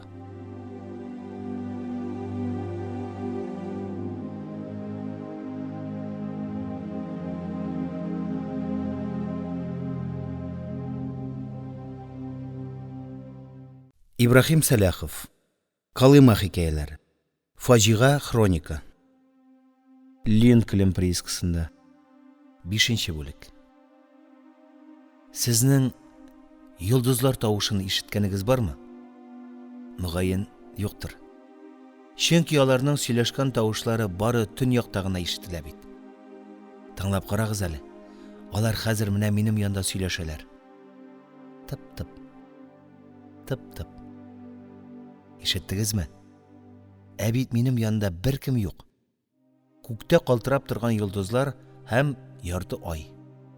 Ай сөйләшми. Ул ялгыз. Ә йолдызлар, күрәсезме? Алар никадәр? Әйтерсең лә күк йөзенә алмас кыйпылчыклары сипкәннәр. Менә шул куштаннар кызлар кебек пыш-пыш киләләр. Серләрен бүлешәләр. Пып-пып. Пып-пып. Бер урында басып торып булмый. Суык. Авыз борыннан чыккан сулыш пар бөртекләре һавага таралып китә алмыйча, зәһәр суыктан шартлыйлар. Пып-пып. Менә шушы тавышны якутлар йолдызлар тавышы диләр. Менә бүген дә шундый йолдызлар сөйләшә торган суык кичләрнең берсе. Эш бетте. Зонага һаман кайтармыйлар. Торган саен суык көчәя. Әллә инде зәмхәрир учакларында утын өстиләр.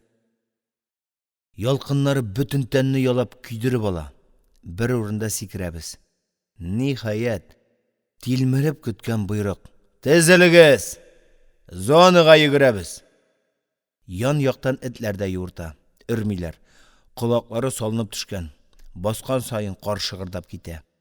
Сулыш тыгыла. Тын алып булмый. Яндыра. Кирфекләрдә боз. Борын агара. Авыз кырышкан. Атлаган саен абынабыз. Конвой сүгенә, акыра. Йыгылганнарның аркасына приклад. Йөгерәбез. Көчкә генә зонага килеп җиттек. Яры ялы яхшы дежурный тур килде. Тентеп маташмады. Тиз генә санады да капканы ачты. Үзебезнең палаткага якынлашкач, гаҗәпләнеп туктап калдык. Бу ни бу? Кайдан килеп чыккан соң монда төньяк шаһзадәсе? Туңуыбызны онытып, аның тирәсендә әйләнә башладык. Гаҗәп. Зона эчендә, безнең чатыр алдында, тармаклы мөгезләрен артка ташлап, башын югары күтәреп, һава иснәп, мәхәббәт булан басып тора. Карагыз әле, иптәшләр, диде Алексей Николаевич. Кичке баландыны шөмірі бітіріп, шау-шу басыла түшкеш. Әгәр дә вақты қапқасыннан шатырларға келе тұрған юлға әлле ешләсәк, нешік болыр? Нинди әлле тағын? Аптырашып қалдық. Әллә инде қорт саташа башладымы? Палат кешінде бомба шартлаган түшлі ха-ха-халап күлу күтәрілді. Туқтағыз әлі. Қорт құлларын сілкіп, ашулы қияфәт білән қышқыра башлады. Неге күлесіз? Мен сіздің білән кеңешәшергә телим бит. Иң яхшысы бер шумыш баландыны ничегрәк артык шәлү турында киңәшик. Баланды? Баландының җитмәгәнен мен үзем дә беләм. Ул корсакка күңелгә дә азык кирәк бит. Баш катырмалы, корсак буш булгач, күңел күзе дә сукрая. Әйдә, Алексей Николаевич, сөйләл. Мин кардан су сибеп катырып, төньяк хайваннарының сыннарын эшләп куярга уйлыйм. Әйбәт иш, нигә эшләмәскә? Әйе, әйбәт булыр иде. Ләкин мин икеләнеп калдым. Аларны эшләргә байтак кар кирәк булыр. Аны кайдан алабыз? Зонадагы карны инде эше бетереп киләбез иш. Менә шуның өчен дә сезгән дә шуым. Булмаса, булай итик, диде бригадирыбыз Зариф Иманкулов. Ягарга бутак сунак алып кайтабыз бит.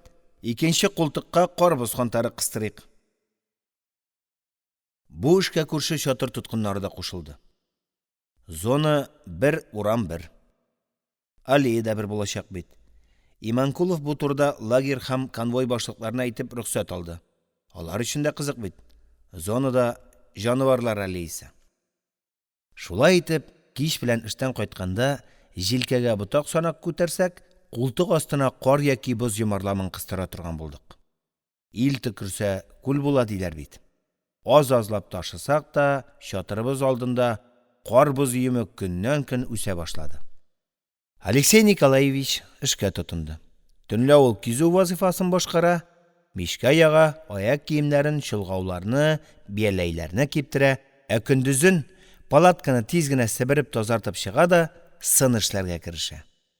Баланда, паёк алып кайтып өләшкәч, тагын шул эшкә. Башта Алексей Николаевич карны палаткага кертеп, тагаракка сала да су куеп изә. Аннан ул бу измәне өстәлгә алып, камыр әвәләгән кебек әвәли, өйә. Кар йөме акрынлап сын рәвешенә керә башлый. Баш, койрык, аяклар барлыкка килә. Бәйләүче, ныгытучы материал итеп таяк, чыбык-чабык, чүпрәк-чапракны да файдалана. Менә шушы хәлендә сын чатыр алдына чыгарыла. Ул анда шакырдап ката. Шуннан соң инде скульпторның төп эше башлана. Жануарга кием киендерергә, күзләрен ачарга һәм тик аңа гына хас бер хәрәкәттә, позада туктатып калдырырга кирәк. Төньяк жануарлары, кышлары күбрәк ак төстә. Буяу кирәкми. Ә менә буланнар, пингвиннар һәм башкалар өчен соргылт, кара төсләр кирәк ич. Уста аптырамый. Аллага шөкер. Кырым бар, көл бар. Алексей Николаевич консерв банкасына борын куеп, кумган сыман бер савыт эшләп алган. Менә шушы тылсымлы кумган бөтен сыннарга җан иңдерә. Кумган эчендәге су кирәк икән кара, кирәк икән суры була. Менә шул хикмәтле су сын өстенә бөркелә. Көн суык. Сын өстенә сибелүгә су бөршекләнеп катып кала. Менә шул рәвешле тире йон каурый барлыкка килә. Барлыкка килә дип әйтергә ансат, ә чынында мехнәт. Сыннарны терелтү эше иң нечкә хезмәт. Тышта эшләнә. Ә суык 45-50 градустан да ким түгел. Менә шунда су белән, кар белән сәнгать әсәре тудырып кара. Берничә көн ул кулына кашык та тота алмыйча, баландыны савыт читеннән шөмереп кенә йөрде. Бармакларын өшетте. Ләкин аңа карап карт эшен ташламады. Каяндыр балык майы табып, бармакларын майлап, чүпрәк белән урап, тагын үзенең остаханәсенә чыкты. Бу эш 2 айдан артык барды. Һәм ниһаять, яңа елга 1940 елның 31 декабрында мәрмәр сыннар аллеясы әзір болды. Бәйрәм инде ул. Әзірлік керек. Тұтқындан әзірләнә. 1-2 күн қалағына түгел, 1 ай алдан. Безнең тәүлек рацион 500 грамм икмәк. Иртә кичен берәр чүмеч, ярты литр баланды.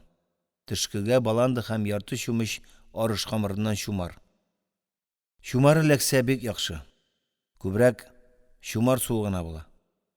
Менә шушы ризыктан соң 50-60 градус суыкта 12 сәгать буе лом белән чуер җирне чокырга яки калымашкага җигелеп грунт ташырга, норманы тутырга кирәк.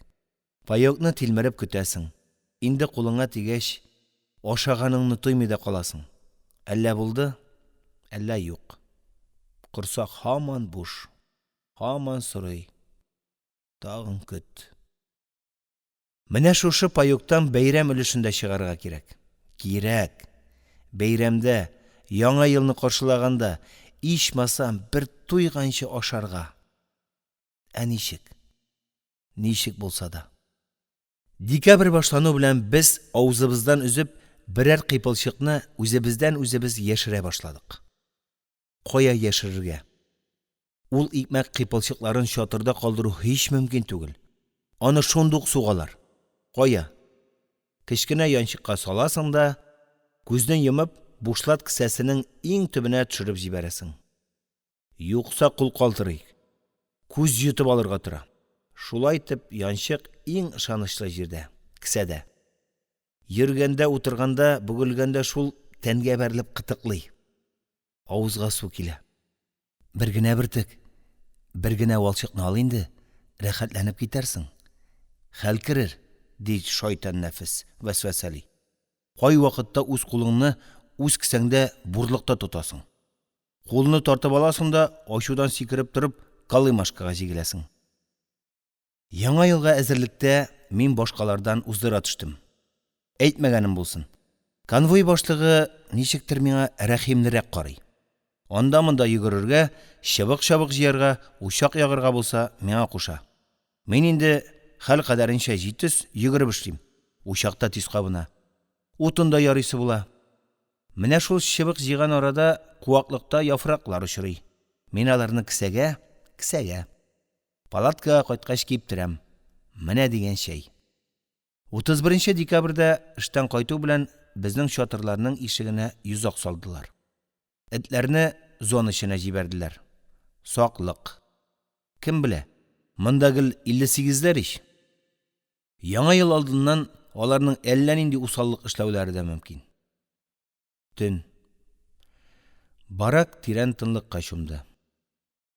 Һәр тоткын сәкедә, үз урынында.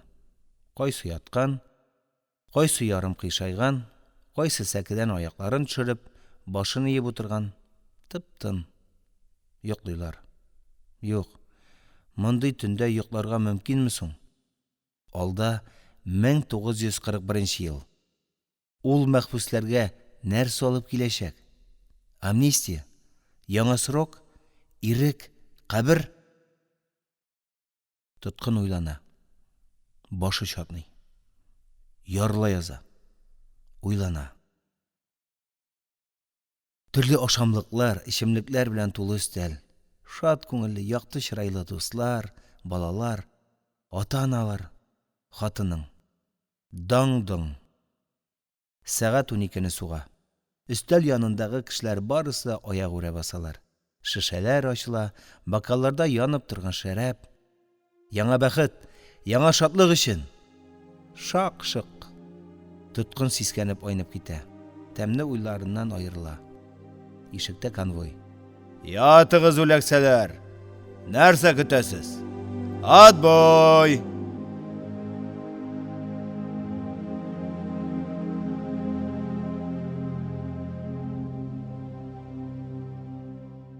Ибрахим Саляхов.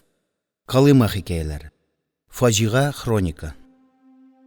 Линкольн приискасында. 6-нчы бүлек. Иртәгесен яңа ел көне. Каравыл башлыгы үзе килеп ишектәге йозакны ачып, Иртәнге тикшерү барлауны үткәргәч, лагерьга чыгып йөрергә рөхсәт итте.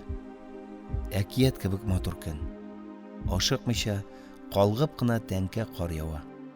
Әйтерсең лә, күктән йолдызлар коела. Алар күзләрне чагылдырып җем-җем итәләр. Караңгы тынчу палаткадан чыгуга күз чагылып баш әйләнеп киткән иде. Хәзер инде сулап туеп булмый. Салкынча хуш ис. Гаҗәеп икән ул яңа явып торган тәнкә кар исе. Шәраб эчкән кебек тәмле исертә. Тәнгә егәр, дәрт өсти. Бар кайгы хәсрәтең онытыла. Барыбыз да аллеяга атладык. Юлның икенче ягында метр биеклегендәге мәрмәр нигезләр. Алар өстендә тундраның гүзәл җанварлары, кошлары. Каядыр ашыгып барган очкан җирдән алар монда бик азга гына ял итәргә туктаганнар, кунганнар. Вакыт капкасыннан килгәндә сезне беренче булып булан каршылый. Ул чабып барган мизгелдә кинәт сагаеп туктап калган. Зур, тармаклы мөгезләр артка ташланган. Колак шәм булып торган. Аның каршысында арт аякларына басып, тундрга хайран калып карап торган ак аю. Аннан төлке, бүре, шакал, куян, пингвин, акчарлак, морж. Һәрберсе үзенә хас рәвеш алып тукталганнар. Безнең белән танышырга килгәннәр. Хәзер күтәрелеп юк булырлар кебек. Һәммәсе дә үз зурлыгында, үз төсендә. Кар һаман ява. Йолдызлар коела. Ул йолдызлар постаментлар өстенә. Аларга басып торган сыннарның иңенә куналар. Һәм тылсымлы бер нур белән балкыйлар. Гаҗәеп матурлык. Арестантлар аллея буенча акрын гына әле вахтага, әле палаткага таба атлый. Сыннар алдында туктап кала. Нинди матур, нинди гүзәл бу дөнья. 7-нче бүлек.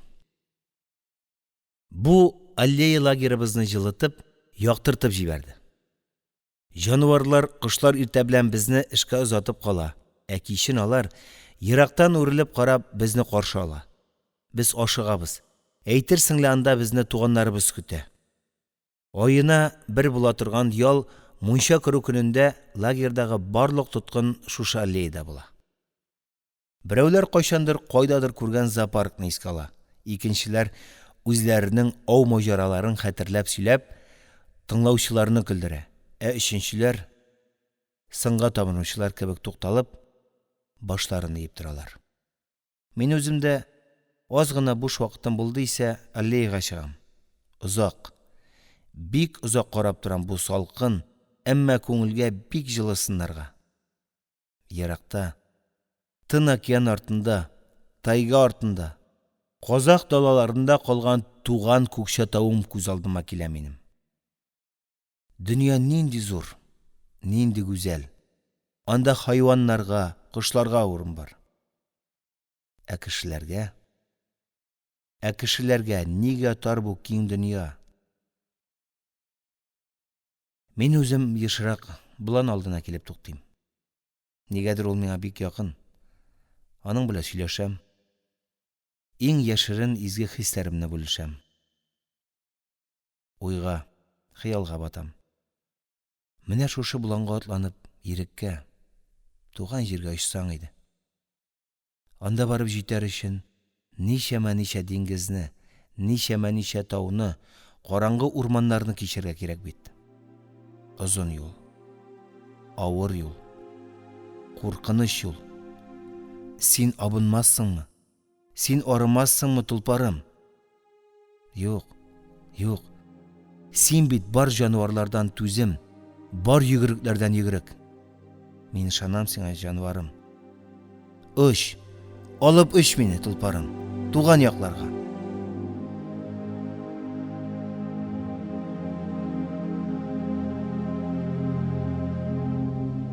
Сигезенче бүлек. Март башында Магаданнан өлкән бер түрә килә икән дигән хәбәр таралды. Чатырларның йыртык тишекләрен ямарга куштылар. Чираттан тыш мунчага алып барып, шеш сақауларны қырықтылар. Юылған күлмәгіштан берділер. 2 түн рәттен барактан қуып шығарып, зур тінту ясадылар. Біз пышақ ясарға ихтимал болған темір кисәкләрін бірсінде қалдырмай сыпырып алдылар. Һәм шатырыбызны 2 күнгә карцер режимына қойдылар. Кичке аштан соң ишеккә юзагылдылар. Бу өлкән түрәне каршы алу әзерлегендә Алексей Николаевич та катнашмыйча булдыра алмады. Постаментларны түзәтте. Алар өстендәге сыннарның кителгән, кырылган җирләрен ямады, сылады, сыйпады. Ничек кенә әйтмә, бу аллея сәнгать, иҗат җимеше. Олы түрә һичшиксез сәнгатьне белә һәм хөрмәтли торган зәвыклы кеше булырга тиеш. Тиздән зур амнистия була имеш. 58ләрнең барысын да азат итәләр икән. Монда килә торган түрә тоткыннарның хәлен, тормышын үз күзе белән күреп, Мәскәүгә барачак һәм бу турыда иптәш Сталинның үзенә доклад ясаячак икән. Паёк инде 600 граммга җиткереләчәк икән. Умач урынына ботка бирәчәкләр ди. Менә шундый имеш-мимешләр белән бөтен лагерь гөш килә. Кемне тыңларга? Кемгә ышанырга белмисең. Ә шулай да күңелгә рәхәт. Кем белә бит, бәлкем чыннан да хаклык өстенлек алыр. Бәлкем безгә дә ирек килер. Өметсез, шайтан диләр бит. Ниһаять, 13 март көнне иртән эшкә чыгармыйча вахтадан кире бордылар. Аврал башланды. Сәке такталарын, дөресрәге бүрәнә ярыкларын ком белән ышкып юдык. Шатыр тирәсен себереп, тап төшкән җирләргә кар сибеп чыктык. Алексей Николаевич үзенең аллеясы белән азапланды. Себерде, сөртте, су бөркеп, яңартып маташты. Зонада ыгы-зыгы. Вахтерлар, бригадирлар йөгерә, кычкыру, сүгенү барысы бергә буталган. Кинәт даң-доң. Вахта янындагы баганага асып куелган рельска суга башладылар. Бу инде һәр мәхбус өчен аңлаешлы, таныш әмер. Вахта янына килеп, рота булып, һәр палатка бер рота тезелергә. Тезелдек. Без беренче рота. Шуның өчен вахтада беренче булып торабыз. Мин алгы рәттә. Бөтен хәрәкәт күз алдында. Көтәбез. Җитәкчеләр юк. Көтәбез. Аяклар ышый башлады. Кузгалырга буйрык юк. Көтәргә. Менә бер вакыт вахтага ишек ачылды. Бер төркем хәрби киемдәге кешеләр безгә таба атлады. Алда озын буйлы, тулы гәүдәле кеше атлый. Аның өстендә гәүдәсенә сыланып торган өр-яңа шинель. Башында йылкылдап торган алтын төсендәге каракүл папаха. Аллеяга якынлашуга түрә кинәт туктап калды. Төбәлеп буланга карады. Мойнын аз гына уңга борды. Ак аюга карады. Сулга борды. Барлык сыннарга күз йөртеп чыкты. Начальник, диде ул акрын гына калын бас белән. Лагерь башлыгы Иван Иванович урта буйлы юантык кеше. Аның янына килеп үрә катты. Папахлы кунак кузгалмыйча иягын кагып кына сыннарга ишара итте. Бу нәрсә? Петергоф? Иптәш генерал. Безнең түрә каушап, тотлыгып калды. Монда лагерьда бер скульптор бар. Яле, кайда ул скульптор? Күрим әле. Алексей Николаевич шакырганны да көтмичә генерал алдына килеп басты. Гражданин генерал. Гаҗәп, мин сине Петр бер кебек мәхәббәт гәүдәле кешедер дип уйлаган идем. Тынлык. Аптырап калдык. Нәрсә турында сүз барасың? Гафу итегез, диде карт. Мин сезне төшенмәдем, гражданин генерал. Менә мин дә төшенмим, диде генерал һаман әле акрын тавыш белән. Тынлык. Кинәт ниндидер бер йырткыч тешләгәндәй генерал кычкырып җибәрде. Нәрсә? Сине монда калымага яңа Петергоф салырға жибәрділерме? Әллә алтын қазырғамы? Ешін суққандай болды. Сискеніп қолтыранып кеттік. Генерал мойнын біздің лагер башлығына таба бірді. Әлі, нығырақ бір күсәк кетіргіз әлі. Лагер башлығы өзі вақтыға егіріп кірді де, күйсәу ағашы көтәріп шықты. Барыбыз да қатып қалдық. Тыналу кесілді. Нәрсе була? Біздің түрә генерал янына келіп, бір қолындағы таяққа, бір генералға көз ертіп, аптырап қарады. Бұ нешік? Скульпторға бер, деді генерал ашулы тауыш білән. Алексей Николаевич күйсәу ағашы сабын қолына алды да, не ішләргә білмеше қаушап генералға қарады. Гражданин генерал, жетер! Қолтыранған тауышны қолын бас тош болып басты. Мұнда нәрсе? Тұтқын нар лагерімі, әллә ял йортымы? Тауыш көтәріліп, нишкәріп кетті. Генерал қызарды. Әлі, сен, скульптор, болмаш. Хәзірік бұл шоқмарларыны көзден юғалд. Башыбызға туқмақ білән соқтылар мұны. Иеліп түштік. Міскін Алексей Николаевич хәлсізленіп бүгілді. Қолындағы таяғы чүк кетті. Вахтер, деді генерал ашулы тауыш білән. Мұнда кел. Вахтер ұзын бойлы таза уголовник егіт. Егіріп келіп, генерал қаршына басты. Қонақ инде тыныштана түшкен сыман ақырыңынан дәшті. Әлі, жердегі таяқны алығыз да, бұл хайуанларны көзден юғалтығыз. Лагер кішілер үшін, хайуанлар үшін түгіл. Башлағыз.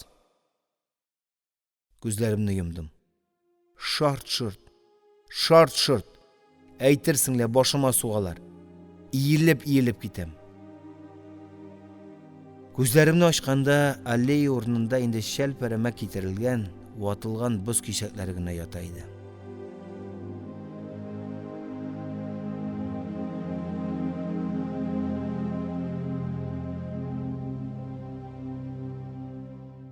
Ибрахим Саляхов. Калыма хикәяләре. Фаҗига хроника. Мадрид. Моннан бик күп еллар элек Тундрада Калым исемле батыр яшәгән. Аның бүтән гәүдәсе саф алтыннан гына торган. Ул вакытта кояш Тундра күгеннән китмәгән, көне-төне нурын сипкән. Шуның өчен дә монда кар яумаган, диңгез туңмаган. Тундра ел тәүлегенә ямь-яшел гөлбакча булып чәчәк атып торган. Диңгез буенда калын кара урманнар шаулаган. Андагы агачлар тәмле җимешләренең салмагыннан иелгәннәр. Болыннарда кызарып пешкән җиләкләрдән аягатлар урын калмаган. Урманнарда кошлар, болыннарда көтү-көтү хайваннар, өйер-өйер җәнлекләр, куркуны, ачлыкны татымыйча рәхәт җәйләгәннәр. Мондагы кешеләрдә кием салымны, суыкны, кайгы-хәсрәтне белмичә оҗмактагы кебек ваемсыз яшәгәннәр. Шуның өчен дә ул вакытта бу җирләр Тундра дип түгел, гүзәл Якут дип аталган икән. Әмма бу рәхәт узакка сузылмаган. Көннәрнең берендә диңгез артыннан явыз гыйфритләр чыгып, кояшны урлап, кутып калып киткәннәр. Якут җире дөм караңгы булып калган. Агачлар корыган, үсемлекләр сулган, диңгез калын боз катламы белән капланган. Кошлар, хайваннар, җәнлекләр, кешеләр суыктан туңып, ашарга ризык таба алмыйча ачыгып, кая барырга белмичә аптырап зар ялаганнар. Гүзәл Якут иле кара кайгыга баткан. Менә шул шомлы вакытта Калым батыр аяк үрә баскан. Аның алтын гәүдәсе балкып, тирә-якка нур чәчкән. Якут җире яңадан ялтырап киткән. Ләкин бу нур кояш нуры кебек җылы түгел, салкын нур булган. Алтын нуры кешеләрне, табигатьне җылыта алмавын күргәч, Калым батыр кояшны гыйфритләрдән тартып алырга дип кутупка киткән. Гүзәл Якут тагын дөм караңгылыкка чумган. Аның халкы өметләнеп, хәвефләнеп, үзенең батыры Калымны көткән. Якут күгендә 12 тапкыр ай күтәрелгән. Җирне яктыртырга тырышкан. Ләкин үзе дә суыкка чыдый алмыйча, өшеп күшегеп диңгезгә чумган. 12 тапкыр чумган. Калим Батыр һаман кайтмаган. Халык өметен югалтып, хәле бетеп егылган. Нәкъ менә шушы фаҗигале мизгелдә ниһаять ерактан кутуптан кояш балкып чыккан. Якут җире яңадан яшәреп, матурайып киткән. Халык җыр җырлап, кубыз уйнап, барабаннар сугып, үзенең батырын каршылаган. Якут илендә моңарчы һич күрелмәгән, ишетелмәгән бәйрәм, туй башланган. Иң куәтле шәрәпләр, иң симез итләр, иң тәмле тәгамнәр өстәлгә куелган. Җыр, бию, уен көлке чиген белмәгән. Халык үзенең батырын хөрмәтләгән, сыйлаган. Әмма арада Калим Батырның данын көнләүче хаин бер җан да булган. Ул гыйфритләргә сатылып, Калим Батыр ишә торган якут кәсәдәге шәрәпкә агу салган. 12 ай буена гыйфритләр белән сугышып арыган, талган Калим агулы шәрәпне ишүгә йоклап киткән. Шуны гына көтеп торган гыйфритләр чатырга кереп, йоклап яткан Калимны суйганнар. Батыр уянып китеп, аягына баскан. Гыйфритләр кояшны диңгез ярына ташлап качканнар. Әмма Батыр узак басып тора алмаган. Киселгән башаны җиргә тарткан. Калим хәлсезләнеп егылган. Аның башы Аляскага, гәүдәсе Якут җиренә, аяклары алданга төшкән. Һәр язны үзен гыйфритләр суйган көнне Калим Батыр егылган җиреннән күтәрелеп баса. Туган Якутстанына, тундрасына карый. Сокланып, яратып карый һәм хәле бетеп егыла икән. Менә шул вакытта Калим Батыр аяк үрә басып торганда, аның мәхәббәт алтын гәүдәсе тирә-якка нур сибеп балкый. Бу мөгъҗизаны белмәгән соңгы заман кешеләре Калим Батырның нурлы шәүләсен ялгышып, төньяк балкышы дип атыйлар икән. Бу легенданы миңа үзебезнең бригададагы карт Якут сөйләгән иде. Әйтүенә караганда, ул кулга алынганчы Якутск шәһәрендә укытучы булып эшләгән һәм төньяк халыкларының фольклорын җыю белән шөгыльләнгән. Бу легенданың нигезендә һич шиксез чынбарлыкка ишарә ята. Дөрестән дә, төньяктагы алтын тамырлары Аляскадан башланып, бөтен Калима мәйданы буенча тармакланып, алданга чыга бит. Моны инде ишетеп түгел, үз күзләрем белән күреп беләм. Үз кулларым белән казып беләм. 7 кат тирең түгелә. 7 тапкыр җаның чыга ул алтын ясын казыганда. Ниһаять, Калим Батыр җирләрендә дә яз килде. Кар эрде. Елгаларда бузлар кузгалды. Сопкалар ашыгып яшәрә башладылар. Ә кояш йокысын онытып туктаусыз әйләнә. Әнә ул боз диңгезләре артына төшеп бай. Әмма шәфәк нурлары сүнәргә дә өлгерми, капма каршы яктан, кутуптан шул ук кояш яңадан күтәрелә башлый. Ул үзе кинәндереп кыздырмый да, бөтенләй үк сүнми дә.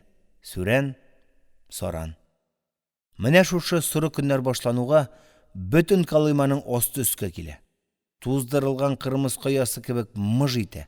Тоткыннар, түрәләр, солдатлар, этләр барысы да зиндан забойларга чыга. Вахта капкалары янындагы баганаларга асылган чулак рельсларга да тыңгылык бетә. Даң-доң, даң-доң. Икенче бүлек. Бу нинди музыка? Кем уйный булай матур итеп? Тор, үләксә! Билем киселеп киткәндәй булды, сикереп тордым. Каршымда кулына резина таяк тоткан вахтер. Ә барак ишегеннән хау-хау итеп, тешләрен ыржайтып, бузау хәтле овчаркалар кіріп килә. Абына сүртенә йөгереп барып вахт алдына тезләндек. Бүген илебезнең валютасы хәшлый башлый. Сез монда үзегезнең кара җинаятләрегезне хезмәт белән юар өчен сөрелгән явызлар, халык дошманнары. Алдыгызда тачка, кәйлә, көрәк, забой, норма. Норманы тутырмау аңлы рәвештә контрреволюцион корткычлыкны дәвам итү. Экономик диверсия. Ә мондый саботаж өчен халык сезгә икенче тапкыр шәфкать күрсәтмәс. Төшендегезме, контрлар? Колонна башлыгы озын, ябык, әз генә бөкрәеп, түбән карап йөри торган капитан. Бүген өр-яңа формадан, төп-төз басып, калын бас белән әмер бирде. Бригадаларны забойга төшерергә! Эшкә! Менә шулай Калимада алтын бизгәге башлана. Билгеле инде, бу күренеш миңа яңалык түгел. Мин бу 1941 елның язында инде 3нче тапкыр алтын юарга чыгам. Әвәле бер сезон Линкольн приискасында эшләдем. Аннан монда Сусуманга күчерделәр. Безнең бүгенге забой Калыма елгасы белән Сопка арасында. Бу Сопка тундыр ягыннан Болан мөгезе кебек тармакланып килә. Калыма ярларында 2-3 километр калганда кинәт көньякка борыла. Менә шул аралык безнең забой. Кыш көне шурфлар казып, шартлатып, забойның өске кат грунтын алып ачып куйган идек. Радиусы 2-3 чакрымга сузылган бу забойның урта бер җирендә биек эстакада, бункер урнаштырылган. Бункер астыннан елга ярыннан ук корылган зур улак үтә. Яр буендагы насос станциясе Калыма суын шул тирән улакка, Бутарыга куя. Су көчле. Этем белән туктаусыз ага. Һәр забойдан бункерга берничә трап басма сузылган. Алтын комлы грунтны тачкага тутырабыз да трап буенча бункерга ашыгабыз. Норма 100 тачка. Өлгер. Шул такта трап буенча сыңар тәгәрмәчле самоходканы бар көченә әйдибез. Забой ишендә әле бик үк тыгыз түгел. Бер-беребезгә юл да бирәбез. Ә менә бункерга якынлашканда, югары күтәрелгәндә, кыямәт. Һәркем ашыга тизрәк менеп җитәргә тырыша. Эстакадага күтәрелә барган сайын тачка авырлыгы артка итә. Ә арттагы тачкалар синең тез астыңа сугып куалап киләләр. Аз гына йөришеңне акрынайттыңмы, артыңдагы тачка тез астыңа килә дә керә. Син тачкаң, грунтың белән түбәмә тәләсең. Ярый әле тачка бер якка, син икенче якка тәгәрәсең. Әнә, безнең бригадада 3 кеше эстакададан авып, тачкалары астында да калдылар. Берсе башы изелеп шунда ук үлде, икенчесе аяк-куллары сынып больницада ята. Эстакада янында зур майдан. Забой. Андагы эскәмиядә участок башлыгы утыра. Ул биектә. Бөтен забой аның күз алдында. Ул һәрбер тоткынның ничек эшләгәнен күреп күзәтеп тора. Әгәр берәр мәхбус ял итәргә утыра икән, эстакададагы рупор хәзер аны кузгата. Фәлән бригада! Штраф! Димәк, бу бригада нормасыннан өстәмә рәвештә бункерга тагын 10 тачка грунт җиткерергә тиеш. Шуның өчен бригада үзен үзе куалый. Берәүгә дә эш вакытында арыса да, авырса да туктап торырга бирми. Артык 10 тачканы кемнең эстакадага күтәрәсе килә. Бигрәк тә смена соңыннан. Бөкрәеп, авыр тачканы көчкә эстакадага мендереп килгән тоткыннарны участок башлыгы туктаусыз куалый. Әйдәгез тизрәк! Бу каһәр төшкән әйдәгез йоклаганда да колагымда зыңлап тора торган иде. Әле хәзердә берәр кеше ул сүзне ичкындырып әйтсә, тетрәнеп китәм. Җан куркып калган күрәсең. Бункер астында улак Бутары. Аның ике ягына зур агач көрәкләр белән коралланган бутарычылар. Алар агым су белән этелеп юылган, алга китеп барган ком, балчык, таш кисәкләрен бер туктаусыз арлы-бирле бутап, туктатмыйча агызып торалар. Бункердан төшкән грунт су белән улак буенча агып, шайкалып, юылып бара да, бутар очындагы чүплеккә төшә. Тау булып өелә бара. Тәүлегенә 2 тапкыр көндезге һәм төнге 12дә биргә аерым бүлек вәкилләре килә. Бу безнең өчен иң кадерле минутлар. Вәкилләр бутарылар төбендә утырган алтынны бушата. Ә без үлеп забойларга сузылабыз. Сезонның бірінші күннәре безнең бригада өчен ярый суык уңышлы булды. Йомшак кумга туры килдек. Һәрберебез норманы арттырып тутыра бардык. Төп 600 грамда икмәк паёгы өстенә өстәмә рәвештә Стаханов паёгы 3 тапкыр бутка, 100 грамм ипи кыерчыгы һәм берәр әчмуха хуш исле махорка бирә башладылар. Ләкин бу рәхәт көннәр озакка сузылмады. Инде икенче удар декаданында югары күрсәткечләр белән төгәллибез. Стаханов бригадасы исемен алабыз, беренче категория тәэминатка күчәбез дип куанып йөргәндә генә, безнең забой яшел бакага килеп терәлде. Менә минем забой яшкелт бака кебек кабарып, күзәкләнеп ята. Бар көч белән басып көрәкне батырам да, кыйшайтып яшкелт балчыкны көрәп алмакчы булам. Ә ул күәч чиләгендәге камыр төсе сузылып күтәрелә, өзелми. Аптырагач, баканың күзәнәкле күзләренә ике аяклап басып, көрәкне суыра башлыйм. Аяклар бата. Мадрид дип ярдәмгә чакырам. Күрше забойда эшләүче бригадир килеп кулдан тарта башлый. Я, бер кулың белән көрәккә таян. Хәзер. Эй, аттаңа нәләт төшкере, чытызылар кала бит. Калмага етаган, әйдә атла. Забойдан көч хәл белән чыгып, таш картына ышыкка утырабыз. Минем забой чокырда, истакададагы рупорның күзе төшәрлек түгел. Карале, синдә берәр урарлык юкмы? Миндә кичә үк битте бит, эш пыша. Бу бака безнең актык канны суыра инде, диде авыр сулап Мадрид.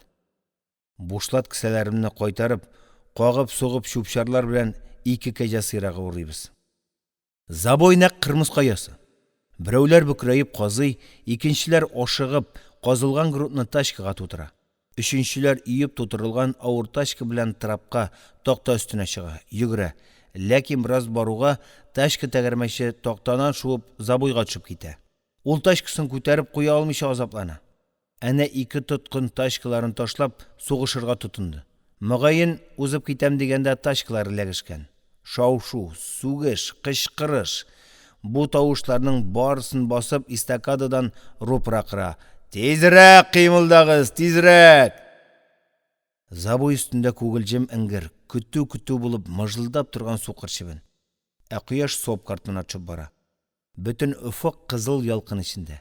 Ниндидер бер куе кызыллык белән шымлы бер шәүлә ташлап яна ул хәзер. Да, Испаниядә да менә шулай янды, ди күршем Мадрид, байып барган офыкка карап. Мин дә шул офыкка текәлеп, уйланып утыра идем, сискәнеп борылдым. Ул битлеген фуражкасына күтәргән дә, кәҗә сыйрагын авызына капкан килеш, офыкка төбәлеп хәрәкәтсез калган. Һәр вакыт мин аңа сокланып карыйм. Матур кеше. Озынча буй, атлет гәүдә. Менә хәзер ул миңа кырын утыра. Аның профиле аеруча күзгә ташлана. Туры борын, нык кысылган юка иреннәр, түгәрәкләнеп чак кына алга чыккан ияк. Озынча битне ак төкләр баскан. Фуражка астыннан чал чәчләр күренә. Ә Мадрид миннән ни бары 5 яшькә генә олы бит. Аның чын исем фамилиясе Максим Петрович Жаворонков. Максим Петрович Үшүче. 1936 елда генерал Франко республикага каршы фетнә күтәргәч, ул үз теләге белән Испанияга китә һәм интербригада составында сугыша. Максим башка совет очучылары белән берлектә Мадрид күген саклый.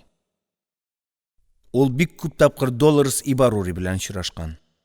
Һава сугышындагы батырлыклары өчен Испания Республикасы ордены һәм медальләре белән бүләкләнгән. Гвадалахара операциясында фашист зениткасы аның самолетын яндыра. Максим Петрович парашют белән ташланып кутыла. Әмма җиргә төшкәндә аягын сындыра. Шуңа ул хәзер дә бераз аксап йөри.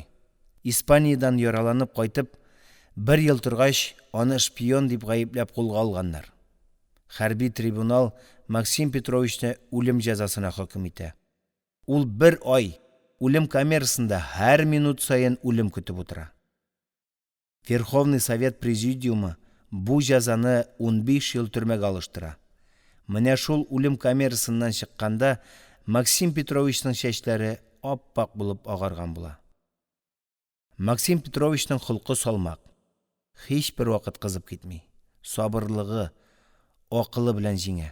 Қойда болуын біліп алғаш, аңа Мадрид қошаматы бергенлер. Бүтін лагер, тұтқынлар да, иреклілер де аны Мадрид деп йөртә. Шын исем фамилиясын білуші мұғайын бик сирәктір. Линкольннан бу Сусуман приискасына китергәч, мине 3-нче бригада чокырына урнаштырдылар да, менә бригадирың Мадрид дип таныштырдылар. Шул көннән без бер-беребезгә ялашып киттек. Кәҗә тәпиләребезне рәхәтләнеп суырып та бетерә алмадык, рупор күреп өлгергән бит җаһил. 3-нче бригада бригадиры Мадрид истакадага дип акырды. Узакламый Мадрид забойга кайтты. Без барыбыз аның янына җыелып тынып калдык. Иптәшләр, диде ул акырын гына. Битен сырып алган ширкиләрне сыпырды. Битлеген төшерде. Аннан борчылып башын күтәрде. Безне Крутушкага күчерделәр. Соп картына төшеп кояш байды. Шунда ук көньяк кызарды. Таң ата башлады. Этләр өрә, сүгенгән, буйрык биргән тавышлар яңгырый, нормасын тутырган бригадаларны зонага ялга алып китергә әзерләнәләр. Ә без норманы тутырмаган бригада Крутушкада тәүлек буе норманы тутырганчы забойда калырга тиеш.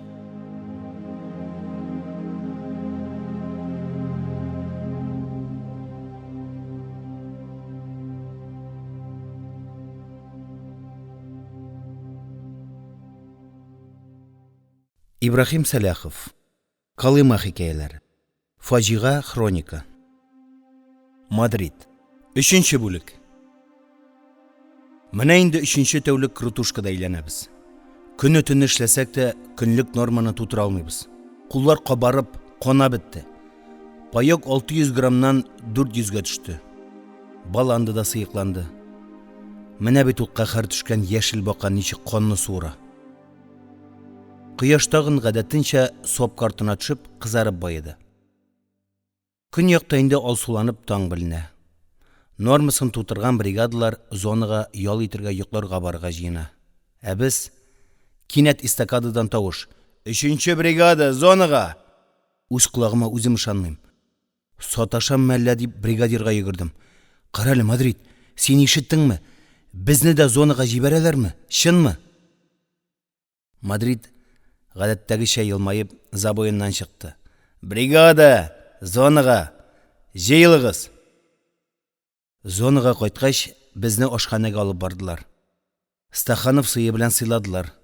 Баракка кайткач, берәр әчмуха махоркада бирделәр. Бу ни бу, төшенмим дип, Мадрид яннарак ауша төштем. Без аның белән бер сәкедә янәшә ятабыз. Шаулама, ди ул, пышылдап. Аннан үрелеп колагыма гына әйтте. Мәмәт угылы 2 самородок тапкан, 300 граммнар чамасында. Шуны акрын гына участок башлыгына төрткән. Без шунда ук үлеп йоклап китәбез. 4-нче кичне зонага чакырмадылар. Тагын Крутушка башланды. Тагын төпчегезләргә кирәк, диде Мадрид. Аны табып кара, яшел бака ләгънәт төшкере аны тиз генә ычкындырмый. Тирән яшергән. Ә безнең куллар карарга чирканыч. Кып-кызыл кан, чепчи яра. Илле мәзәктә инде бу тоткын дигән халык. Үзе аш, үзе ялангач булга карамастан, әллә нинди мәзәкләр уйлап таба. Әллә нинди кызыклы кушаматлар уйлап чыгара. Хикәянең башында әйтеп узган Колымага җиттем дигәндә, икенче якка борылып сопка башыннан күтәрелгән кыяны бәхет төенчеге дип атаганнар. Яхшы төенчек. Казак халкының киез өе кебек күтәрелгән тау. Менә шушы төенчек эчендә мин дә бәхет издим. Аз-азлап ул бәхетне таба да барам ахырысы. Бәхет төшенчәсе төрле шартларда төрлечә үзгәрәдер күрәсең.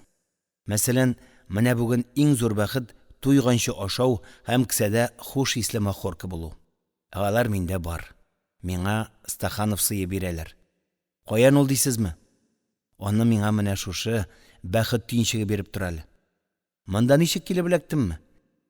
Теге яшел бакада инде бер атнадан артык азапланабыз, нормада юк, самородок та күренмей. Бригада хәлдән тайды, көчкә йөрибез. Эстакададан Рупор бір тоқтаусыз қамшылай. 3-ші бригада, тезірек қимылда. Арысамда соңғы күшімні жейіп, забой қырыйын қырып, ташкыны тутырып трапқа шықтым. Мен алға ұмтылам, хәлсіз аяқларым артқа кете. Артта тіз астымны сүзіп, бастырып келелер. Тағын Рупор, 3-ші бригада, 3-ші бригада, қимылда. Нихаят эстакадаға яқынлаштым. Инде соңғы бұрылышқа көтерілем дегенде, әлі тайып кеттім, әлі әтіп жиберділер. Ташкым тәгәрмәші траптан шықты, қишайды, ауып кеттім. Көзімні ашсам, нендедір ташландық бір забой. Тұрып кетем деп қозғалған едім, жаным шығып кеткендей қышқырып жибердім. Сол янбашым қозғалырға бермей, хәлсізленіп тағын яттым. Бет көзіні соқыр шерке сырып алды. Қышы тұнуға, әрнегенге шыдап болмай. Үстіреліп болса да үрге, жел яққа шықтым. Шерки таралды. Ян башта әуәлігі кебік сызламай. Отырдым. Қойда мен. Артымда тау көтерілген. Бұл бит бәхет түйіншігі. Аны инде барлық яғыннан кеміргеннер, хәттәні құяш шығыш яғыннан ішіне тишіп кіргеннер. Әйтерсіңле Әбуғалисина яшаған мәғәрі. Бұ да бик жайлы забой. Әммә жемірлі қорқынышы бар деп, япқаннар. Ішләтмейлер деген еді бит Мадрид меңа бір күнні. Ақ, сен өләксә, инде мында пыстың мы?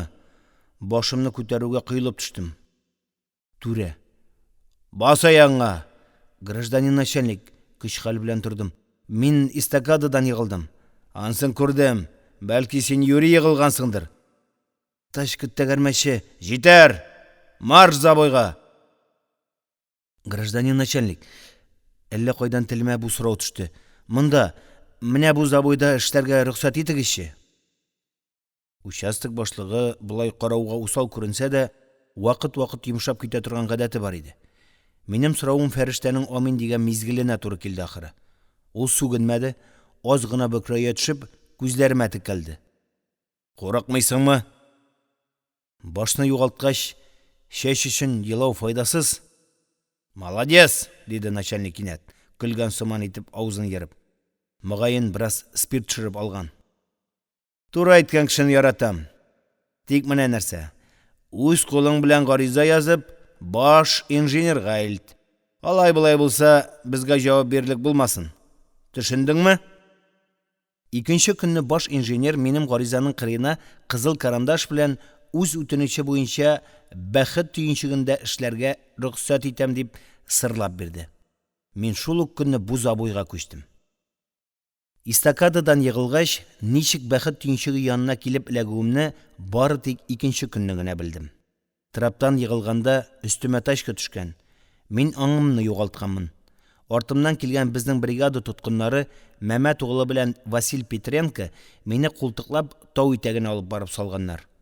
Анда бит эстакада астындағы кебек су ішінде ятмайсың, құры жер.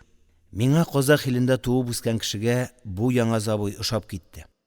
Ол киіз үй кебек гүмбәзленіп отыра. Іші де киіз үй кебек кең. Нәқ түбәдә түнлік кебек, яқты түшіп тұра тұрған тишігі де бар. Ең рәхәті, кәйлә білән бір соқсаң, бір ташқы грунт ишлә дә түшә. Ташып қына өлгір. Бұ соопқы тулайым бұз болып қатқан құм тауы. Түбәдәге түнлікні япсаң, құм ішінде ялт-ялт келіп алтын ясмықлар яна. Ішләрім майланған арба кебек тәгәри. Қазуы да жеңіл.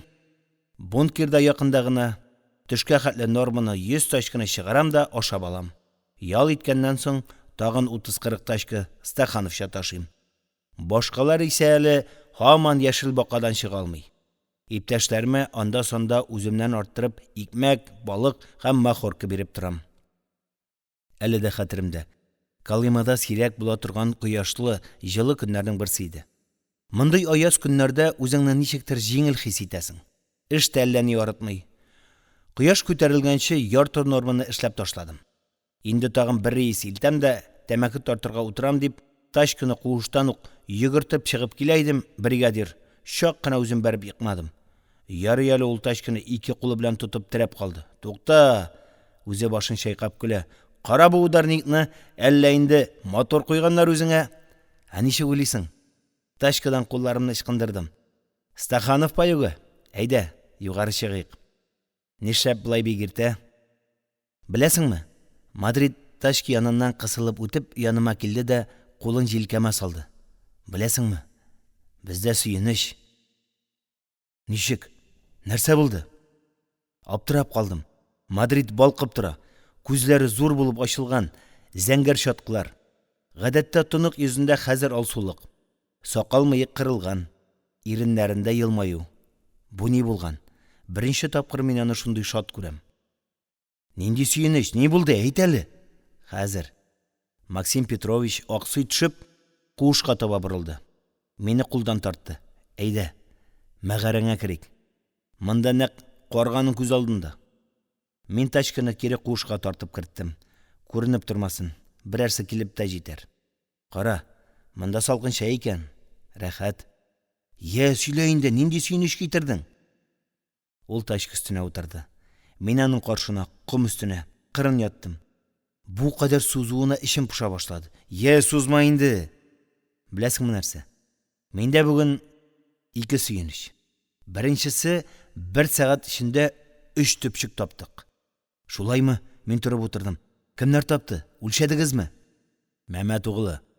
Петренко соңгысын, иң зурысын яңа килгән комиссар Габдрахманов тапты. Бизмәнгә аскан идек, 500 граммлы паёкны басып китте. Менә шәп. Димәк, ярты килодан артык. Инде кая куясыз аларны?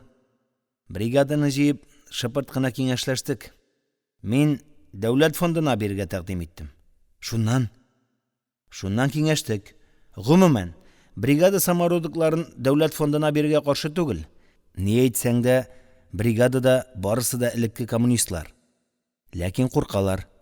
Кемнән? Кемнән булсын? Участок башлыгыннан. Мәмәт угылы әйтә, әгәр без яхшы забойда булып, норманы тутырып барсак, бер хәл иде. Бу бакада инде 2 декада норм тутыра алмыйбыз. Әлегә теге вакыттагы төпчек саклап килә. Әгәр мондый зур калҗаны дәүләткә бирсәк, башлыкның җаны чыгачак. Шул көнне ул үч итеп, алтынны аңа бирмәгән өчен бригаданы трибуналга тапшырачак ди. Үзең беләсең ич, былтыр беренче бригада 200 грамм булыр-булмас самородокны конвой командирына биргән өчен рупраларны, норманы тутырып баруларына карамастан, айдан артык штраф паёгында тотты. Әйе, ул андыйны булдырыр. Мәмәт угылын башлыкка җибәрдек. Миңа барырга кушканнар иде. Максим Петровичның йөзе караңгыланып, сул кабагы дерелдәп китте. Баш тарттым. Мин андый шкурниклар белән сөйләшә алмыйм. Алар дәүләтне түгел, үзләрен кайгырта. Ансы шулай инде. Бригада нинди калым сорый? Нинди булсын? Бакадан коткаруны. Башка забойга күчерсә, анда без үз көнебезне үзебез күрә алабыз. Алтын күрсә, фәрештә азат диләр бездә. Безнең начальник күптән азган. Бәлкем бригаданың күзе ачылыр. Икенче сөенеш. Максим Петрович җавап бирмәде. Тачка өстеннән торып, куыш буенча арлы-бирле йөри башлады. Гадәттә, болытлы көннәрдә бу куышта караңгы. Күз ияләнгәнче Тачканы да күреп булмый иде. Бүген төнлектән әйтерсең лә алтын багана сузганнар. Тирә-як яп-якты булып тора. Янып торган багана эчендә тузан, шәрки чебен. Максим Петрович арлы-бирле үткәндә багана сүнә, аннан тагын кабынып китә. Икенчесе нинди сөенеш дисеңме? Ул гаҗәеп бер ихлас күңеллелек белән елмайды. Каршыма утырды. Зур сөенеш.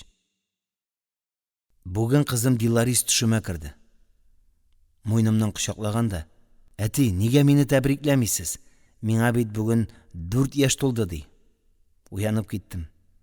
Чыннан да, бүген аның туган көне бит. Ул авыр итеп көрсенде. Аның әле генә яктырып сөйнеп янган күзләрендә яшь тамчылары. Авыр көрсенү. Мине кулга алганда, аңа әле 1 айда юк иде. Тынлык. Һәм кинәт сызланып чыккан йөрәк тавышы. Я Алла, кайда ул хаклык?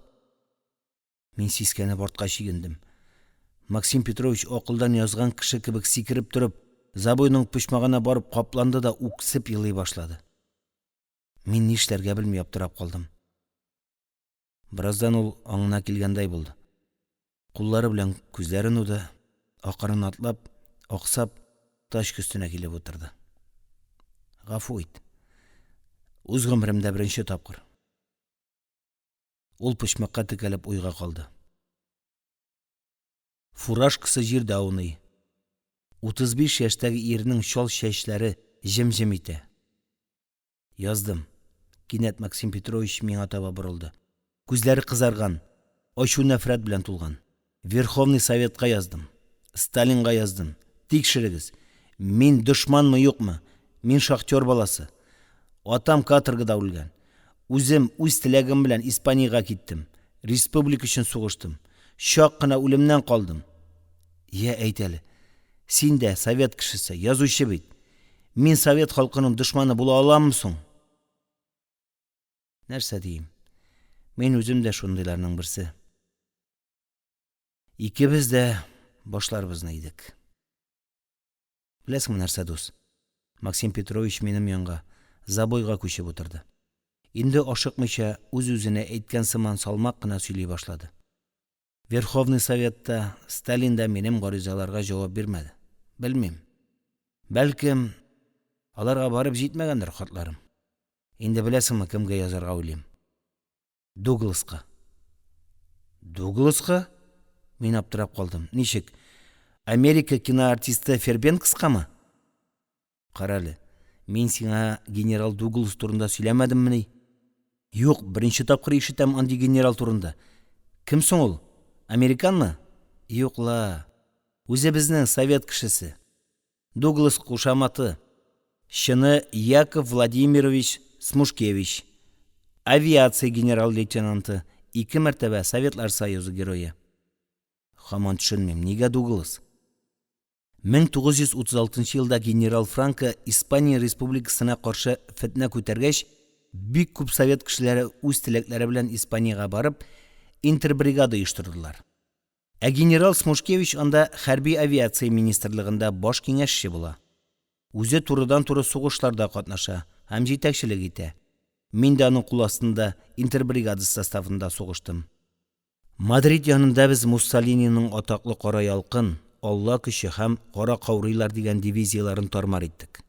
Бу операциядагы батырлыгым өчен генерал Дуглас үзе саф алдында мине алтын сәгать белән бүләкләгән иде. Ул сүзен бүлеп, пышмакка таба атлады да борылып килде. Каралы. Тәмәкең бармы? Миндә бетте. Күп тарттым ахры бүген. Мин тәмәке янчыгымны чыгарып таş өстенә куйдым. Ул кесәсеннән бик пөхтә итеп өчпочмаклап киселгән кагаз чыгарды. Икебез дә сүзсез генә кәҗә сыйраклары урадык. Я. Ярый. Мин учакка барып кабызып килим. Тоткынга шырпы йөртү рөхсәт ителми. Мадрид, дидем мин. Беренчедән синең аягың авырта, икенчедән син минем кунак, өченчедән мин яшерәк. Үзем генә йөгерим. Ул елмайды. Алайса, бар йөгер. Мин чынлап та арып торам. Аннан соң бригадир кешегә учактан учакка йөгерү килешмәс. Мин куыштың ишегенә тишеккә таба атладым. Тизрәк, үлеп тартасым килә. Аннан Гвадалахара операциясы турында, Дугласның батырлыклары турында сөйләрмен. Хәзер куыштан чыгып, Калыма яры буена төтенләп торган учакка таба йөгердем. Кинәт артымнан нәрсәдер кыштырдаган, төшкән төсле булды. Туктап борылдым, ичем жу итеп китте. Йөрәгем тибүдән туктады кебек. Катып калдым. Бәхет төенчеге ярылып, ишелеп төшеп килә. Мадрид! Жан тавышым белән кычкырып җибәрдем. Ләкин минем тавыш барып җиткәнче, куышның ишеге ишелеп ябылды.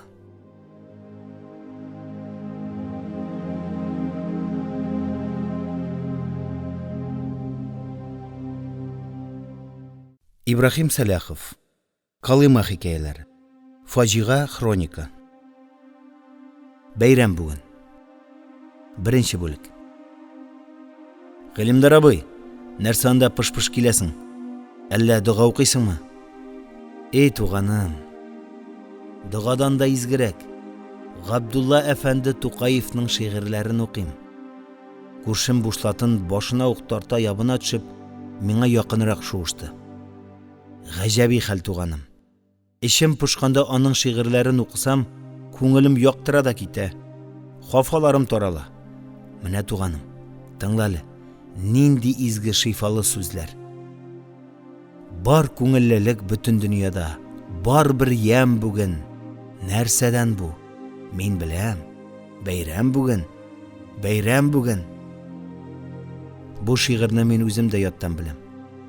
Мәктәптә укыган чакта, Октябрь бәйрәме көннәрендә бу шигырьне сәхнәгә чыгып сөйләгәнем дә бар иде. Мин үзем нигәдер ашыгып, сүзне сүзгә чәкәштереп сөйлим. Шуңа ахры шигырьнең тәме, нуры китә. Ә менә Гыйлемдар абый ашыкмый, һәр сүзне тум-тулы итеп тәмләп әйтә. Әйтерсең кызарып пешкән хуш исле алмалар өләшә. Бер мөкаддәс хис белән һәрбер кеше хәйран бүген. Гыйлемдар абыйны әйтәм. Үзе булай әллә ни күзгә ташланып тора торган дәү кеше түгел. Вак сөякле, шандыр. Һәр вакыт пөхтә итеп түгәрәкләп кырылган ап-ак сакал аның яхшы ук шадыра битенә ям биреп тора.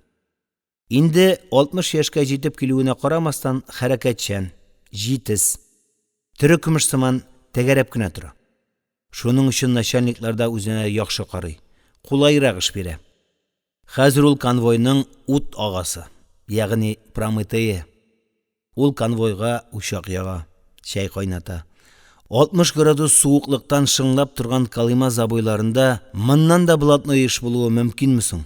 Җитмәсә, конвой өстәленнән әз-мәз сынык-санык кала. Күрше, менә бүген дә тегеләрнең чәйнекләреннән бераз кыстым. Ул чүпрәккә төргән чәй төпчекләр суза. Берәр төшкә яшереп куй. Бәйрәм көнне Алла язса, тәмләп чәй ичәрбез. Мин инде сынык-саныкны киптерә башладым. Гыйлемдар абый, безгә нинди бәйрәм инде? Без бит халык душманнары. Юк, туганым. Бер дә алай дип күңелеңне төшермә. Хаклык җирдә ятмый. Бер көн килер, сизми дә калырсың. Икенче бүлек. Мин бүген бытовикларга ял бирдем. Аларга бәйрәм. Октябрьнең 23 еллыгы. Иң зур бәйрәм. Ә сез? Начальник колоннаның алдыннан бер уңга, бер сулга ашыгып атлап узды да, уртада туктап калды. Башын күтәрде. Шекрәйгән зәһәр күзләре белән бураулап карады. Аның өстендә биле бөрмәле озын кара тун, башында кама бүрек, аякларында киез итекләр. Үзе кысла төсле кызарган. Мөгаен бәйрәмне котлап, иртә белән үк бераз төшереп чыккан. Ә без кичә кичен конвой барак ишегенә йозак салгач, инде иртәгә дә ачмаслар дип куанган идек. Өметебез акланмады. Бүген чаңны көндәгә караганда да иртәрәк кактылар. Урыннарыбыздан торып өлгермәдек, баракка хау-хаулап этләр атылып керде. Сәкедә калганнарны тешли, талый, үстери башладылар. Бүген иртәнге аш юк сезгә, туры вахтыга, диде конвой начальнигы. Суганлап бурычлап сүгенгәч, сезнең аркада безгә дә ял юк. Контрлар, үләксәләр, хәшәрәтләр, тизрәк селкенегез. Вахт алдына килеп тезелдек. Шатнама суык, тын алып булмый. Салкын һава бугазны кыса. Без генә түгел, йолдызлар да калтырана кебек. Баскан урында түзеп тора алмыйбыз, тыпырдыйбыз. Мөгаен 60 градус бар бу зәмхәрир суыгы. Калтыранмаслыкта түгел бит. Өстә иске таланы беткән бушлат, шундый ук эт талаган чалбар, башта чүпрәк бүрек, аякта чытызылар. Ә сез, халык дошманнары, начальник тамагын кырып, тагын бер-ике адым алга атлады. Туктады. Сез, Октябрьнең дошманнары, менә ни өчен сезгә бәйрәм юк. Үзегезнең кара җинаятыгызны аз гына булса да аклар өчен, сез бүген забойда 2 норма биргә тиешсез. Бу приказны үтәмәгән контр кичен зонага кертелми, туп-туры карцерга. Төшендегезме? Колонна үлгән төсле эндәшми. Бары шыгыр-шыгыр иткән аяк тавышлары гына ишетелә. Начальник арлы-бирле атлый. Колонна өстендә өшегән йолдызлар калтырый. Салкын һава шарт-шорт итә. Конвой! Хава шыңлап китте. Халық дошманнарын ішке! Этләр үрә башлады. Шығырдап зонаның темір қапқасы ашылды. Бірінші рәт алға! Бірінші рәт тізлән! Зона қапқасынан шығып, бір 10 адым атладық та, шығырдап тұрған қарға тізләндік. Екінші рәт алға! Екінші рәт біздің артқа келіп тізләнә. Тик тұрдан иріккен туңған этләр хау-хаулап зонадан шыққан һәрбір тұтқынға ташланып, көңіл ашалар. Конвойерларға да юаныш. Бұзау хәтлі бірәр эт күшке атлап келген бірәр тұтқынны түртіп йықса, талый баштаса рәхәтләнеп күләләр. Самародык әйдә, бер контрларның кирәген. Аяқ үрә басыгыз. Ниһаять, 3 рота шығып бітті бугай. Конвой башлыгы колоннаның алдына шықты. Кем алға шыға, кем артқа қала, кем колоннадан шиткә шыға, қашарға жиыну деген сөз. Аташақбыз. Аңлашылдымы? Тынлық.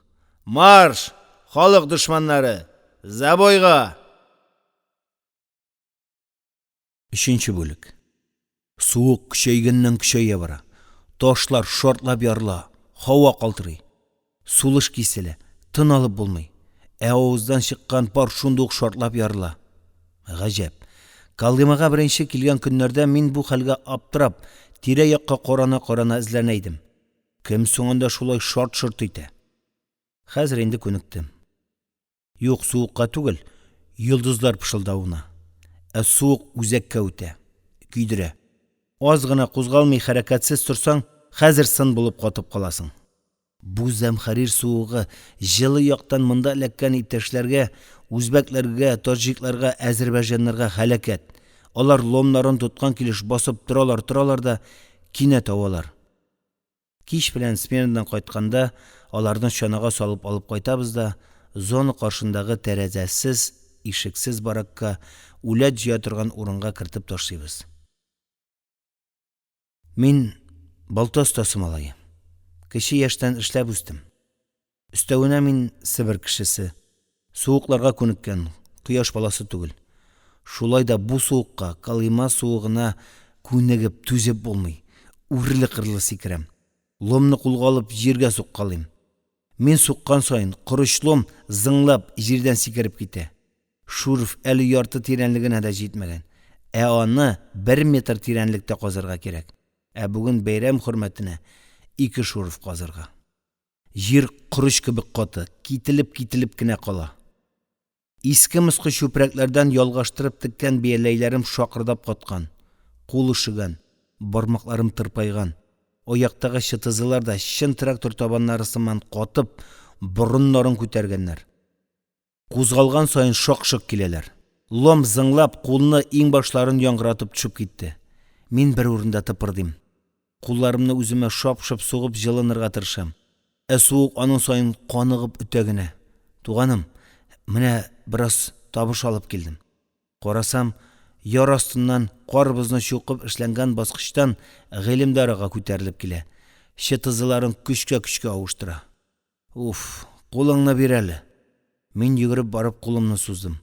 Бармаклар тырпайган, бөгелмиләр. Гыйлемдар аганың куллары алай ук бирешмәгән икән. Тотып алды, тартып чыгардым.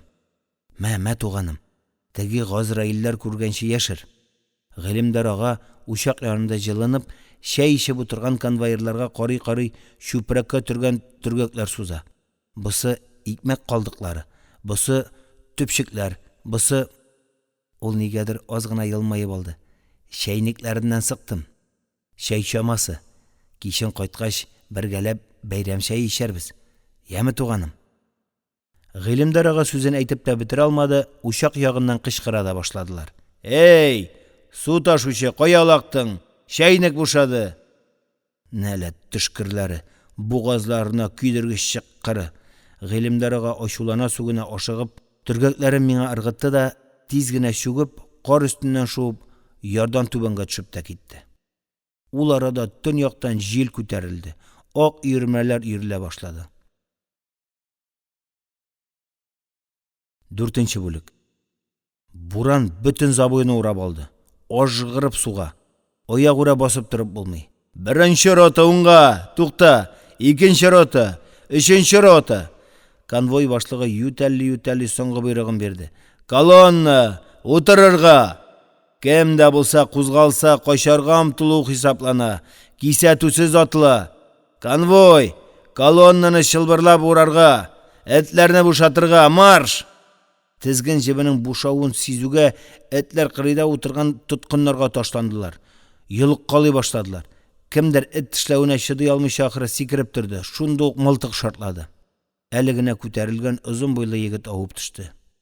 Җил көчәйде. Без инде көрткә күмелә башладык. Кичкә таба буран басылды. Безгә инде кузгалырга, аяк үрә басырга рөхсәт иттеләр. Әмма күпләр тора алмады. Кайсы аягын, кайсы кулын ишеткән, кайберәүләре бөтенләй таш булып каткан.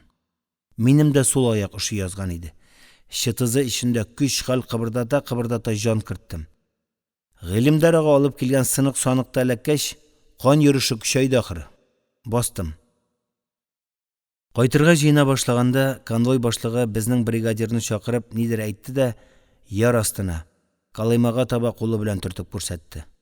Бригадир ике тоткынны алып, шунда төшеп китте. Озакламый алар боз булып каткан берәүне күтәреп алып килеп, колонна алдына салдылар. Үрелеп карауга тетрәнеп киттем. Анда минем Гыйлемдар абый ята иде. Колонна акырын гына зонага таба атлый. Тун каратлаган сайын шыгыр килә. Артта 3 чанада мәйетләр. 5-се төрле роталардан туңып үлгәннәр. 6-нчысы су ташучы Гыйлемдар абый. Ул калын тимер кыршаулар белән тарттырылган агач чиләк белән су күтәреп ярдәм менгәндә аягы таеп китеп егылган да, башына теге авыр агач чиләк төшкән икән. Мин чана өстерим. Анда Гыйлемдар ага. Ул үзенең зур яшькелт күзләре белән күккә караган да, пышылдап, бәйрәм бүген ди сыман.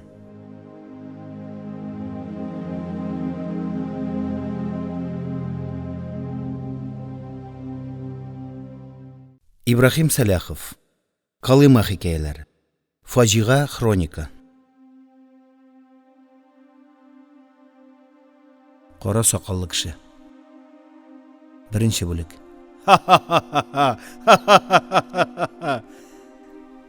Сискәнеп куркып уяндым. Бу нинди тавыш? Чыннан да көләләрме? Әллә инде акылдан шашалар? Калыма лагерында инде 4 ел йөреп, бер кайчанда булай тавышланып көлүне ишеткәнем булмады ич. Җитмәсә бу бит әле Санбаракта, җыен авырулар арасында. Гаҗәп. Күзләрем ачылыр-ачылмас шул сәер тавыш килгән якка бурыла башлаган идем, сыным катты.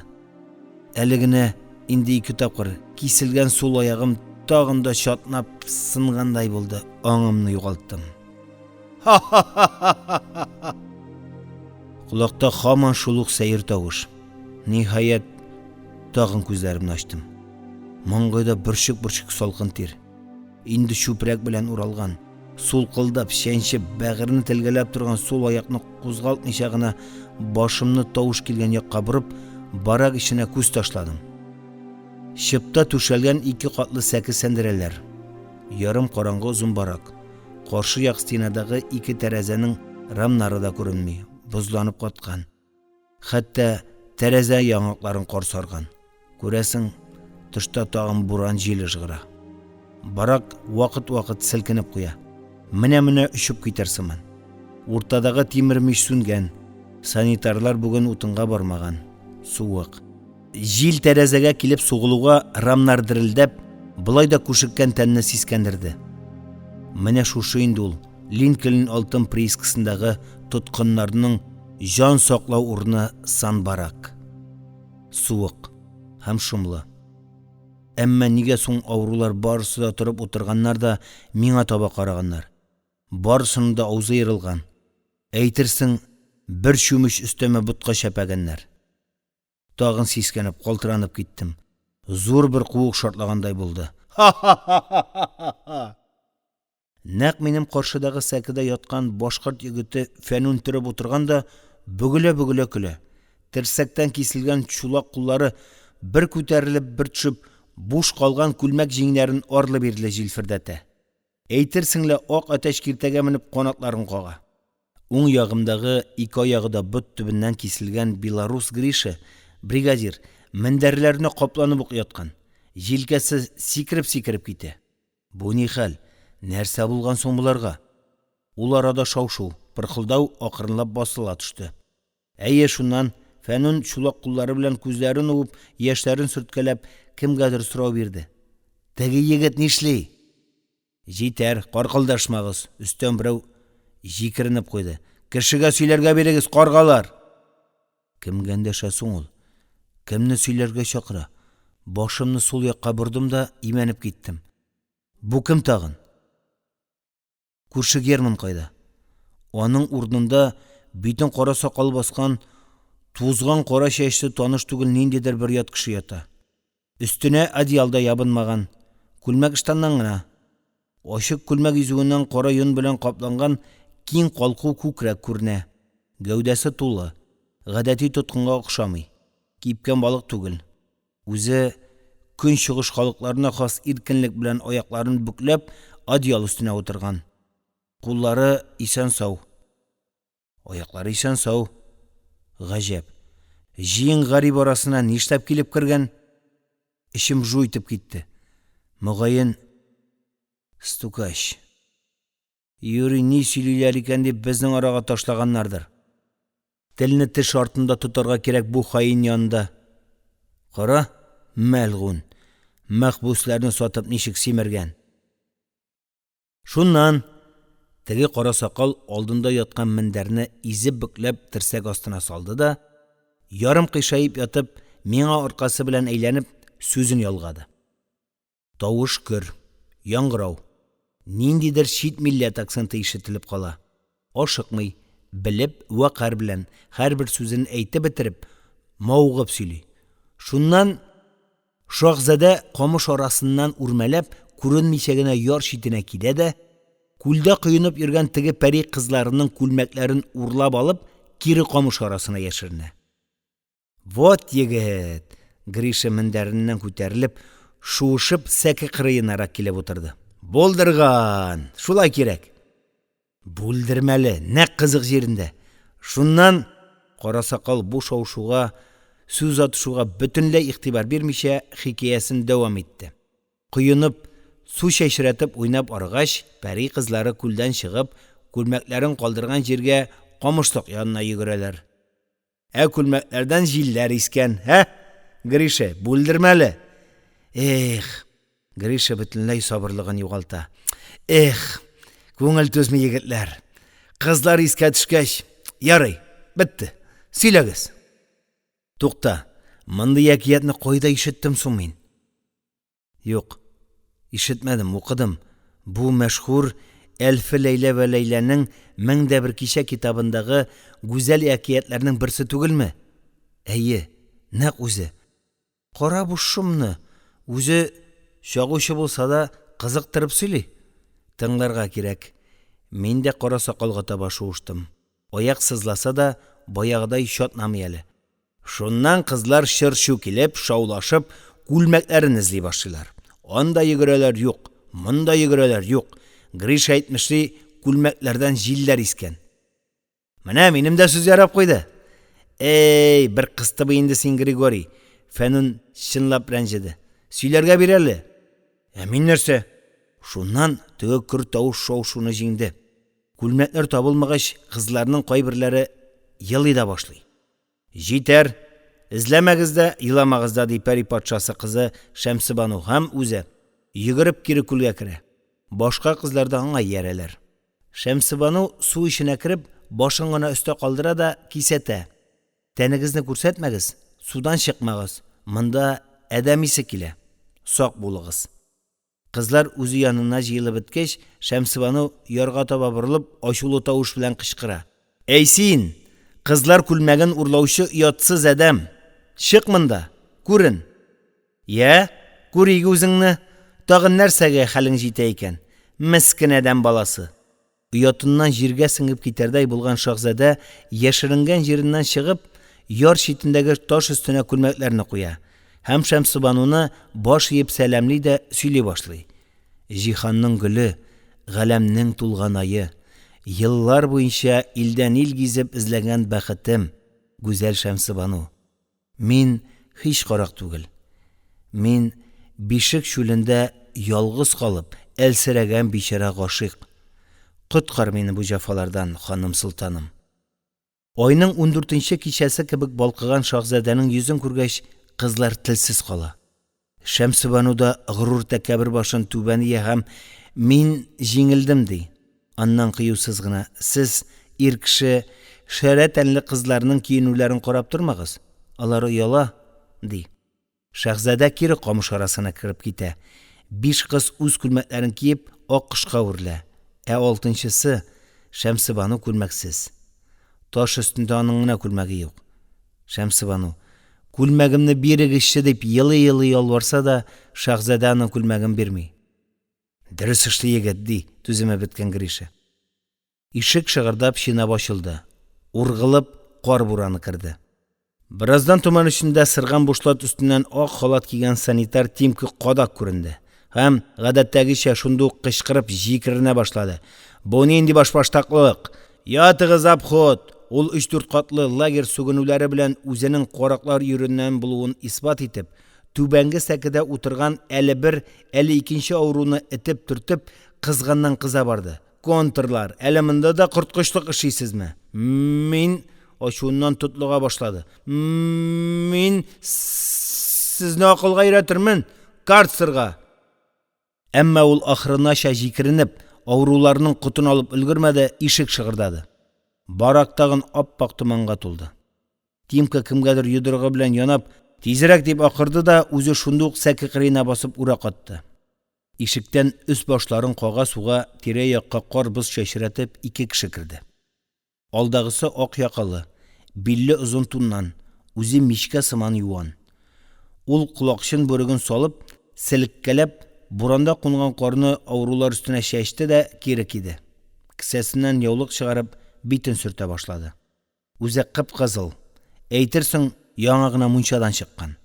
Аның артындагы кара бәрән тиресеннән тегелгән папаха кигән йонлач пустау пальтолы озын чандыр ират күзлеген салып сөртергә кереште. Калын кара кашлар астында ачуташ күзләр, зур борын, кабарып торган кара мыеклар. Гражданин начальник, санбаракта 78 авыру, барысы да ята. Бүген 3 мәйет чыкты. Мин Юләр! Түрәнең рапорт биреп бетерүендә көтмәде, ачулы тавыш белән бүлде һәм артында торган күзлеклегә җилкә аша гына эндәште. 3 тәүлек карцер. Яз. Рапортта бирә белми. Әле генә бөтен баракның кутын алып йөргән Тимка изрәп төште. Түрәңә игътибарда бирмичә, башын югары күтәреп, күкрәген булдыра алганча калкытып, акайган хәрәкәтсез күзләре белән авыруларны чәнчеп, баракны әйләнеп чыкты да, теге сыны катып басып торган санитар Тимка янына якынлашып туктады. Күзлеклегә борылды. Бу әрәм тамаклар монда күпме хөкүмәт акчасын ашап ята инде? Забойда эш тукталып тора. Доктор, ә?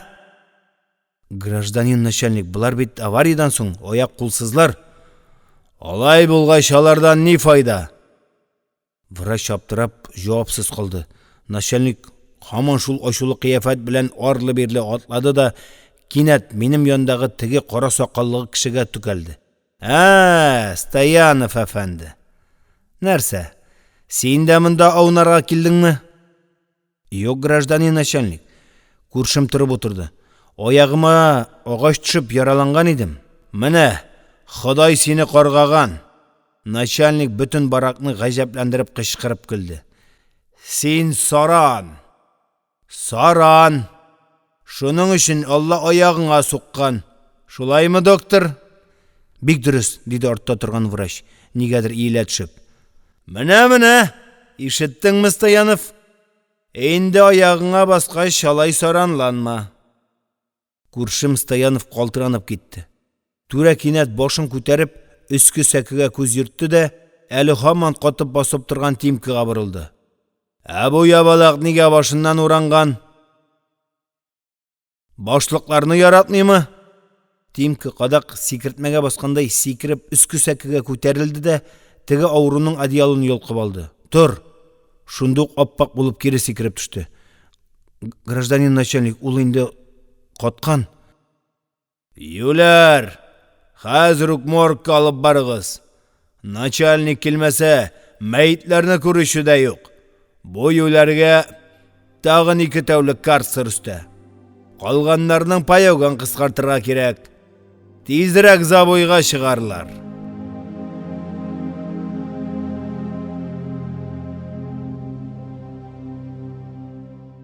Ибрахим Саляхов. Калыма хикәяләре. Фаҗига хроника. Кара сакаллы кеше. 2нче бүлек. Колонна башлыгының Санбарыкка обход ясау миссиясы 2нче көнне үк үзен сиздерде. Гадәттә ауруларга бирелә торган 500 грамлы паек 400 грамга калды. Булай да тамак туймый иде. Хәзер менә кеп-кечкенә чиле пешле ары шипиен кош тоткан сыман кысып торам. Кулымны җәйсәм, үчеп китәр сыман. Чыннан да, бу кыерчыкны авызга якын гына китереп кара. Хәзер юк булачак. Ачлык түземне белми. Аннан 24 сәгать авызыңны шүрлектә тот. Ул арада шыгырдап чинап ишек ачылды да, Тимка һәм тагын бер санитар носилка күтәреп кирде. Тимканың сөмсөрө кыйлган, күтәрелеп тә карамый. Кичәгедәй җикеренеп кычкырмый да, мөгаен карцерда йоклап чыккан. Хәзер менә мәйетләрне алырга килгән. Тагын кемгә чират? Ишектән кергән суык белән әүвәле бер нәрсә дә күренмәде. Бираздан туман таралды. Югары сәндерәдән берәүне өстерәп төшереп носилкага салдылар. 2 ел бер забойда алмаш-тилмәш бер перфораторда эшләгән дус Морозны алып киттеләр. Ул минем кордаш иде. Кулга алынганчы Минскида Республика комсомол газетасында әдәби хезмәткәр булып эшләгән. Шигырьләр язган. Икебез дә бер забойда ишелгән җир астында калдык. Икебезгә дә бер көнне ампутация ясадылар. Минем сул аякны тубыктан кистеләр. Морозның уң аягын балтырдан. Әмма 2нче көнне үк икебездә дә гангрена башланды. 3нче көнне Морозга яңадан ампутация ясап, аягын бот төбеннән кискәннәр иде. Ә мине нинди язмыш көтә? Нәкъ шушы шомлы уйлар белән газапланганда, киселгән бот төбем сикереп китә. Гүя аякка бер юлы йөзләгән энә кадыйлар. Гадәттә Калымада алтын ачык җирдә приискада казыла. Шахталар бик сирәк. 40нчы елларда анда нибары 2-3 шахтада гына алтын казыйлар иде. Гомумән, Калыма шартларында шахтада эшләү тоткын өчен ярты бәхет.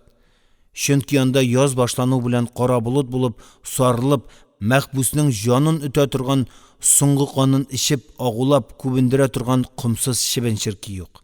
Кышын сөякләрне ишертә торган зәмхәрир суыклар тирән забойга хәтле барып җитә алмый. Монда ышык, өстәвенә канга туз салып, миеңне әйләндереп туктаусыз әйдә силкин дип кычкырып торучылар да юк. Миңа менә шул бәхет көтмәгәндә насыйп булды. Бер төнне йоклап яткан җирдән торгыздылар да, безнең бригаданы тулайым машинага утыртып, Линкольн приискасыннан Индигарка буйлап алып киттеләр. Кая? Белмибез. Ниһаять иртә белән машинабыз бер тау итәгенә килеп туктады. Бу шахта тыштан борын заманда 40 кешеләр яшәгән мәгарәләргә охшый. Монда гомумән материктәге кебек вертикаль түгел, ә горизонталь шахталар. Артык биек булмаган ялангач соры сопкалар итәгеннән ичкә таба тишеп, казып кергәннәр дә, бераз баргач уңга-сулга бурылганнар. Штриклар. Штрикның туктаган җирендә лава. Димәк, нәкъ менә шушында инде алтын тамырлары. Лава андыр табагы. Монда көне-төне перфораторлар гөрелдәве, кәйләләр чаңы, вагонеткалар чинавы, сүгенү, тузан туфрак һәм ара тирә җир, туган илне, еракта калган мәхәббәтне сагыну җырлары яңгырый монда. Өстә забойда җырлап кара, хәзер карцерга юл тотарсың. Ә монда кем ишетә моңа юңны? Билгеле. Монда өстәге эштән җиңел түгел, киресенчә, авыр, уңайсыз. Лавалар биек түгел. Алтын тамырларының катламына карап бер күтәрелә, бер төшә. Гомумән басып түгел, бүкрәеп йөрергә, бүкрәеп эшләргә туры килә. Һәр лавада 20-30 кешелек бер бригада. Аның бер төркеме перфораторлар белән катламнарына тише, шурф ясый. Шартлатучылар килеп, ул шурфларга запал аманал сала һәм Бигфорд шнурлары белән тоташтырып шартлата. Икенче төркем шушы ишелгән токымны алтын комын вагонеткаларга тутыра. Өченче төркем вагонеткаларга җигелеп, комны өскә чыгара. Бутарылардагы бункерларга аудара. Менә шулай 17-18 сәгать һәр көн, ай буенча, ел буенча, җәза вакытың тулганчы. Калымада агачка кытлык. Шуның өчен монда штырыкларда да, лавада да терәүләр сирәк. Түшәмнәр менә-менә ишелеп төшәм дип калтыранып кына тора. Ләкин аңа игътибар иткән кеше юк. Мороз безнең бригадага былтыр көзге юл белән Магаданнан килде. Озын буйлы, чандыр, аксыл чырайлы егет. Ялкауланмый, кайда эш авыр, шунда үрлә. Ял вакытында сузып, онытылып Беларусь җырларын җырлый. Тавышы көр, моңлы. Менә шул сыйфатлары белән ул тиз арада бригадада үз кеше булып китте. Ә миңа бигрәк тә, чөнки ул да минем кебек шигырьләр ярата, укый, яза. Мин атаклы украин шагыйре Тарас Шевченконың шигырьләрен бары тик русча тәрҗемәләр аша гына белә идем. Ә үз телендә ул бигрәк тә көчле, ахаңлы яңгырый икән. Морозның әнисе украин хатыны. Шунлыктан егет ике телендә яхшы белә. Минемчә, ул Шевченко шигырьләрен укымый, шагыйрьнең үзе булып ялкынланып яна иде. Ул да минем кебек үк өйләнергә өлгермәгән. Сөйгән кызы Люба Минскида калган.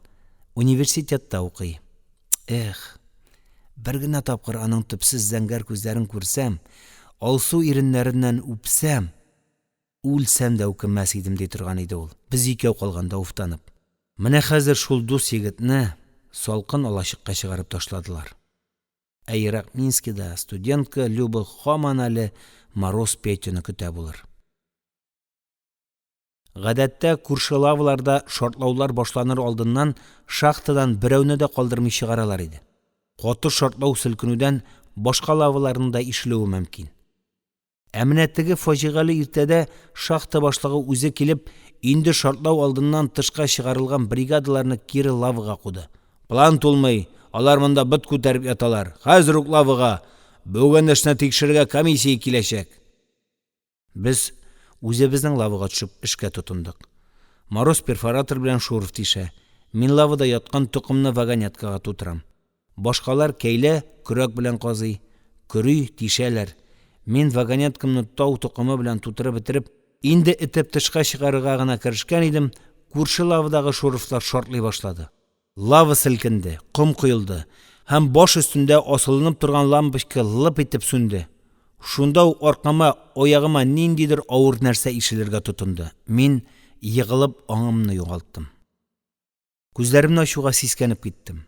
Яп-якты, ниндидер сәк өстендә ятам. Кайда мин? Кем китергән? Турып карыйм әле дип кузгала башлаган идем, сул аягым ток суккандай дерелдәп тартылды. Авыртуга чыдый алмый ыңгырашып күзләремне йомдым. Яңагыма суккалаганга уянып киттем. Каршымда ак халат кигән ике таныш түгел кеше басып тора. "Бу әле тере", диде күзлеклесе, һәм шунда ук икесе дә каядыр юк булдылар. Ыңгырашкан, кычкырган тавышлар, ак халатлы кешеләр носилка күтәреп үттеләр. Менә шунда гына үземнең кайда ятканымны төшендем. Минем хәл артык хәвефле түгел икән. Сул аягымның бармаклары изелгән, һәм уң кулым бераз яраланган. Бригада 27 кешедән иде. Баракка нибары 9 кешене китергәннәр. Башкалар ишелгән җир астында күмелеп калган. Әле казыйлар ди. Бәлкем, тере калганнар да бардыр.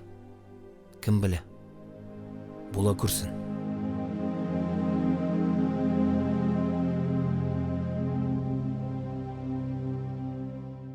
Ибрахим Саляхов. Калыма хикәяләре. Фаҗига хроника. Кара сакаллы кеше. 3нче бүлек. Күрше.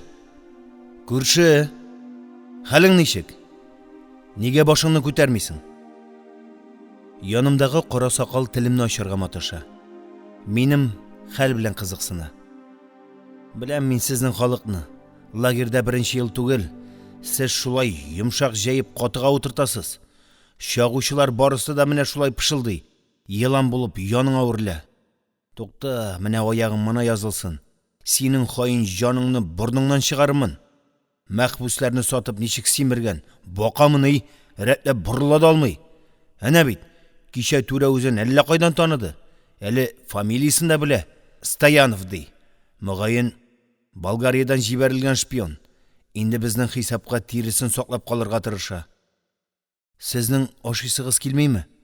Кара, әдәм актыгы. Кай яктан суга? Күрәсең, паёкны әйләндереп каравымны күзәтеп торган. Ачуыма чыдый алмадым. Юк, дидем дә борылып яттым. Ачу ташудан аякның авыртуын онытып җибәргәнмен. Балта белән чаптылармыни? Сыным катты. Тешләремне шыгырдатып сызланып ыңгыраштым. Сезгә кайчан ампутация ясадылар? Менә бит, хаман канга туз сала. Минем аяктаның ни ише бар? Нәрсә? Мәйетләр әрдәнәсенә ияргә ашыгасыңмы? Киресенчә, диде теге. Тигәнәк булып кадалып. Гангрена башланмаганмы дип хафаланам. Булса, синең ни ишең? Әнә, морозны алып чыгып киттеләр ич. Нигә туктатмадың? Әйе. Ул авыр итеп күрсенде. Сынга калдым. Булыша алмадым. Ягез әле. Аягыгызны күрсәтегез. Карыйм әле. Сез кем? Врачмы? Хирург. Күрше үзе миңа шуышып килеп утырып, культяны чорнаган бинтны сүтә башлаган иде, авыр ис борынга сукты. Аягым киселгән җиреннән кара янган. Гангрена. Нишләргә соң? Хәзер үк ампутация ясарга, хәзер үк. Булмаса гангрена бик тиз күтәреләчәк. Инде бит 2 тапкыр ампутация эшләделәр. Наркоз беләнме? Хлороформ юк, диде баш врач. Наркозсыз гына кистеләр. Кабахат! Күршем кызарып бүртенеп китте. Чынлап ачуланган сыман кылана. Менә 2 көнгә 6 кешене моргка чыгардылар. Барысы да ампутациядан соң гангрена белән. Үз аягымнан килгән искә үзем чыдый алмыйм. Күңелем булгана. Җитмәсә сулкылдап сызлый. Менә сиңа кирәк булса, инде нишләргә? 1 кистеләр, 2 кистеләр, инде 3нче кистеләр. Аннан бөт төбеннән, аннан соң тәнем чымырдап китте. Күршем Георгий, кара сакалның исеме шулай икән. Үзен врач дигәч, бераз йомшара төштем. Кем белә, өметсез шайтан ди бит борынгылар.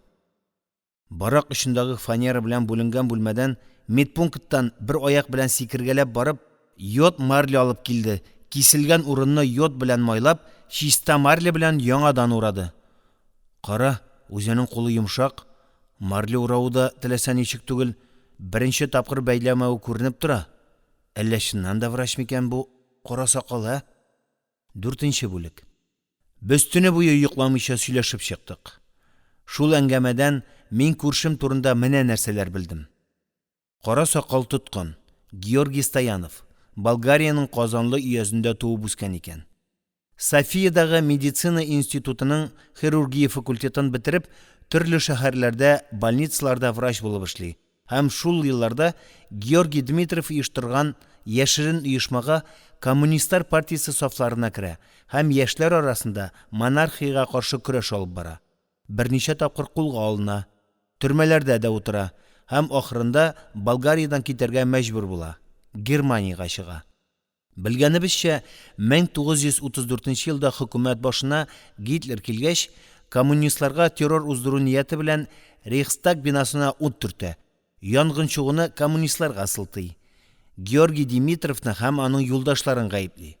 Шушы эш буенча Стоянов та кулга алынган була. Георгий Дмитровның ныклыгы, батырлыгы, излеклелеге, уста оратор булуы җиңү китерә. Дмитровчылар азат ителә һәм Советлар Союзына чыгарып җибәрелә. Стоянов соңгы елларда Мәскәү больницаларының берсендә хирург булып хезмәт итә. Ә менә 1937 елның башында аны кулга алалар һәм шпионлык итүдә гаепләп 10 ел төрмәгә хөкем итәләр. Менә шулай итеп мин Калыймага килеп чыктым һәм Туманлы приискасында больницада баш врач булып эшләдем. Ә монда Линкольн больницасына ничек килеп эләктегез соң? Ишеттегезме? Кичә колонна башлыгы мине түрәләргә хөрмәт күрсәтмәүдә саранлыкта гаепләде. Әйе, үзем дә сездән сорыйм дигән идем әле. Ул сезне нинди саранлыкта гаепләде соң? Спирт аз биргән өчен. Спирт? Төшенмим. Нинди спирт? Иң таза, 96 градуслы. Төшенмим. Нигә төшенмәскә? Бер генә операциядә укол да спиртсыз, дезинфекциясыз башкарылмый.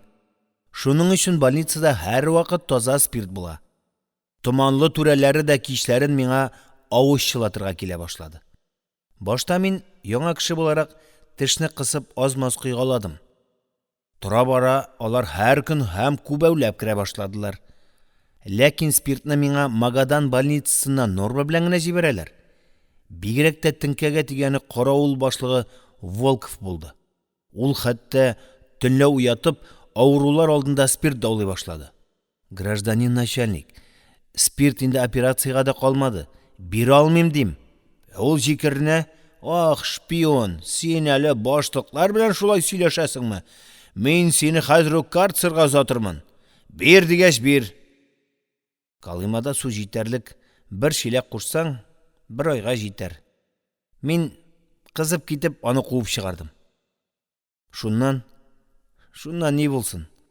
Волков әйткәнчә инде. Мине икенче көнне үк врачлыктан алып карашка, утын ташырга куйдылар. 2 айдан соң бу приискага җибәрделәр. 3нче участокта Калымашка белән җир ташыдым. Үткән көнне Калымашка астында калып, сол аягымның тубыгын чыгардым. Билгеле ки, Болгария бик күп еллар Госманлы Төрек империясының колониясы була. Безнең хуш исләр аңкып торган мәшһүр розалар аланы Казанлыкта да төрекләр күп, диде Стоянов. Без төрек балалары белән бергә мәктәпкә йөрдек. Алайса, сез төрекчә дә беләсездер. Мин төрек мәктәбендә 3 ел укыдым. Менә шунда гарәп әдәбияты белән таныштым. 1001 кичә, 40 вәзир, тутинәмәләрне төннәр йокламый укып хыялланып йөрдем. Беләсезме, авыруны дару белән дәвалау гына аз, һәм хәтта ул әле тиешле нәтиҗәне дә бирә алмый. Төшенмәдем. Борынгы юаннар сәламәт тәндә сәламәт рух дигәннәр. Ә мин аны сәламәт күңелнең тәне дә сәламәт дип үзгәртеп әйтер идем. Ничек? Авыру үз эченә йомылып, сөйләшмичә, көлмичә ятса, үзен үзе кимерә. Хәлен авырайта гына. Аны шире турында уйлаудан коткарырга кирәк. Сөйләшсен, көлсен. Әйе, көлсен. Көлү ул сәламәтлекне күтәрүче иң тылсымлы дару, шифалы. Әйтәм, кичә бөтен бара гөр килә иде. Монда бит барысы да диярлек 58ләр, нахакка гаепләнгән кешеләр. Җитмәсә, шундый фаҗигага дучарлар. Кайсы аксак, кайсы чулак. Шуңа күрә мин аларның ичке газаплануларын, фаҗигали хәлләрен оныттырга тырыштым. Менә бит ул кеше ничек. Халык азатлыгы өчен көрәшә, сөрелә. Аннары ниһаять иркен, азат тормыш башлыйм дигәндә, тагын нахак бәләгә дучар була. Шулай да кешелеген югалтмый. Ә мин шикләндем, шөбһәләндем һәм Георгий Стояновны чагучы дип каһәрләдем.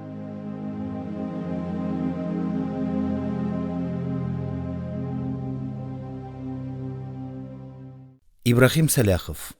Калыма хикәяләре. Фаҗига хроника. Кара сакаллы кеше. 5нче бүлек. Иртәнге обходтан соң күршем бер аксактан култык таяклары сорап алып, баш врач хузурына китте. Уф, Алла, ниләр генә булыр икән инде. Рөхсәт итәрме? Итсә генә ярар иде. Ә аягым уч иткән кебек әллә инде тынычсызланганга сулык-сулык итеп сызлый. Шәнчә, тышта исә күз ачкычсыз буран. Баш очындагы тәрәзәдән суык өрә, дер-дер киләм. Көтәм. Ишек ачылмый. Ичмасам, агач аяк белән булса да туган илгә, Күкчәтау далаларына кайтырга, ялгыз атамны, дус ишләремне күрергә насыйп булсын иде. Ниһаят ишек ачылды. Әүвәле култык таяклары, аннан кара сакал күренде. Нинди хәбәр алып килә икән күршем? Йөрәк дөп-дөп итә. Ояк сикереп китә. Әйтерсең лә кыздырылган энә-чәнчәләр. Ток-ток. Ток-ток. Таяклар якынлаша. Күршемнең йөзе караңгы. Күзләре миңа карамый. Димәк, баш врач күршемә минем аякны ампутацияларга рөхсәт итмәгән. Бу өметтә шәл-пәрәмә килеп атылды. Икенче көнне Магаданнан 2 хәрби кеше, мөгаен ГУЛАГ лагерьларының баш идарәсе, вәкилләре килеп, безнең санбаракны карап, шахтадагы авария турында сорашып йөрделәр. Алар Георгий Стоянов янында тукталып озак кына сөйләштеләр. Күрәсең, аны электән беләләр.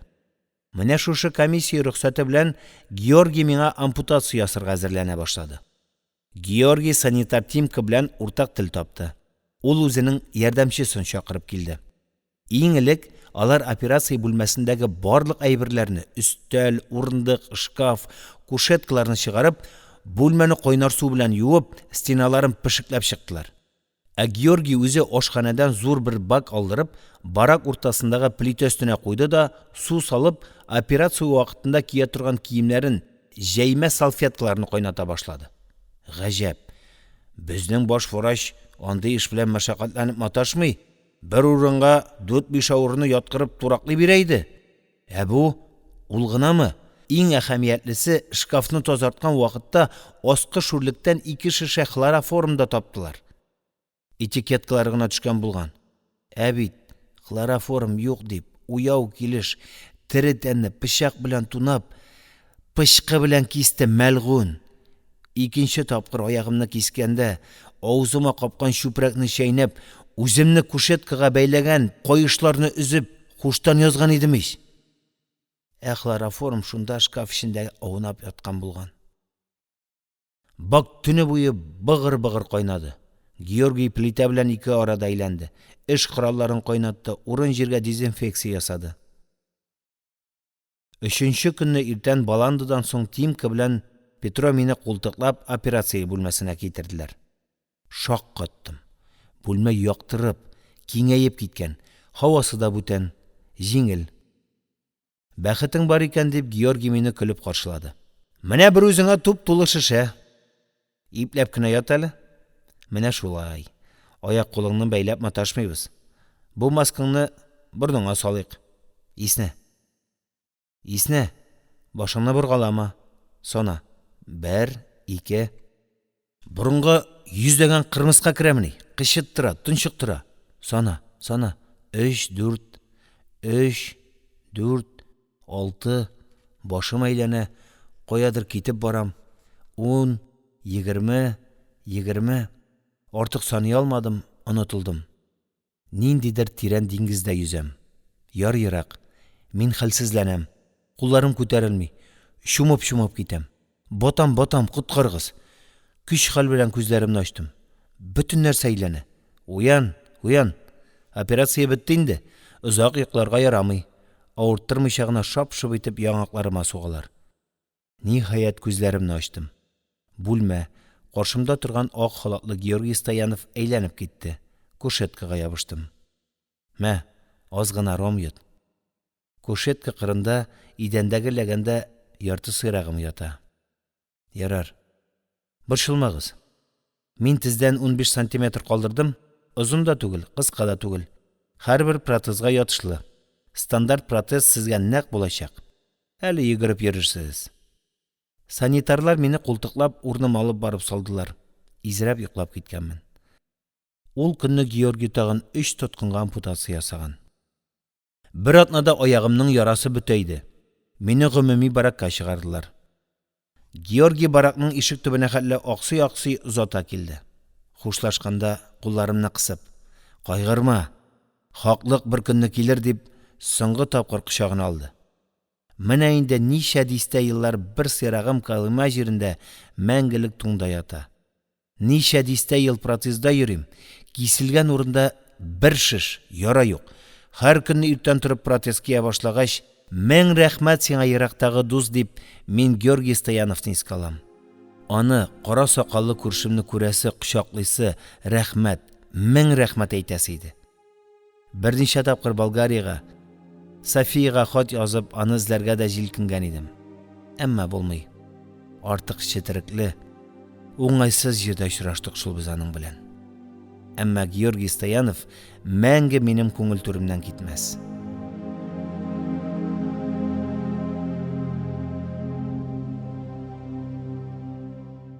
Ибрахим Саляхов.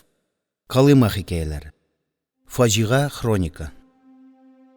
Ике очрашу. Ике мичнедә тоткыннар сукырчыбын төсле йөрелеп сырып алган. Кайсысы күшеккән, кайсысы бармакларын тырпайтып, пеше язып мичкә үрелә.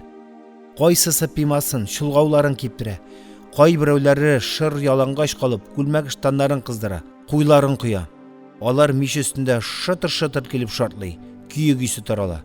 Шунда ук эреле-ваклы консерв банкалары быгырдый, чәй кайный, берсе куя, икенчесе ала, берсе кулын пешерә, түгә, парыша, сугыну, шау-шу тарала. Яле контрлар, yol берегез. Ванька кызгын, кылга буй, тузган кара бөдрә чәч, каршыга күзләр. Баракның старостасы. Шигән, яшь. Бәлки теге корольнең улыдыр. Ул мичкә якынлашканда юл бирергә өлгермәгәннәрне шундук тибеп очырды. Кызгын, гүнах шымлыгы мич янында күлмәген кыздырып торган ап-пак сакаллы картка рус әдәбияты профессоры Переверзовка бәрелеп, булай да дерелдәп кенә торган гәүдән аударды. Күйгән ит исанкыды. Яры әле профессорны шундук тартып алдылар. Мескен карт кычкыра да алмый, ыңгыраша гына сәкегә сузып салып, күйгән җиренә боз куйдылар. Ванька кызгын мич өстендәге барлык банкаларны арлы-бирле этеп төшерде дә үзенең 3 литрлы кастрюлен куйды. Өстәмә баланды. Бутка. Аңа ашханәдән махсус рәвештә җибәрәләр. Түрә. Шатырның аргышындагы түбән сәкедә тамчы тама торган өстәге сәндерәдә политиклар. Бер төркем блатной өстләренә одеял ябынып, карта суга, паёкка, баландыга, тоткын мундирына. Уен изге, отылучы вәгъдәләшкән вакытта бурычын түләргә тиеш. Юкса, кичәне шул карта уйнаучылар рәтендәге түбән сәкегә кыйшайган идем. Мин баракта штатный әкиятче, блатнойлар әкият тыңларга ярата. Шуның өчен миңа аеруча хөрмәт. Өстәвенә бер чүмеч баланды. Әкият сөйләгән кичләрдә анда-санда түбән сәкедә йокларга да рөхсәт. Казан төрмәсендәге карцер онытылды. Тамакка кертә. Бер вакыт кемдер бик каты төртеп этеп җибәргәнгә уянып, җиргә барып төштем. Шатырда идән юк. Тоткынга токта әрәм итәләрме соң? Ул әле прииска кирәк ярагына да җитми. Аңгы минге ятам. Шунда нәрсәдер шак итте. Гырылдый башлады. Көч хәл белән аяк үрә бастым. Карауга чәчләрем үрә торды. Сулыш алудан туктадым. Сәкедә киселгән баш. Муйныннан ургылып канага. Калай күзләр миңа кадалган. Гришка чыпчык бит бу. Оттырган 15 паёгын вакытында китермәгән. Ванька кызгын, бер нәрсә дә булмаган сыман, кан тамып торган беләк озынлыгы пычагын Гришка чыпчыкның бушлатына сөртте дә, итек кунышына кыстырып, ниндидер табыр көен сызгыра баракның икенче башына китте. Бүген мин Гришка яткан җирдә ятам. Урын киңәйде. Төшемә кермәсә ярар иде. Инде керсә дә, кермәсә дә, кирфекләр йомыла, арылган. Аяк кулны җыеп алып булмый. Иртә караңгыдан кара кичкә хәтле забойда, шатнап торган суыкта, шилләдә, алтын юу сезонына участоклар әзерлибез бит. Көн үзен туңгантан, хәзер мич кызуында да җылына алмый. Бушлатны баштан ук уранып, калач булып бүкләндем. Йокаралаш ниндидер шау-шу колакка керде. Әүвәле колагымны яба төшеп, икенче якка әйләндем. Шау-шу тынмый. Тагын борылдым. Магаданнан этап килде. Безнең Линкольн приискасы Магаданнан 1000 чакрым ераклыкта. Этап безнең өчен зур сөенеч, яңа тоткыннар өстәле. Этап килгәндә нинди генә мәхбус йоклап ятала. Мин дә йоклы уяулы күзләремне ачтым. Шатыр ишегеннән ишелеп суык керә. Туман, шау-шу, бір нәрсе дә күренмей. Йокы баса. Тагын күзләремне йомдым. Яңа гына җылына башлаган идем бит. Ярар, иртәгә дә күрермен әле. Әмма тавышлары колакта. Сөйләшәләр, кычкыралар. Әле өске, әле түбәндәге сәкедән урын эзләп тыкшыналар, егылып төшәләр. Сүгенүләр, кычкырулар. Димәк, контрлар өстәлгән. Уголовниклар килсә, урын сорап тормый, үзләре хуҗаларны өстерәп төшерә. Менә минем яныма да берсе килеп тыкшынды. Озын куры сөяк, шалдыр-гөлдер. Үзе суык, әйтерсең лә чатыр артындагы шыплап каткан кайын яргагын китереп салдылар. Аягым белән этеп җибәрдем. Шигенде, тавышланмады, кысылыбрак ятты. Мин йоклап киттем. Тагын күзәтченең карлыккан тавышы: "Этапныклар, тышка чыгыгыз!" Тагын ыгызыгы, этергән тавышлар, сүгенү, тагын ишелеп кергән суык. Каһәр генә төшсен, яңа гына җылынып йоклап киткән идем бит, тагын бүлделәр. Ишек төбендә инде конвой башлыгы барактан чыгар алдыннан этапчыларның гамәл дәфтәрләрен укый. Петров Иван Иванович, 58-нче, 10-нче. Пятница Миколь Кузьмич, 58, 17-нче. Димәк, аларны яңа конвой санап тикшереп ала. Тизрәк кыймылдагыз, тизрәк. Петров, Мутин Мөхтәр. Күршем ишетелер-ишетелмәс кенә җавап бирде. Мин: "Тизрәк, аузыңны фәлән итим. Йокыңны ачармын, күтәрел." Янымдагы тоткын сикереп торды, ыңгырашты, сәкедән шуып төште. Тизрәк, формуляр. Мутин Мөхтәр, 58-нче статья, пункт 10 ел төрмә. Чыгайда. Мөхтәр? Мутин? Яшен суккандай оңгы-минге булып киттем. Оннан сикереп торып ишеккә таба йөгердем. Син кая кузгалдың, үләксә? Кемдер яңагыма сугып җибәрде. Йокым ачылды. Алдымда конвой башлыгы, кулында бер кычак формуляр. Ул ачулы карады да чыгып китте. Ишек ябылды. Йөзак шалтырады. 1930 еллар. Казан педагогия техникумында укып йөргән студент чагым. Стипендия 15 сум. Шуңа ашыйбыз, шуңа киенәбез, газета, журналлар яздырабыз, комсомолга, мопырга, бетсен наданлык җәмгыятенә һәм башкаларга взнослар түлибез. Дөресен әйткәндә, тамак хәле әллән артык түгел инде. Ә кәеф һәр вакыт күтәренке. Борынны төшермибез. Көндә уен, көндә туй. Кайсыдыр булачак шагыйрь үз шигырьләрен әле язарга өлгермәгәнлектән Тукайны җайлаштырган. Без карын ачса, күмәкләшеп шуны җырлыйбыз. Фәгыйләтен, фәгыйләтен, фәгыйләт, әй бу студент халкының күңеле шат. Лекцияларны тыңлау җафасыннан кутылу белән без егет җилкенчәк, кышын печән базарына, көфер пешмәгенә барабыз да, утын кисәргә ярырга ялланабыз. Җәен пристаньга төшеп, баржылар бушатабыз. Кавын, карбыз килгәндә бигрәк тә күңелле. Корсак шартларга җитешә. Менә шул өстәмәкрем походыннан арып талып, өстерәлеп, тулай туракка кайтып егылганда гына сөенечле хәбәр. Академия театрында Отелло ролендә Мөхтәр ага Мутин. Әфсенердиләрме, арулар, йоклар әллә кая кача. Икмәк алырга дип саклап йөргән соңгы тиеннәрне җыябыз да, кызлар, шефлар да безнең җилкәдә, ярлы булсак та, егет, галеркага билет алабыз. Әгәр инде бөтен курска җитәрлек акча җыелмаса да, кайгы юк. Хәйләсен табабыз. Бер өлешен күбесенчә кызлар алдан билет белән кереп, беренче пәрдәне карый. Аннары тәнәфестә контрамаркаларны безгә, көтеп торучыларга чыгарып бирәләр. Без инде соңгы пәрдәләрне карыйбыз. Теләк Мөхтәр ага Мутинның Отеллоны уйнавын күрү. Без генәме? Бөтен Казан шулай ашкына. Мөхтәр ага исеме афишаларда күренү белән театр кассасында билет калмый. Залда үтсүне. Авыр бәрхет чаршаулары акрын гына ачыла. Замок. Йокы бүлмәсе. Көмеш шәмдәлләрдә берничә генә шәм яна. Ярым караңгылык. Түрдә атлас чыбылдыклар белән капланган карават. Анда күпереп торган мамык түшәк мендәрләргә күмелеп, ак ефәк юрган ябынып, гүзәл Дездемона йоклый. Кинәт шәмнәр калтыранып, кызгылт телләре сузылып, тибрәнеп китә. Бүлмә иче тагыдан караңгылана төшә. Ишек ачыла. Бүлмәгә ашыгып Отелло Мутин керә. Күч һәм гайрәт ташып торган мәхәббәт гәүдә, сокланырлык килеш килбәт. Ул Флоренция дәүләтенең дан һәм шөһрәткә күмелгән атаклы генералы. Иң авыр куркыныч сугышларда да каушауны белмәгән менә шушы кеше хәзер үзенә үзе урын таба алмый газаплана. Ул бөек һәм мискин хәзер үзенең мөкатдәс гыйшкы алдында. Генерал акыллы һәм кызу канлы мавр хыянатчы Ягының мәкерле хәйләсе белән агуланган. Ул яна. Анда бөек саф мәхәббәт һәм дәһшәтле нәфрәт. Өермә, давыл, тайфун. Дездемона сабыйлар гамсызлыгы белән рәхәтләнеп, һичбер хәүф-хәтәр сизмичә онытылып йоклый.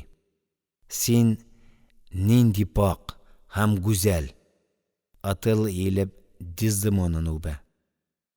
Әмма өзелгән роза кебек сулырга, шиңәргә тиешсең хәзер. Атылла, бу синме? Нинди ышанулы, назлы тавыш. Атылла сискәнеп китә. Гуяны кара йылан чага. Әйе, кадерлем. Тавыш калтырана. Атылла иңрәп күтәрелә. Аның йөрәгендә хәзер ике ут. Мәхәббәт һәм нәфрәт. Атылла үз-үзе белән көрәшә. Кем кемне? Мәхәббәтнеме? Нәфрәтнеме? Минем бердән бер гөнаһым, сиңа булган керсез мәхәббәтем. О, юк, юк. Мәкер белән агуланган, күзләре тонган Атылла бу илаһи тавышка чыдый алмый. Тулып, ташып, Дездемонага ташлана һәм үзенең саф, изге мәхәббәтенә кул суза. Зал сулыш алудан туктап тетрәнә. Ә инде явыз хыянатчы Ягының җинаяте фаш булгач, Дездемонаның илаһи мәхәббәте үзенең бар сафлыгы белән яңадан ачылгач, Атылла соңгы көчен югалтып егыла.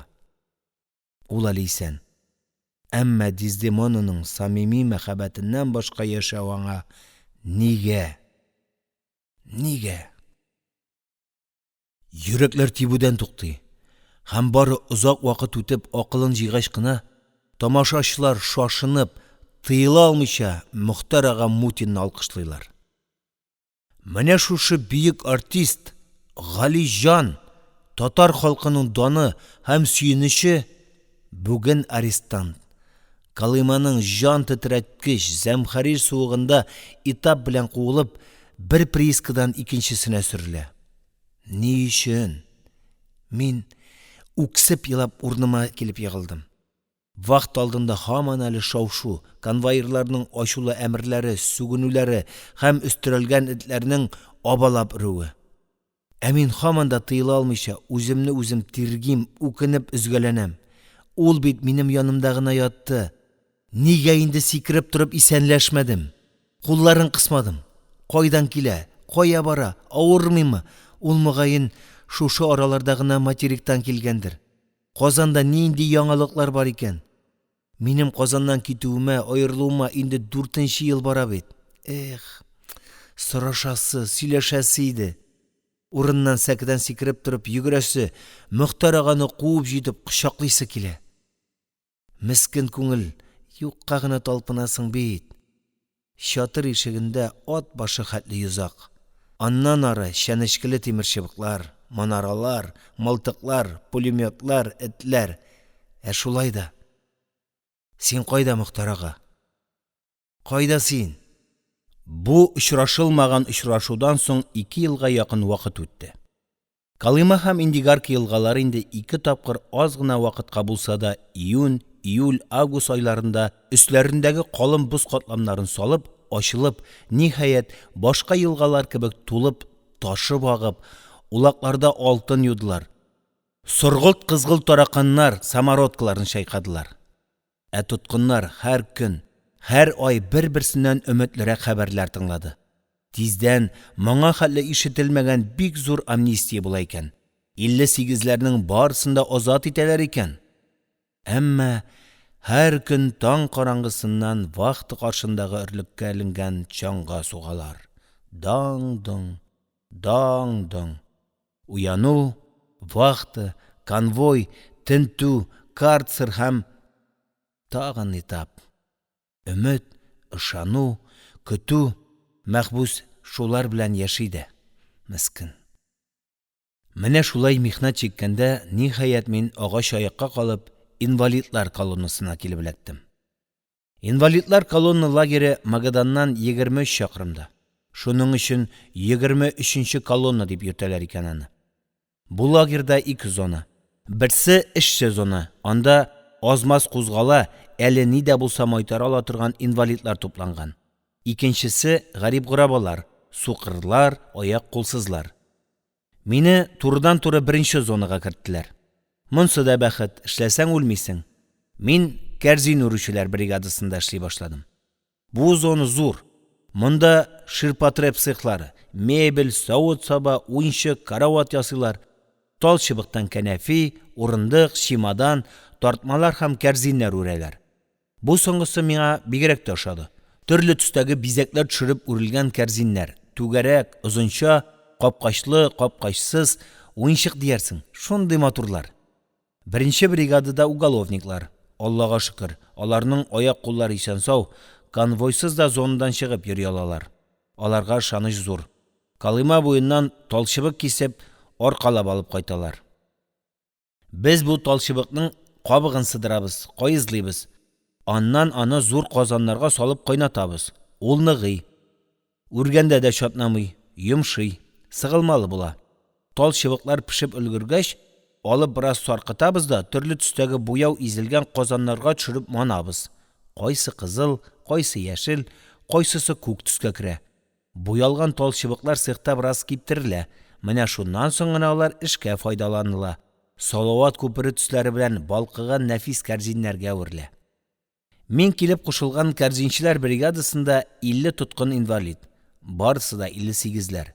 Бригадир Максим Максимович минем төсле үк агач аяк. Инде чәчләре агарган, түгәрәк йөзле, ягымлы кеше. Ачуланмый, сүгенмей, сабыр. Лагерда андый кеше бик сирәк очрый. Кулга алынганчы ул Киев хәрби округында дивизия комиссары булып хезмәт иткән. Гражданнар сугышында Кавпак белән бергә сугышкан, карт командир, большевик диләр үзен. Кәрзин үрү төбеннән башлана. Без дә аны шуннан башлап өйрәник. Яле, әнә, теге нечкәрәк талчыбыкларны бирәле, дип Максим Максимович мине үз янына утыртып, һөнәренә өйрәтә башлады. Ниһаять, монда эшли башлауның беренче якшәмбесендә Калымага килгәннән бирле 3 елда беренче тапкыр ял иттем. Төшке баландыга хәтле йокладым. Үземә үзем ышанмыйм. Көпә көндез сәкедә унап ятам. Кызык. Төшке аштан соң мин дә башкалар кебек палатка артына кояшта кызынырга чыктым. Май. Кояш ярыйсы ук югары күтәрелгән. Кыш көннәрендәге кебек офык тирәсендә генә әйләнми. Дөрес, монда әле материктагы кебек агачлар яфрак ярып, сиреннәр шау-чәчәктә утырмый. Кар көртләре яңа гына челтәрләнә. Юл читләрендә, тау итәкләрендә әле беренче гөрләвекләр генә. Шулай да яз, күңелдә яз. Зона 2 кат чәнечкеле тимер чыбык белән уратып алынган. Һәр почмакта манара. Анда кулына мылтык тоткан солдат ялт-йолт каранып күзәтеп тора. Әгәр инде алай-булай берәр тоткын тимер чыбыкка якынлаша башласа, хәзер задворын арлы-бирле йөртеп кычкыра. Якын килмә, атам! Сул якта эштән чыкканнар зонасы. Арада чәнечкеле тимер чыбык, койма һәм манара. Арарак вакыты. Анда бер төркем конвойчылар капка төбендәге өстәлдә домино уйный. Ой, карагыз әле, дип кычкырып җибәрде кемдер. Әнә, кырказлары килә. Аптырап тавыш килгән якка борылдым. Калымага нинди кырказлары килсен ди? Зона аръягындагы үрдән бер-бер артлы нәкъ кырказлары төсле тезелешеп, бер төркем гарип-гораба төшеп килә. Бөкрәйгәннәр, көчкә-көчкә атлыйлар. Җилкәләрендә коры сары каен ботаклары. Нишлисең? Калымада май аенда да мичкә ягырга кирәк. Бу инде гарип тоткыннарның әле бераз кыймылдый ала торганнары. Зонаны утын белән тәэмин итүче бригада. Кырказларының алды инде зонага җитте. Озын шинель кигән кулга буйлы вахтер-уголовник кулындагы наряд кенәгәсенә карандаш белән билге ясап кычкыра. Вахта капкасыннан кертә. Иванов, уз! Базарбаев, уз! Пятница, уз! Алпан-тилпән килеп, үз аякларына үзләре сөртенеп, утынчылар уза. Төркемнең иң соңында ава түнә килгән озын, ябык бер инвалид вахта капкасына да җитә алмыйча абынып егылды. Артта, тартылып уйнаклап килгән овчарка, бәйе бушауга бер генә сикереп, җирдә яткан теге утынчының өстенә ыргылды һәм талый башлады. Ха-ха-ха-ха! Әйдә шайтан, кайызла шул контрны! Ха-ха-ха-ха! Арттан килгән конвойчылар туктап калып, бу тамашаны карап көлә башладылар. Бушлаттан мамыгыча, әйтерсең лә кар ява. Теге мескен бөгелеп башын яшерә. Овчарка шуны сизгәндәй, утынчының башындагы иске бүреген йолкып алды. Овчарка бүрекне йолыккалап йыртканда, бер конвойчы килеп теге мескенне тибә-тибә тарткалады. Тор, контр! Зонага кергәч иркәләнерсең. Эй, Мутин! Бу яктан вахтер кычкыра сүгенә башлады. Фәлән итим, тагын комедия башлыйсыңмы? Мин сиңа хәзер театрны күрсәтермен. Тиз йөгер, бригаданы көттермә. Мутин, Мөхтәр ага, мин чәчрәп урнымнан тордым. Агач аяк төртелеп авып китте. Тагын тордым. Жан тавышыма кычкыра башладым. Мутин, Мөхтәр ага! Ашыгып вахтага таба атладым. Каһәр тышкыры агач аяк атлаган сайын сөртенә. Мөхтәр ага инде үз зонларын капкасыннан узган, утынын ташлаган иде. Мөхтәр ага! Ул минем тавышны ишетте ахрысы, борылды. Калтыраулы зәгыйф тавыш. Сез кем? Кайдан дип инәлде. Мин Казаннан. Зона яныннан кит. Мөхтәр ага зонага кергән иде инде. Тагын теге овчарка аның өстенә ташланды. Манарадан мылтык шартлады. Минем сул җилкәм күйеп китте. 10 көн карцерда утырганнан соң мине кайчарга әзерләнүдә гаепләп, тикшерүгә хәтле бөтенләй гарипләр зонасына күчерделәр. Теге көнне манарадан атылган пуля җилкәмне тырнап кына үткән иде. Ярам 10 көндә төзәлде. Зонага керүгә вахтердан Мутин Мөхтәр кайда дип сорадым. Ул кулын селтәде. Ишетмәдеңме ни? Ул артистка инде әллә кайчан агач бушлат кигезделәр лабаса.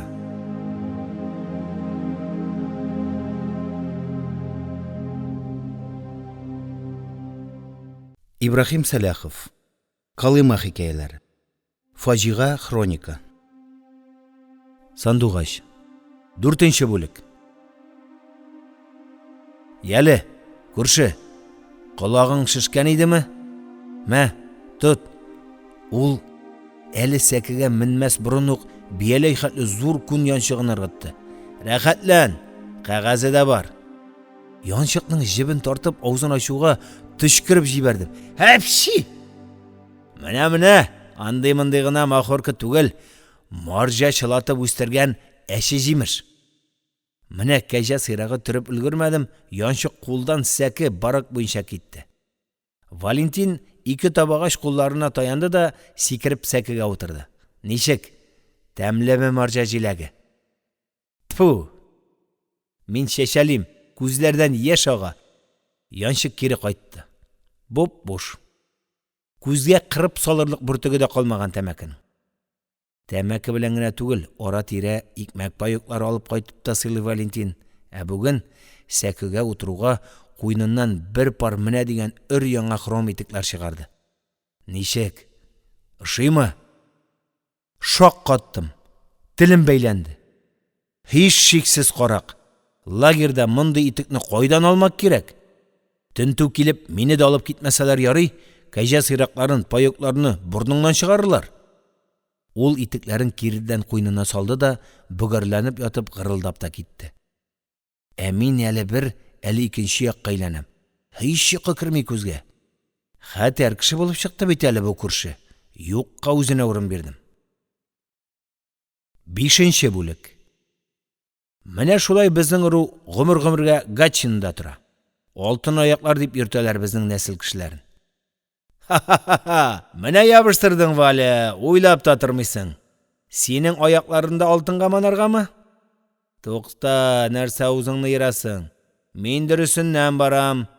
Россиянең барлык патшалары безнең башмакларны киеп йөргән. Ха-ха-ха! Алтын башмак аркасында Антибеска килдең, ә? Җитәр. Бүлдермәгез. Сөйләсен. Эшеңне тишәме?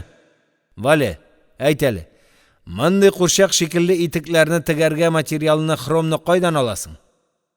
Жүләр, лагерда әйбер беткәнме? Иске тун, иске бүрек, ташланган куныч. Менә шуларны җыям, тазартам, кыркам, буйым. Тукта, каты киттең. Буяу кайдан? Шурым-бурым түгел? Әнә нинди лак, янып тора. Безнең сәкегә җыелган халык Валентин теккән шыгырдап торган хром итекләрне кызыксынып, сокланып карый. Кунычларын әйләндерәләр. Ултаннарына, үкчәләренә чиртеп карыйлар. Фабричный, туктале, әйтсен, лак кайдан, ә? Кайдан булсын? Морҗадан? Анда сине лакларга да җитәрлек кырым бар. Әйе, бу булыр булмас башмакчының эше түгел. Патша киярлек башмак тегү дим. Антибеска ничек эләккәнеңне яңа төшендем. Романовлар династиясе белән бәйләнештә булган өчен. Юләр, итекче белән патша арасында нинди бәйләнеш? Даң-дың. Барлау. 6-нчы бүлек.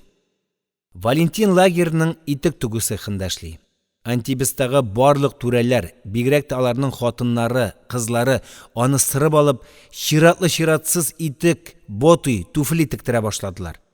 Хәтта Маршинск түрәләре дә Валентинны белеп алганнар. Заказ 10 елга җитәрлек ди ул, кичен кайтып сәкегә күтәрелгәч. Әле һаман да шаяра. Әмма элеккеге кебек озак әңгәмәләр корып, патша итекләре турында хикәяләр сөйләми. Мә күрше, йөрәк ялга дип миңа үзенең паёгын, анда-санда колбаса кисәген төртә дә, бушлатын ябынып гырлый башлый. Арый. Бик арый башмакчы. Ничек кенә булмасын, ул миңа зур терәк. Югыйсә эшләрем көннән-көн хөртиләнә башлаган иде. Валентин аркасында гына бераз хәл алдым. Бу арада лагерь түрәләре безгә дә эш тапты. 2 цех ачты. Берсе эрләү, икенчесе туку бәйләү цехы. Беренче цехта сыңар аяклылар. Алар шул аяклары белән орчык әйләндерә. Мамыктан җеберли. Икенче цехта бөтенләй аяксызлар. Койрыкларына утырып, ыргак белән мамык җептән уйык бияләй бәйлиләр. Мин беренче цехка эләктем. Башта орчыкны әйләндерү тансык кызык булса да, иртәдән кичкә кадәр ялгыз аяк белән бер үзлексез эшләү ярый сук арыта башлады. Өстәвенә эрләвемнең юны юк. Я юан түйірлі була, я нечкә өзелеп теңкәгә тия. Кичен эшне тапшырганда йомгагымны бракка чыгардылар. Нәтиҗәдә паёгым 300 граммга төште. Төшке ашта баландыдан соң бирелә торган ярты чумыш чумардан да колак кактым. Иртәгә дә брак бирсәң карцер, диде цех башлыгы минем йомгакны сол яктагы кәрзингә ташлап. Сүзендә торды. Икенче кичне мин үз сәкемә кайта алмадым. Карцерда йокладым. Валентин цех башлыгына итек тегеп биреп мине бәләдән коткармаса, белмим. Карцерда ничә көн булыр идем. Алай гына түгел, фырт эшкә күчерде. Син цехта мишәгып утырсың, диде цех башлыгы, мине ирләүдән алып. Көн үзен җылда. Җитмәсә, ашханәдән бәрәңге урлап китерәләр. Пешереп бирәм. Иресе үземә дә кала. 7-нче бүлек. Бер вакыт төн үзен кар яуды. Иртә белән җил чыкты. Күз ачкычсыз буран күтәрелде. Ул көнне безне эшкә чыгармадылар. Ишеккә йозак салдылар. Зонага тимерчыбык сузып, берничә эт җибәрделәр. Һич көтмәгәндә бәйрәм. Бөтен барак дер итеп кузгалды. Төрле ярыкларга, тишекләргә, идән асларына яшерелгән карталар, шашкалар, шахматлар, ашыклар калкып чыкты. Ыгы-зыгы, шау-шу, уен, сәке өстендә, сәке астында, идәндә өйер-өйер булып утырган, яткан, аягүрә баскан, азарт белән шашкан төркемнәр. Бу бивалет. Банкада 15 паёк. Яп туз белән. Тукта, шу, хәрәмләшмә. Менә сиңа мат. Төтен, пар, сугыну, кычкырышу, сугышу, тагын валетлар, корольләр шапылдый. Барак артында җил, давыл, тәрәзәләрне кар баскан. Упкын җил сукканда стеналар дырт-дырт итеп китә. Ә баракта бәйрәм. Кем ничек булдырала, шулай күңел ача, көлә, кычкыра, сикерә. Гаҗәп, һәр вакыт шат күңелле, кайгыра белми торган күршем Валентин гына күңелсез. Бот башларын бушлат белән төргән дә түшәмгә текәлгән. Әле куркып киттем. Әллә инде җан тәслим кылган, үрелеп карыйм, авыр-авыр итеп сулый. Озын сары керфекләре йомылып куя. Валентин, әллә авырыйсыңмы? Җавап юк. Җавап бирми. Валентин! Эш пыша күрше. Эш пыша. Сул бите тартылып, сикереп китә. Контузиядан. Борчылсам, һәр вакыт бит алмаларым сикерә башлый. Үземнең сөйләшәсе дә килә. Әмма тагын сүз катырга базмыйм. Нигә кымаучауларга? Ичмасам, бер көн тынычланып сагынсын. Сагынырлыгы, пышанырлыгы бар аның. 1941 елның 1 майында өйләнә ул. Туе була. 22 июньдә сугыш башлана. Валентин фронтта, разведчик. Кыю һәм батыр хәрәкәт итеп, кирәкле телне алып килгән өчен аны Кызыл байрак ордены белән бүләклиләр. Аннан соң һөҗүм, контузия, 2 аяктан айырылу, госпиталь. Инде өйгә кайтам дигәндә, дөресен әйткәндә өй юк. Гатчина немецлар кулында. Каяда булса, тылга китү мөмкинлеге генә бар. Кинәт хәрби трибунал. 10 ел төрмә. Антибес. Менә бит кеше язмышы нинди чакыр-чокырлы. Сагына ул. Сары сагыш. Соловей. Кинәт барак калтыранып, яңгырап китте. Мин торып утырдым. Бу ни? Бу нинди көчле, моңлы, яңгырау тавыш. Барактагы барлык шау-шу, сүгенү, кычкыру тынды. Җыр үсте, көчәйде, сандугач булып изгәләнде. Тышта буран, ирмә, җил сызгыра, ыңгыраша. Җил саташып баракка ташлана, аны дер селкетә. Ә монда, барак эчендә, моңа кадәр һич күренмәгән тынлык. Изге тынлык. Карталар, паюклар, сүгенүләр, якага килешүләр барысы да онытылган. Бүтән барак сихерләнгән, тылсымлы җырны тыңлый. Монда җәй, монда иртәнге кояшлы, җифар исле урман. Монда üzülеп, ышынып сандугач сайрый. Соловей мой, соловей, голосистый соловей, ты куда летишь, где всю ночку пропоешь? Валентин урыныннан торып тезләнгән, башын артка ташлаган. Ярты гәүдәсе белән дә ул башкалардан биек булып, мәхәббәт булып күренә. Ул да бар күкрәгенә, бар мәхәббәт тавышына ирек биреп, йөрәген бушата. Йөрәк, кеше йөрәге, син нинди бөек һәм илаһи. Ул менә хәзер җыр булып, өмет булып, ерактагы якты азат көн булып ташый. Соловей мой, соловей, голосистый соловей. Валентин Маслов. Безнең баракның гына түгел, барлык колоннаның, антибесның юанышы, сөенеше булды. Кичләрен эшкә чыкмаган яңгырлы, буранлы көннәрдә аның җырлавын үтенәләр. Ул кыстатмый, дөресрәге үзе теләп җырлый. Моңая, вниз по Волге, матушке реке, вдоль по Питерской. Нинди генә җыр җырламасын, ахырда ул нигәдер Алябьевның сандугачын кабатлый.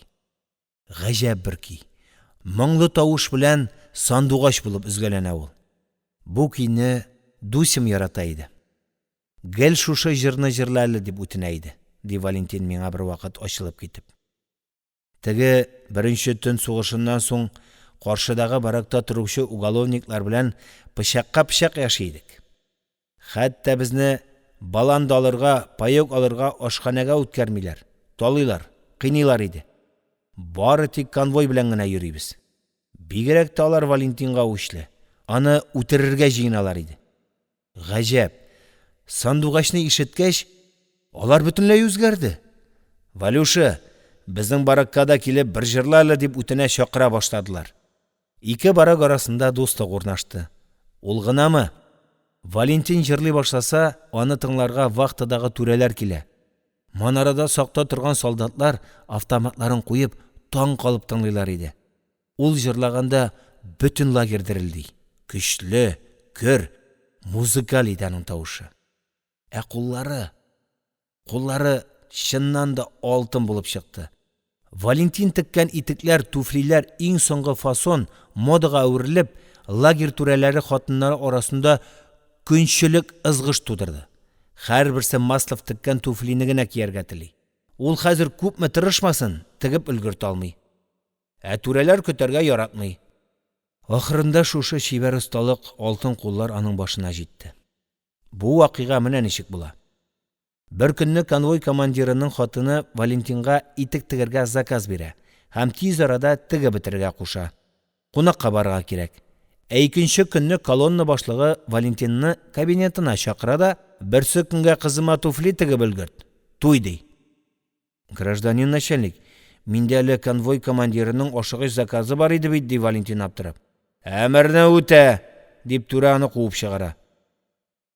Валентин бу 2 көнне йокларга да кайтмады. Эштә булды. Уф, Алла, дип, икенче көнне көчкә кайтып егылды. Бер убырдан котылдым. Туфли кызга ошады. Менә бүләк итеп бер пачка Казбекта бирде. Без папиросны тартып та өлгермәдек, вахтер йөгереп килде. Мышнаган. Командир чакыра. Капут, диде күршем миңа карап, рәнҗүле елмаеп. Ярар, телеңә салынма тиз. Валентин зур бияләй кулы белән минем кулны кысты да, койрыгында шуып, сәкедән төшеп китте. Әйтерсең лә суга батты. Шул китүдән без Валентинны күрмәдек.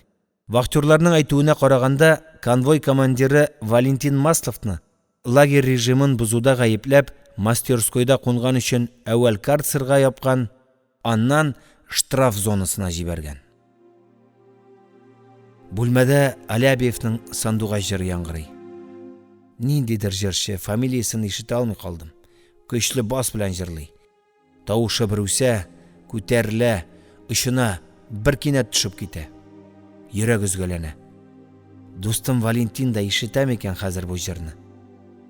Бу бит минем аңа сәламым, сагыну тавышым.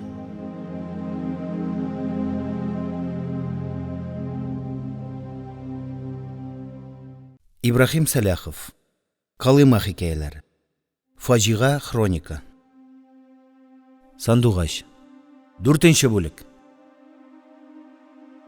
Яле, күрше, колагың шишкән идеме? Мә, тот. Ул әле сәкегә менмәс борын ук бияләй хәтле зур күн янчыгын ыргытты. Рәхәтлән, кәгазе дә бар. Янчыкның җебен тартып авызын ачуга төшкереп җибәрдем. Һәпши!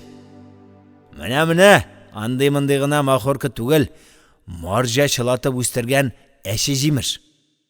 Менә кәҗә сыйрагы төреп өлгермәдем, янчык кулдан сәке барак буенча китте. Валентин 2 табагач кулларына таянды да сикереп сәкегә утырды. Ничек? Тәмлеме марҗа җиләге? Тфу! Мин шәшәлим, күзләрдән яшь ага. Янчык кире кайтты. Буп-буш. Күзгә кырып салырлык бүртеге дә калмаган тәмәкенең. Тәмәке белән генә түгел, ара-тирә икмәк паёклары алып кайтып та сыйлый Валентин.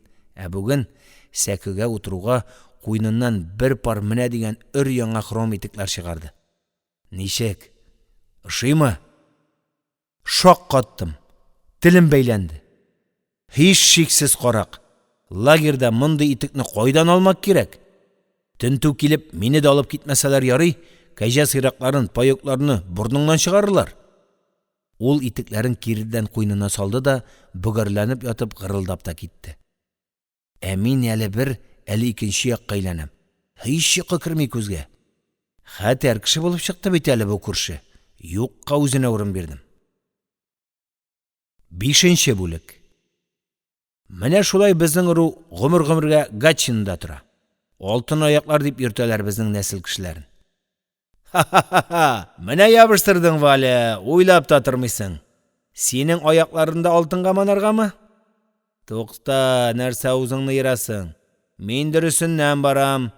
Россияның барлық патшалары біздің башмакларны киіп жүрген. Алтын башмак арқасында Антибесқа келдің, ә? Жетер, бүлдірмәгіз. Сөйләсін. Эшеңне тишәме? Вале, әйт әле. Мындай курчак шикелле итекләрне тегәргә материалны хромны кайдан аласың? Жүләр. Лагерда әйбер беткәнме? Иске тун, иске бүрек, ташланган куныч.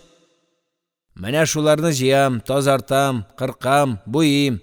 Тукта, каты киттең. Буяу кайдан? Шурым-бурым түгел? Әнә нинди лак, янып тора. Безнең сәкегә җыелган халык Валентин теккән шыгырдап торган хром итекләрне кызыксынып, сокланып карый. Кунычларын әйләндерәләр. Ултаннарына, үкчәләренә чиртеп карыйлар.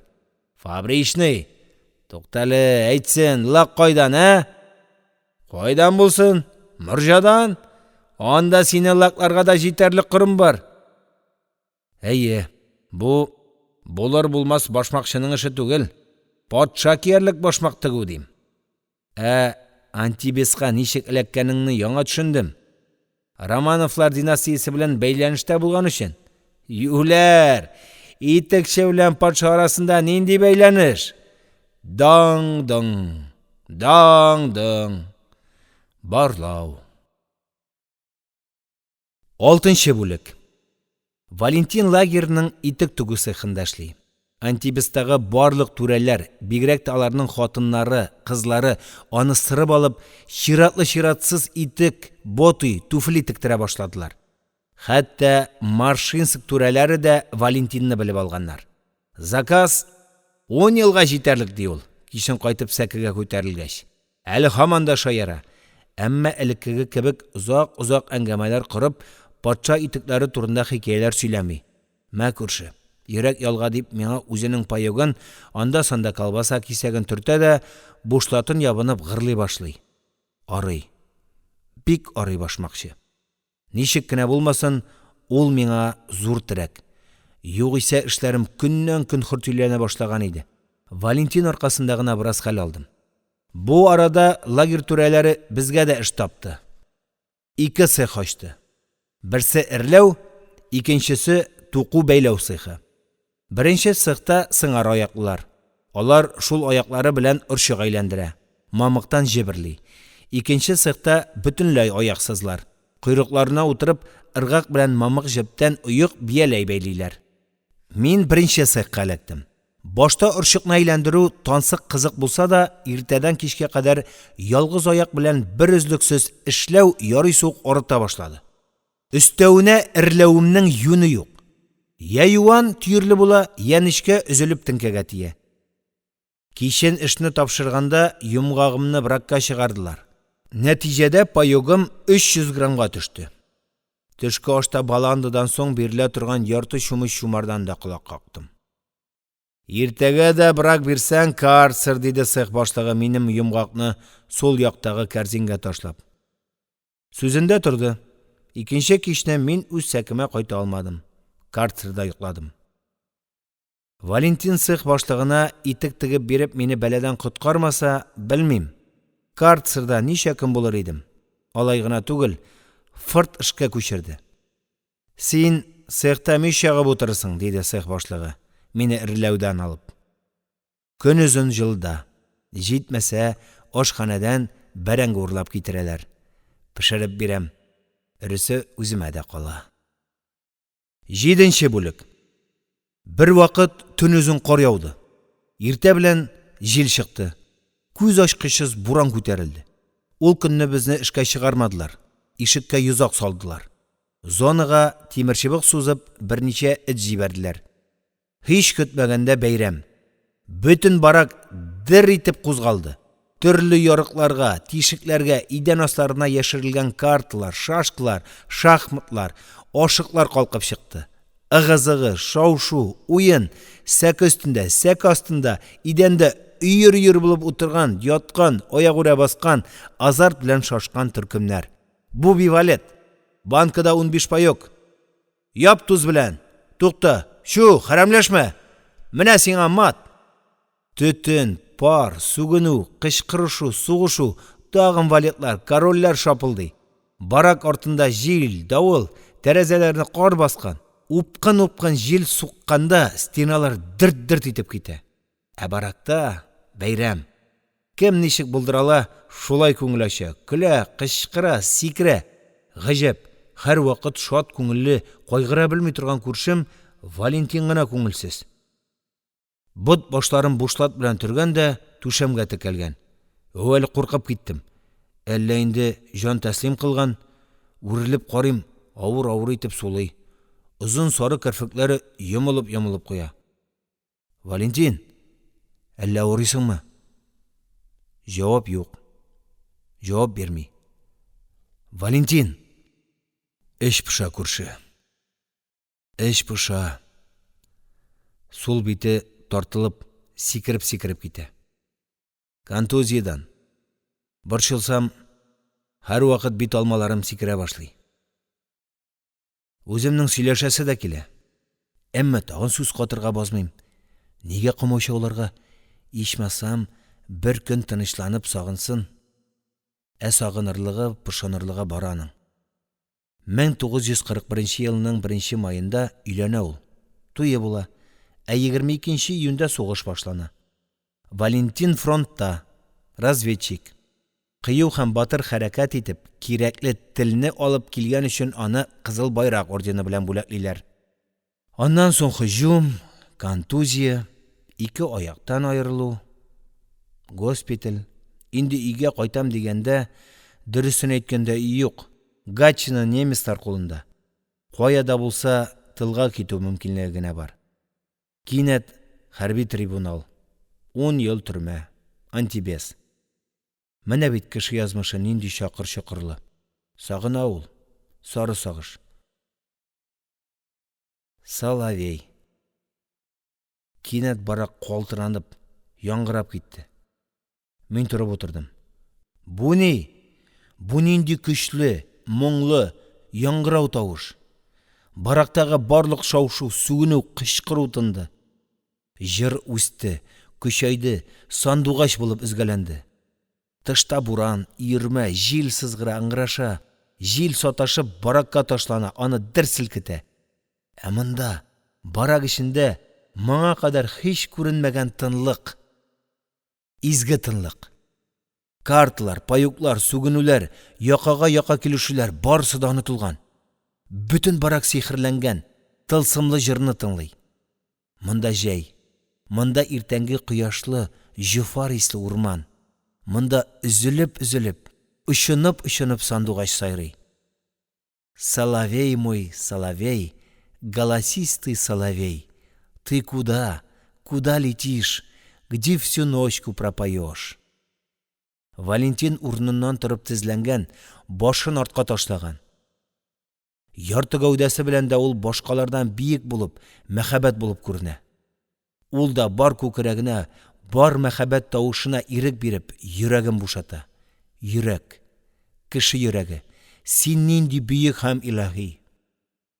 Ул менә хәзер җыр булып, өмет булып, ерактагы якты азат көн булып ташый.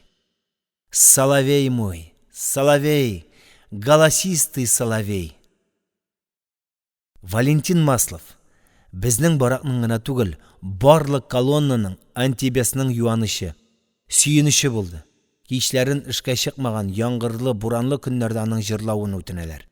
Ул кыстатмый, дөресрәге үзе теләп җырлый. Моңая, вниз по Волге, матушке реке, вдоль по Питерской.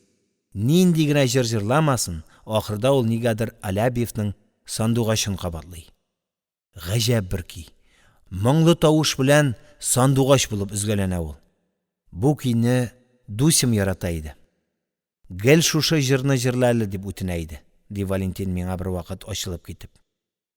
Теге беренче төн сугышыннан соң каршыдагы баракта торучы уголовниклар белән пычакка-пычак яши идек. Хәтта безне балан алырга, паек алырга ашханәгә үткәрмиләр, талыйлар, кыйныйлар иде. Бары тик конвой белән генә йөрибез. Бигрәк тә алар Валентинга үчле. Аны үтерергә җыйналар иде. Гаҗәп. Сандугачны ишеткәч, алар бөтенләй үзгәрде. Валюша, Біздің бараккада келіп бір жырлайлы деп үтіне шақыра баштадылар. Ике барак арасында достық орнашты. Ол ғынамы? Валентин жырлай башласа, аны тыңларға вақтыдағы түрелер келе. Манарада сақта тұрған солдатлар автоматларын қойып, таң қалып тыңлайлар еді. Ол жырлағанда бүтін лагер дірілдей. Күшлі, көр, музыкал еді аның тауышы. Қоллары шыннан да алтын болып шықты. Валентин тіккен итіклер, туфлилер ең соңғы фасон модаға әуіріліп, лагер түрелері қатынлары арасында күншілік ызғыш тудырды. Хәр бірсі Маслов тіккен туфлинігіне киерге тілей. Ол қазір көпмі тырышмасын, тігіп үлгірт алмай. Түрелер көтерге яратмай. Ақырында шушы шибер ұсталық алтын қоллар аның башына жетті. Бұл вақиға міне нешік бұла. Бір күнні конвой командирінің қатыны Валентинға итік тігірге заказ бере, һәм тиз арада тігі бітірге қуша. Қонаққа барға керек. Екінші күнні колонна башлығы Валентинні кабинетына шақырада, бірсі күнге қызыма туфли тігіп үлгірт. Туйдей. Гражданин начальник, менде әлі конвой командирінің ошығыш заказы бар еді бейді, Валентин аптырап. Әмірні өте, деп тураны қуып шығара. Валентин бұл 2 күнні йоқларға да қайтмады. Іште болды. Уф, Алла деп, 2-ші күнні күшке қайтып еғылды. Бір ұбырдан құтылдым. Туфли қызға ұшады. Міне бөлек етіп бір пачка Казбекта берді. Біз папиросны тартып та үлгірмедік, вахтер егіріп келді. Мыштаған, командир шақыра. Капут, дейді көршім меңа қарап, рәнжөлі елмайып. Ярар тіліңе салынма тез. Валентин зор биялай қолы білән менің қолны қысты да, құйрығында шуып, сәкіден шып кетті. Әйтерсіңле суға батты. Шул кетуден біз Валентинні көрмедік. Вахтерларның айтуына қарағанда, конвой командирі Валентин Масловны лагер режимін бұзуда ғайыпләп, мастерскойда қонған үшін әуәл карцерға япқан, аннан штраф зонасына жіберген. Бүлмәдә Алябиевның сандуға жыр яңғырый. Ниндидер жыршы, фамилиясын ишете алмай қалдым. Көчлі бас білән жырлый. Тауышы бір үсә, көтәрілә, ұшына бір кинәт түшіп кете. Йөрәк үзгәләнә. Достым Валентин да ишетәм екен хәзер бу жырны. Бу бит минем аңа сәламым, сағыну тауышым.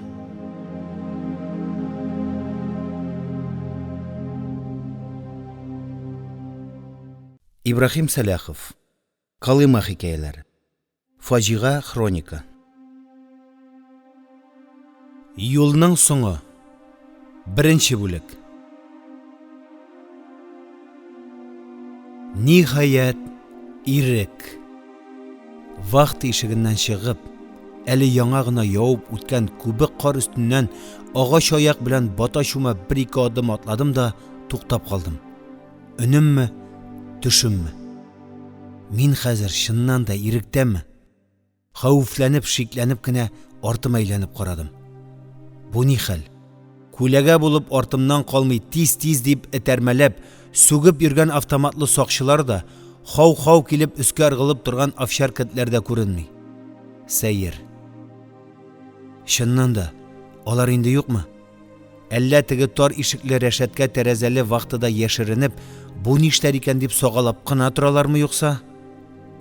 10 ел буе канга, тәнгә, сөяккә сеңеп калган бу явыз иярченнәр тагылмаларының кинәт юк булуына күңелдә, күздә шанып бетә алмый. Аптырап сагайып, куркып дерелдәп тирә-якка карыйм.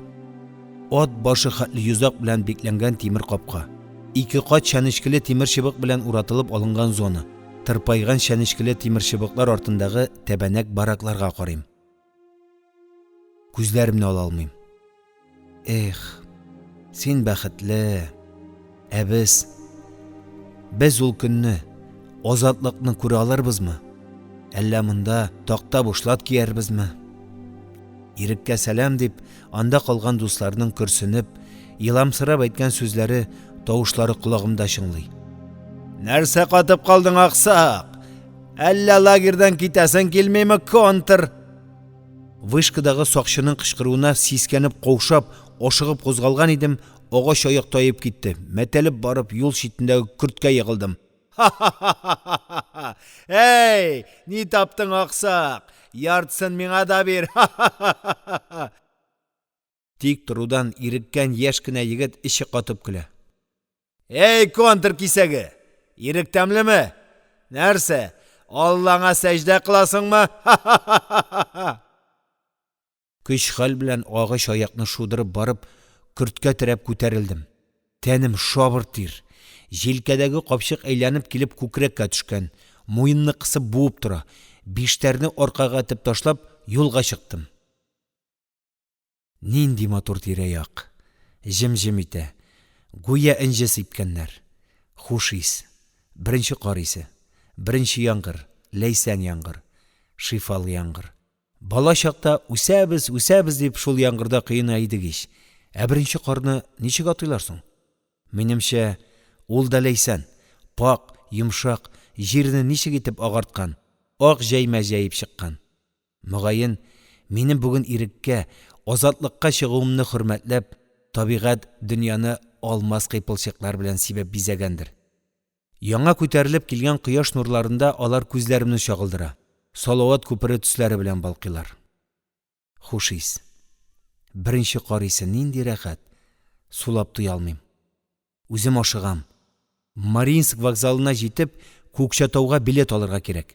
Әле һаман булай конвойсыз баруыма, тимер юл поездына үзбаш билет алырга ашыгуыма ышанып җитә алмыйм. Бу ашкынулар барысы да төш көнәдер дип куркам. Үземне үзем чиметеп карыйм. Уш иткәндәй ашыккан сайын агач аяк тайып китә, яки юл шитендәге көртләргә төртелә. Аякны күтәреп алып, урап атларга туры килә. Әле һаман агач аякка күнек алмыйм. Эх, бу бүкән башы урынына үз аягым булса, ничек йөгереп китәр идем мин. Моннан 10 ел элек 1937 елның 25 октябрь иртәсендә нәкъ менә бүгенге кебек ашыгып атлый идем түгелме? Юк. Кызганыч ки, бүгенгедәй түгел шул. Казан. Күз. Томанлы иртә. Урам буендагы агачларның яфраклары әле яңа гына саргая башлаган. Алтын көз. Мин 26 яшьлек таза, типсән тимер үзәрлек егет Казан педагогия институтының 4нче курсы студенты. Әмма читтән караганда мин әле хәрби. Өстә хаки төсендәге пустау гимнастерка, күгелҗем галифе, башта өр-яңа фуражка, йолдызы гына алынган. Аякларда кунычлары ялт-йолт итеп торган хром итекләр. Һәр хәлдә 3 еллык хезмәттә полк мәктәбен бетереп, кече командир дәрәҗәсенә күтәрелгән егет идем мин. Институтка килгәч тә мин бу хәрби киемнәрнең кайберсен гади пиджак, шалбарга алыштырмадым. Ошый иде миңа хәрби кием. Килешә дә иде. Курсташ кызларда, Ибрахим, хәрби кием бик килешә сиңа диләр иде. Биек киң ишектән кереп, инде менә бу иләмсез тәбәнәк вахтаның тар капкасыннан кысылып чыкканчы бары тик 10 ел гомер узган. 10 ел. 26 белән 36 арасындагы алтын еллар. Яшьлегемнең иң гүзәл, иң шаулы, иң мөкаддәс көннәре. Алар шушы 2 ишек арасында калды. Нигә? Юлдан атылып килгән бер москвич чак кына үземне таптап китмәде. Көч хәл белән көрткә уып калдым. Ашыгавыз, ялкыш, юнсез аксак, нәрсә кымачаулап йөрисең? Читтән барга ярамыйм әллә? Синең аркада яхшы кешеләр бәлагә юлыгыр. Машина эчендәге адәм тәрәзәсеннән башын сузып, әнә шулай тиргәп сүгеп китте. Ә мин көрткә баташума көчкә күтәрелдем. Тукта, нигә рәнҗидем соң әле мин? Дөресен әйтиш. Сул аяк урынына чыпта белән бәйләнгән бүкән башы. Өстә йыртылып таланы беткән тоткын бушлаты һәм шул ук сорттагы йыртык балаклы шалбар. Ялгыз аякта ямалыр урны калмаган чытызы, башта бер колагы йолкынган бүрек кисәге. Иреккә чыгасымны ишеткәч, барактагы иптәшләрнең берсе посылка белән алган шалбарын, икенчесе өстендәге яңа бушлатын салып биргән иде. Безгә ярар, ә син инде иреккә, артык мескен күренмә дип сөендергәннәр иде. Бүген вахтадан узганда сакчы: лагердан яңа кием белән чыгарга рөхсәт юк. Яле, хәзер үк сал дип Шундук шишендерді де, яңаларны үзенә алып, пычмакта яткан ертык-пыртыкны миңа ташлады. Мә, йолкыш, маштырдамый тизрәк ил дә сыздыр, юкса хәзер лагерь милкен урлаган өчен икенче срок бирдерермен. Мындайлардан булыр да, каушавымнан киенер-киенмәс вахтадан атылып чыктым. Шулай да, нигә соң мин аксак? Нигә мин йолкыш? 10 ел элек мин аксак та, йолкыш та түгел идем ич. Нигә? Эй, бабай, Мариинскийгамы? Бер йөк машинасы шып итеп минем янга туктады. Әйдә утыр. Иреккә ашыгасыңмы, бачы? Кабина ачылды. Мин агач аякны этә-төртә көчкә күтәрелдем. Икенче бүлек. Тык-тык. Тык-тык. Вагон бер туктаусыз тыкылдый. Шайкала, буферлар сугылып зыңлап китә. Поезд Себер урманнары, Себер сопкалары аша көнбатышка ашыга. Инде мөгаен төн уртасы. Вагон уртасындагы буржуйка каршында карта суккан бер төркем фыртлар да югары сәкегә менеп, калайланып уралганнар. Буржуйка инде сүнгән. Мариинскийга минем кебек лагерьдән азат ителгән байтак тоткын җыелган икән. Күбесе уголовниклар. Барыбызны бергә җыеп, җимерелеп беткән бер товар вагонына тутырдылар да Аллага тапшырдылар. Лагерьдә вакытта ни булыр? Азат итәрләрме? Юкмы дип тәшвишләнеп 3-4 көн йоклый алмаган идем. Инде вагонга эләксәм, аю йокысы белән йоклармын дип уйлаган идем. Менә хәзер мин вагон эчендә. Күзләргә йокы гына кунмый. Күңел ашыга. Ул инде әллә кайчан Күкчәтауда. Кем каршы алыр икән? Билгеле инде әти. Уги булса да ни, сеңлем Разия. Эй, куанырлар! Ул арада тирә күрше дусы иш килеп җитәр. Иптәшләр күп иде дә күбен. Сугыштан кемнәр генә исән сау кайта алды икән. Бардыр әле бергә ат уйнап үскән малайлар. Эх, сагындым үзләрен. Тик менә өс-баш бик хөрти. Җитмәсә, бит сырып алган. Әле монда вагонда, суыкта да я бер, я икенче җирне тешләп, кычыттырып теңкәгә тияләр. Каһар төшкерләре. Эй, оныта да язганмын, әти, хәзер без Сафаларда торабыз. Аңа үй салып бергә сөйләштем. Кайтсаң туп-туры шуларга төш дигән иде бит бер хатында. Сафа җизниләрдә борын-борыннан мунча бар. Әни һич шиксез мин кайтуга мунча ягып җибәрер. Үлмәк ыштанны шарт атканчы бер кыздырырмын инде, барып җитсәм. Эх, рәхәтләнеп бер чабынырга.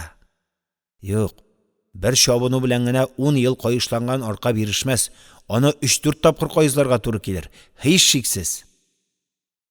Әти өс-башка берәр кием алып куйса ярар иде. Хатымда язган идем язуын. Хәзер сугыштан соң кием салымы да юктыр. Солдат иске мыскысы булмаса, булса ансы да ярап торыр иде.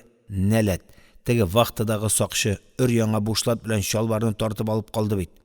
Аны инде берәр яртыга әллә кайчан шуыткандыр.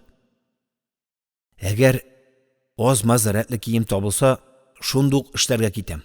60ка җиткән атаның җилкәсен кимереп ятып булмас. Нинди эш булыр икән? Билгеле инде мәктәпкә укытучы итеп алмаслар алуын. 58-нче статьядан соң 5 ел мәхрүмлектә бар ишәле. Бәлкем, редакциягә урнашырмын. Хәбәрче кебек йөрөмсәк эш уңайсыз булыр булуын. Тик нишлисең? Кайда да йөргә кирәк. Ярар, нәрсәгә монда бүрәне аша бүре куып ятам, кайткач күз күрер. Туган җиргә кайтам бит. Туганнар да, дус-ишләр дә җитәрлек ишәндә. Тутут! Паровоз бөтен тирә-якны шыңлатып кычкыртты. Мөгаен, берәр станциягә якынлашабыз булыр. Ашыйсы да килә. 3 көнгә бирелгән коры паёкны вокзалда ук аша бетердем бит. Яхшы эшләгәнмен. Булмаса, мондагы уголовниклар хәзер талап алырлар иде. Әнә, теге аскы сәкедә яткан картның сумкасын күз алдында шуыттылар. Мескен акырып елады. Соңгы паёгым иде, тагын 4 көн кайтырга кирәк ди. Тутут! Паровоз тагын кычкыртып, ухылдап, станциядә туктамыйча гына алга омтылды. Әйдә кырычатым. Ашык, тизрәк йөгер. Алда минем туган Күкчәтавым.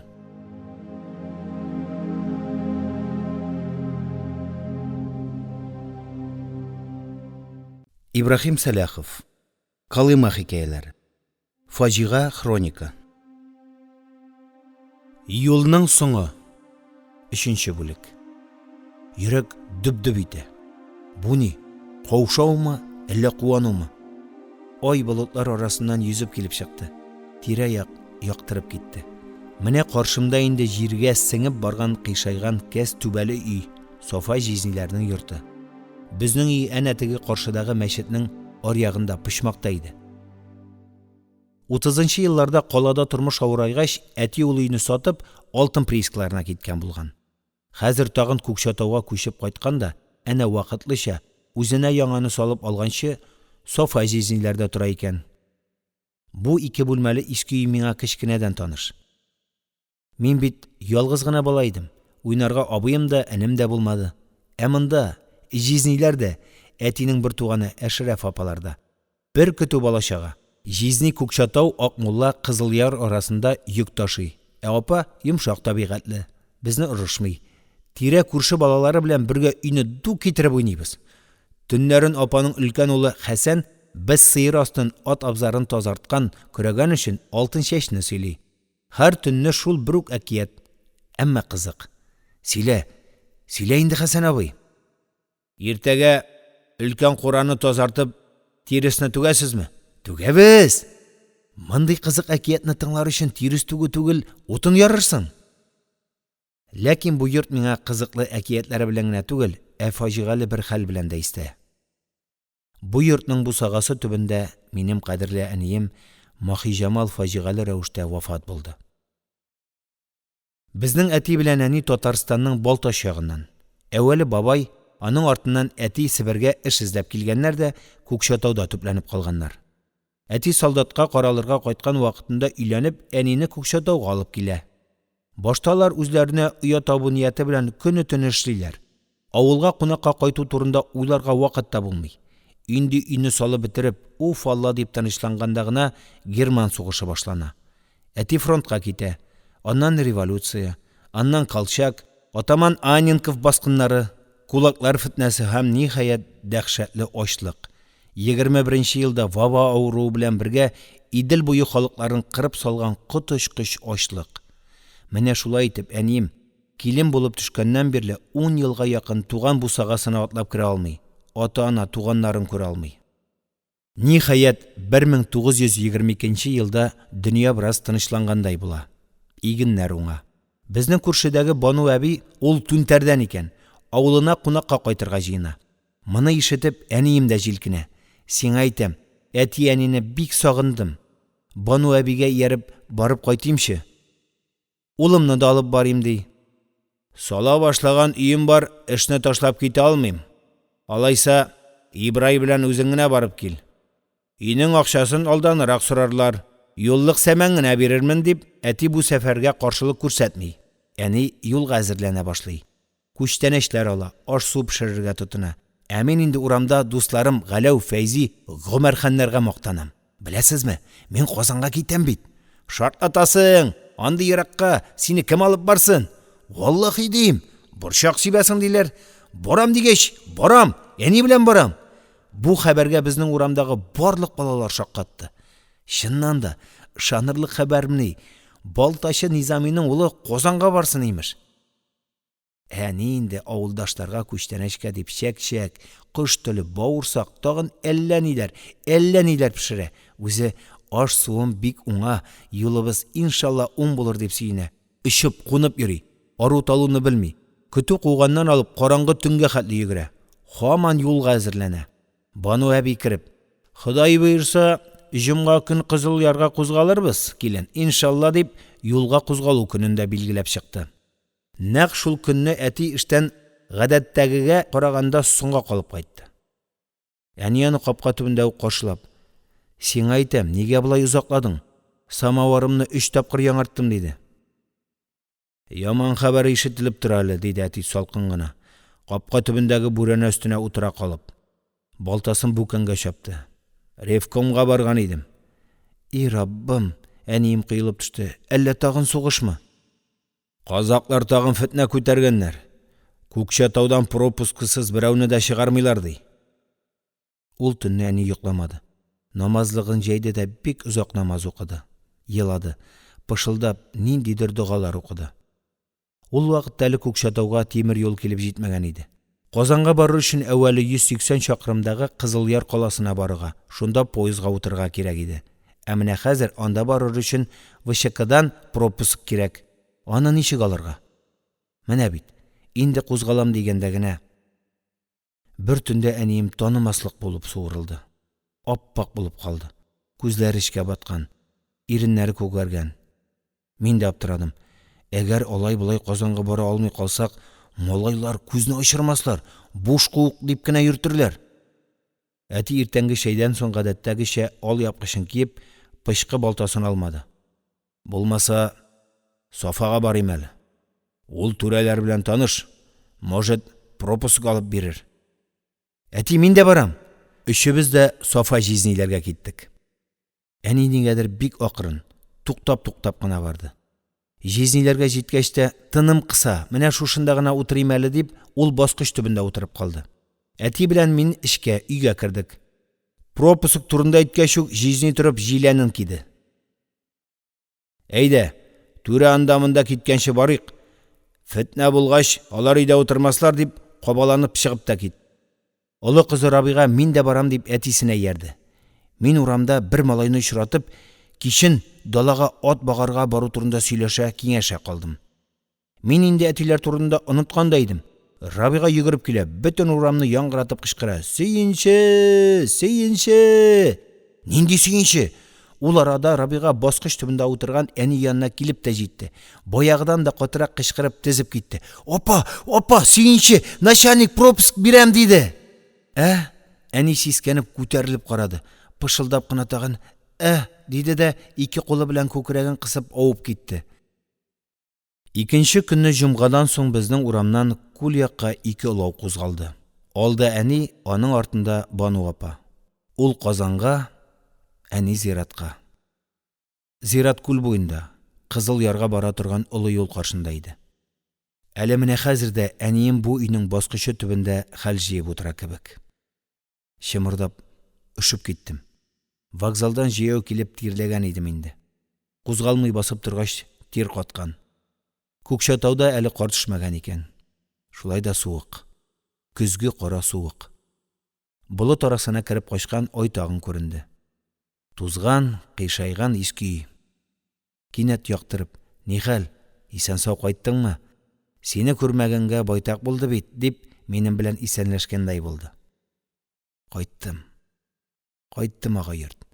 Үзем дә сизмичә калын карт бүрәнәләрне капшый, сыйпый башладым. Сагынып кайттым сезне. Сабыйчак бишегем.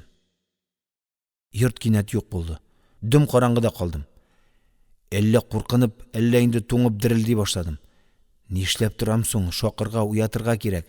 Тәрәзәгә якынлаштым. Йөрәгем ярсып китте. Кулымны күтәрәм дә, дерелдәп, шакый алмыйча кире төшерәм. Кемнәр тора икән хәзер бу өйдә? Танырлар микән? Ашыгып, каушап, тәрәзәне шакырга үрелгән идем, агач аяк нигездән таеп китте дә, тәрәзә яңагына барып сугылдым. "Эй, кем анда?" Әти тавышы. "Мин, бер мусафир. Кунып чыгарга рөхсәт булмасмы?" Өй иче яктырып китте. Кысып куйган лампаның филтәсен күтәрделәр. Өстәл янында озын чандыр бер кеше. Ак күлмәк ыштаннан. Әти.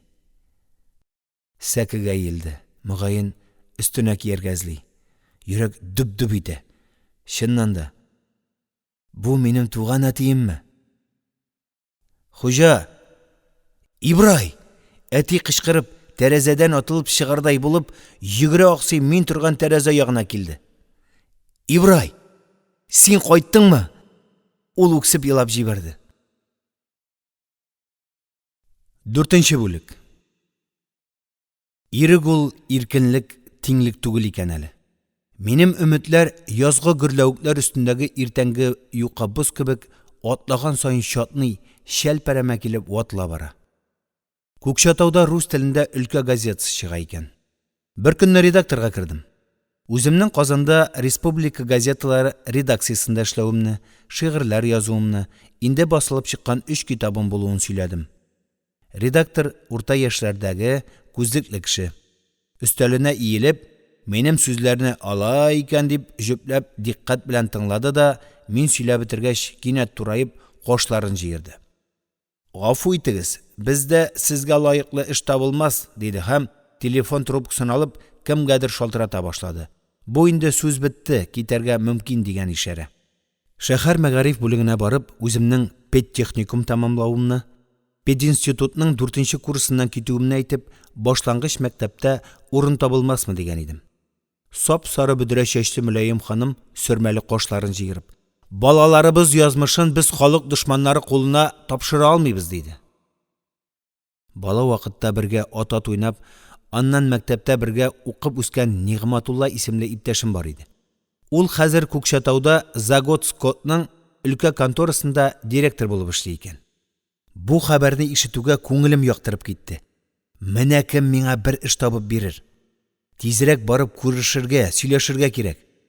Ул әле минем кайтканымны ишетмәгәндер, югыйсә әллә кайчан йөгереп килеп җиткән булыр иде бит. Иркенләп сөйләшеп утырыбыз дип, конторасына бармадым. Кичне көттем. Аның атасы Фәсхетдин абый да мин читтә йөргәндә үпкә авыруыннан вафат булган икән. Балтач иде. Әти белән бергә эшли иде. Өйләрендә бергә салганнар иде. Шуның өчен мин аларның өйләрен беләм. Кызыл урамында, чат башында 2 бүлмәле, 6 почмаклы өй. Бала вакытта Нигъматулланы Ширки дип атый идек. Тәбәнәк, ябык, авырудан чыкмый иде. Хәзер өйләрендә каршыма килеп баскач имәнеп киттем. Миннән калку, таза, хәтта аз гына корсагы да бүлтәеп тора. Әллә ул, әллә башка. Кайттыңмы? Яхшы булган, диде ул салкын гына, теләр-теләмәс кенә кулын биреп. Күрештек, утырдык. Ул нигәдер тиз генә аш бүлмәсенә чыгып керде. Мөгаен хатынына самавыр куеп җибәргә кушкандыр. Тәмәке тарттык. Инде йомышым турында сүз башлыйм гына дигән идем, аш бүлмәсеннән хатын-кыз тавышы ишетелде. Әй Нигъмәт, без инде кинога соңга калабыз ич. Нигъмәт сул кулын күтәрде, карады. Алтын сәгате ялтырап китте. Әйе, бебижан. Ул торып, шифонердан костюмын алып кия башлады. Ибраһим, син инде гафу ит. Без билет алып куйган идек. Бик кызык картина ди бүген. Кап калдына чыктык. Нигъматулла нигәдер ялт-йолт тирә-якка карады. Миңа тиз генә кулын сузды. Хушлашты һәм пышылдап кына эндәште. Син инде, Ибраһим, безгә килеп йөрмә. Күршеләр бик алама. Мин, наверное, вакыт булса, үзем сезгә барып чыгармын. Сафа абзыйларда торасызмы? Ярый, хуш. Ул ашыгып кире өенә кереп китте. Угиянинең йөзе көннән-көн караңгылана башлады. Үземә турыдан-туры әйтмәсә дә, күршеләргә кереп, кайтканына 3нче ай китте. Эш турында уйламый да, һаман атасының җилкәсен кимерә дип зарлануын ишетә башладым. Нишләргә? Кая, кемгә барырга? Аптыраган. Яңа ел 1948 ел якынлаша. Ә мин һаман эшсез. Кая гына барып гозрымны әйтмим, паспортымны карыйлар да йөзләрен чыталар. Нигъматулланы көтеп өметләнгән идем, ул да күренми. Бүтән иптәшләр дә бар иде. Берсе бер килеп хәлне белсәче. Әтинең йөзенә карарга ялам. Әни былай да күтәрелеп карамый, кабаклары төшкән. Без җизниләрнең мунчасында торабыз. Тик Әшрәф апагына анда-санда чәйгә чакыра. Иске мыскыны рәтләп мине киендерә. Шалбар, пиджак рәтләп бирде. Иске тунны кыскартып, москвичка ясады. Рәхмәт төшкере. Ә мин һаман әле иртә торам да, кай вакытта чәй дә эчмичә әтидән ялып урамга чыгам. Буран, суык. Кая барырга икән бүген? Аяклар сау булса, берәр складка йөк ташырга бушатырга керер идем. Бүкән башы белән үз-үземне дә әле көчкә йөртәм. Атлаган сайын көрткә батып чыгып китә алмыйча җафаланам бит кыргыры. Кай вакытта бер ишектән икенче ишеккә кагылып, сезгә лаеклы эш юк. Җавабыннан җан ышыгыч, өйгә ничек тә соңрак кайтыйм дип, Күкшәтауны урап алган, бала чакта уйнап йөргән калкулыклар артына чыгам. Берәр таш куышына ышыкланам, уйланам. Нигәдер Тукайның һаман бер шигырен кабатлыйм. Шат яратса да җиһанга, ят яраткан Раббысы. Үксеп елыйм. туйганчы елыйм. Монда, таш куышында суык булса да, аулак, берәү дә күрми. Кай көннәрдә зиратка барып, әнием кабре янына утырам да күңелемне бушатам. Бар күңелләрдән җылы, йомшак синең кабрең ташы. Шунда тамсын күз яшемнең иң ачы һәм татлысы. Шулай яңа ел алдыннан бер көнне әти кичке чәйдән соң, әйдә, тәмәке тартып керик дип, мине ишек алдына алып чыкты. Анда Сафа җизниләрнең үрәчәле чанасы тора иде. Шунда утырдык. Әти янчыгын чыгарып, тәмәке төра башлады. Сизәм, нидер әйтергә тели. Күрәсең, яшь хатыны алдында күңел серен ачасы килми. Әти яшь вакытында бик таза булган. Көрәшләрдә дә, кабак сугышларында да бирешмәгән. Үзе мәчет салышып йөрсә дә, мәчет ишеген елына 2 тапкыр Корбан гаете белән Ураза гаетендә генә ачкан. Шуңа ахры аны кыерсытып Урыс низами дип атаганнар. Әмма Күкчәтауда аннан уста балтачы столяр булмаган.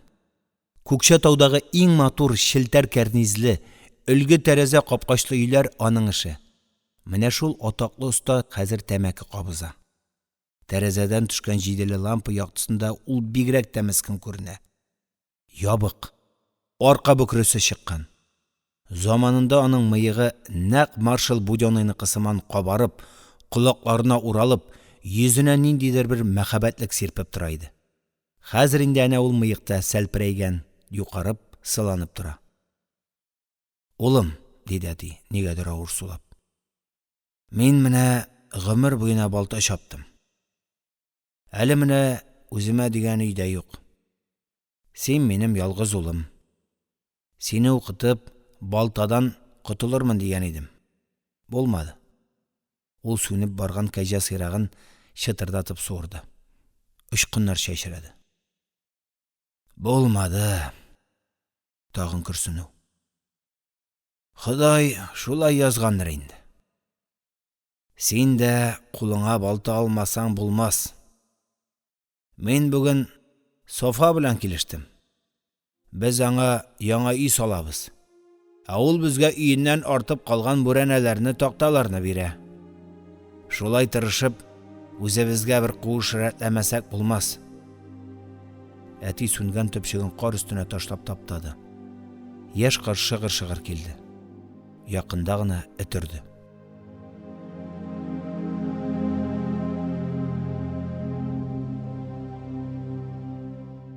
Ибрахим Сәләхов. Калыма хикәяләре. Фаҗига хроника. Юлның соңы.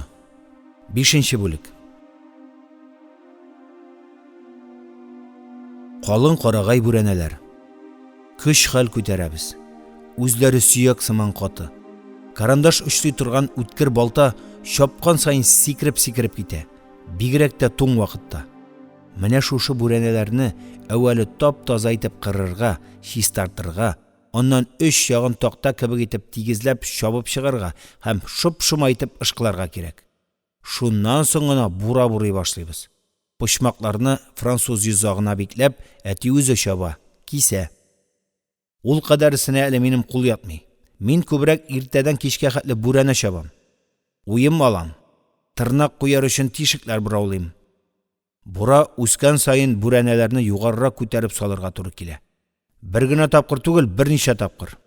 Шулай ди әти, күзләрен кысып бер алга, бер артка атлый, әле яңа гына куйган бүрәнәнең ятышын, уемның дөрес булуын карый. Аннан бүрәнәне тимер сызгыч белән сызып чыга.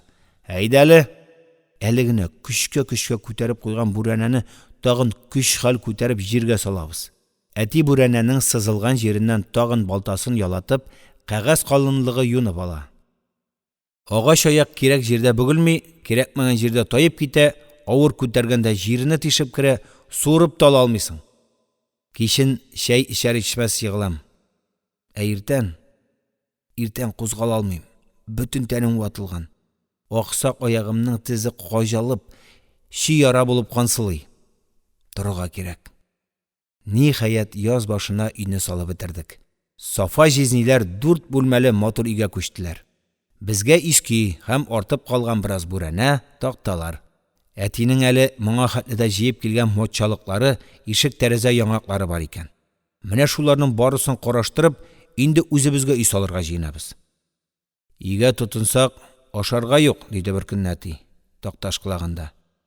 Мин торгта эшләүче Хафизга үй салырга килештем. Көндез анда эшләрбез. Иртә кичен үзебезнең өйне сыйпләрбез. Менә шулай итә-итә, ниһаять үзебезнеке дигән куышта булды. Казак әйтмешли, үз башыбызга төтен чыгара башладык. Минем чулак аякта өстерәлә торгач, барбер бүтәнчә булмас инде дип, ахырсы сөялләнеп, тупасланды. Элеккечә үк атлаган сайын кырылып чиләнми. Кулларда балтага ятышланды. Әти инде миңа бура пычмакларын, француз йозакка бикләүне, ишек тәрәзә яңакларын утыртуны да тапшыра башлады. Билгеле инде үзе һәр вакыт күзәтеп өйрәтеп тора. Ә менә угияна белән ара һаман да җылына алмый. Ул җае килгән сайын үтмәс товар дип кадап ала. 40-ка җиткән сакаллы сабыйның ыштырларын юар хәлем юк дип, кирләремне атып бәрә башлады. Ахырда әти белән киңәшеп, өйләнергә булдым. Маһинур исемле бер тол хатын алып кайттым. Менә шунда исем китте. Тагын шәпшер инде дисәм, әни һич тә шау-шу күтәрмәде. Хәтта кыймак кыеп, никах урынына бер мәҗлес ясап, күрше хатыннарын чәйгә дә чакырды. Мин дә куандым. Әллә кайчан өйләнәсем калган икән, әни май булды дип мактанып та алдым. Маһинур беренче көннән үк өйдәге бар эшне, керү, идән юу, сыер сау, сыер куу, аш-су пешерүне үз кулына алды һәм җитез пөхтә булуын күрсәтте. Сүзгә саран әти дә бер көнне аштан соң, ярады, киленнән уңдык диде. Минем дә күңел күтәрелеп китте. Ниһаять, сукмак юлга алып бара. Эш тә җитәрлек. Сугыш вакытында кыйралган дөньяны халык төзәтергә ашыга. Шуның өчен бер эш бетәр-бетмәс икенчесенә димләп киләләр. Менә шулай яхшы гына эшләп торып ятканда бер көнне сеңлем Разия яшь баласы белән иреннән аерылып кайтты. Башта мин аның кайтуына сөенгән дә идем. Билгеле инде иреннән аерылуга түгел, үзебезнең гаиләгә кушылуына. Ничек кенә әйтмә, үги анадан туган булса да, бердән бер кардәш, сөйләшсәң дә, киңәшсәң дә дигәндәй, ул бит инде акылга утырган, 10 еллыкны тәмамлап, өлкә судында секретарь булып эшли. Әмма бу юравым белән ашыкканмын икән. Гаҗәп. Разия бусагадан атлап керүгә, әтинең миңа булган карашы үзгәрде, суынды. Ул инде элеккедәй минем белән ачылып сөйләшми, киңәшми. Кашлары салынган, йөзе һәр вакыт чытык. Ә бер көнне эштән кайтканда турыдан-туры әйтә салды. Йөрәккә хәнҗәр кадады. Син инде үзеңә лаеклы эш тап та, үзеңә куыш эзлә. Үй тыгызланды, диде ул ачулы тавыш белән кырыскына. Коелып төштем. Мондый сүзне ишетермен дип уйламаган идем. Әти бит кечкенәдән мине ярата, аркасына асып йөри иде. Инде Казанга китеп кулга алынуны ишеткәч, ул көне-төне елаган, хәтта асылына башлаган. Кайткач күкрәгенә кысып, балалар төсле үкереп илады. Күрә алмам дигән идем. Өнме, төшме дип кочаклап йоклады ул мине беренче төндә. Ә хәзер ни булды аңа? Нигә кырысланды? Әтинең бу көтелмәгән сүзләрен мин билгеле инде Маһинурга әйтмәдем. Әмма үзем төн үзен керфек какмадым. Борчылып чыктым. Ни эшләргә? Кая барырга? Хәзер бит мин ялгыз башым гына түгел, икәү, бәлкем өчәү дә. Әтинең бу кырыс сүзләренең сырын күршеләр шишеп бирделәр. Әни инде әллә кайчан аларга әйтеп йөри икән. Үзенә генә түгел, кешегә дә кәсафәт тия. Менә шул ристан аркасында кызым югарырак эшкә күчә алмый. Аган халык дошманы дип юлын кисәләр мискиннең, көндә елый. Кайчан гына күздән югалыр җан киеге. Ә икенче көнне Разия әти алдында әйтә салды. Син миңа туган түгел. Син халык дошманы. Синең аркаңда мине эштә күтәрмиләр. Кит бездән. Шул кичне мин өйдән чыгып киттем. Кая? Үзем дә белмим. 6-нчы бүлек. Диңгез кешеләренең кайгысын юа диләр. Ә мин урман кешенең хәсрәтен тарата дияр идем. Әнә бит. Берсеннән берсе биек, төс, Қора қошқыл шоқлы таш киген егет қарағайлар юл буйлап басқаннар да мені тын ғына ұзата баралар.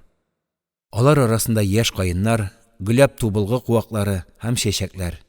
Әшкілтім қарағай сағызы белән шешәкләр исе бұрынны қытықлый. Сулап туя алмайсың. Юлның сул ягында күгелҗемләнеп күл күренеп кала. Борылышта ул бөтен хозурлыгы белән күренә. Ярында аркылы-торкылы гранит ташлар. Кайсы кит балыгын хәтерләтә, кайсысы дөя, кайсы кызыл сыер булып тиздән су эченә кереп баскан. Чыпылт, чыпылт.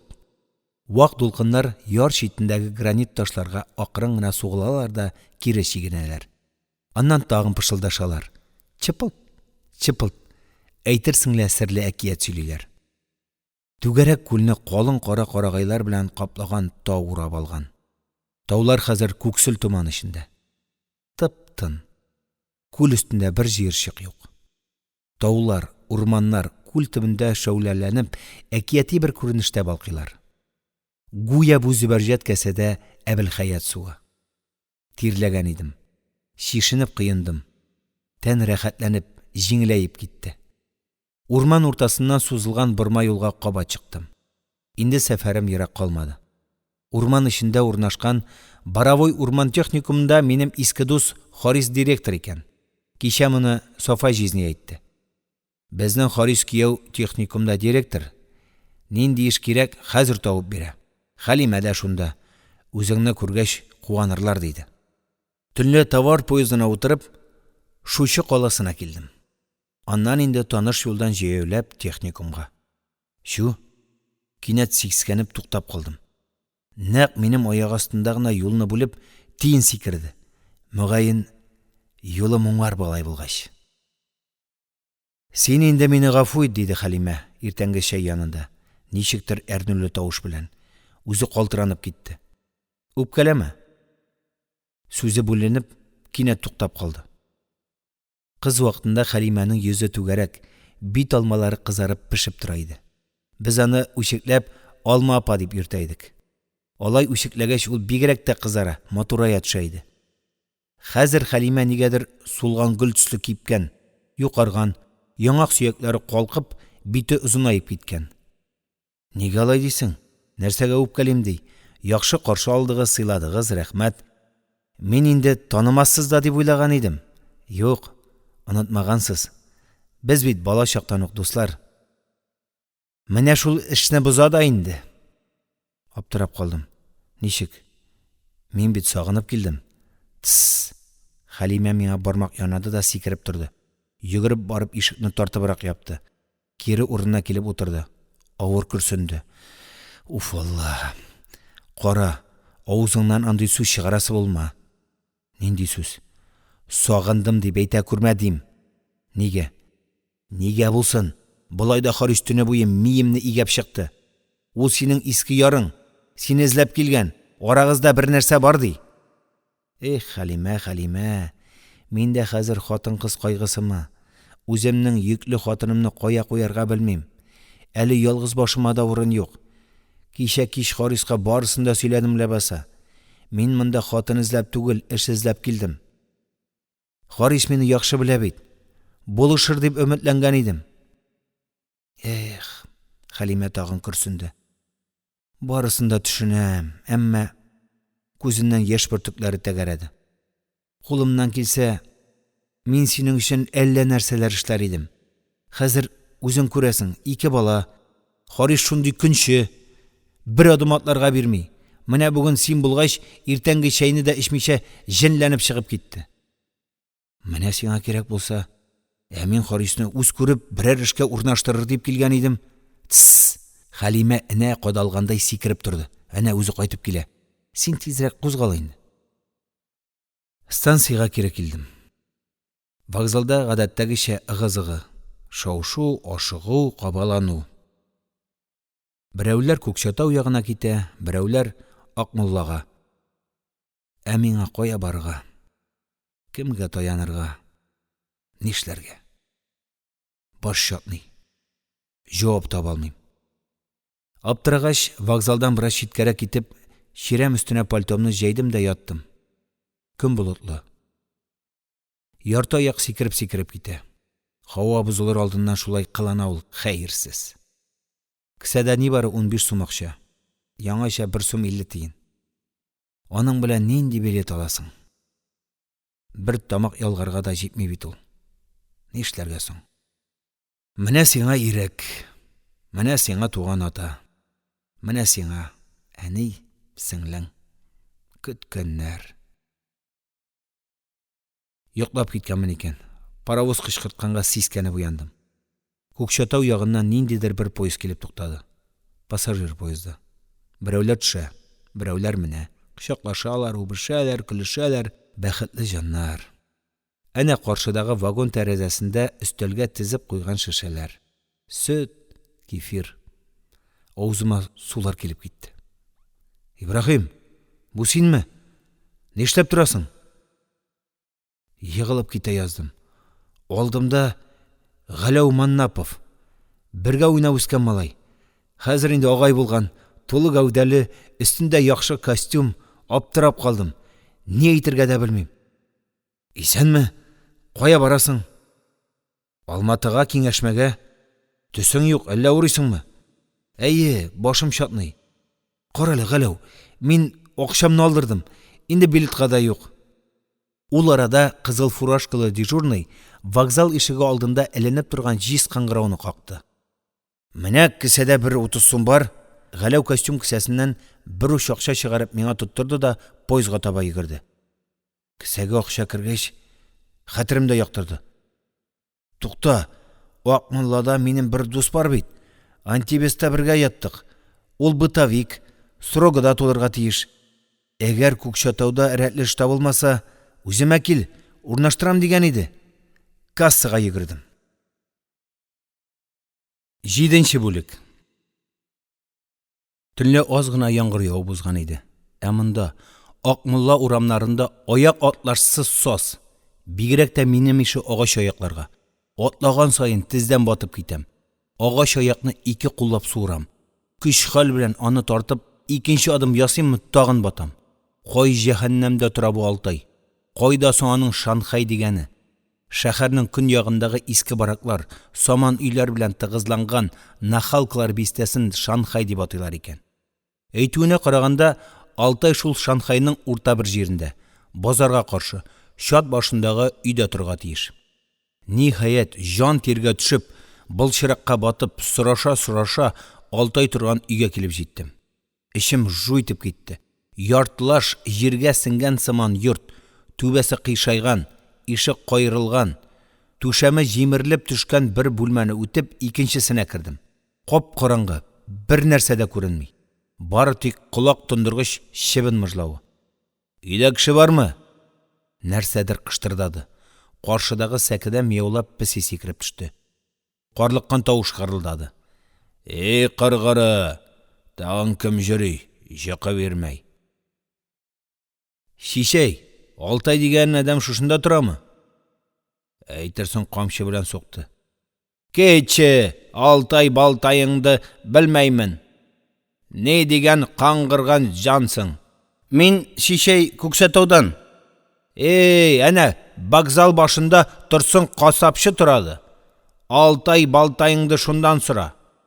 Тагын саз йырып, кирегә вокзал якка итче Турсынны эзләп киттем. Капка төбендә мине көрәк белән су йырып, кура тазалап йөргән бер карт каршылады. Озын, чандыр, ши сакал. Өстендә иске чапан, башында кыркылып беткән бүрек. Әссәламу алейкум, ага. Әллә саңгырау сәламемне алмады. Шикле бер караш белән узак карап торды. Аннан кырыс кына эндәште. Көннең кашы каралганда ни кылып йөрисең? Ата, сез Алтай дигән адәмне белмисезме? Карт сискәнеп артка чигенде. Ул кем? Юлдасыңмы? Мин куанып киттем. Төпченеп сораша, мөгаен монда тора. Ие, якын юлдашым иде. Жаксы адам икәнсең. Юлдасың төрмәдә утыра. Талаган кичә төндә. Босында инде башыма чукмар белән суктылар. Аңгы мингә килдем. Жаксы килдең. Шал ачулы тавыш белән мыгырдады. Милиция ул Соқпайның жолдасларын izlab жүрейді. Искәрту керек. Бу шал сақаллы дұрфа қарт янынан нишік ішқынғанымны да білмей. Алдыма артыма қарамы югірем. Қоя, өзім де білмейм. Ниндидер бір тықырыққа келіп қысылдым. Әлі қойдан бір керлі іт шығып, обала бүре башлады. Артта кімнәрніңдір ошығып келулері, сөйләшулері ишетілді. Бар күшіме югірі атлы тықырықның ұшына шықтым. Көмір үйімі, вагонлар, ниндидер тупик. Мен көмір үйімі янына барып еғылдым. Яқыннан ғына уф-уф келіп паравоз өтті. Түн бойынша яңғыр яуды. Мен тупиктағы бір товар вагоны астында отырып шықтым. Арыған, алжыған болуыма қарамастан көздеріме йоққа қонмады. Бірден вагон басарға йөргән қорақ деп тұтып, ябарлармы деп хәуфләнсәм, икенчеден іш бағыр-бағыр келіп hiç тынычлык бермей. Бишара, не эшләсен, инде икенче тәулек авызга бір валшык төшкән юк. 6 айга җиткәч тамагымны бір туйдырырмын дигән идем, ярый әле үземне эләктермәделәр. Теге дұрфа картның карашы яман иде. Вакытында ычкындым. Алсу нур бүркеп кояш күтәрелә башлады. Тирә-як яктырып, матурайып китте. Яңгырдан соңында күмер өемнәре, төтен сиңгән иске җимерек вагоннар арасында да иртәнге тәмле хуш ис. Шулай да ашыйсы килә. Вокзал артындагы базарда озыннан-озынга сузылып киткән өстәлләрдә сөт, иремчек, катык, ара-тирә бүтән тәбикмәкләр дә күренә. Нинди тәмле ис. Вокзалдагы пассажирлар килеп әле бер, әле икенче өстәлгә туктыйлар. Сөт, катык белән тәбикмәк ашыйлар. Аларга карап авызыма су килә. Шиткәрәк китеп өстемдәге күлмәгемне салдым. Төрмәдән кайткач әти үзе, "Мә улым, үзең киеп туздыр" дип бүләк иткән иде бит. Вокзалдан шиттә, аулак бер җиргә ташландык шпаллар өстенә килеп утырдым да, 2 тәбикмәкне бер шешә сөт белән ашадым да битердем. Сизми дә калдым. Үз гомеремдә, хәтта калимада да мондый тәмле ризык ашаганым юк иде. Корсак тулгач, тынычланып, шпал өстенә сузылып яттым. Күзем эленеп киткән. Тутут! Сискәнеп уяндым. Каршыдагы биек өелгән тимер юлдан поезд килә. Алтын билбаулы яшел вагоннар. Алда кызыл түшле мәхәббәт тепловоз. Поезд якынлаша. Вагоннарның тәрәзәләре ачык. Аннан пассажирлар карый. Менә вагон-ресторан. Өстәлләрдә шешәләр. Әнә 2 пассажир кулларындагы стаканнарны чәкештерә. Ишеге ачыктан бурда хәрби киемдәге бер егет белән күк күлмәкле бер кыз басып тора. Алар бер-берсенең кулларыннан тотышып, далага карап, көлешә-көлешә ни турындадыр сөйләшәләр. Поезд шпаллар өеменә якынлашты. Аларның күзләре миңа төште. Кыз елмаеп миңа кул булгады. Хушыгыз. Аңа ярып теге хәрби егет тә кул булгады. Кара, дөнья нинди матур. Кара, дөньяда әле нинди әйбәт кешеләр яши. Түзмәдем. Сикереп торып үземдә теге кыз белән егеткә яулыгымны булгадым. Хушыгыз. Хушыгыз. Тутут. Поезд китте. Ерактагы шәшәкле алма атага. Карлы түбәләре күкләргә үрелгән Алатау ягына китте. Бүгенге беренче һәм соңгы сөенечем дә шул поезд белән уфукка китеп югалды. Мин тагын үземнең авыр, шәнечкеле уйларым белән калдым. Кояш инде байып бара икән. Әле яңа гына күтәрелеп килә иде түгелме? Тагын төн якынлаша. Кайда йокларга? Нигә йокларга? Аннан кая барырга? Уңгамы? Сулгамы? Юл юк.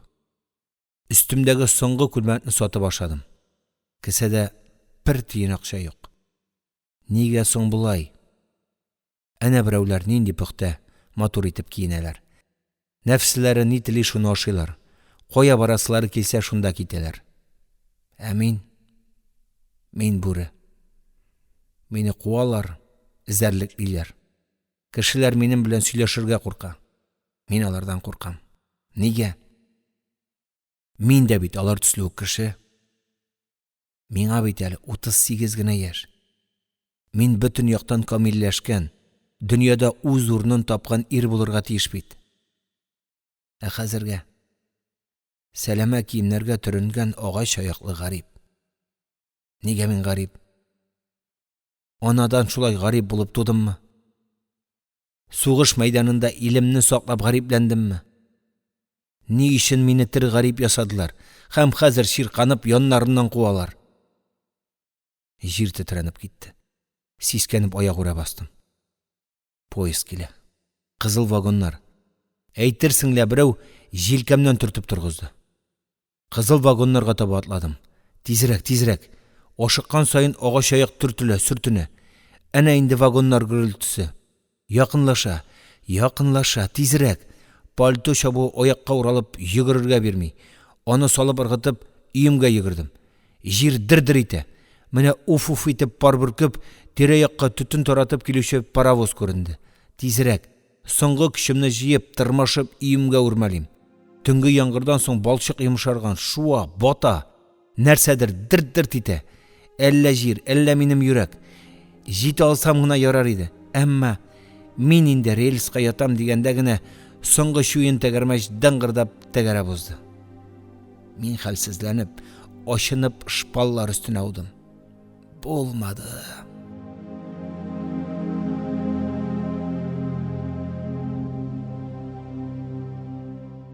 Ибрахим Сәләхов. Калыма хикәяләре. Фаҗига хроника. Юлның соңы. 8-нче бүлек. Нәрсә соң ул фактура? Нәрсә соң ул нетто, брутто, тары? Унлы үлчәүдә ничек үлчиләр? Контора счетында ничек исәплиләр? Ходай белсен. Төшкә дә кермәгән нәрсәләр. Ә шулай да мин менә Кызылъяр авылындагы кооперация ашханәсендә буфетчы. Товар алам, товар сатам, хисап бирәм. Мондый җаваплы эшкә ничек алдылар дисезме? Билгеле инде кызганып түгел. Шыгырыннан чыккан мохтаҗлыктан гына. Бу ашханәдә буфетчы гадәттә 5-6 айдан артык эшләми. Сутланып төрмәгә китә икән.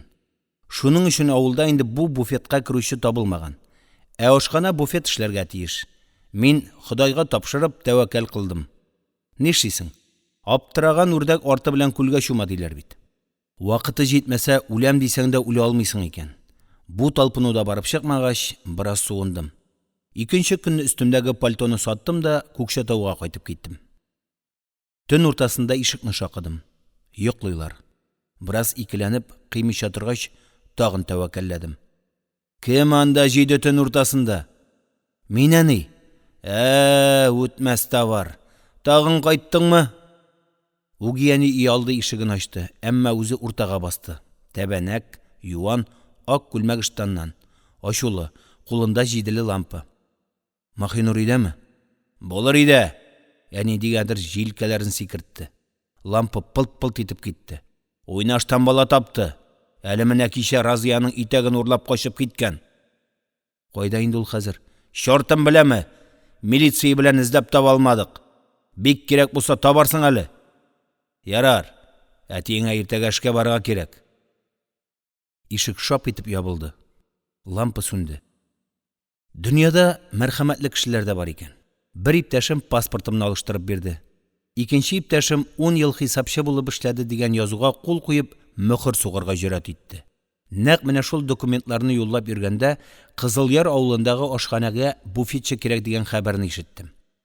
Сельпо председателе урта буйлы, аз гына шадыра битле казах. Документларны күргәч көлеп җибәрде. Уй-бай! Нәкъ үзе 10 ел хисапчы булып эшләгән дип документларны бухгалтер кызга сузды. Тәрҗемәи хәлне хезмәт кенәгәсенә ятыштырып язып бирдем. Председатель Мустафин миңа бер ташландык йортны күрсәтте. Шушында катын балаңны алып кил, алда күз күрер. Шушы көнне үк келәттән аракы, шәраб, конфет, шикәр кебек товар алып, фактурага кул куеп, буфетны ачып җибәрдем.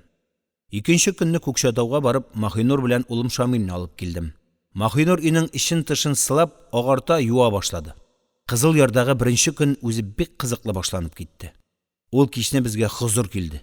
Чын, һич ялган юк. Ышанмасагыз, менә үзегез хөкем йөртегез.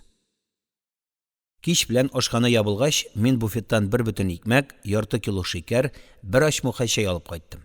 Ә Маһинур башындагы дебет шәлен сатып, чиләк, чәйнек, табак савыт, кашык һәм 1 кило ит алган булган. Мин кайтканда өй ялт иткән. Анда тәмле аш исән кыйды. Ниһаят, беренче тапкыр Маһинур белән үз куышыбызда күршедәге казак карчыгы бүләк иткән тәбәнәк түгәрәк өстәлебездә үзебез пешергән ашны ашарга утырдык. Күптән инде итле аш ашаган юк иде. Хуш исе борынны кытыклый. Я карчык, дидем мин көлеп. Өстәл байларча, музыкасы гына юк. Сүземне өчтүй да алмадым, ишек ачылды. Әссәләмәгаләйкем. Аптырап калдым. Ишек төбендә ап-ак сакаллы бер казак карты басып тора. Култык астында ак яулыкка төрелгән зур гына төргәк. Ва галәйкем әссәлам, ата. Югары чыгыгыз, дидем, әле һаман гаҗәпләнеп. Карт кыстатып тормады, төенчеген тәрәзә төбенә куйды да, кулын юып өстәл янына утырды. Аштан соң чәй эчтек. Хәерле булсын дип, карт бер аят укып дуга кылды да, тагын миңа карап, инде бер сырлай тартсам, ничек булыр, диде. Шаккаттык. Бу ни дигән сүз? Ап-ак сакаллы карт. Дуга инде. Ул арада карт урыныннан җитез генә торып, тәрәзә төбендәге төенчекне чиште һәм тальян гармон чыгарды. Бармаклары бик җитез генә әле өскә, әле аска йөгерә. Гармон телләре ашыгып аваз чыгара. Менә Себер татарларының иң яраткан көйләре Бишкүл. Карт яхшы ук яңгырау тавыш белән җырлап та җибәрде. Бишкүл көе, Бишкүл көе, Бишкүл көен яратам, Бишкүл көенә җырласам, хәсрәтемне таратам. Бераздан гармонга Маһинур да кушылды. 9нчы бүлек. Бу ашхана Кызылъяр авылының кырыенда, Чагалы елгасы борылышында Г хәрефе шәкелендә салынган иске бер өйдә урнашкан иде. Иске булганда да шундый иске, исең китәрлек. Ул әле тумышында ук беләк юанлыгы карагай сайгаклардан гына әштер-үштер әмәлләнгән булган. Нигезсез, җиргә түшәп кенә. Тора-тора ул тузган, утырган, нәкъ тавык тәпиендәге өйгә үрелгән. Әнә тәрәзә төпләре астында, почмакларында баш сыярлык тишекләр. Алар иске мыскы капчык, чубык-чабык белән генә томаланган. Түбәдәге шиферларның күбесен җил куптарып алып ташлаган. Эчке яктан ашхананың стеналары кайчандыр фанер белән тышланып, ак буяу белән буялган да булган. Әмма хәзер инде ул фанерлар җирчыкланып күпергәннәр, калкып чыкканнар. Буяуы кубып, саргайып шадраланган. Г хәрефенең ыргагында аш пешерү бүлмәсе һәм кечерәк кенә буфет кисәге. Ә инде Гның бутында зал. Анда 4 кешегә исәпләнгән 7-8 өстәл һәм җимерек урындыклар. Уртада калай белән тышланган зур мич. Кухняда 2 кеше, баш повар, ул ук ашхана мөдире. Аның ярдәмчесе ул ук официантка. Мен буфетчы. Менә барыштат. Баш повар тәбәнәк, ябык, мескен генә бер ир. Исеме мыскыллап куйган сыман. Великанов Иван Иванович. Аузында һәр вакыт какланып беткән трубка пыскап тора. Иван Иванович сөйләшергә яратмый, әмма һәр вакыт ниндидер бер көй шыңшып йөри. Ярдәмчесе Вера Петровна, шефның нәкъ киресе, мәхәббәт гәүдәле, балтырлар, беләкләр салык-салык итеп торалар. Әгәр ул ачуланып бер кизәнсә, Великановның көле күккә очачак. Гөнаһларына керер хәлем юк, тавышланганнарын ишеткәнем булмады. Һәр икесе үз эшендә. Вера Петровна бер туктаусыз сөйли. Авылның иң соңгы яңалыкларын фаш итә. Иван Иванович трубкасын пыскытып, бетмәс-төкәнмәс көен шыңшый. Алар икесе дә мине яхшы каршы алды. Иван Иванович зур гына җамаякны түбәсеннән тутырып, уртасына көнбагыш мае салып, тары боткасы бирде. Вера Петровна ул вакытлыча буфетчы хезмәтендә башкара икән. Бер түтәрәм ипи дә кидереп куйды. Һәм ашханага кемнәр килүен, нәрсә ашауларын сөйләп китте. Монда күбрәк авылныкылар килә бит. Кайсы банктан акча ала, кайсы ревкомга, кайсы исполкомга, кайсы комендатурага, немецлар, поляклар, төрмәдән кайтканнар. Ишем жу итеп китте. Әйтерсең лә минем төрмәдән кайтканны, ялган язулар белән йөргәнне белеп, сынап әйтә. Әмма Вера Петровна миңа игътибар да итми. Инде дөньядагы бүтән хәлләрендә тезә башлады. Карагыз, сез бурычка бирмәгез. Бурычка ишеп теңкәгә тияләр. Әле миңа гына да 4-5 кеше бурычлы. Ала алсам ярар иде. Дөресен әйткәндә, мин такылда ук хатынның бу сүзләренә әллә ни игътибар итмәгән идем. Әмма озакламый бу сүзләрнең алтын булуына шигем калмады. Инде кар төшкән иде. Буфетта җил уйнап тора. Аракка тезелгән киштәләрдә ап-ак кар чәчәкләре асылынып тора. Ашханада кунаклар юк. Мин өстәл буфет артында утырдым да, тәмам дерелди башлагач, кухняга Иван Иваныч янына тәмәке тартырга кердем. Плита ярында жылырак. Вера Петровна утын ярыга чыгып киткән иде. Папиросымны тартып бетергә дә өлгермәдем. Начальник килә дип атылып бәрелеп Вера Петровна керде. Кочагындагы ярты улау утынын плита янына ташлады. Мич селкенеп китте. Үзе һаман такылды. Менә бәлә. Син буфетче, нәрсә шаккаттың? Чык тизрәк. Уф Алла, ал япкычым кайда? Ул әле икенче пычмакка йөгереп мәш килде. Кайда гына куйдым? Вера Петровна, диде Великанов, артык ашыкмыйча, трубкасын плита кырыена суга-суга. Ал япкычың билеңдә ич. Мин чатанлап буфетыма чыктым. 3 кешегә заказ. Вера Петровна залга чыгып килүчеләрдән заказ ала. Мин талон язам. Повар шул талоннар белән үзенең аш суын җибәрә. Кичен повар белән талоннарны барлап, санап, кухня ризыгының ничә сумлык сатылуын исәплибез. 1 литр аракы 3 гуляш. 3 кешегә 1 литрмы? Тиздим, ул көттергәнне яратмый. 2 шеше аракы стаканнар бирдем. Тагын яздым. Ул арада тагын берничә кеше килеп, тәмәке шырпы сорады, талон яздырды. Мин бу кытны алган башлыкның кем булуында сораша алмый калдым. Бары заказ кагазына начальник дип сырлап, счетта сумманы исәпләп төшерә башладым. Тагын 1,2 гуляш дип Вера Петровна исәбемне ялгыштырды. Аракыны бирдем, гуляшка талон яздым. Сумманы исәпләп заказга өстәдем. Залда халык күбәйгәннән күбәя бара. Өстәлне өстәлгә кушалар. Кухняга кереп, кыйшык аяклы эскәмияне алып чыктылар. Кунакларның барысы да диярлек кып-кызыллар. Ширтсәң битләреннән кан сирпер. Әллә суыктан, әллә аракыдан. Узакламый залда күкле яшелле тавыш белән җыр да күтәрелде. Русча, казакча. Заказны язып биреп, исәпләп өлгерә алмыйм. Иван Ивановичның инде 3 көн сатылмый туңып яткан гуляшлары да җылытылып хутка китте. Туп-тулы бер ящик аракы бар иде, бушады. Ахырда шампан шәрабына күчтеләр. Минем инде аякларым йөрми дип, Вера Петровна еларга җитешеп зарлана башлады. Бары тик төнге сәгать 3-не сугып киткәч кенә көч-хәл белән өйләребезгә таралдык. Иртәгесен тагын буфетка. Буран, көрт, култык таяклары көрткә бата да мин мәтәлеп барып төшәм. Торам, тагын егылам. Буран кыттырганнан кытыра бара. Көчкә генә ашханәгә килеп җитеп егылдым. Буфет шкафны ачып, үлчәүне өстәлгә куеп шешәләрне тизәргә өлгермәдем, бер хатын килеп керде. Лампочка кызарып кына тора, караңгы. Өстәлгә килеп җитәр-җитмәс сорап түгел, буйрып, 1 литр аракы диде теге хатын.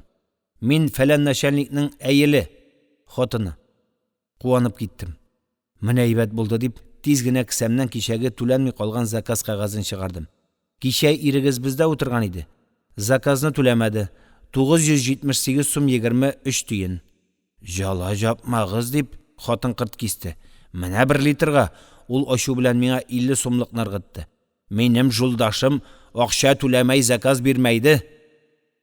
Аптырап ни әйтергә белми торганда, хатын 2 шешәне сумкасына салды да ишеккә атлады һәм ачулы рәвештә: "Жарайды, мин жулдасыма сезнең җалагызны әйтәйин" дип ысылдады.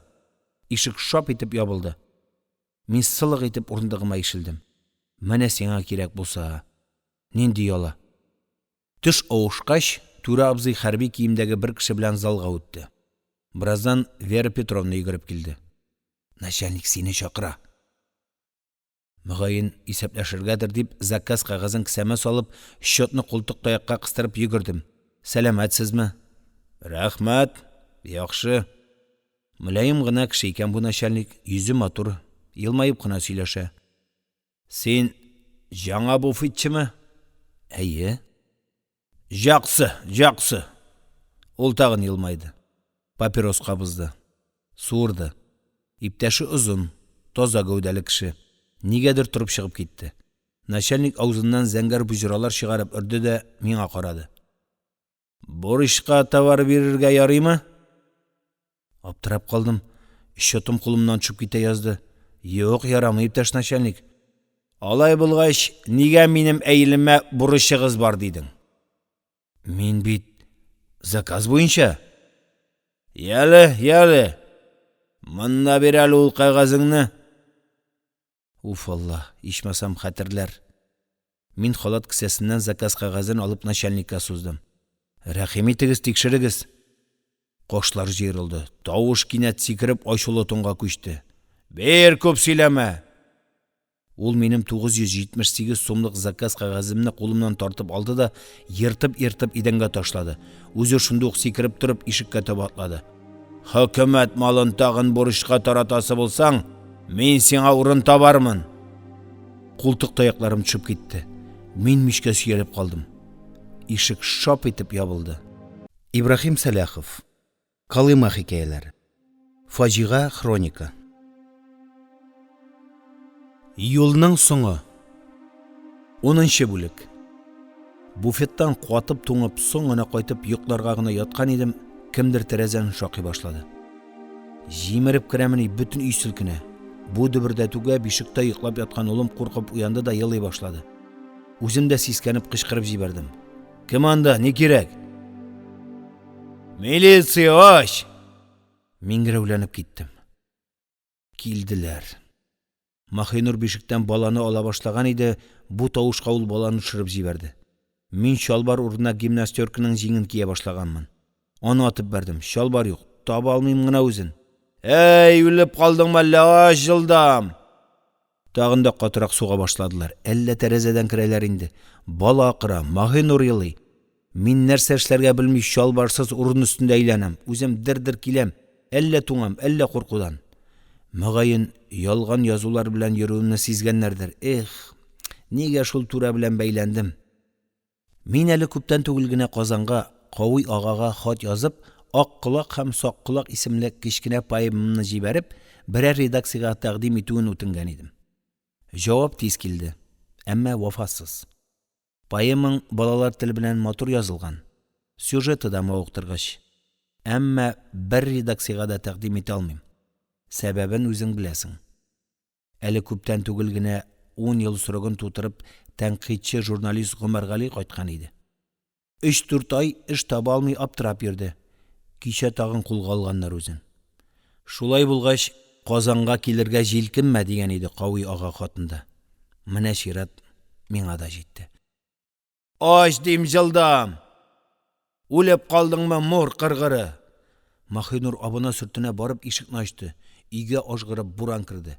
Аның ишеннән өсләрен аппак кар сарган 2 милиционер күренде. Җыен! Милиция башлыгы чакырды. Күз ачкычсыз буран. Алда кар йөреп 2 милиционер бара. Алар артыннан култык таякларым белән көрткә бата сөртенә мин тырмашам. Артта бала күтәргән Махинур мине узата бара. Милиция конторасы авылның аргы башында. Уч иткәндәй нәкъ шул яктан буран бурый. Мин инде шабыр тиргә баттым. Алда әллә ни кадәр барасы. Без әле ашханәгә генә якынлашабыз. Ул буран эченнән карашкы булып күренеп кенә кала. Мөгаен инде аны да, авылны да соңгы күрүем. Эй, буфетчы! Диде алдан барган милиционерларның берсе. Яшь казак егете туктап. Башлыкка Күкчәтаудан кунаклар килде. 2 литр аракы сорады. Әйтерсеңле өстемнән 1000 пот йөк төште. Бушап, җиңеләеп киттем. Махинур ачкычларны күпме сорасалар шул хәтле аракы бир үзләренә. Махинур ачкычны алды да куана ашханәгә йөгерде. Мин буран эчендә күмелеп калдым. Уф, Алла! Өнемме, төшемме? Чынлап еласаң, сукыр күздән дә яшь чыга диләр бит. Мин дә әтләшә торгач үлчәргә дә, санарга да, счет тартырга да өйрәнә башладым. Әмма ничек итеп бурычка бирмәскә? Акыл җитми. Кунакларым берсеннән берсе өлкәнрәк тура бит. Аларны кире кагып кара, бигрәк тә үзең юышка утыргач. Әмнә бер ай сәүдәдән соң алыш-биришне исәпләп карасам, 2786 сум 17 тиен акча җитми. Ни эшләргә? Күкчәтауга барып, туган-тумача, дус-иштән бурычка акча сорап карадык. Юк, барысы да 100 дүндерде. Менә шунда гына миннән алда буфетта эшләгән бәндәнең ни өчен сутланып китүләрен төшендем. Әмма төшенүдән ни файда? Акча юк. Тагын төрмә дигән сүз. Булмаса, ашханәне ремонтларга алныйк. Агач эшен, син эшләрсең, буявын, агартуын мин, диде Маһинур. Мин селпы председателе Мустафин белән сөйләшеп, 3000 сумга килешү төзедем дә, Маһинур белән ашхананы төзәтергә керештек. Эштән соң, кичләрен, ял йокы исәбенә, улыбызны аракы әрҗәсе өстенә яткызып торып. Ремонтны бетергәч, килешү буенча акчаны алып, тишекне ямадык. Уф, Алла! Ләкин узаккамы? 11-нче бүлек. Кызылъяр авылы яныннан кечкенә генә бер елгага. Казаклар аны Шагала үзәне диләр. Шагала Акчарлак дигәнне аңлата. Авылга җитәр алдыннан елга тармакланып китә. Ерактан, үрдән караганда ул очарга әзерләнеп, канатларын җәеп җибәргән Акчарлакка охшый. Бәлки аның исемен дә әнә шул күренеш тудыргандыр. Эштән бушаган араларда бигрәк тә кич кырын, мин шушы елга буена килеп, уйланып утырга яратам. Шагала үзе тар, үзе сай, ярлары да текә түгел, сөзәк. Анда вак-төяк куаклыклар. Ә мин утыра торган җирдә шомырт агачлары. Яз башында алар шау чәчәктә була. Әшкелтем хуш ис борынны кытыклый. Әйткәнемчә, мин утыра торган җирдә дә үзән сай, үтәли күренә. Кызгылт, сары, саргылт, ак ком бөртекләре ныгыт бурчагы кебек чекрәеп яталар. Ара-тирә аларны күләгәләп, вак чабаклар ялт-йолт үтә. Мин утырган җирдән аз гына алда су эчендә зур гына бер чуер таш ята. Шагала агып барышлый шул ташка сугылып, чупылт табала. Чупылт, чупылт, чупылт, чупылт. Яратам мин шушы тонык пышылдаган тавышны тыңларга. Агып барышлый теге таш янында бик аз гына тукталып, елга аңа үзенең ниндидер бик яшерен серен пышылдап кына әйтеп узасыман. Чупылт, чупылт. Чупылт, чупылт. Нинди сер, нинди әкият сөйли икән бу көмеш канатлы Акчарлак. Әнә ишетәсезме? Тагын. Чупылт, чупылт. Шагала менә шулай, артык тавышламыйча гына, сагышлы бер җыр көйләп оча да оча. Кылганлы далага чыккач, кинәт юк була. Җиргә сеңеп югала. Акчарлакның көмеш канатлары салына, җыры әйтелеп бетмәгән сер булып өзелә. Гомер. Кеше гомере дә елга кебек ага бит. Берәүләрнең гомере агыйдел төсле тулып ташый. Ул иксез-чиксез дәрьяларга барып чыга. Зүбәрҗәт дулкыннарын чайкалдыра. Ә кайбер гомерләр менә шушы Шагала үзәне төсле акрын гына, чупыл-чупыл итеп кенә ага да, иркен киңлеккә чыктым дигәндә генә эссез югала. Минем гомеремдә нәкъ менә шушы Шагала үзәне төсле саркып, тәшвишләнеп кенә ага. Кайчандыр мин, тау елгасы сыман, таштан ташка сикереп, тавышланып, чәчрәп ага идем бит. Нигә соң әле булай тып-тын, шыпырт кына булып калдым? Күңелемдә әле һаман да яңа җырлар яңгырый. Мин һаман әле яңа шигырьләр, хикәяләр, романнар язу уты белән ялкынланам. Син инде яңа әсәрләр язып азапланма. Бер редакциядаларны кабул итмәс дигән иде Кауяга миңа җибәргән соңгы хатында. Чупылт-чупылт. Сискәнеп башымны күтәрәм. Уйлар очына җитә алмыйча өзелә. Мин култык таякларымны алып, көчкә-көчкә аяк үрә басам. Акчарлак канатларында шәфәк яна. Әйтерсеңлә канатларын җәйгән кызыл кош кичке күккә күтәрелергә җыена. Чупылт-чупылт. Сагышлы җыр, зарлы пышылдау. Ерак уфукта соңгы учаклар сүнә. Ел артыннан ел уза. Башлыклар алмашына. Үзгәрәләр. Бары тик аларның гадәтләре генә үзгәрми. Элеккеләре дә, соңгылары да. Бер калыпка кыйлгандай, бурычка, бушка эчәргә, ашарга ярата. Ә мин, ике ревизия арасында ут йотып, янә киям. Менә янам дип, кызган табага баскандай сикергәлим. Ашау ишүне кысам. Маһинур анда-монда кәнсәләргә йөреп идән юа. Мич яга. Аның хезмәт хакында бурычлар түләү исәбенә җыеп куям. Менә 1953 ел. Март. Радио. Сталин вафат. Берәүләр елады. Берәүләр ләгънәт укыды. Берәүләр өметләнде. Әмма минем тормышка бер нинди дә үзгәреш килмәде. Буфет, башлыклар, әҗәткә сораулар һәм тетрәнеп ревизия көтү. Ниһаять, партияның 20-нче съезды. Ул шәхес культы җинаятьләрен каплап торган кара, шомлы пәрдәне күтәрде. Дөнья ширканып тетрәнде. Күңел иләс-миләс. Халык дошманы дигән тамгадан, хурлыктан, җәбердән котылу өметләрем тагын кабынды. Әмма минем гомер акчарлак үзәне төсле һаман бер үзгәрешсез, чупыл-чупылт килә. Көтеп аптырагач, СССР Верховный Советы Президиумы председателе Климент Ефремович Ворошилов исеменә үземнең 1937 елда нахак гаепләнүем турында язып, бу кара таптан арындыруны үтендем. Нинди генә җавап килер икән? Ярсып, икеләнеп, өметләнеп, хәүефләнеп көтәм. Көндә көтәм. Ойлар үтте. Мәскәүдән җавап хаты әле һаман юк. Нинди озын, авыр, газаплы бу көннәр. Нинди генә җавап килер икән? Этләнә торгач, 40 гариза биреп, авырыйм дип буфеттан котылдым. Котылдым. Әмма 2000-гә якын акчамны чакырылмаган кунакларымның түләнмәгән бурычларын түләп. Кызылъяр, Петропавловск каласында 6 айлык бухгалтерлар курсы ачыла икән. Шунда укырга юнәлтмә алдым. Көз җитте. Кар аралаш суык яңгырлар башланды. Мин инде курсларны тәмамлап, Райпотребсоюзда бухгалтер булып эшли башлаган идем. Бер көнне шулай лышма-су булып, üşüp өйгә кайтып керүем булды. Менә сиңа хат дип Махинур конверт тоттырды. Суыктан өйгә керүгә күзлек парланган. Бер нәрсә дә күрмим. Конвертны алам дигәндә култык таякларым төшеп китте. Ярый әле сәкегә аудым.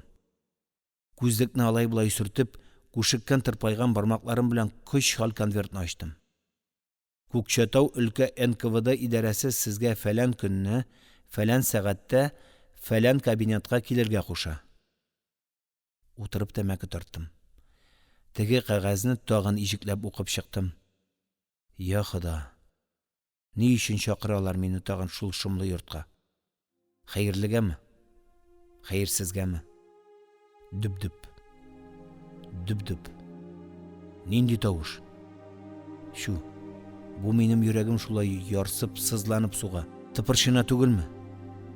Я Раббым, ни эшлим соң?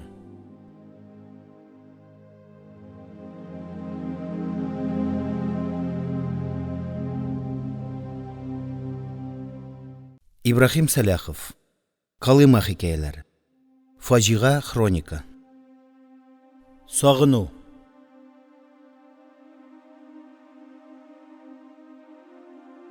Альбомымда күп вакыт узудан инде тоныклана башлаган бер фоторәсем бар. Ул минем өчен аеруча кадерле. Ишем пошканда, күңелсезләнгәндә альбомны алам. Узак карыйм. Уйланам. Сагынам. Üzülüp сагынам мин бу рәсемдәге җан дусларны. Без анда ишәү. Хәзер мин бер үзем генә. Япа-ялгыз. Икебез инде дөнья куйды. Дәрел фанидан дәрел бакыйга рәхләт әйләде. Тирән хәсрәт. Ул инде минем күңелдәге мәңге бетәшмәс, кансырап торган ши җәрәхәт. 1956 ел. Көз, Казан. Кар аралаш яңгыр ява. Шыксыз көннәр. Әмма нәкъ менә шушы шыксыз, күңелсез вакыт безнең язмыштагы иң шатлыклы, якты көннәрнең берсе булды. Без өчәү. Ләкин без әле бер-беребезне күрмәгән, күрешмәгән. Алай гына да түгел. Без әле бер-беребезнең ни хәлдә икәнен дә белмибез. Исәнме? Әллә озын юлның ахырына хәтле барып җитә алмыйча берәр борылышта егылып калганмы? Белмәйдек әле ул вакытта. Белмәйдек. Без өчәү. Беребез Котластан, беребез Норильскидан, беребез Калымадан. 19 елдан соң.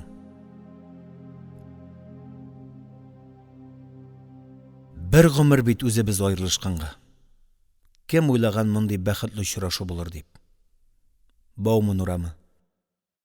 Матбугат йорты.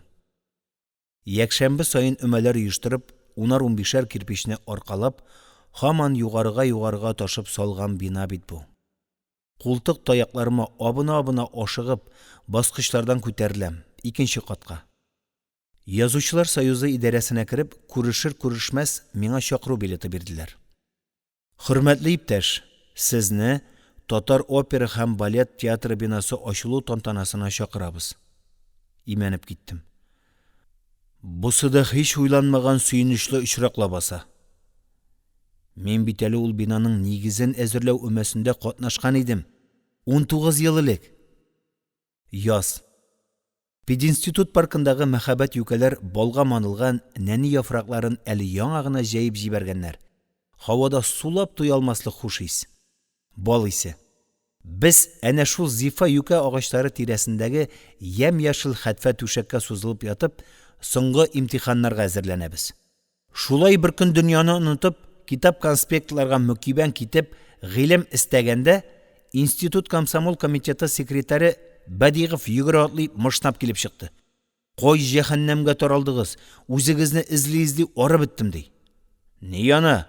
Янмый, Бәдигов юка агачына терәлде. Чыннан да арыган икән. Райкомолдан шалтыраттылар. Иртәгә сезнең факультет Бакыр бабай бакчасына өмәгә барырга тиеш. Иртәгә? Иртәгә якшәмбе, аннан үзең беләсең, зачетлар барысын да беләм. Бу бик ашыгыч эш икән. Бакыр бабай бакчасында зур бер бина салачаклар ди. Менә шуның өчен андагы агачларны казып алып, каядыр күчергә ди. Аптырап калдым. Ничек инде Казанның нәкъ үзәгендәге гүл бакчаны туздырырга? Алай да 2нче көнне бөтен факультет белән көрәкләр, ломнар күтәреп, җырлый-җырлый Бакыр бабай бакчасына киттек. 19 елдан соң хайраннар калдым. Әкият. Кайчандыр Бакыр бабай утырган бакча урынында мәхәббәт, искиткеч гүзәл сарай. Бинаны әйләнәм. Сокланып туя алмыйм. Бинаның 2 ягындагы куышта 2 бөек шагыйрь басып тора. Аларга тәгъзим белән баш иеп сәлам бирдем. Нәкышләп бизәлгән биек түшәмнәрдә бәлдүр чәчәкләр булып кандилләр балкый. Аларның һәрберсендә күптән-күп шәмнәр яна. Мәрмәр баскычларга, залларга, фаяларга нур түгелә. Бәйрәмчә матур, пөхтә киенгән хатын-кызлар, ирләр көлешә сөйләшә өске катка ашыгалар. Мин дә шулагымда. Әмма мин үземнең бу күркәм кавымга ят булуымны күреп туеп гәрләнәм һәм каушыйм. Гәрләнәм, чөнки өстемдә таушалган иске кием салым. Каушыйм, чөнки култык таякларым мәрмәр басмаларда шуып китә. Гүя алар, карале хуҗа, без монда ялгыш килеп чыктык ахры. Бу без йөри торган төш түгел ич, дип мине шелтәли һәм атлаган саен чайкалып кире чигенә. Ниһаять тирләп пешеп, мен газап белән фаеның бихисап биек ачык ишеге янына килеп терәлдем. Зур, якты, матур зал. Сап сары балавыз белән ялтыратылган паркет идән. Стена буйларында кызыл бәрхет белән тышланылган аркасыз йомшак озынча урындыклар. Уртада шатлык белән балкыган халык чайкала. Биек үкчәле нәфис туфлиләр. Ялт султы итекләр, ботинкалар паркетта тияр-тимәс кенә шуа. Мин ишек кырыендагы йомшак урындыкларның берсенә йылышып, кыяр-кыймас кына чүктем. Култык таякларын аска яшердем. Үзем сокланып, файда арлы-бирле йөргән шат, пөхтә кешеләргә карыйм. Казанлылар. Мин бит 10 ел алар белән бергә кайнадым. Ә хәзер аларның берсен дә танымыйм. Алар мине кем танысын ди? Казаннан киткәнемә инде 20нче ел. Шулай да, кем белә? Бәлки, бу күңелле төркемдә мине танучылар да бардыр. Ләкин алар мине шәйләмәгән төсле мөгаен читкәрәк авышалардыр. Халык душманы ярлыгы тагылган арестант белән кемнең күрешәсе килсен ди? Бигрәк тә мондый тантанада, халык алдында. Гәрчә нәкъ менә кичә Казанда Союз Верховный судының минем эшне киредән карап, гаепсез дип табып, реабилитацияләнүем турында рәсми карарын алган булсам да.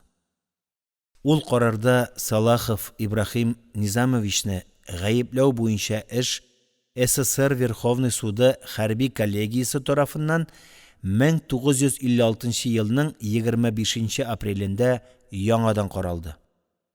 Хәрби коллегияның 1938 елның 12 майында Салаховка чыгарылган хөкем карары кире кагыла һәм гаебе булмау сәбәпле эш туктатыла дип язылган. СССР Верховный суды хәрби коллегиясының суд составында председательлек итүче юстиция полковнигі Лихачев кул куйган иде. Нәкъ менә шул кәгазь мине бу гүзәл сарайның ачылу тантанасына китерде дә бит. Әмма хәзер менә Штраус вальсы дулкыннарында рәхәт йөзүче шат казанлыларның миндә ни эше бар? Киресенчә, мин монда ак кызгыныч. Сискәнеп киттем. Кемдер артымнан килеп кычты. Тана кем бу? Каушап калдым. Бик таныш тавыш шикелле. Үз гомеремдә ишеткән барлык дусиш, таныш белешләрнең тавыш төсмерләре колагымнан зыңлап узды. Ләкин бу йомшак, аз гына моңсу тавышның кемнеке булуын һич тәгаенли алмыйм. Я инде тизрәк әйт. Сыббух дип кычкырып җибәрдем. Сыббух! Рафиков! Без кочаклаштык. Күзләргә кайнар яшь тыгылды. Ниһаять, бу шатлыклы күрешүнең беренче давыллы хисләре акрынлап чигенде. Без бер-беребезгә карап тын калдык. Галимҗан Ибрахимовны тәбрикләү хатына кул куйганы өчен кулга алынып, Норильскийга сөрелгәндә, ул әле япь-яшь, коңгырт кара чәчле, зур соргылт күзле, аксыл йөзле, һаман елмаеп кына торган дәртле егет иде. Хәзер инде ир уртасы. Киң маңгаенда җыерчыклар. Күзләрдә тирән моң. Чәчләр сирәгәя төшкән. Әмма аның йөзендә чытыклык, ачу яки ачыну ярсулыгы сизелми. Иреннәрендә һаман әле самими елмаю. Ибрахим. Кинәт аның иреннәре тетрәнеп китте. Йөзенә күләгә төште.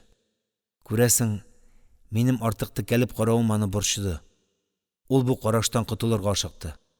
Кулын иңемә салды һәм кычкырып аз гына шаярткан сыман сүзгә чакырды. Я, Калимаева, сөйлә. Нинди приискаларда булдың? Күпме алтын казып алып кайттың? Җитәрлек. Яртылаш бүкләнеп, бил кайышыма эленгән чалбар балагыма ишарә ясадым. Тик бер аякны сүземне очлый алмадым, кемдер бүлдерде. Менә алар кая пысканнар, ә мин эзли арып беттем. Күтәрелеп карадык та сөенечтән сикерешеп тордык. Мин бер аягым юклыгында онытып җибәргәнмен. Күтәрелүгә авып киттем. Хәсән ага Туфан мине кычып алды. Ул арада Сыббухта озын куллары белән безне урады. Ишебез бер кычакка сыйдык. Бер-беребезнең йөрәк тибешен тыңлап, сүзсез калдык. Җиз кыңгыраулар чыңлады. Халык тамаша залына агыла башлады. Без дә аңыбызга килдек. Туфан ага иелеп, урындык астыннан култык таякларымны алып бирде. Бер үземә, бер култык таякларыма карады да, нигәдер башын чайкады һәм рәнҗүле елмайды. Мөкафәт.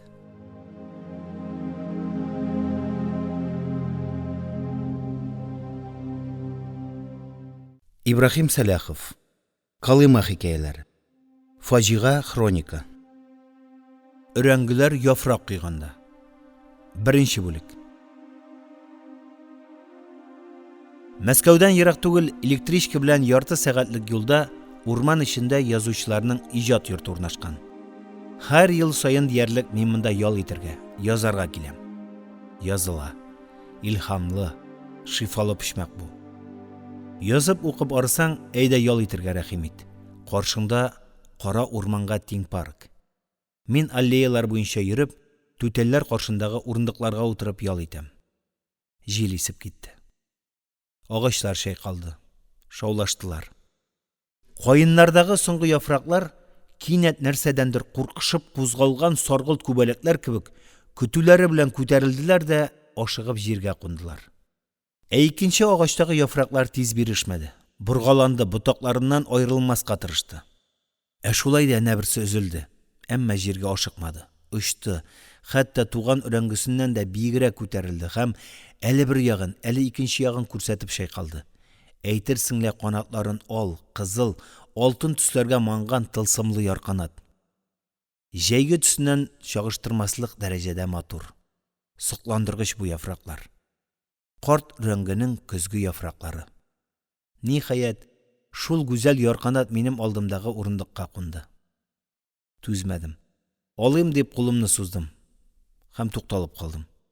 Нәкъ шул урындык артындагы сукмактан кемдер ашыгып, аксаклап миңа якынлаша иде. Кечерәк, чандыр гәүдәле, дала халыкларына хас кысык күзле, яңак сөякләре аз гына калку. Узып китәр дигән идем, киресенчә, миңа таба омтылды һәм урындыкны атлап чыгып мине кочаклады. Я Алла! Кемне күрәм, син теремени? Санжи! Мин дә ашыгып аны кычтым. Чыннан да синме бу дустым Санжи? Күзләремә кайнар яшь тыгылды. Санжи Кәләев белән мин беренче тапкыр моннан 40 еллар элек Топорок колониясендә очрашкан идем. 40 ел узса да, күңелдән китмәслек хәлләрдә. Икенче бүлек.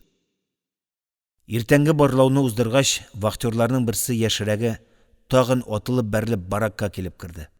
Бар тавышына кычкырды. Староста, барактагыларның барсында вахтыга тиз! Югары сәкеләрдән барак уртасына идәнгә култык таяклары шалдыр-гөлдер коелды. Гадәттәге сүгенү, кычкыру, ыгы-зыгы башланды. Вахт алдындагы мәйданга 4 саф булып тезелдек. Алда койрыкларына утырган 2 аяксызлар. Алар артында агач аяклар, аннан сукырлар, саңгыраулар. Тирә-якта ап-пак кар. Зона аръягында күгелҗемләнеп урман күренә. Тайга. Шул урман артына хәзер кан кызыл булып кояш күтәрелә. Уфыкта, урманда янгын кабынган кебек кызарганнан-кызара бара. Җил юк, коры суык. Тайга янган сайын суык көчәя бара. Тешли. Вахтерлар колонна буенча арлы-бирле йөгерә. Суганлап, бурычлап сүгенә. Җирдә утырганнарны аяклары белән тибеп, басканнарны этеп-төртеп сафларны тигезләргә, колоннаны тантаналы парадка түрәне каршылар өчен әзерләргә тырыша. Җирдә утырганнарны аяклары белән тибеп, басканнарны этеп-төртеп сафларны тигезләргә, колоннаны тантаналы парадка түрәне каршылар өчен әзерләргә тырышалар. Әмма инде күптән басып торганга, иске мыскыларга гына уранган тоткыннар туңа калтырыйлар. Шуның өчен булдыра алганнары тырыша, сафны бозалар. Бу хәл вахтерларны бигрәк тә үчектерә. Ниһаять, вахта будкасының ишеге ачылып, колонна башлыгы чыкты. Ак тун, ак бәрән бүрек, соры киез итекләр кигән озын буйлы, чандыр гәүдәле, чытык чырайлы урта яшьләрдәге кеше. Ул ашыкмыйча гәүдәсен төз тотып, хәрби адымнар белән атлап, безгә өтеп карап, колоннаның бер башыннан икенче башына үтте. Ялт борылды һәм кире килеп, урта бер җирдә колоннага карап туктады. Контрлар! Әрәм тамаклар! Кинәт ул берәү җилкәсенә сугып җибәргәндәй аваз салды. Без сискәнеп киттек. Әллә инде акылдан шаша? Юк, акылында икән. Бер-ике адым алга атлады да сүгенде.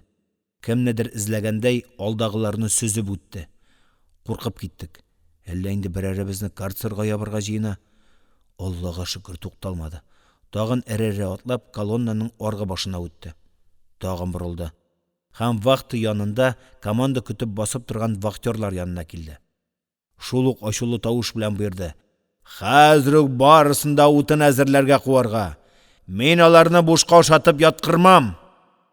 Аяксызларны, диде алдарак торган бер вахтер тотлыгып, аларны кайда, иптәш начальник? Кайда? Тагын гасаби тавыш, ачулы караш. Кайда? Зонада утын киссеннәр. Аяклары булмаса телләре узын. Барбер халык дошманнары, аналарын барысында Мария Магдалинага лактырырга. Түрә тагын 2 катлап сүгенеп, безгә карап төкерде дә, ашыгып атлап вахтыга кирип югалды. Вахт капкасы ачылды. Ыгы-зыгы башланды. Вахтерлар аяклыларны бер якка, аяксызларны икенчегә кудылар. Тезделәр, һәм утын командасын капкага таба алып киттеләр. Ул арада вахтадан автоматларын кулларына алып, этләрен җитәкләп конвой чыкты. Саңгыраулар сукырларны култыклады. Алар артыннан үз-үзләрен көчкә йөртүче күтәрәмнәр кузгалды. Алдагылар койрыкларында шуышып, без таякларга таянып, вахтер артыннан иярдек. Тау-тау итеп өелгән юан-юан нарат агачлары янына барып туктадык. Һәр 4 мәхбүскә бер пычкы, тукталмыйча алмаш-тилмәш кисәргә. Балта юк, зона эченә балта кертү хәтәр. Утынны зонадан чыгарып яралар, өяләр. Озакламый бөтен зонада пычкы тавышы яңгырады, чинады, чырлады. Безне эштән караңгы төшкәч, урманга утын әзерләргә киткән команда кайткач кына туктаттылар. 2 тоткынан да үлгән. Аларны чана белән тартып алып кайттылар. Катып, туңып, арып чайкала башлаган идек. Баракка кергәч рәхәтләнеп киттек. Кизүләр 2 мичкәдә яккан, җылы. Озакламый кичке баландыны китерделәр. Баракта бердән-бер лампа ишек төбендәге баганага эленгән. Аның да куугы чатнаган, корымланып, булыр-булмас кына яктырта. Чират зур, ыгы-зыгы. Әле генә умарта ясы кебек мыжлаган барак тынычлана башлады. Бүлә торган бер нәрсә юк. Мичкәне чумышны әллә кайчан алып чыгып киттеләр. Мин итекне баш очына мендәр урынына салдым да йокларга әзерләндем. Итекне мич янына куеп киптерсәк, нинди әйбәт булыр иде дә. Ярамый. Хәзер урлап китәләр. Аннан ялан аякка каласың. Иптәшләр! Тагын ни булган? Турып утырдым. Староста эндәшә икән. Иптәшләр, тыңларга әзерләнегез, тавышланмагыз. Хәзер Конан Дойлның Шерлок Холмс маҗаралары турында хикәяләр укуны башлыйбыз. Әйдә башла! Көтәбез! Эй, агач аяк, акырынрак йөр, шыгырдыйсың.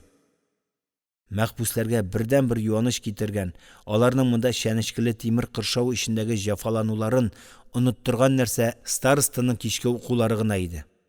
Артур Конан Дойлның хикәяләре, алардагы исәпсез күп серле, четерекле вакыйгалар һәм аларны фаш итүче атаклы Шерлок Холмс һәм доктор Уотсон безнең хыялыбызны биләде. Староста гаҗәеп мавыктыргыч һәм искиткеч катлаулы сары йөз, бөкре, буш йорт, алтын Наполеон кебек хикәяләрне укыды. Күбесен мин дә кызыксынып тыңладым. Тик әле мин һаман аның бу зәгыйф янган лампа яктысында ничек укуын төшенә алмый идем. Ниһаять бер буранлы, без эшкә чыкмаган көнне мин староста Палатай Николай Исидорович янына кердем.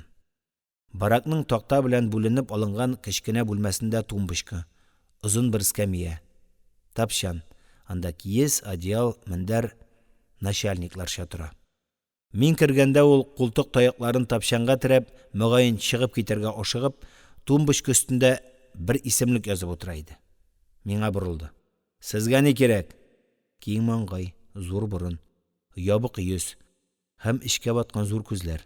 Булай да кансыз ак бите чытылып китте. Күрәсең, минем кирү ошамады. Эшем бүлдем. Сез һәр кичне Конан Дойлның хикәяләрен укыйсыз. Бүген көндез шул китапны миңа биреп тормассызмы? Староста карандашын кагаз өстенә ташлап, миңа гаҗәпләнеп карады. Аны мин каян алыйм? Бу җавапка инде мин тагын да ныграк шаккаттым. Нигә? Сез һәр кичне аны укыйсыз бит. Менә нәрсә? Ул кычкырып көлеп җибәрде. Мин бит аны бары тик күңелдән укыйм. Күңелдән? Әйе, күңелдән. Монда һичбер төрле китап бирмәгәннәрен белмисезмени? Беләм. Шулай булгач, ул борылып карандашын алды да янә язарга тотынды. Мин култык таякларымны рәтләп чыгарга җыендым. Сезнең, диде ул кинәт тагын миңа карап, иректәге һөнәрегез нинди иде соң? Мин үземнең язу-сызу белән шөгыльләнгәнемне әйттем. Менә шәп! Ул инде миңа таба шуышып килеп, кулымны кысты, елмайды. Менә очрашу. Утырыгыз. Мин дә язучы, шагыйрь, Украинадан. Без сөйләшеп киттек. Палатай миңа бу лагерьда бер казак, бер калмык язучысы булуын, анда санда аларның үзе янына килеп чыгуларын әйтте. Һәм алар белән таныштырырга вәгъдә бирде. Мин бу көтелмәгән очрашуга, танышуга куанып чыгып киттем. Николай, буш вакытта киреп утыр, сөйләшербез. Хәзер миңа исемлекне начальникка алып барырга кирәк дип, култык таякларына үрелде. Бу очрашудан соң озакламый мин тагын бер бәләгә очрадым. Калган ялгыз аягымны да сындырдым. Бәхеткә, аягым бөтенләй үк сынмаган, чатнаган гына булган, һәм ул тиз төзәлде. Әмма мин Санбарактан чыгарга ашыкмадым. Санбарак шул ук зонада. Шул ук күп санлы баракларның берсе. Ләкин монда өске сәкеләр юк. Аска салырга төрле үлән яфрак тутырылган киез, одеял, мендәр бирәләр. Бу инде менә ничә еллар күрмәгән рәхәтлек, комфорт. Мине дә шундый урыннарның берсенә китереп салдылар. Инде менә врач килеп карап, аягымны гипска салырлар дип көтеп ятам. Чөнки аяк чатный, сызлый, үз-үземне кая куярга белмим. Ә врач юк та юк. Мин инде кычкыра, сүгенә башладым. Ул арада бер санитар килеп, минем тавышны басты. Акырма, врач юк. Аны Мариинскийга җибәрделәр. Хәзер имче килә. Баракта 50-гә якын авыру мәхбус ята иде. Күбрәге дизентерия, эч авыртуы белән. Ләкин алар арасында да ятарга була. Урын йомшак, эшкә кушмыйлар, җылы. Аякның сызлавы басыла төшкәч, йокы да килеп җитте. Яле күрсәт аягыңны, ни булган? Кемдер одеялымны күтәрде. Уянып киттем. Каршымда ак халат кигән берәү. Буйга яшүсмер егет кебек кенә. Ябык, йөзе аппак, ләкин чәче, кашлары чым-кара, күзләре кысык, бит сөякләре калкып чыккан. Дала халыкларыннан, әллә бурят, әллә якут. Имче дигәннәре шул ахыры. Одеялны алып ташлап, аягымны карарга җыенды. Аякта 40 тапкыр ямалган, төпләнгән киез итек. Аны күргәч, врач санитарга кычкырды. Иван, пычакны алып монда кил. Санитар Иван яшь кенә таза егет. Килеп, пиманы кунышыннан башлап башына хәтле ярып җибәрде. Чолгауларны сүтте. Кая? Мондамы?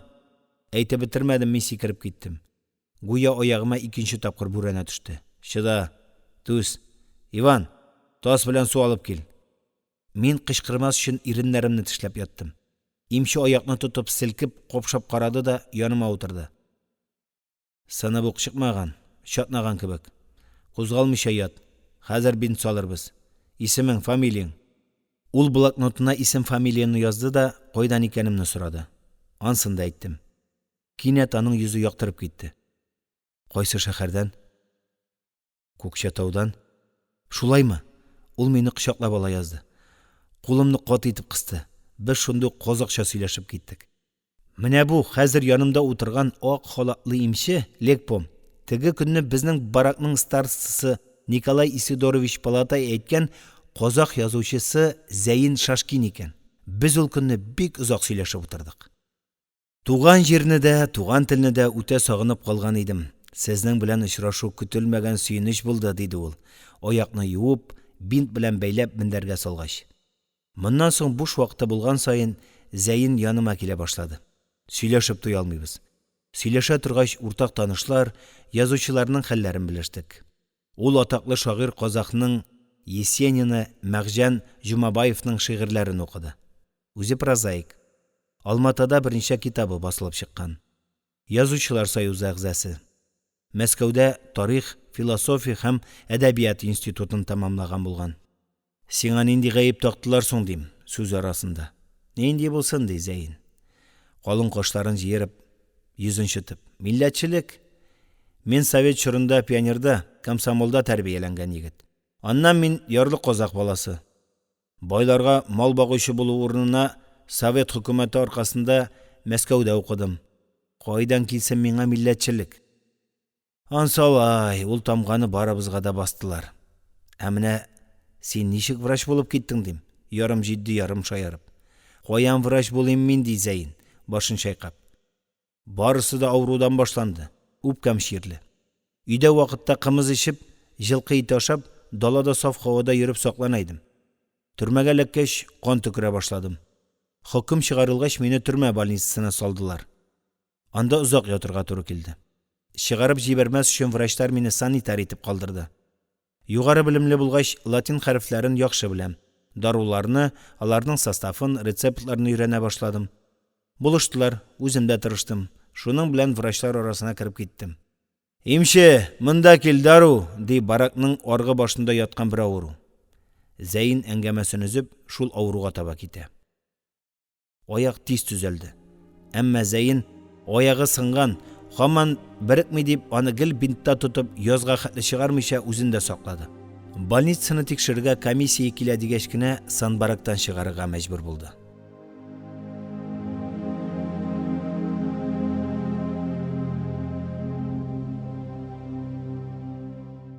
Ибрахим Сәләхов.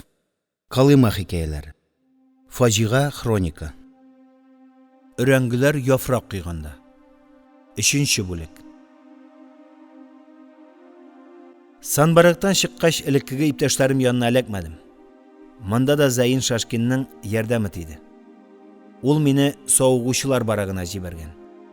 Анда чынлыкта сауыкмаслар, инде тәмам бетерешкәннәр җыела. Алар билгеле бер төрле эштә эшли алмыйлар. Әмма баландылары куйрак, ятарга урын җирләре дә бар. Менә мин шушы баракка урнаштым. Монда бер катлы сәкеләр, алар шыгырым тулган. Күбрәге кузгалмаучылар. Мин зона врачы урынына калган Шашкинның күрсәтмәсе белән килсәм дә, урын юк дип озак кына барак төбендә тоттылар. Носилка белән бер мәетне алып чыгып киткәч кенә, шуның урынына, баракның иң аргы почмагына барып яттым. Яхшы урын. Тәрәзә янында. Хәзер инде кояш күбрәк карый. Көндүзләрен карырый. Түбәләрдән тамчы тама. Яз килә. Ичмасам тәрәзәдән табигатьнең алышынуын карап хузурланырга була. Яттым. Миңа каршы сәкедә берәү ауный. Одеялга төрөнгән, бите генә ачык. Менә шул йөзне күрүгә калтыранып киттем. Әллә инде бусы да аяк сузганмы? Бит җәйенке, үзе карындык төсле сап-сары, күзләре кысылган. Бурын пучык, иреннәр күм-күк, хәрәкәтсез. Урынга утырып, култык таякларымны стенага терәп куйым дигән идем, алар шалтыр-шалтыр шуып төшеп китте. Бу тавышка теге күршем күзләрен ачты. Кузгалып куйды. Юк, әле тире икән.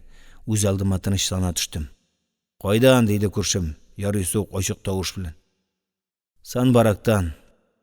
Шашкин ничек анда?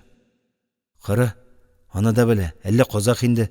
Сынап карар өчен казакчалап дәштем. Хәлегез калай? Ул ишетми калдым дип ахыры башын суза төште. Ни дидегез? Гафу итегез, мин сезне казак дип уйлап, казакча эндәшкән идем. Юк, ултырып утырды. Шыр сөяк. Юк күрше, мин казак түгел, калмык. Ничек авызымнан чыкканын да белми калдым. Санжы Кәләев. Күршемнең карындык бите яктырып киткәндәй булды. Кысык күзләре зурайып, гаҗәпләнеп карады. Кайдан беләсез? Шашкин миңа сезнең турда сөйләгән иде. Палатайдан да ишеттем сезнең исемегезне. Менә сөенеч. Әллә сездә язучымы? Ул арада ишек ачылып, берничә вахтер килеп керде. Без дә сүзләребезне бүлеп, урыннарыбызга сузылдык. 4нче бүлек. Ниһаять, тайгага да яз килде. Кар акрын гына эреп, җиргә сеңеп югалды. Озакламый яшел үлән күтәрелде. Зона тышында гына түгел, хәтта зонада да, бигрәк тә инде 2нче кат чәнечкеле тимерчыбык киртәләре тирәсендә. Тыелган зонага бармасак та, читтән карап хузурланабыз. Зона артындагы урманнар да инде яшәрә яктыра төшкәннәр. Озак-озак шул урманнарга карап торабыз. Кай вакыт чәнечкеле тимерчыбык белән уратылган зона, манараларда, анда курулы автомат тотып торган сакчы да югала. Без табигать кочагында йөгерәбез. Яшел чирәмдә уйныйбыз. Кедр агачларына үрмәләп менеп, тәмле, майлы чикләвекләр ашыйбыз. Хыялда. Эй, контрлар, нәрсә авызыгызны ачып катып торасыз? Таралыгыз. Хәзер атам. Тик торудан иреккән сакчы автоматын шалтыр-шалтыр китереп, безгә төби башлый. Кызык өчен бер очырт бирүе дә мөмкин аның. Рәнҗү һәм нәфрәт белән баракларга таба таралабыз. Мәлгуннәр! Табигатькә читтән карап күңелне тынычландырырга да бирмиләр. Әмма безнең икенче бер юаныч бар иде. Әдәби кичләр. Анда-санда без Санжи Каляев, Зәйин Шашкин, Николай Исидорович һәм мин я Палатай, я Шашкин кабинасында җыелабыз. Казах, калмык, татар, рус әдәбияты классикларын искә алабыз һәм үзебезнең шигырьләрне укыйбыз. Бу кичләр ничектер күңелгә ял бирә, кайгыларны оныттыра, яшәү көче өсти, сүнеп барган өметләрне кабыза иде. Кызганыч, бу сөенеч тә озакка бармады. Бер көнне безнең дүртебезне дә ашыгыч рәвештә вахтага чакырдылар. Аннары конвой белән станциягә алып бардылар. Монда инде поезд килеп туктаган икән. Безне вагонга утыртып, тайшыт калып киттеләр. Анда карцерда йокысыз төн уздырдык. Нәрсәгә? Нигә? Яхшылыккамы? Яманлыккамы? Иртә белән безне берәмләп яшь кенә, әмма салкын йөзле, усал карашлы хәрби тикшерүчегә алып килделәр. Ул ниндидер бер папканы актарып, бер кәгазьне алды да корыгын әйтеп: "Сез лагерда контрреволюцион төркем оештыруда һәм Совет дәүләтенә каршы агитация алып баруда гаепләнәсез. Менә гаепләү акты", диде. Мин аптырап, хәлсезләнеп киттем. Култык таякларым ычкынды. Дык итеп урындыкка утырдым. Әле генә парк өстендә куерып, тулганып, менә салкын тамчылар белән коендырам дип куркыткан көзге шыксыз кара болытлар кинәт таралды. Инде күптән зарыктырган кояш күренде. Шундый якты, шундый җылы, үзе дә безне күрүгә елмая кебек. Тирә-як балкып, матурайып китте. Без Санжи белән йомшак талир тәңкәләр түшәлгән сукмактан, наратлар, чыршылар арасыннан сөйләшеп барабыз. Бер-беребезнең хәлләрен сорашып туя алмыйбыз. Кинәт ул нәрсәдер исенә төшкәндәй капылт борылып миңа карады. Зәйин Шашкин кайда хәзер? Ул Казакъстанның атаклы романчысына әверелде. Рус, казак телләрендә күп әсәрләре чыкты. Хәзер ул вафат шул инде. Санжи сискәнеп, борчылып туктады. Ничек? Шул лагердагы шире. Үпкәдән. Без озак кына сүзсез атладык. Тынып калып, уртак дустыбызны сагындык. Асфальт сукмакка чыккач, Санжи тагын сорау бирде. Николай Исидорович Палатайның да язмышын белмисеңме? Әйбәт мәсьәләләр яза иде чуканган. Ул инде күп еллар Ялтыда тора. Сатирик шигырьләр яза. Крокодилның төп терәге. Молодец. Мин шулай булыр дип уйлаган идем. Адресын бир әле, хат язырмын. Санжи! Корпус бакчасында торган бер язучы аны күреп калып кычкырды. Тизрәк! Сине Илистадан телефонга чакыралар. Санжи ашыгып атлап, инде сизелерлек аксап, телефонга китте. Мөгаен өеннән шалтыраталар. Ул хәзер Калмыкстанның башкаласы Илистада тора. Бик күп шигырьләр җыентыгы һәм проза китаплары бастырып чыгарган. Калмык хөкүмәте аңа халык шагыйре дигән мактаулы исем биргән. Күкрәгендә Монголия хөкүмәте ордены балкый. Шигъри хезмәтен югары бәяләп, Улан Батырга чакырып биргәннәр бүләкне. Җил исте. Агачлар шайкалып китте. Җиргә сары яфраклар коелды. Менә минем каршыдагы өрәңгенең каралган, ялангач ботакларының берсендә япа-ялгыз бер яфрак җилферди. Шайкала. Җил аны йолкып алырга тырыша. Ләкин ялгызак яфрак үз ясыннан, туган анасыннан, карт өрәңгедән аерылырга теләми. Әле бер, әле икенче якка елә. Ләкин рәхимсез көзге җил ялгыз яфракка үчекте. Карт өрәңгене арлы-бирле селкетте һәм, ниһаять, теге мескен яфракны ботактан йолкып алып ыргытты. Алсу кызыл төсләргә манылган йолдыз өрәңге яфрагы өзелгәч тә җиргә сыенырга ашыкмады. Агачлар арасыннан очты, калгынды. Ниһаять, хәлсезләнеп, каршымдагы куак арасына төшеп югалды. Кеше гомере дә нәкъ шулай. Өрәңге яфраклары төсле сызланып, саргайып, янып киеп, теләмичә генә өзеләдер. Мөгаен шулайдыр. 1957-1981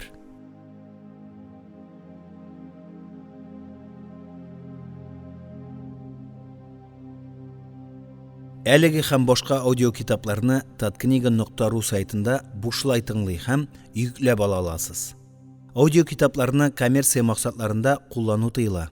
Татарстан китап нәшрияты 2019 ел.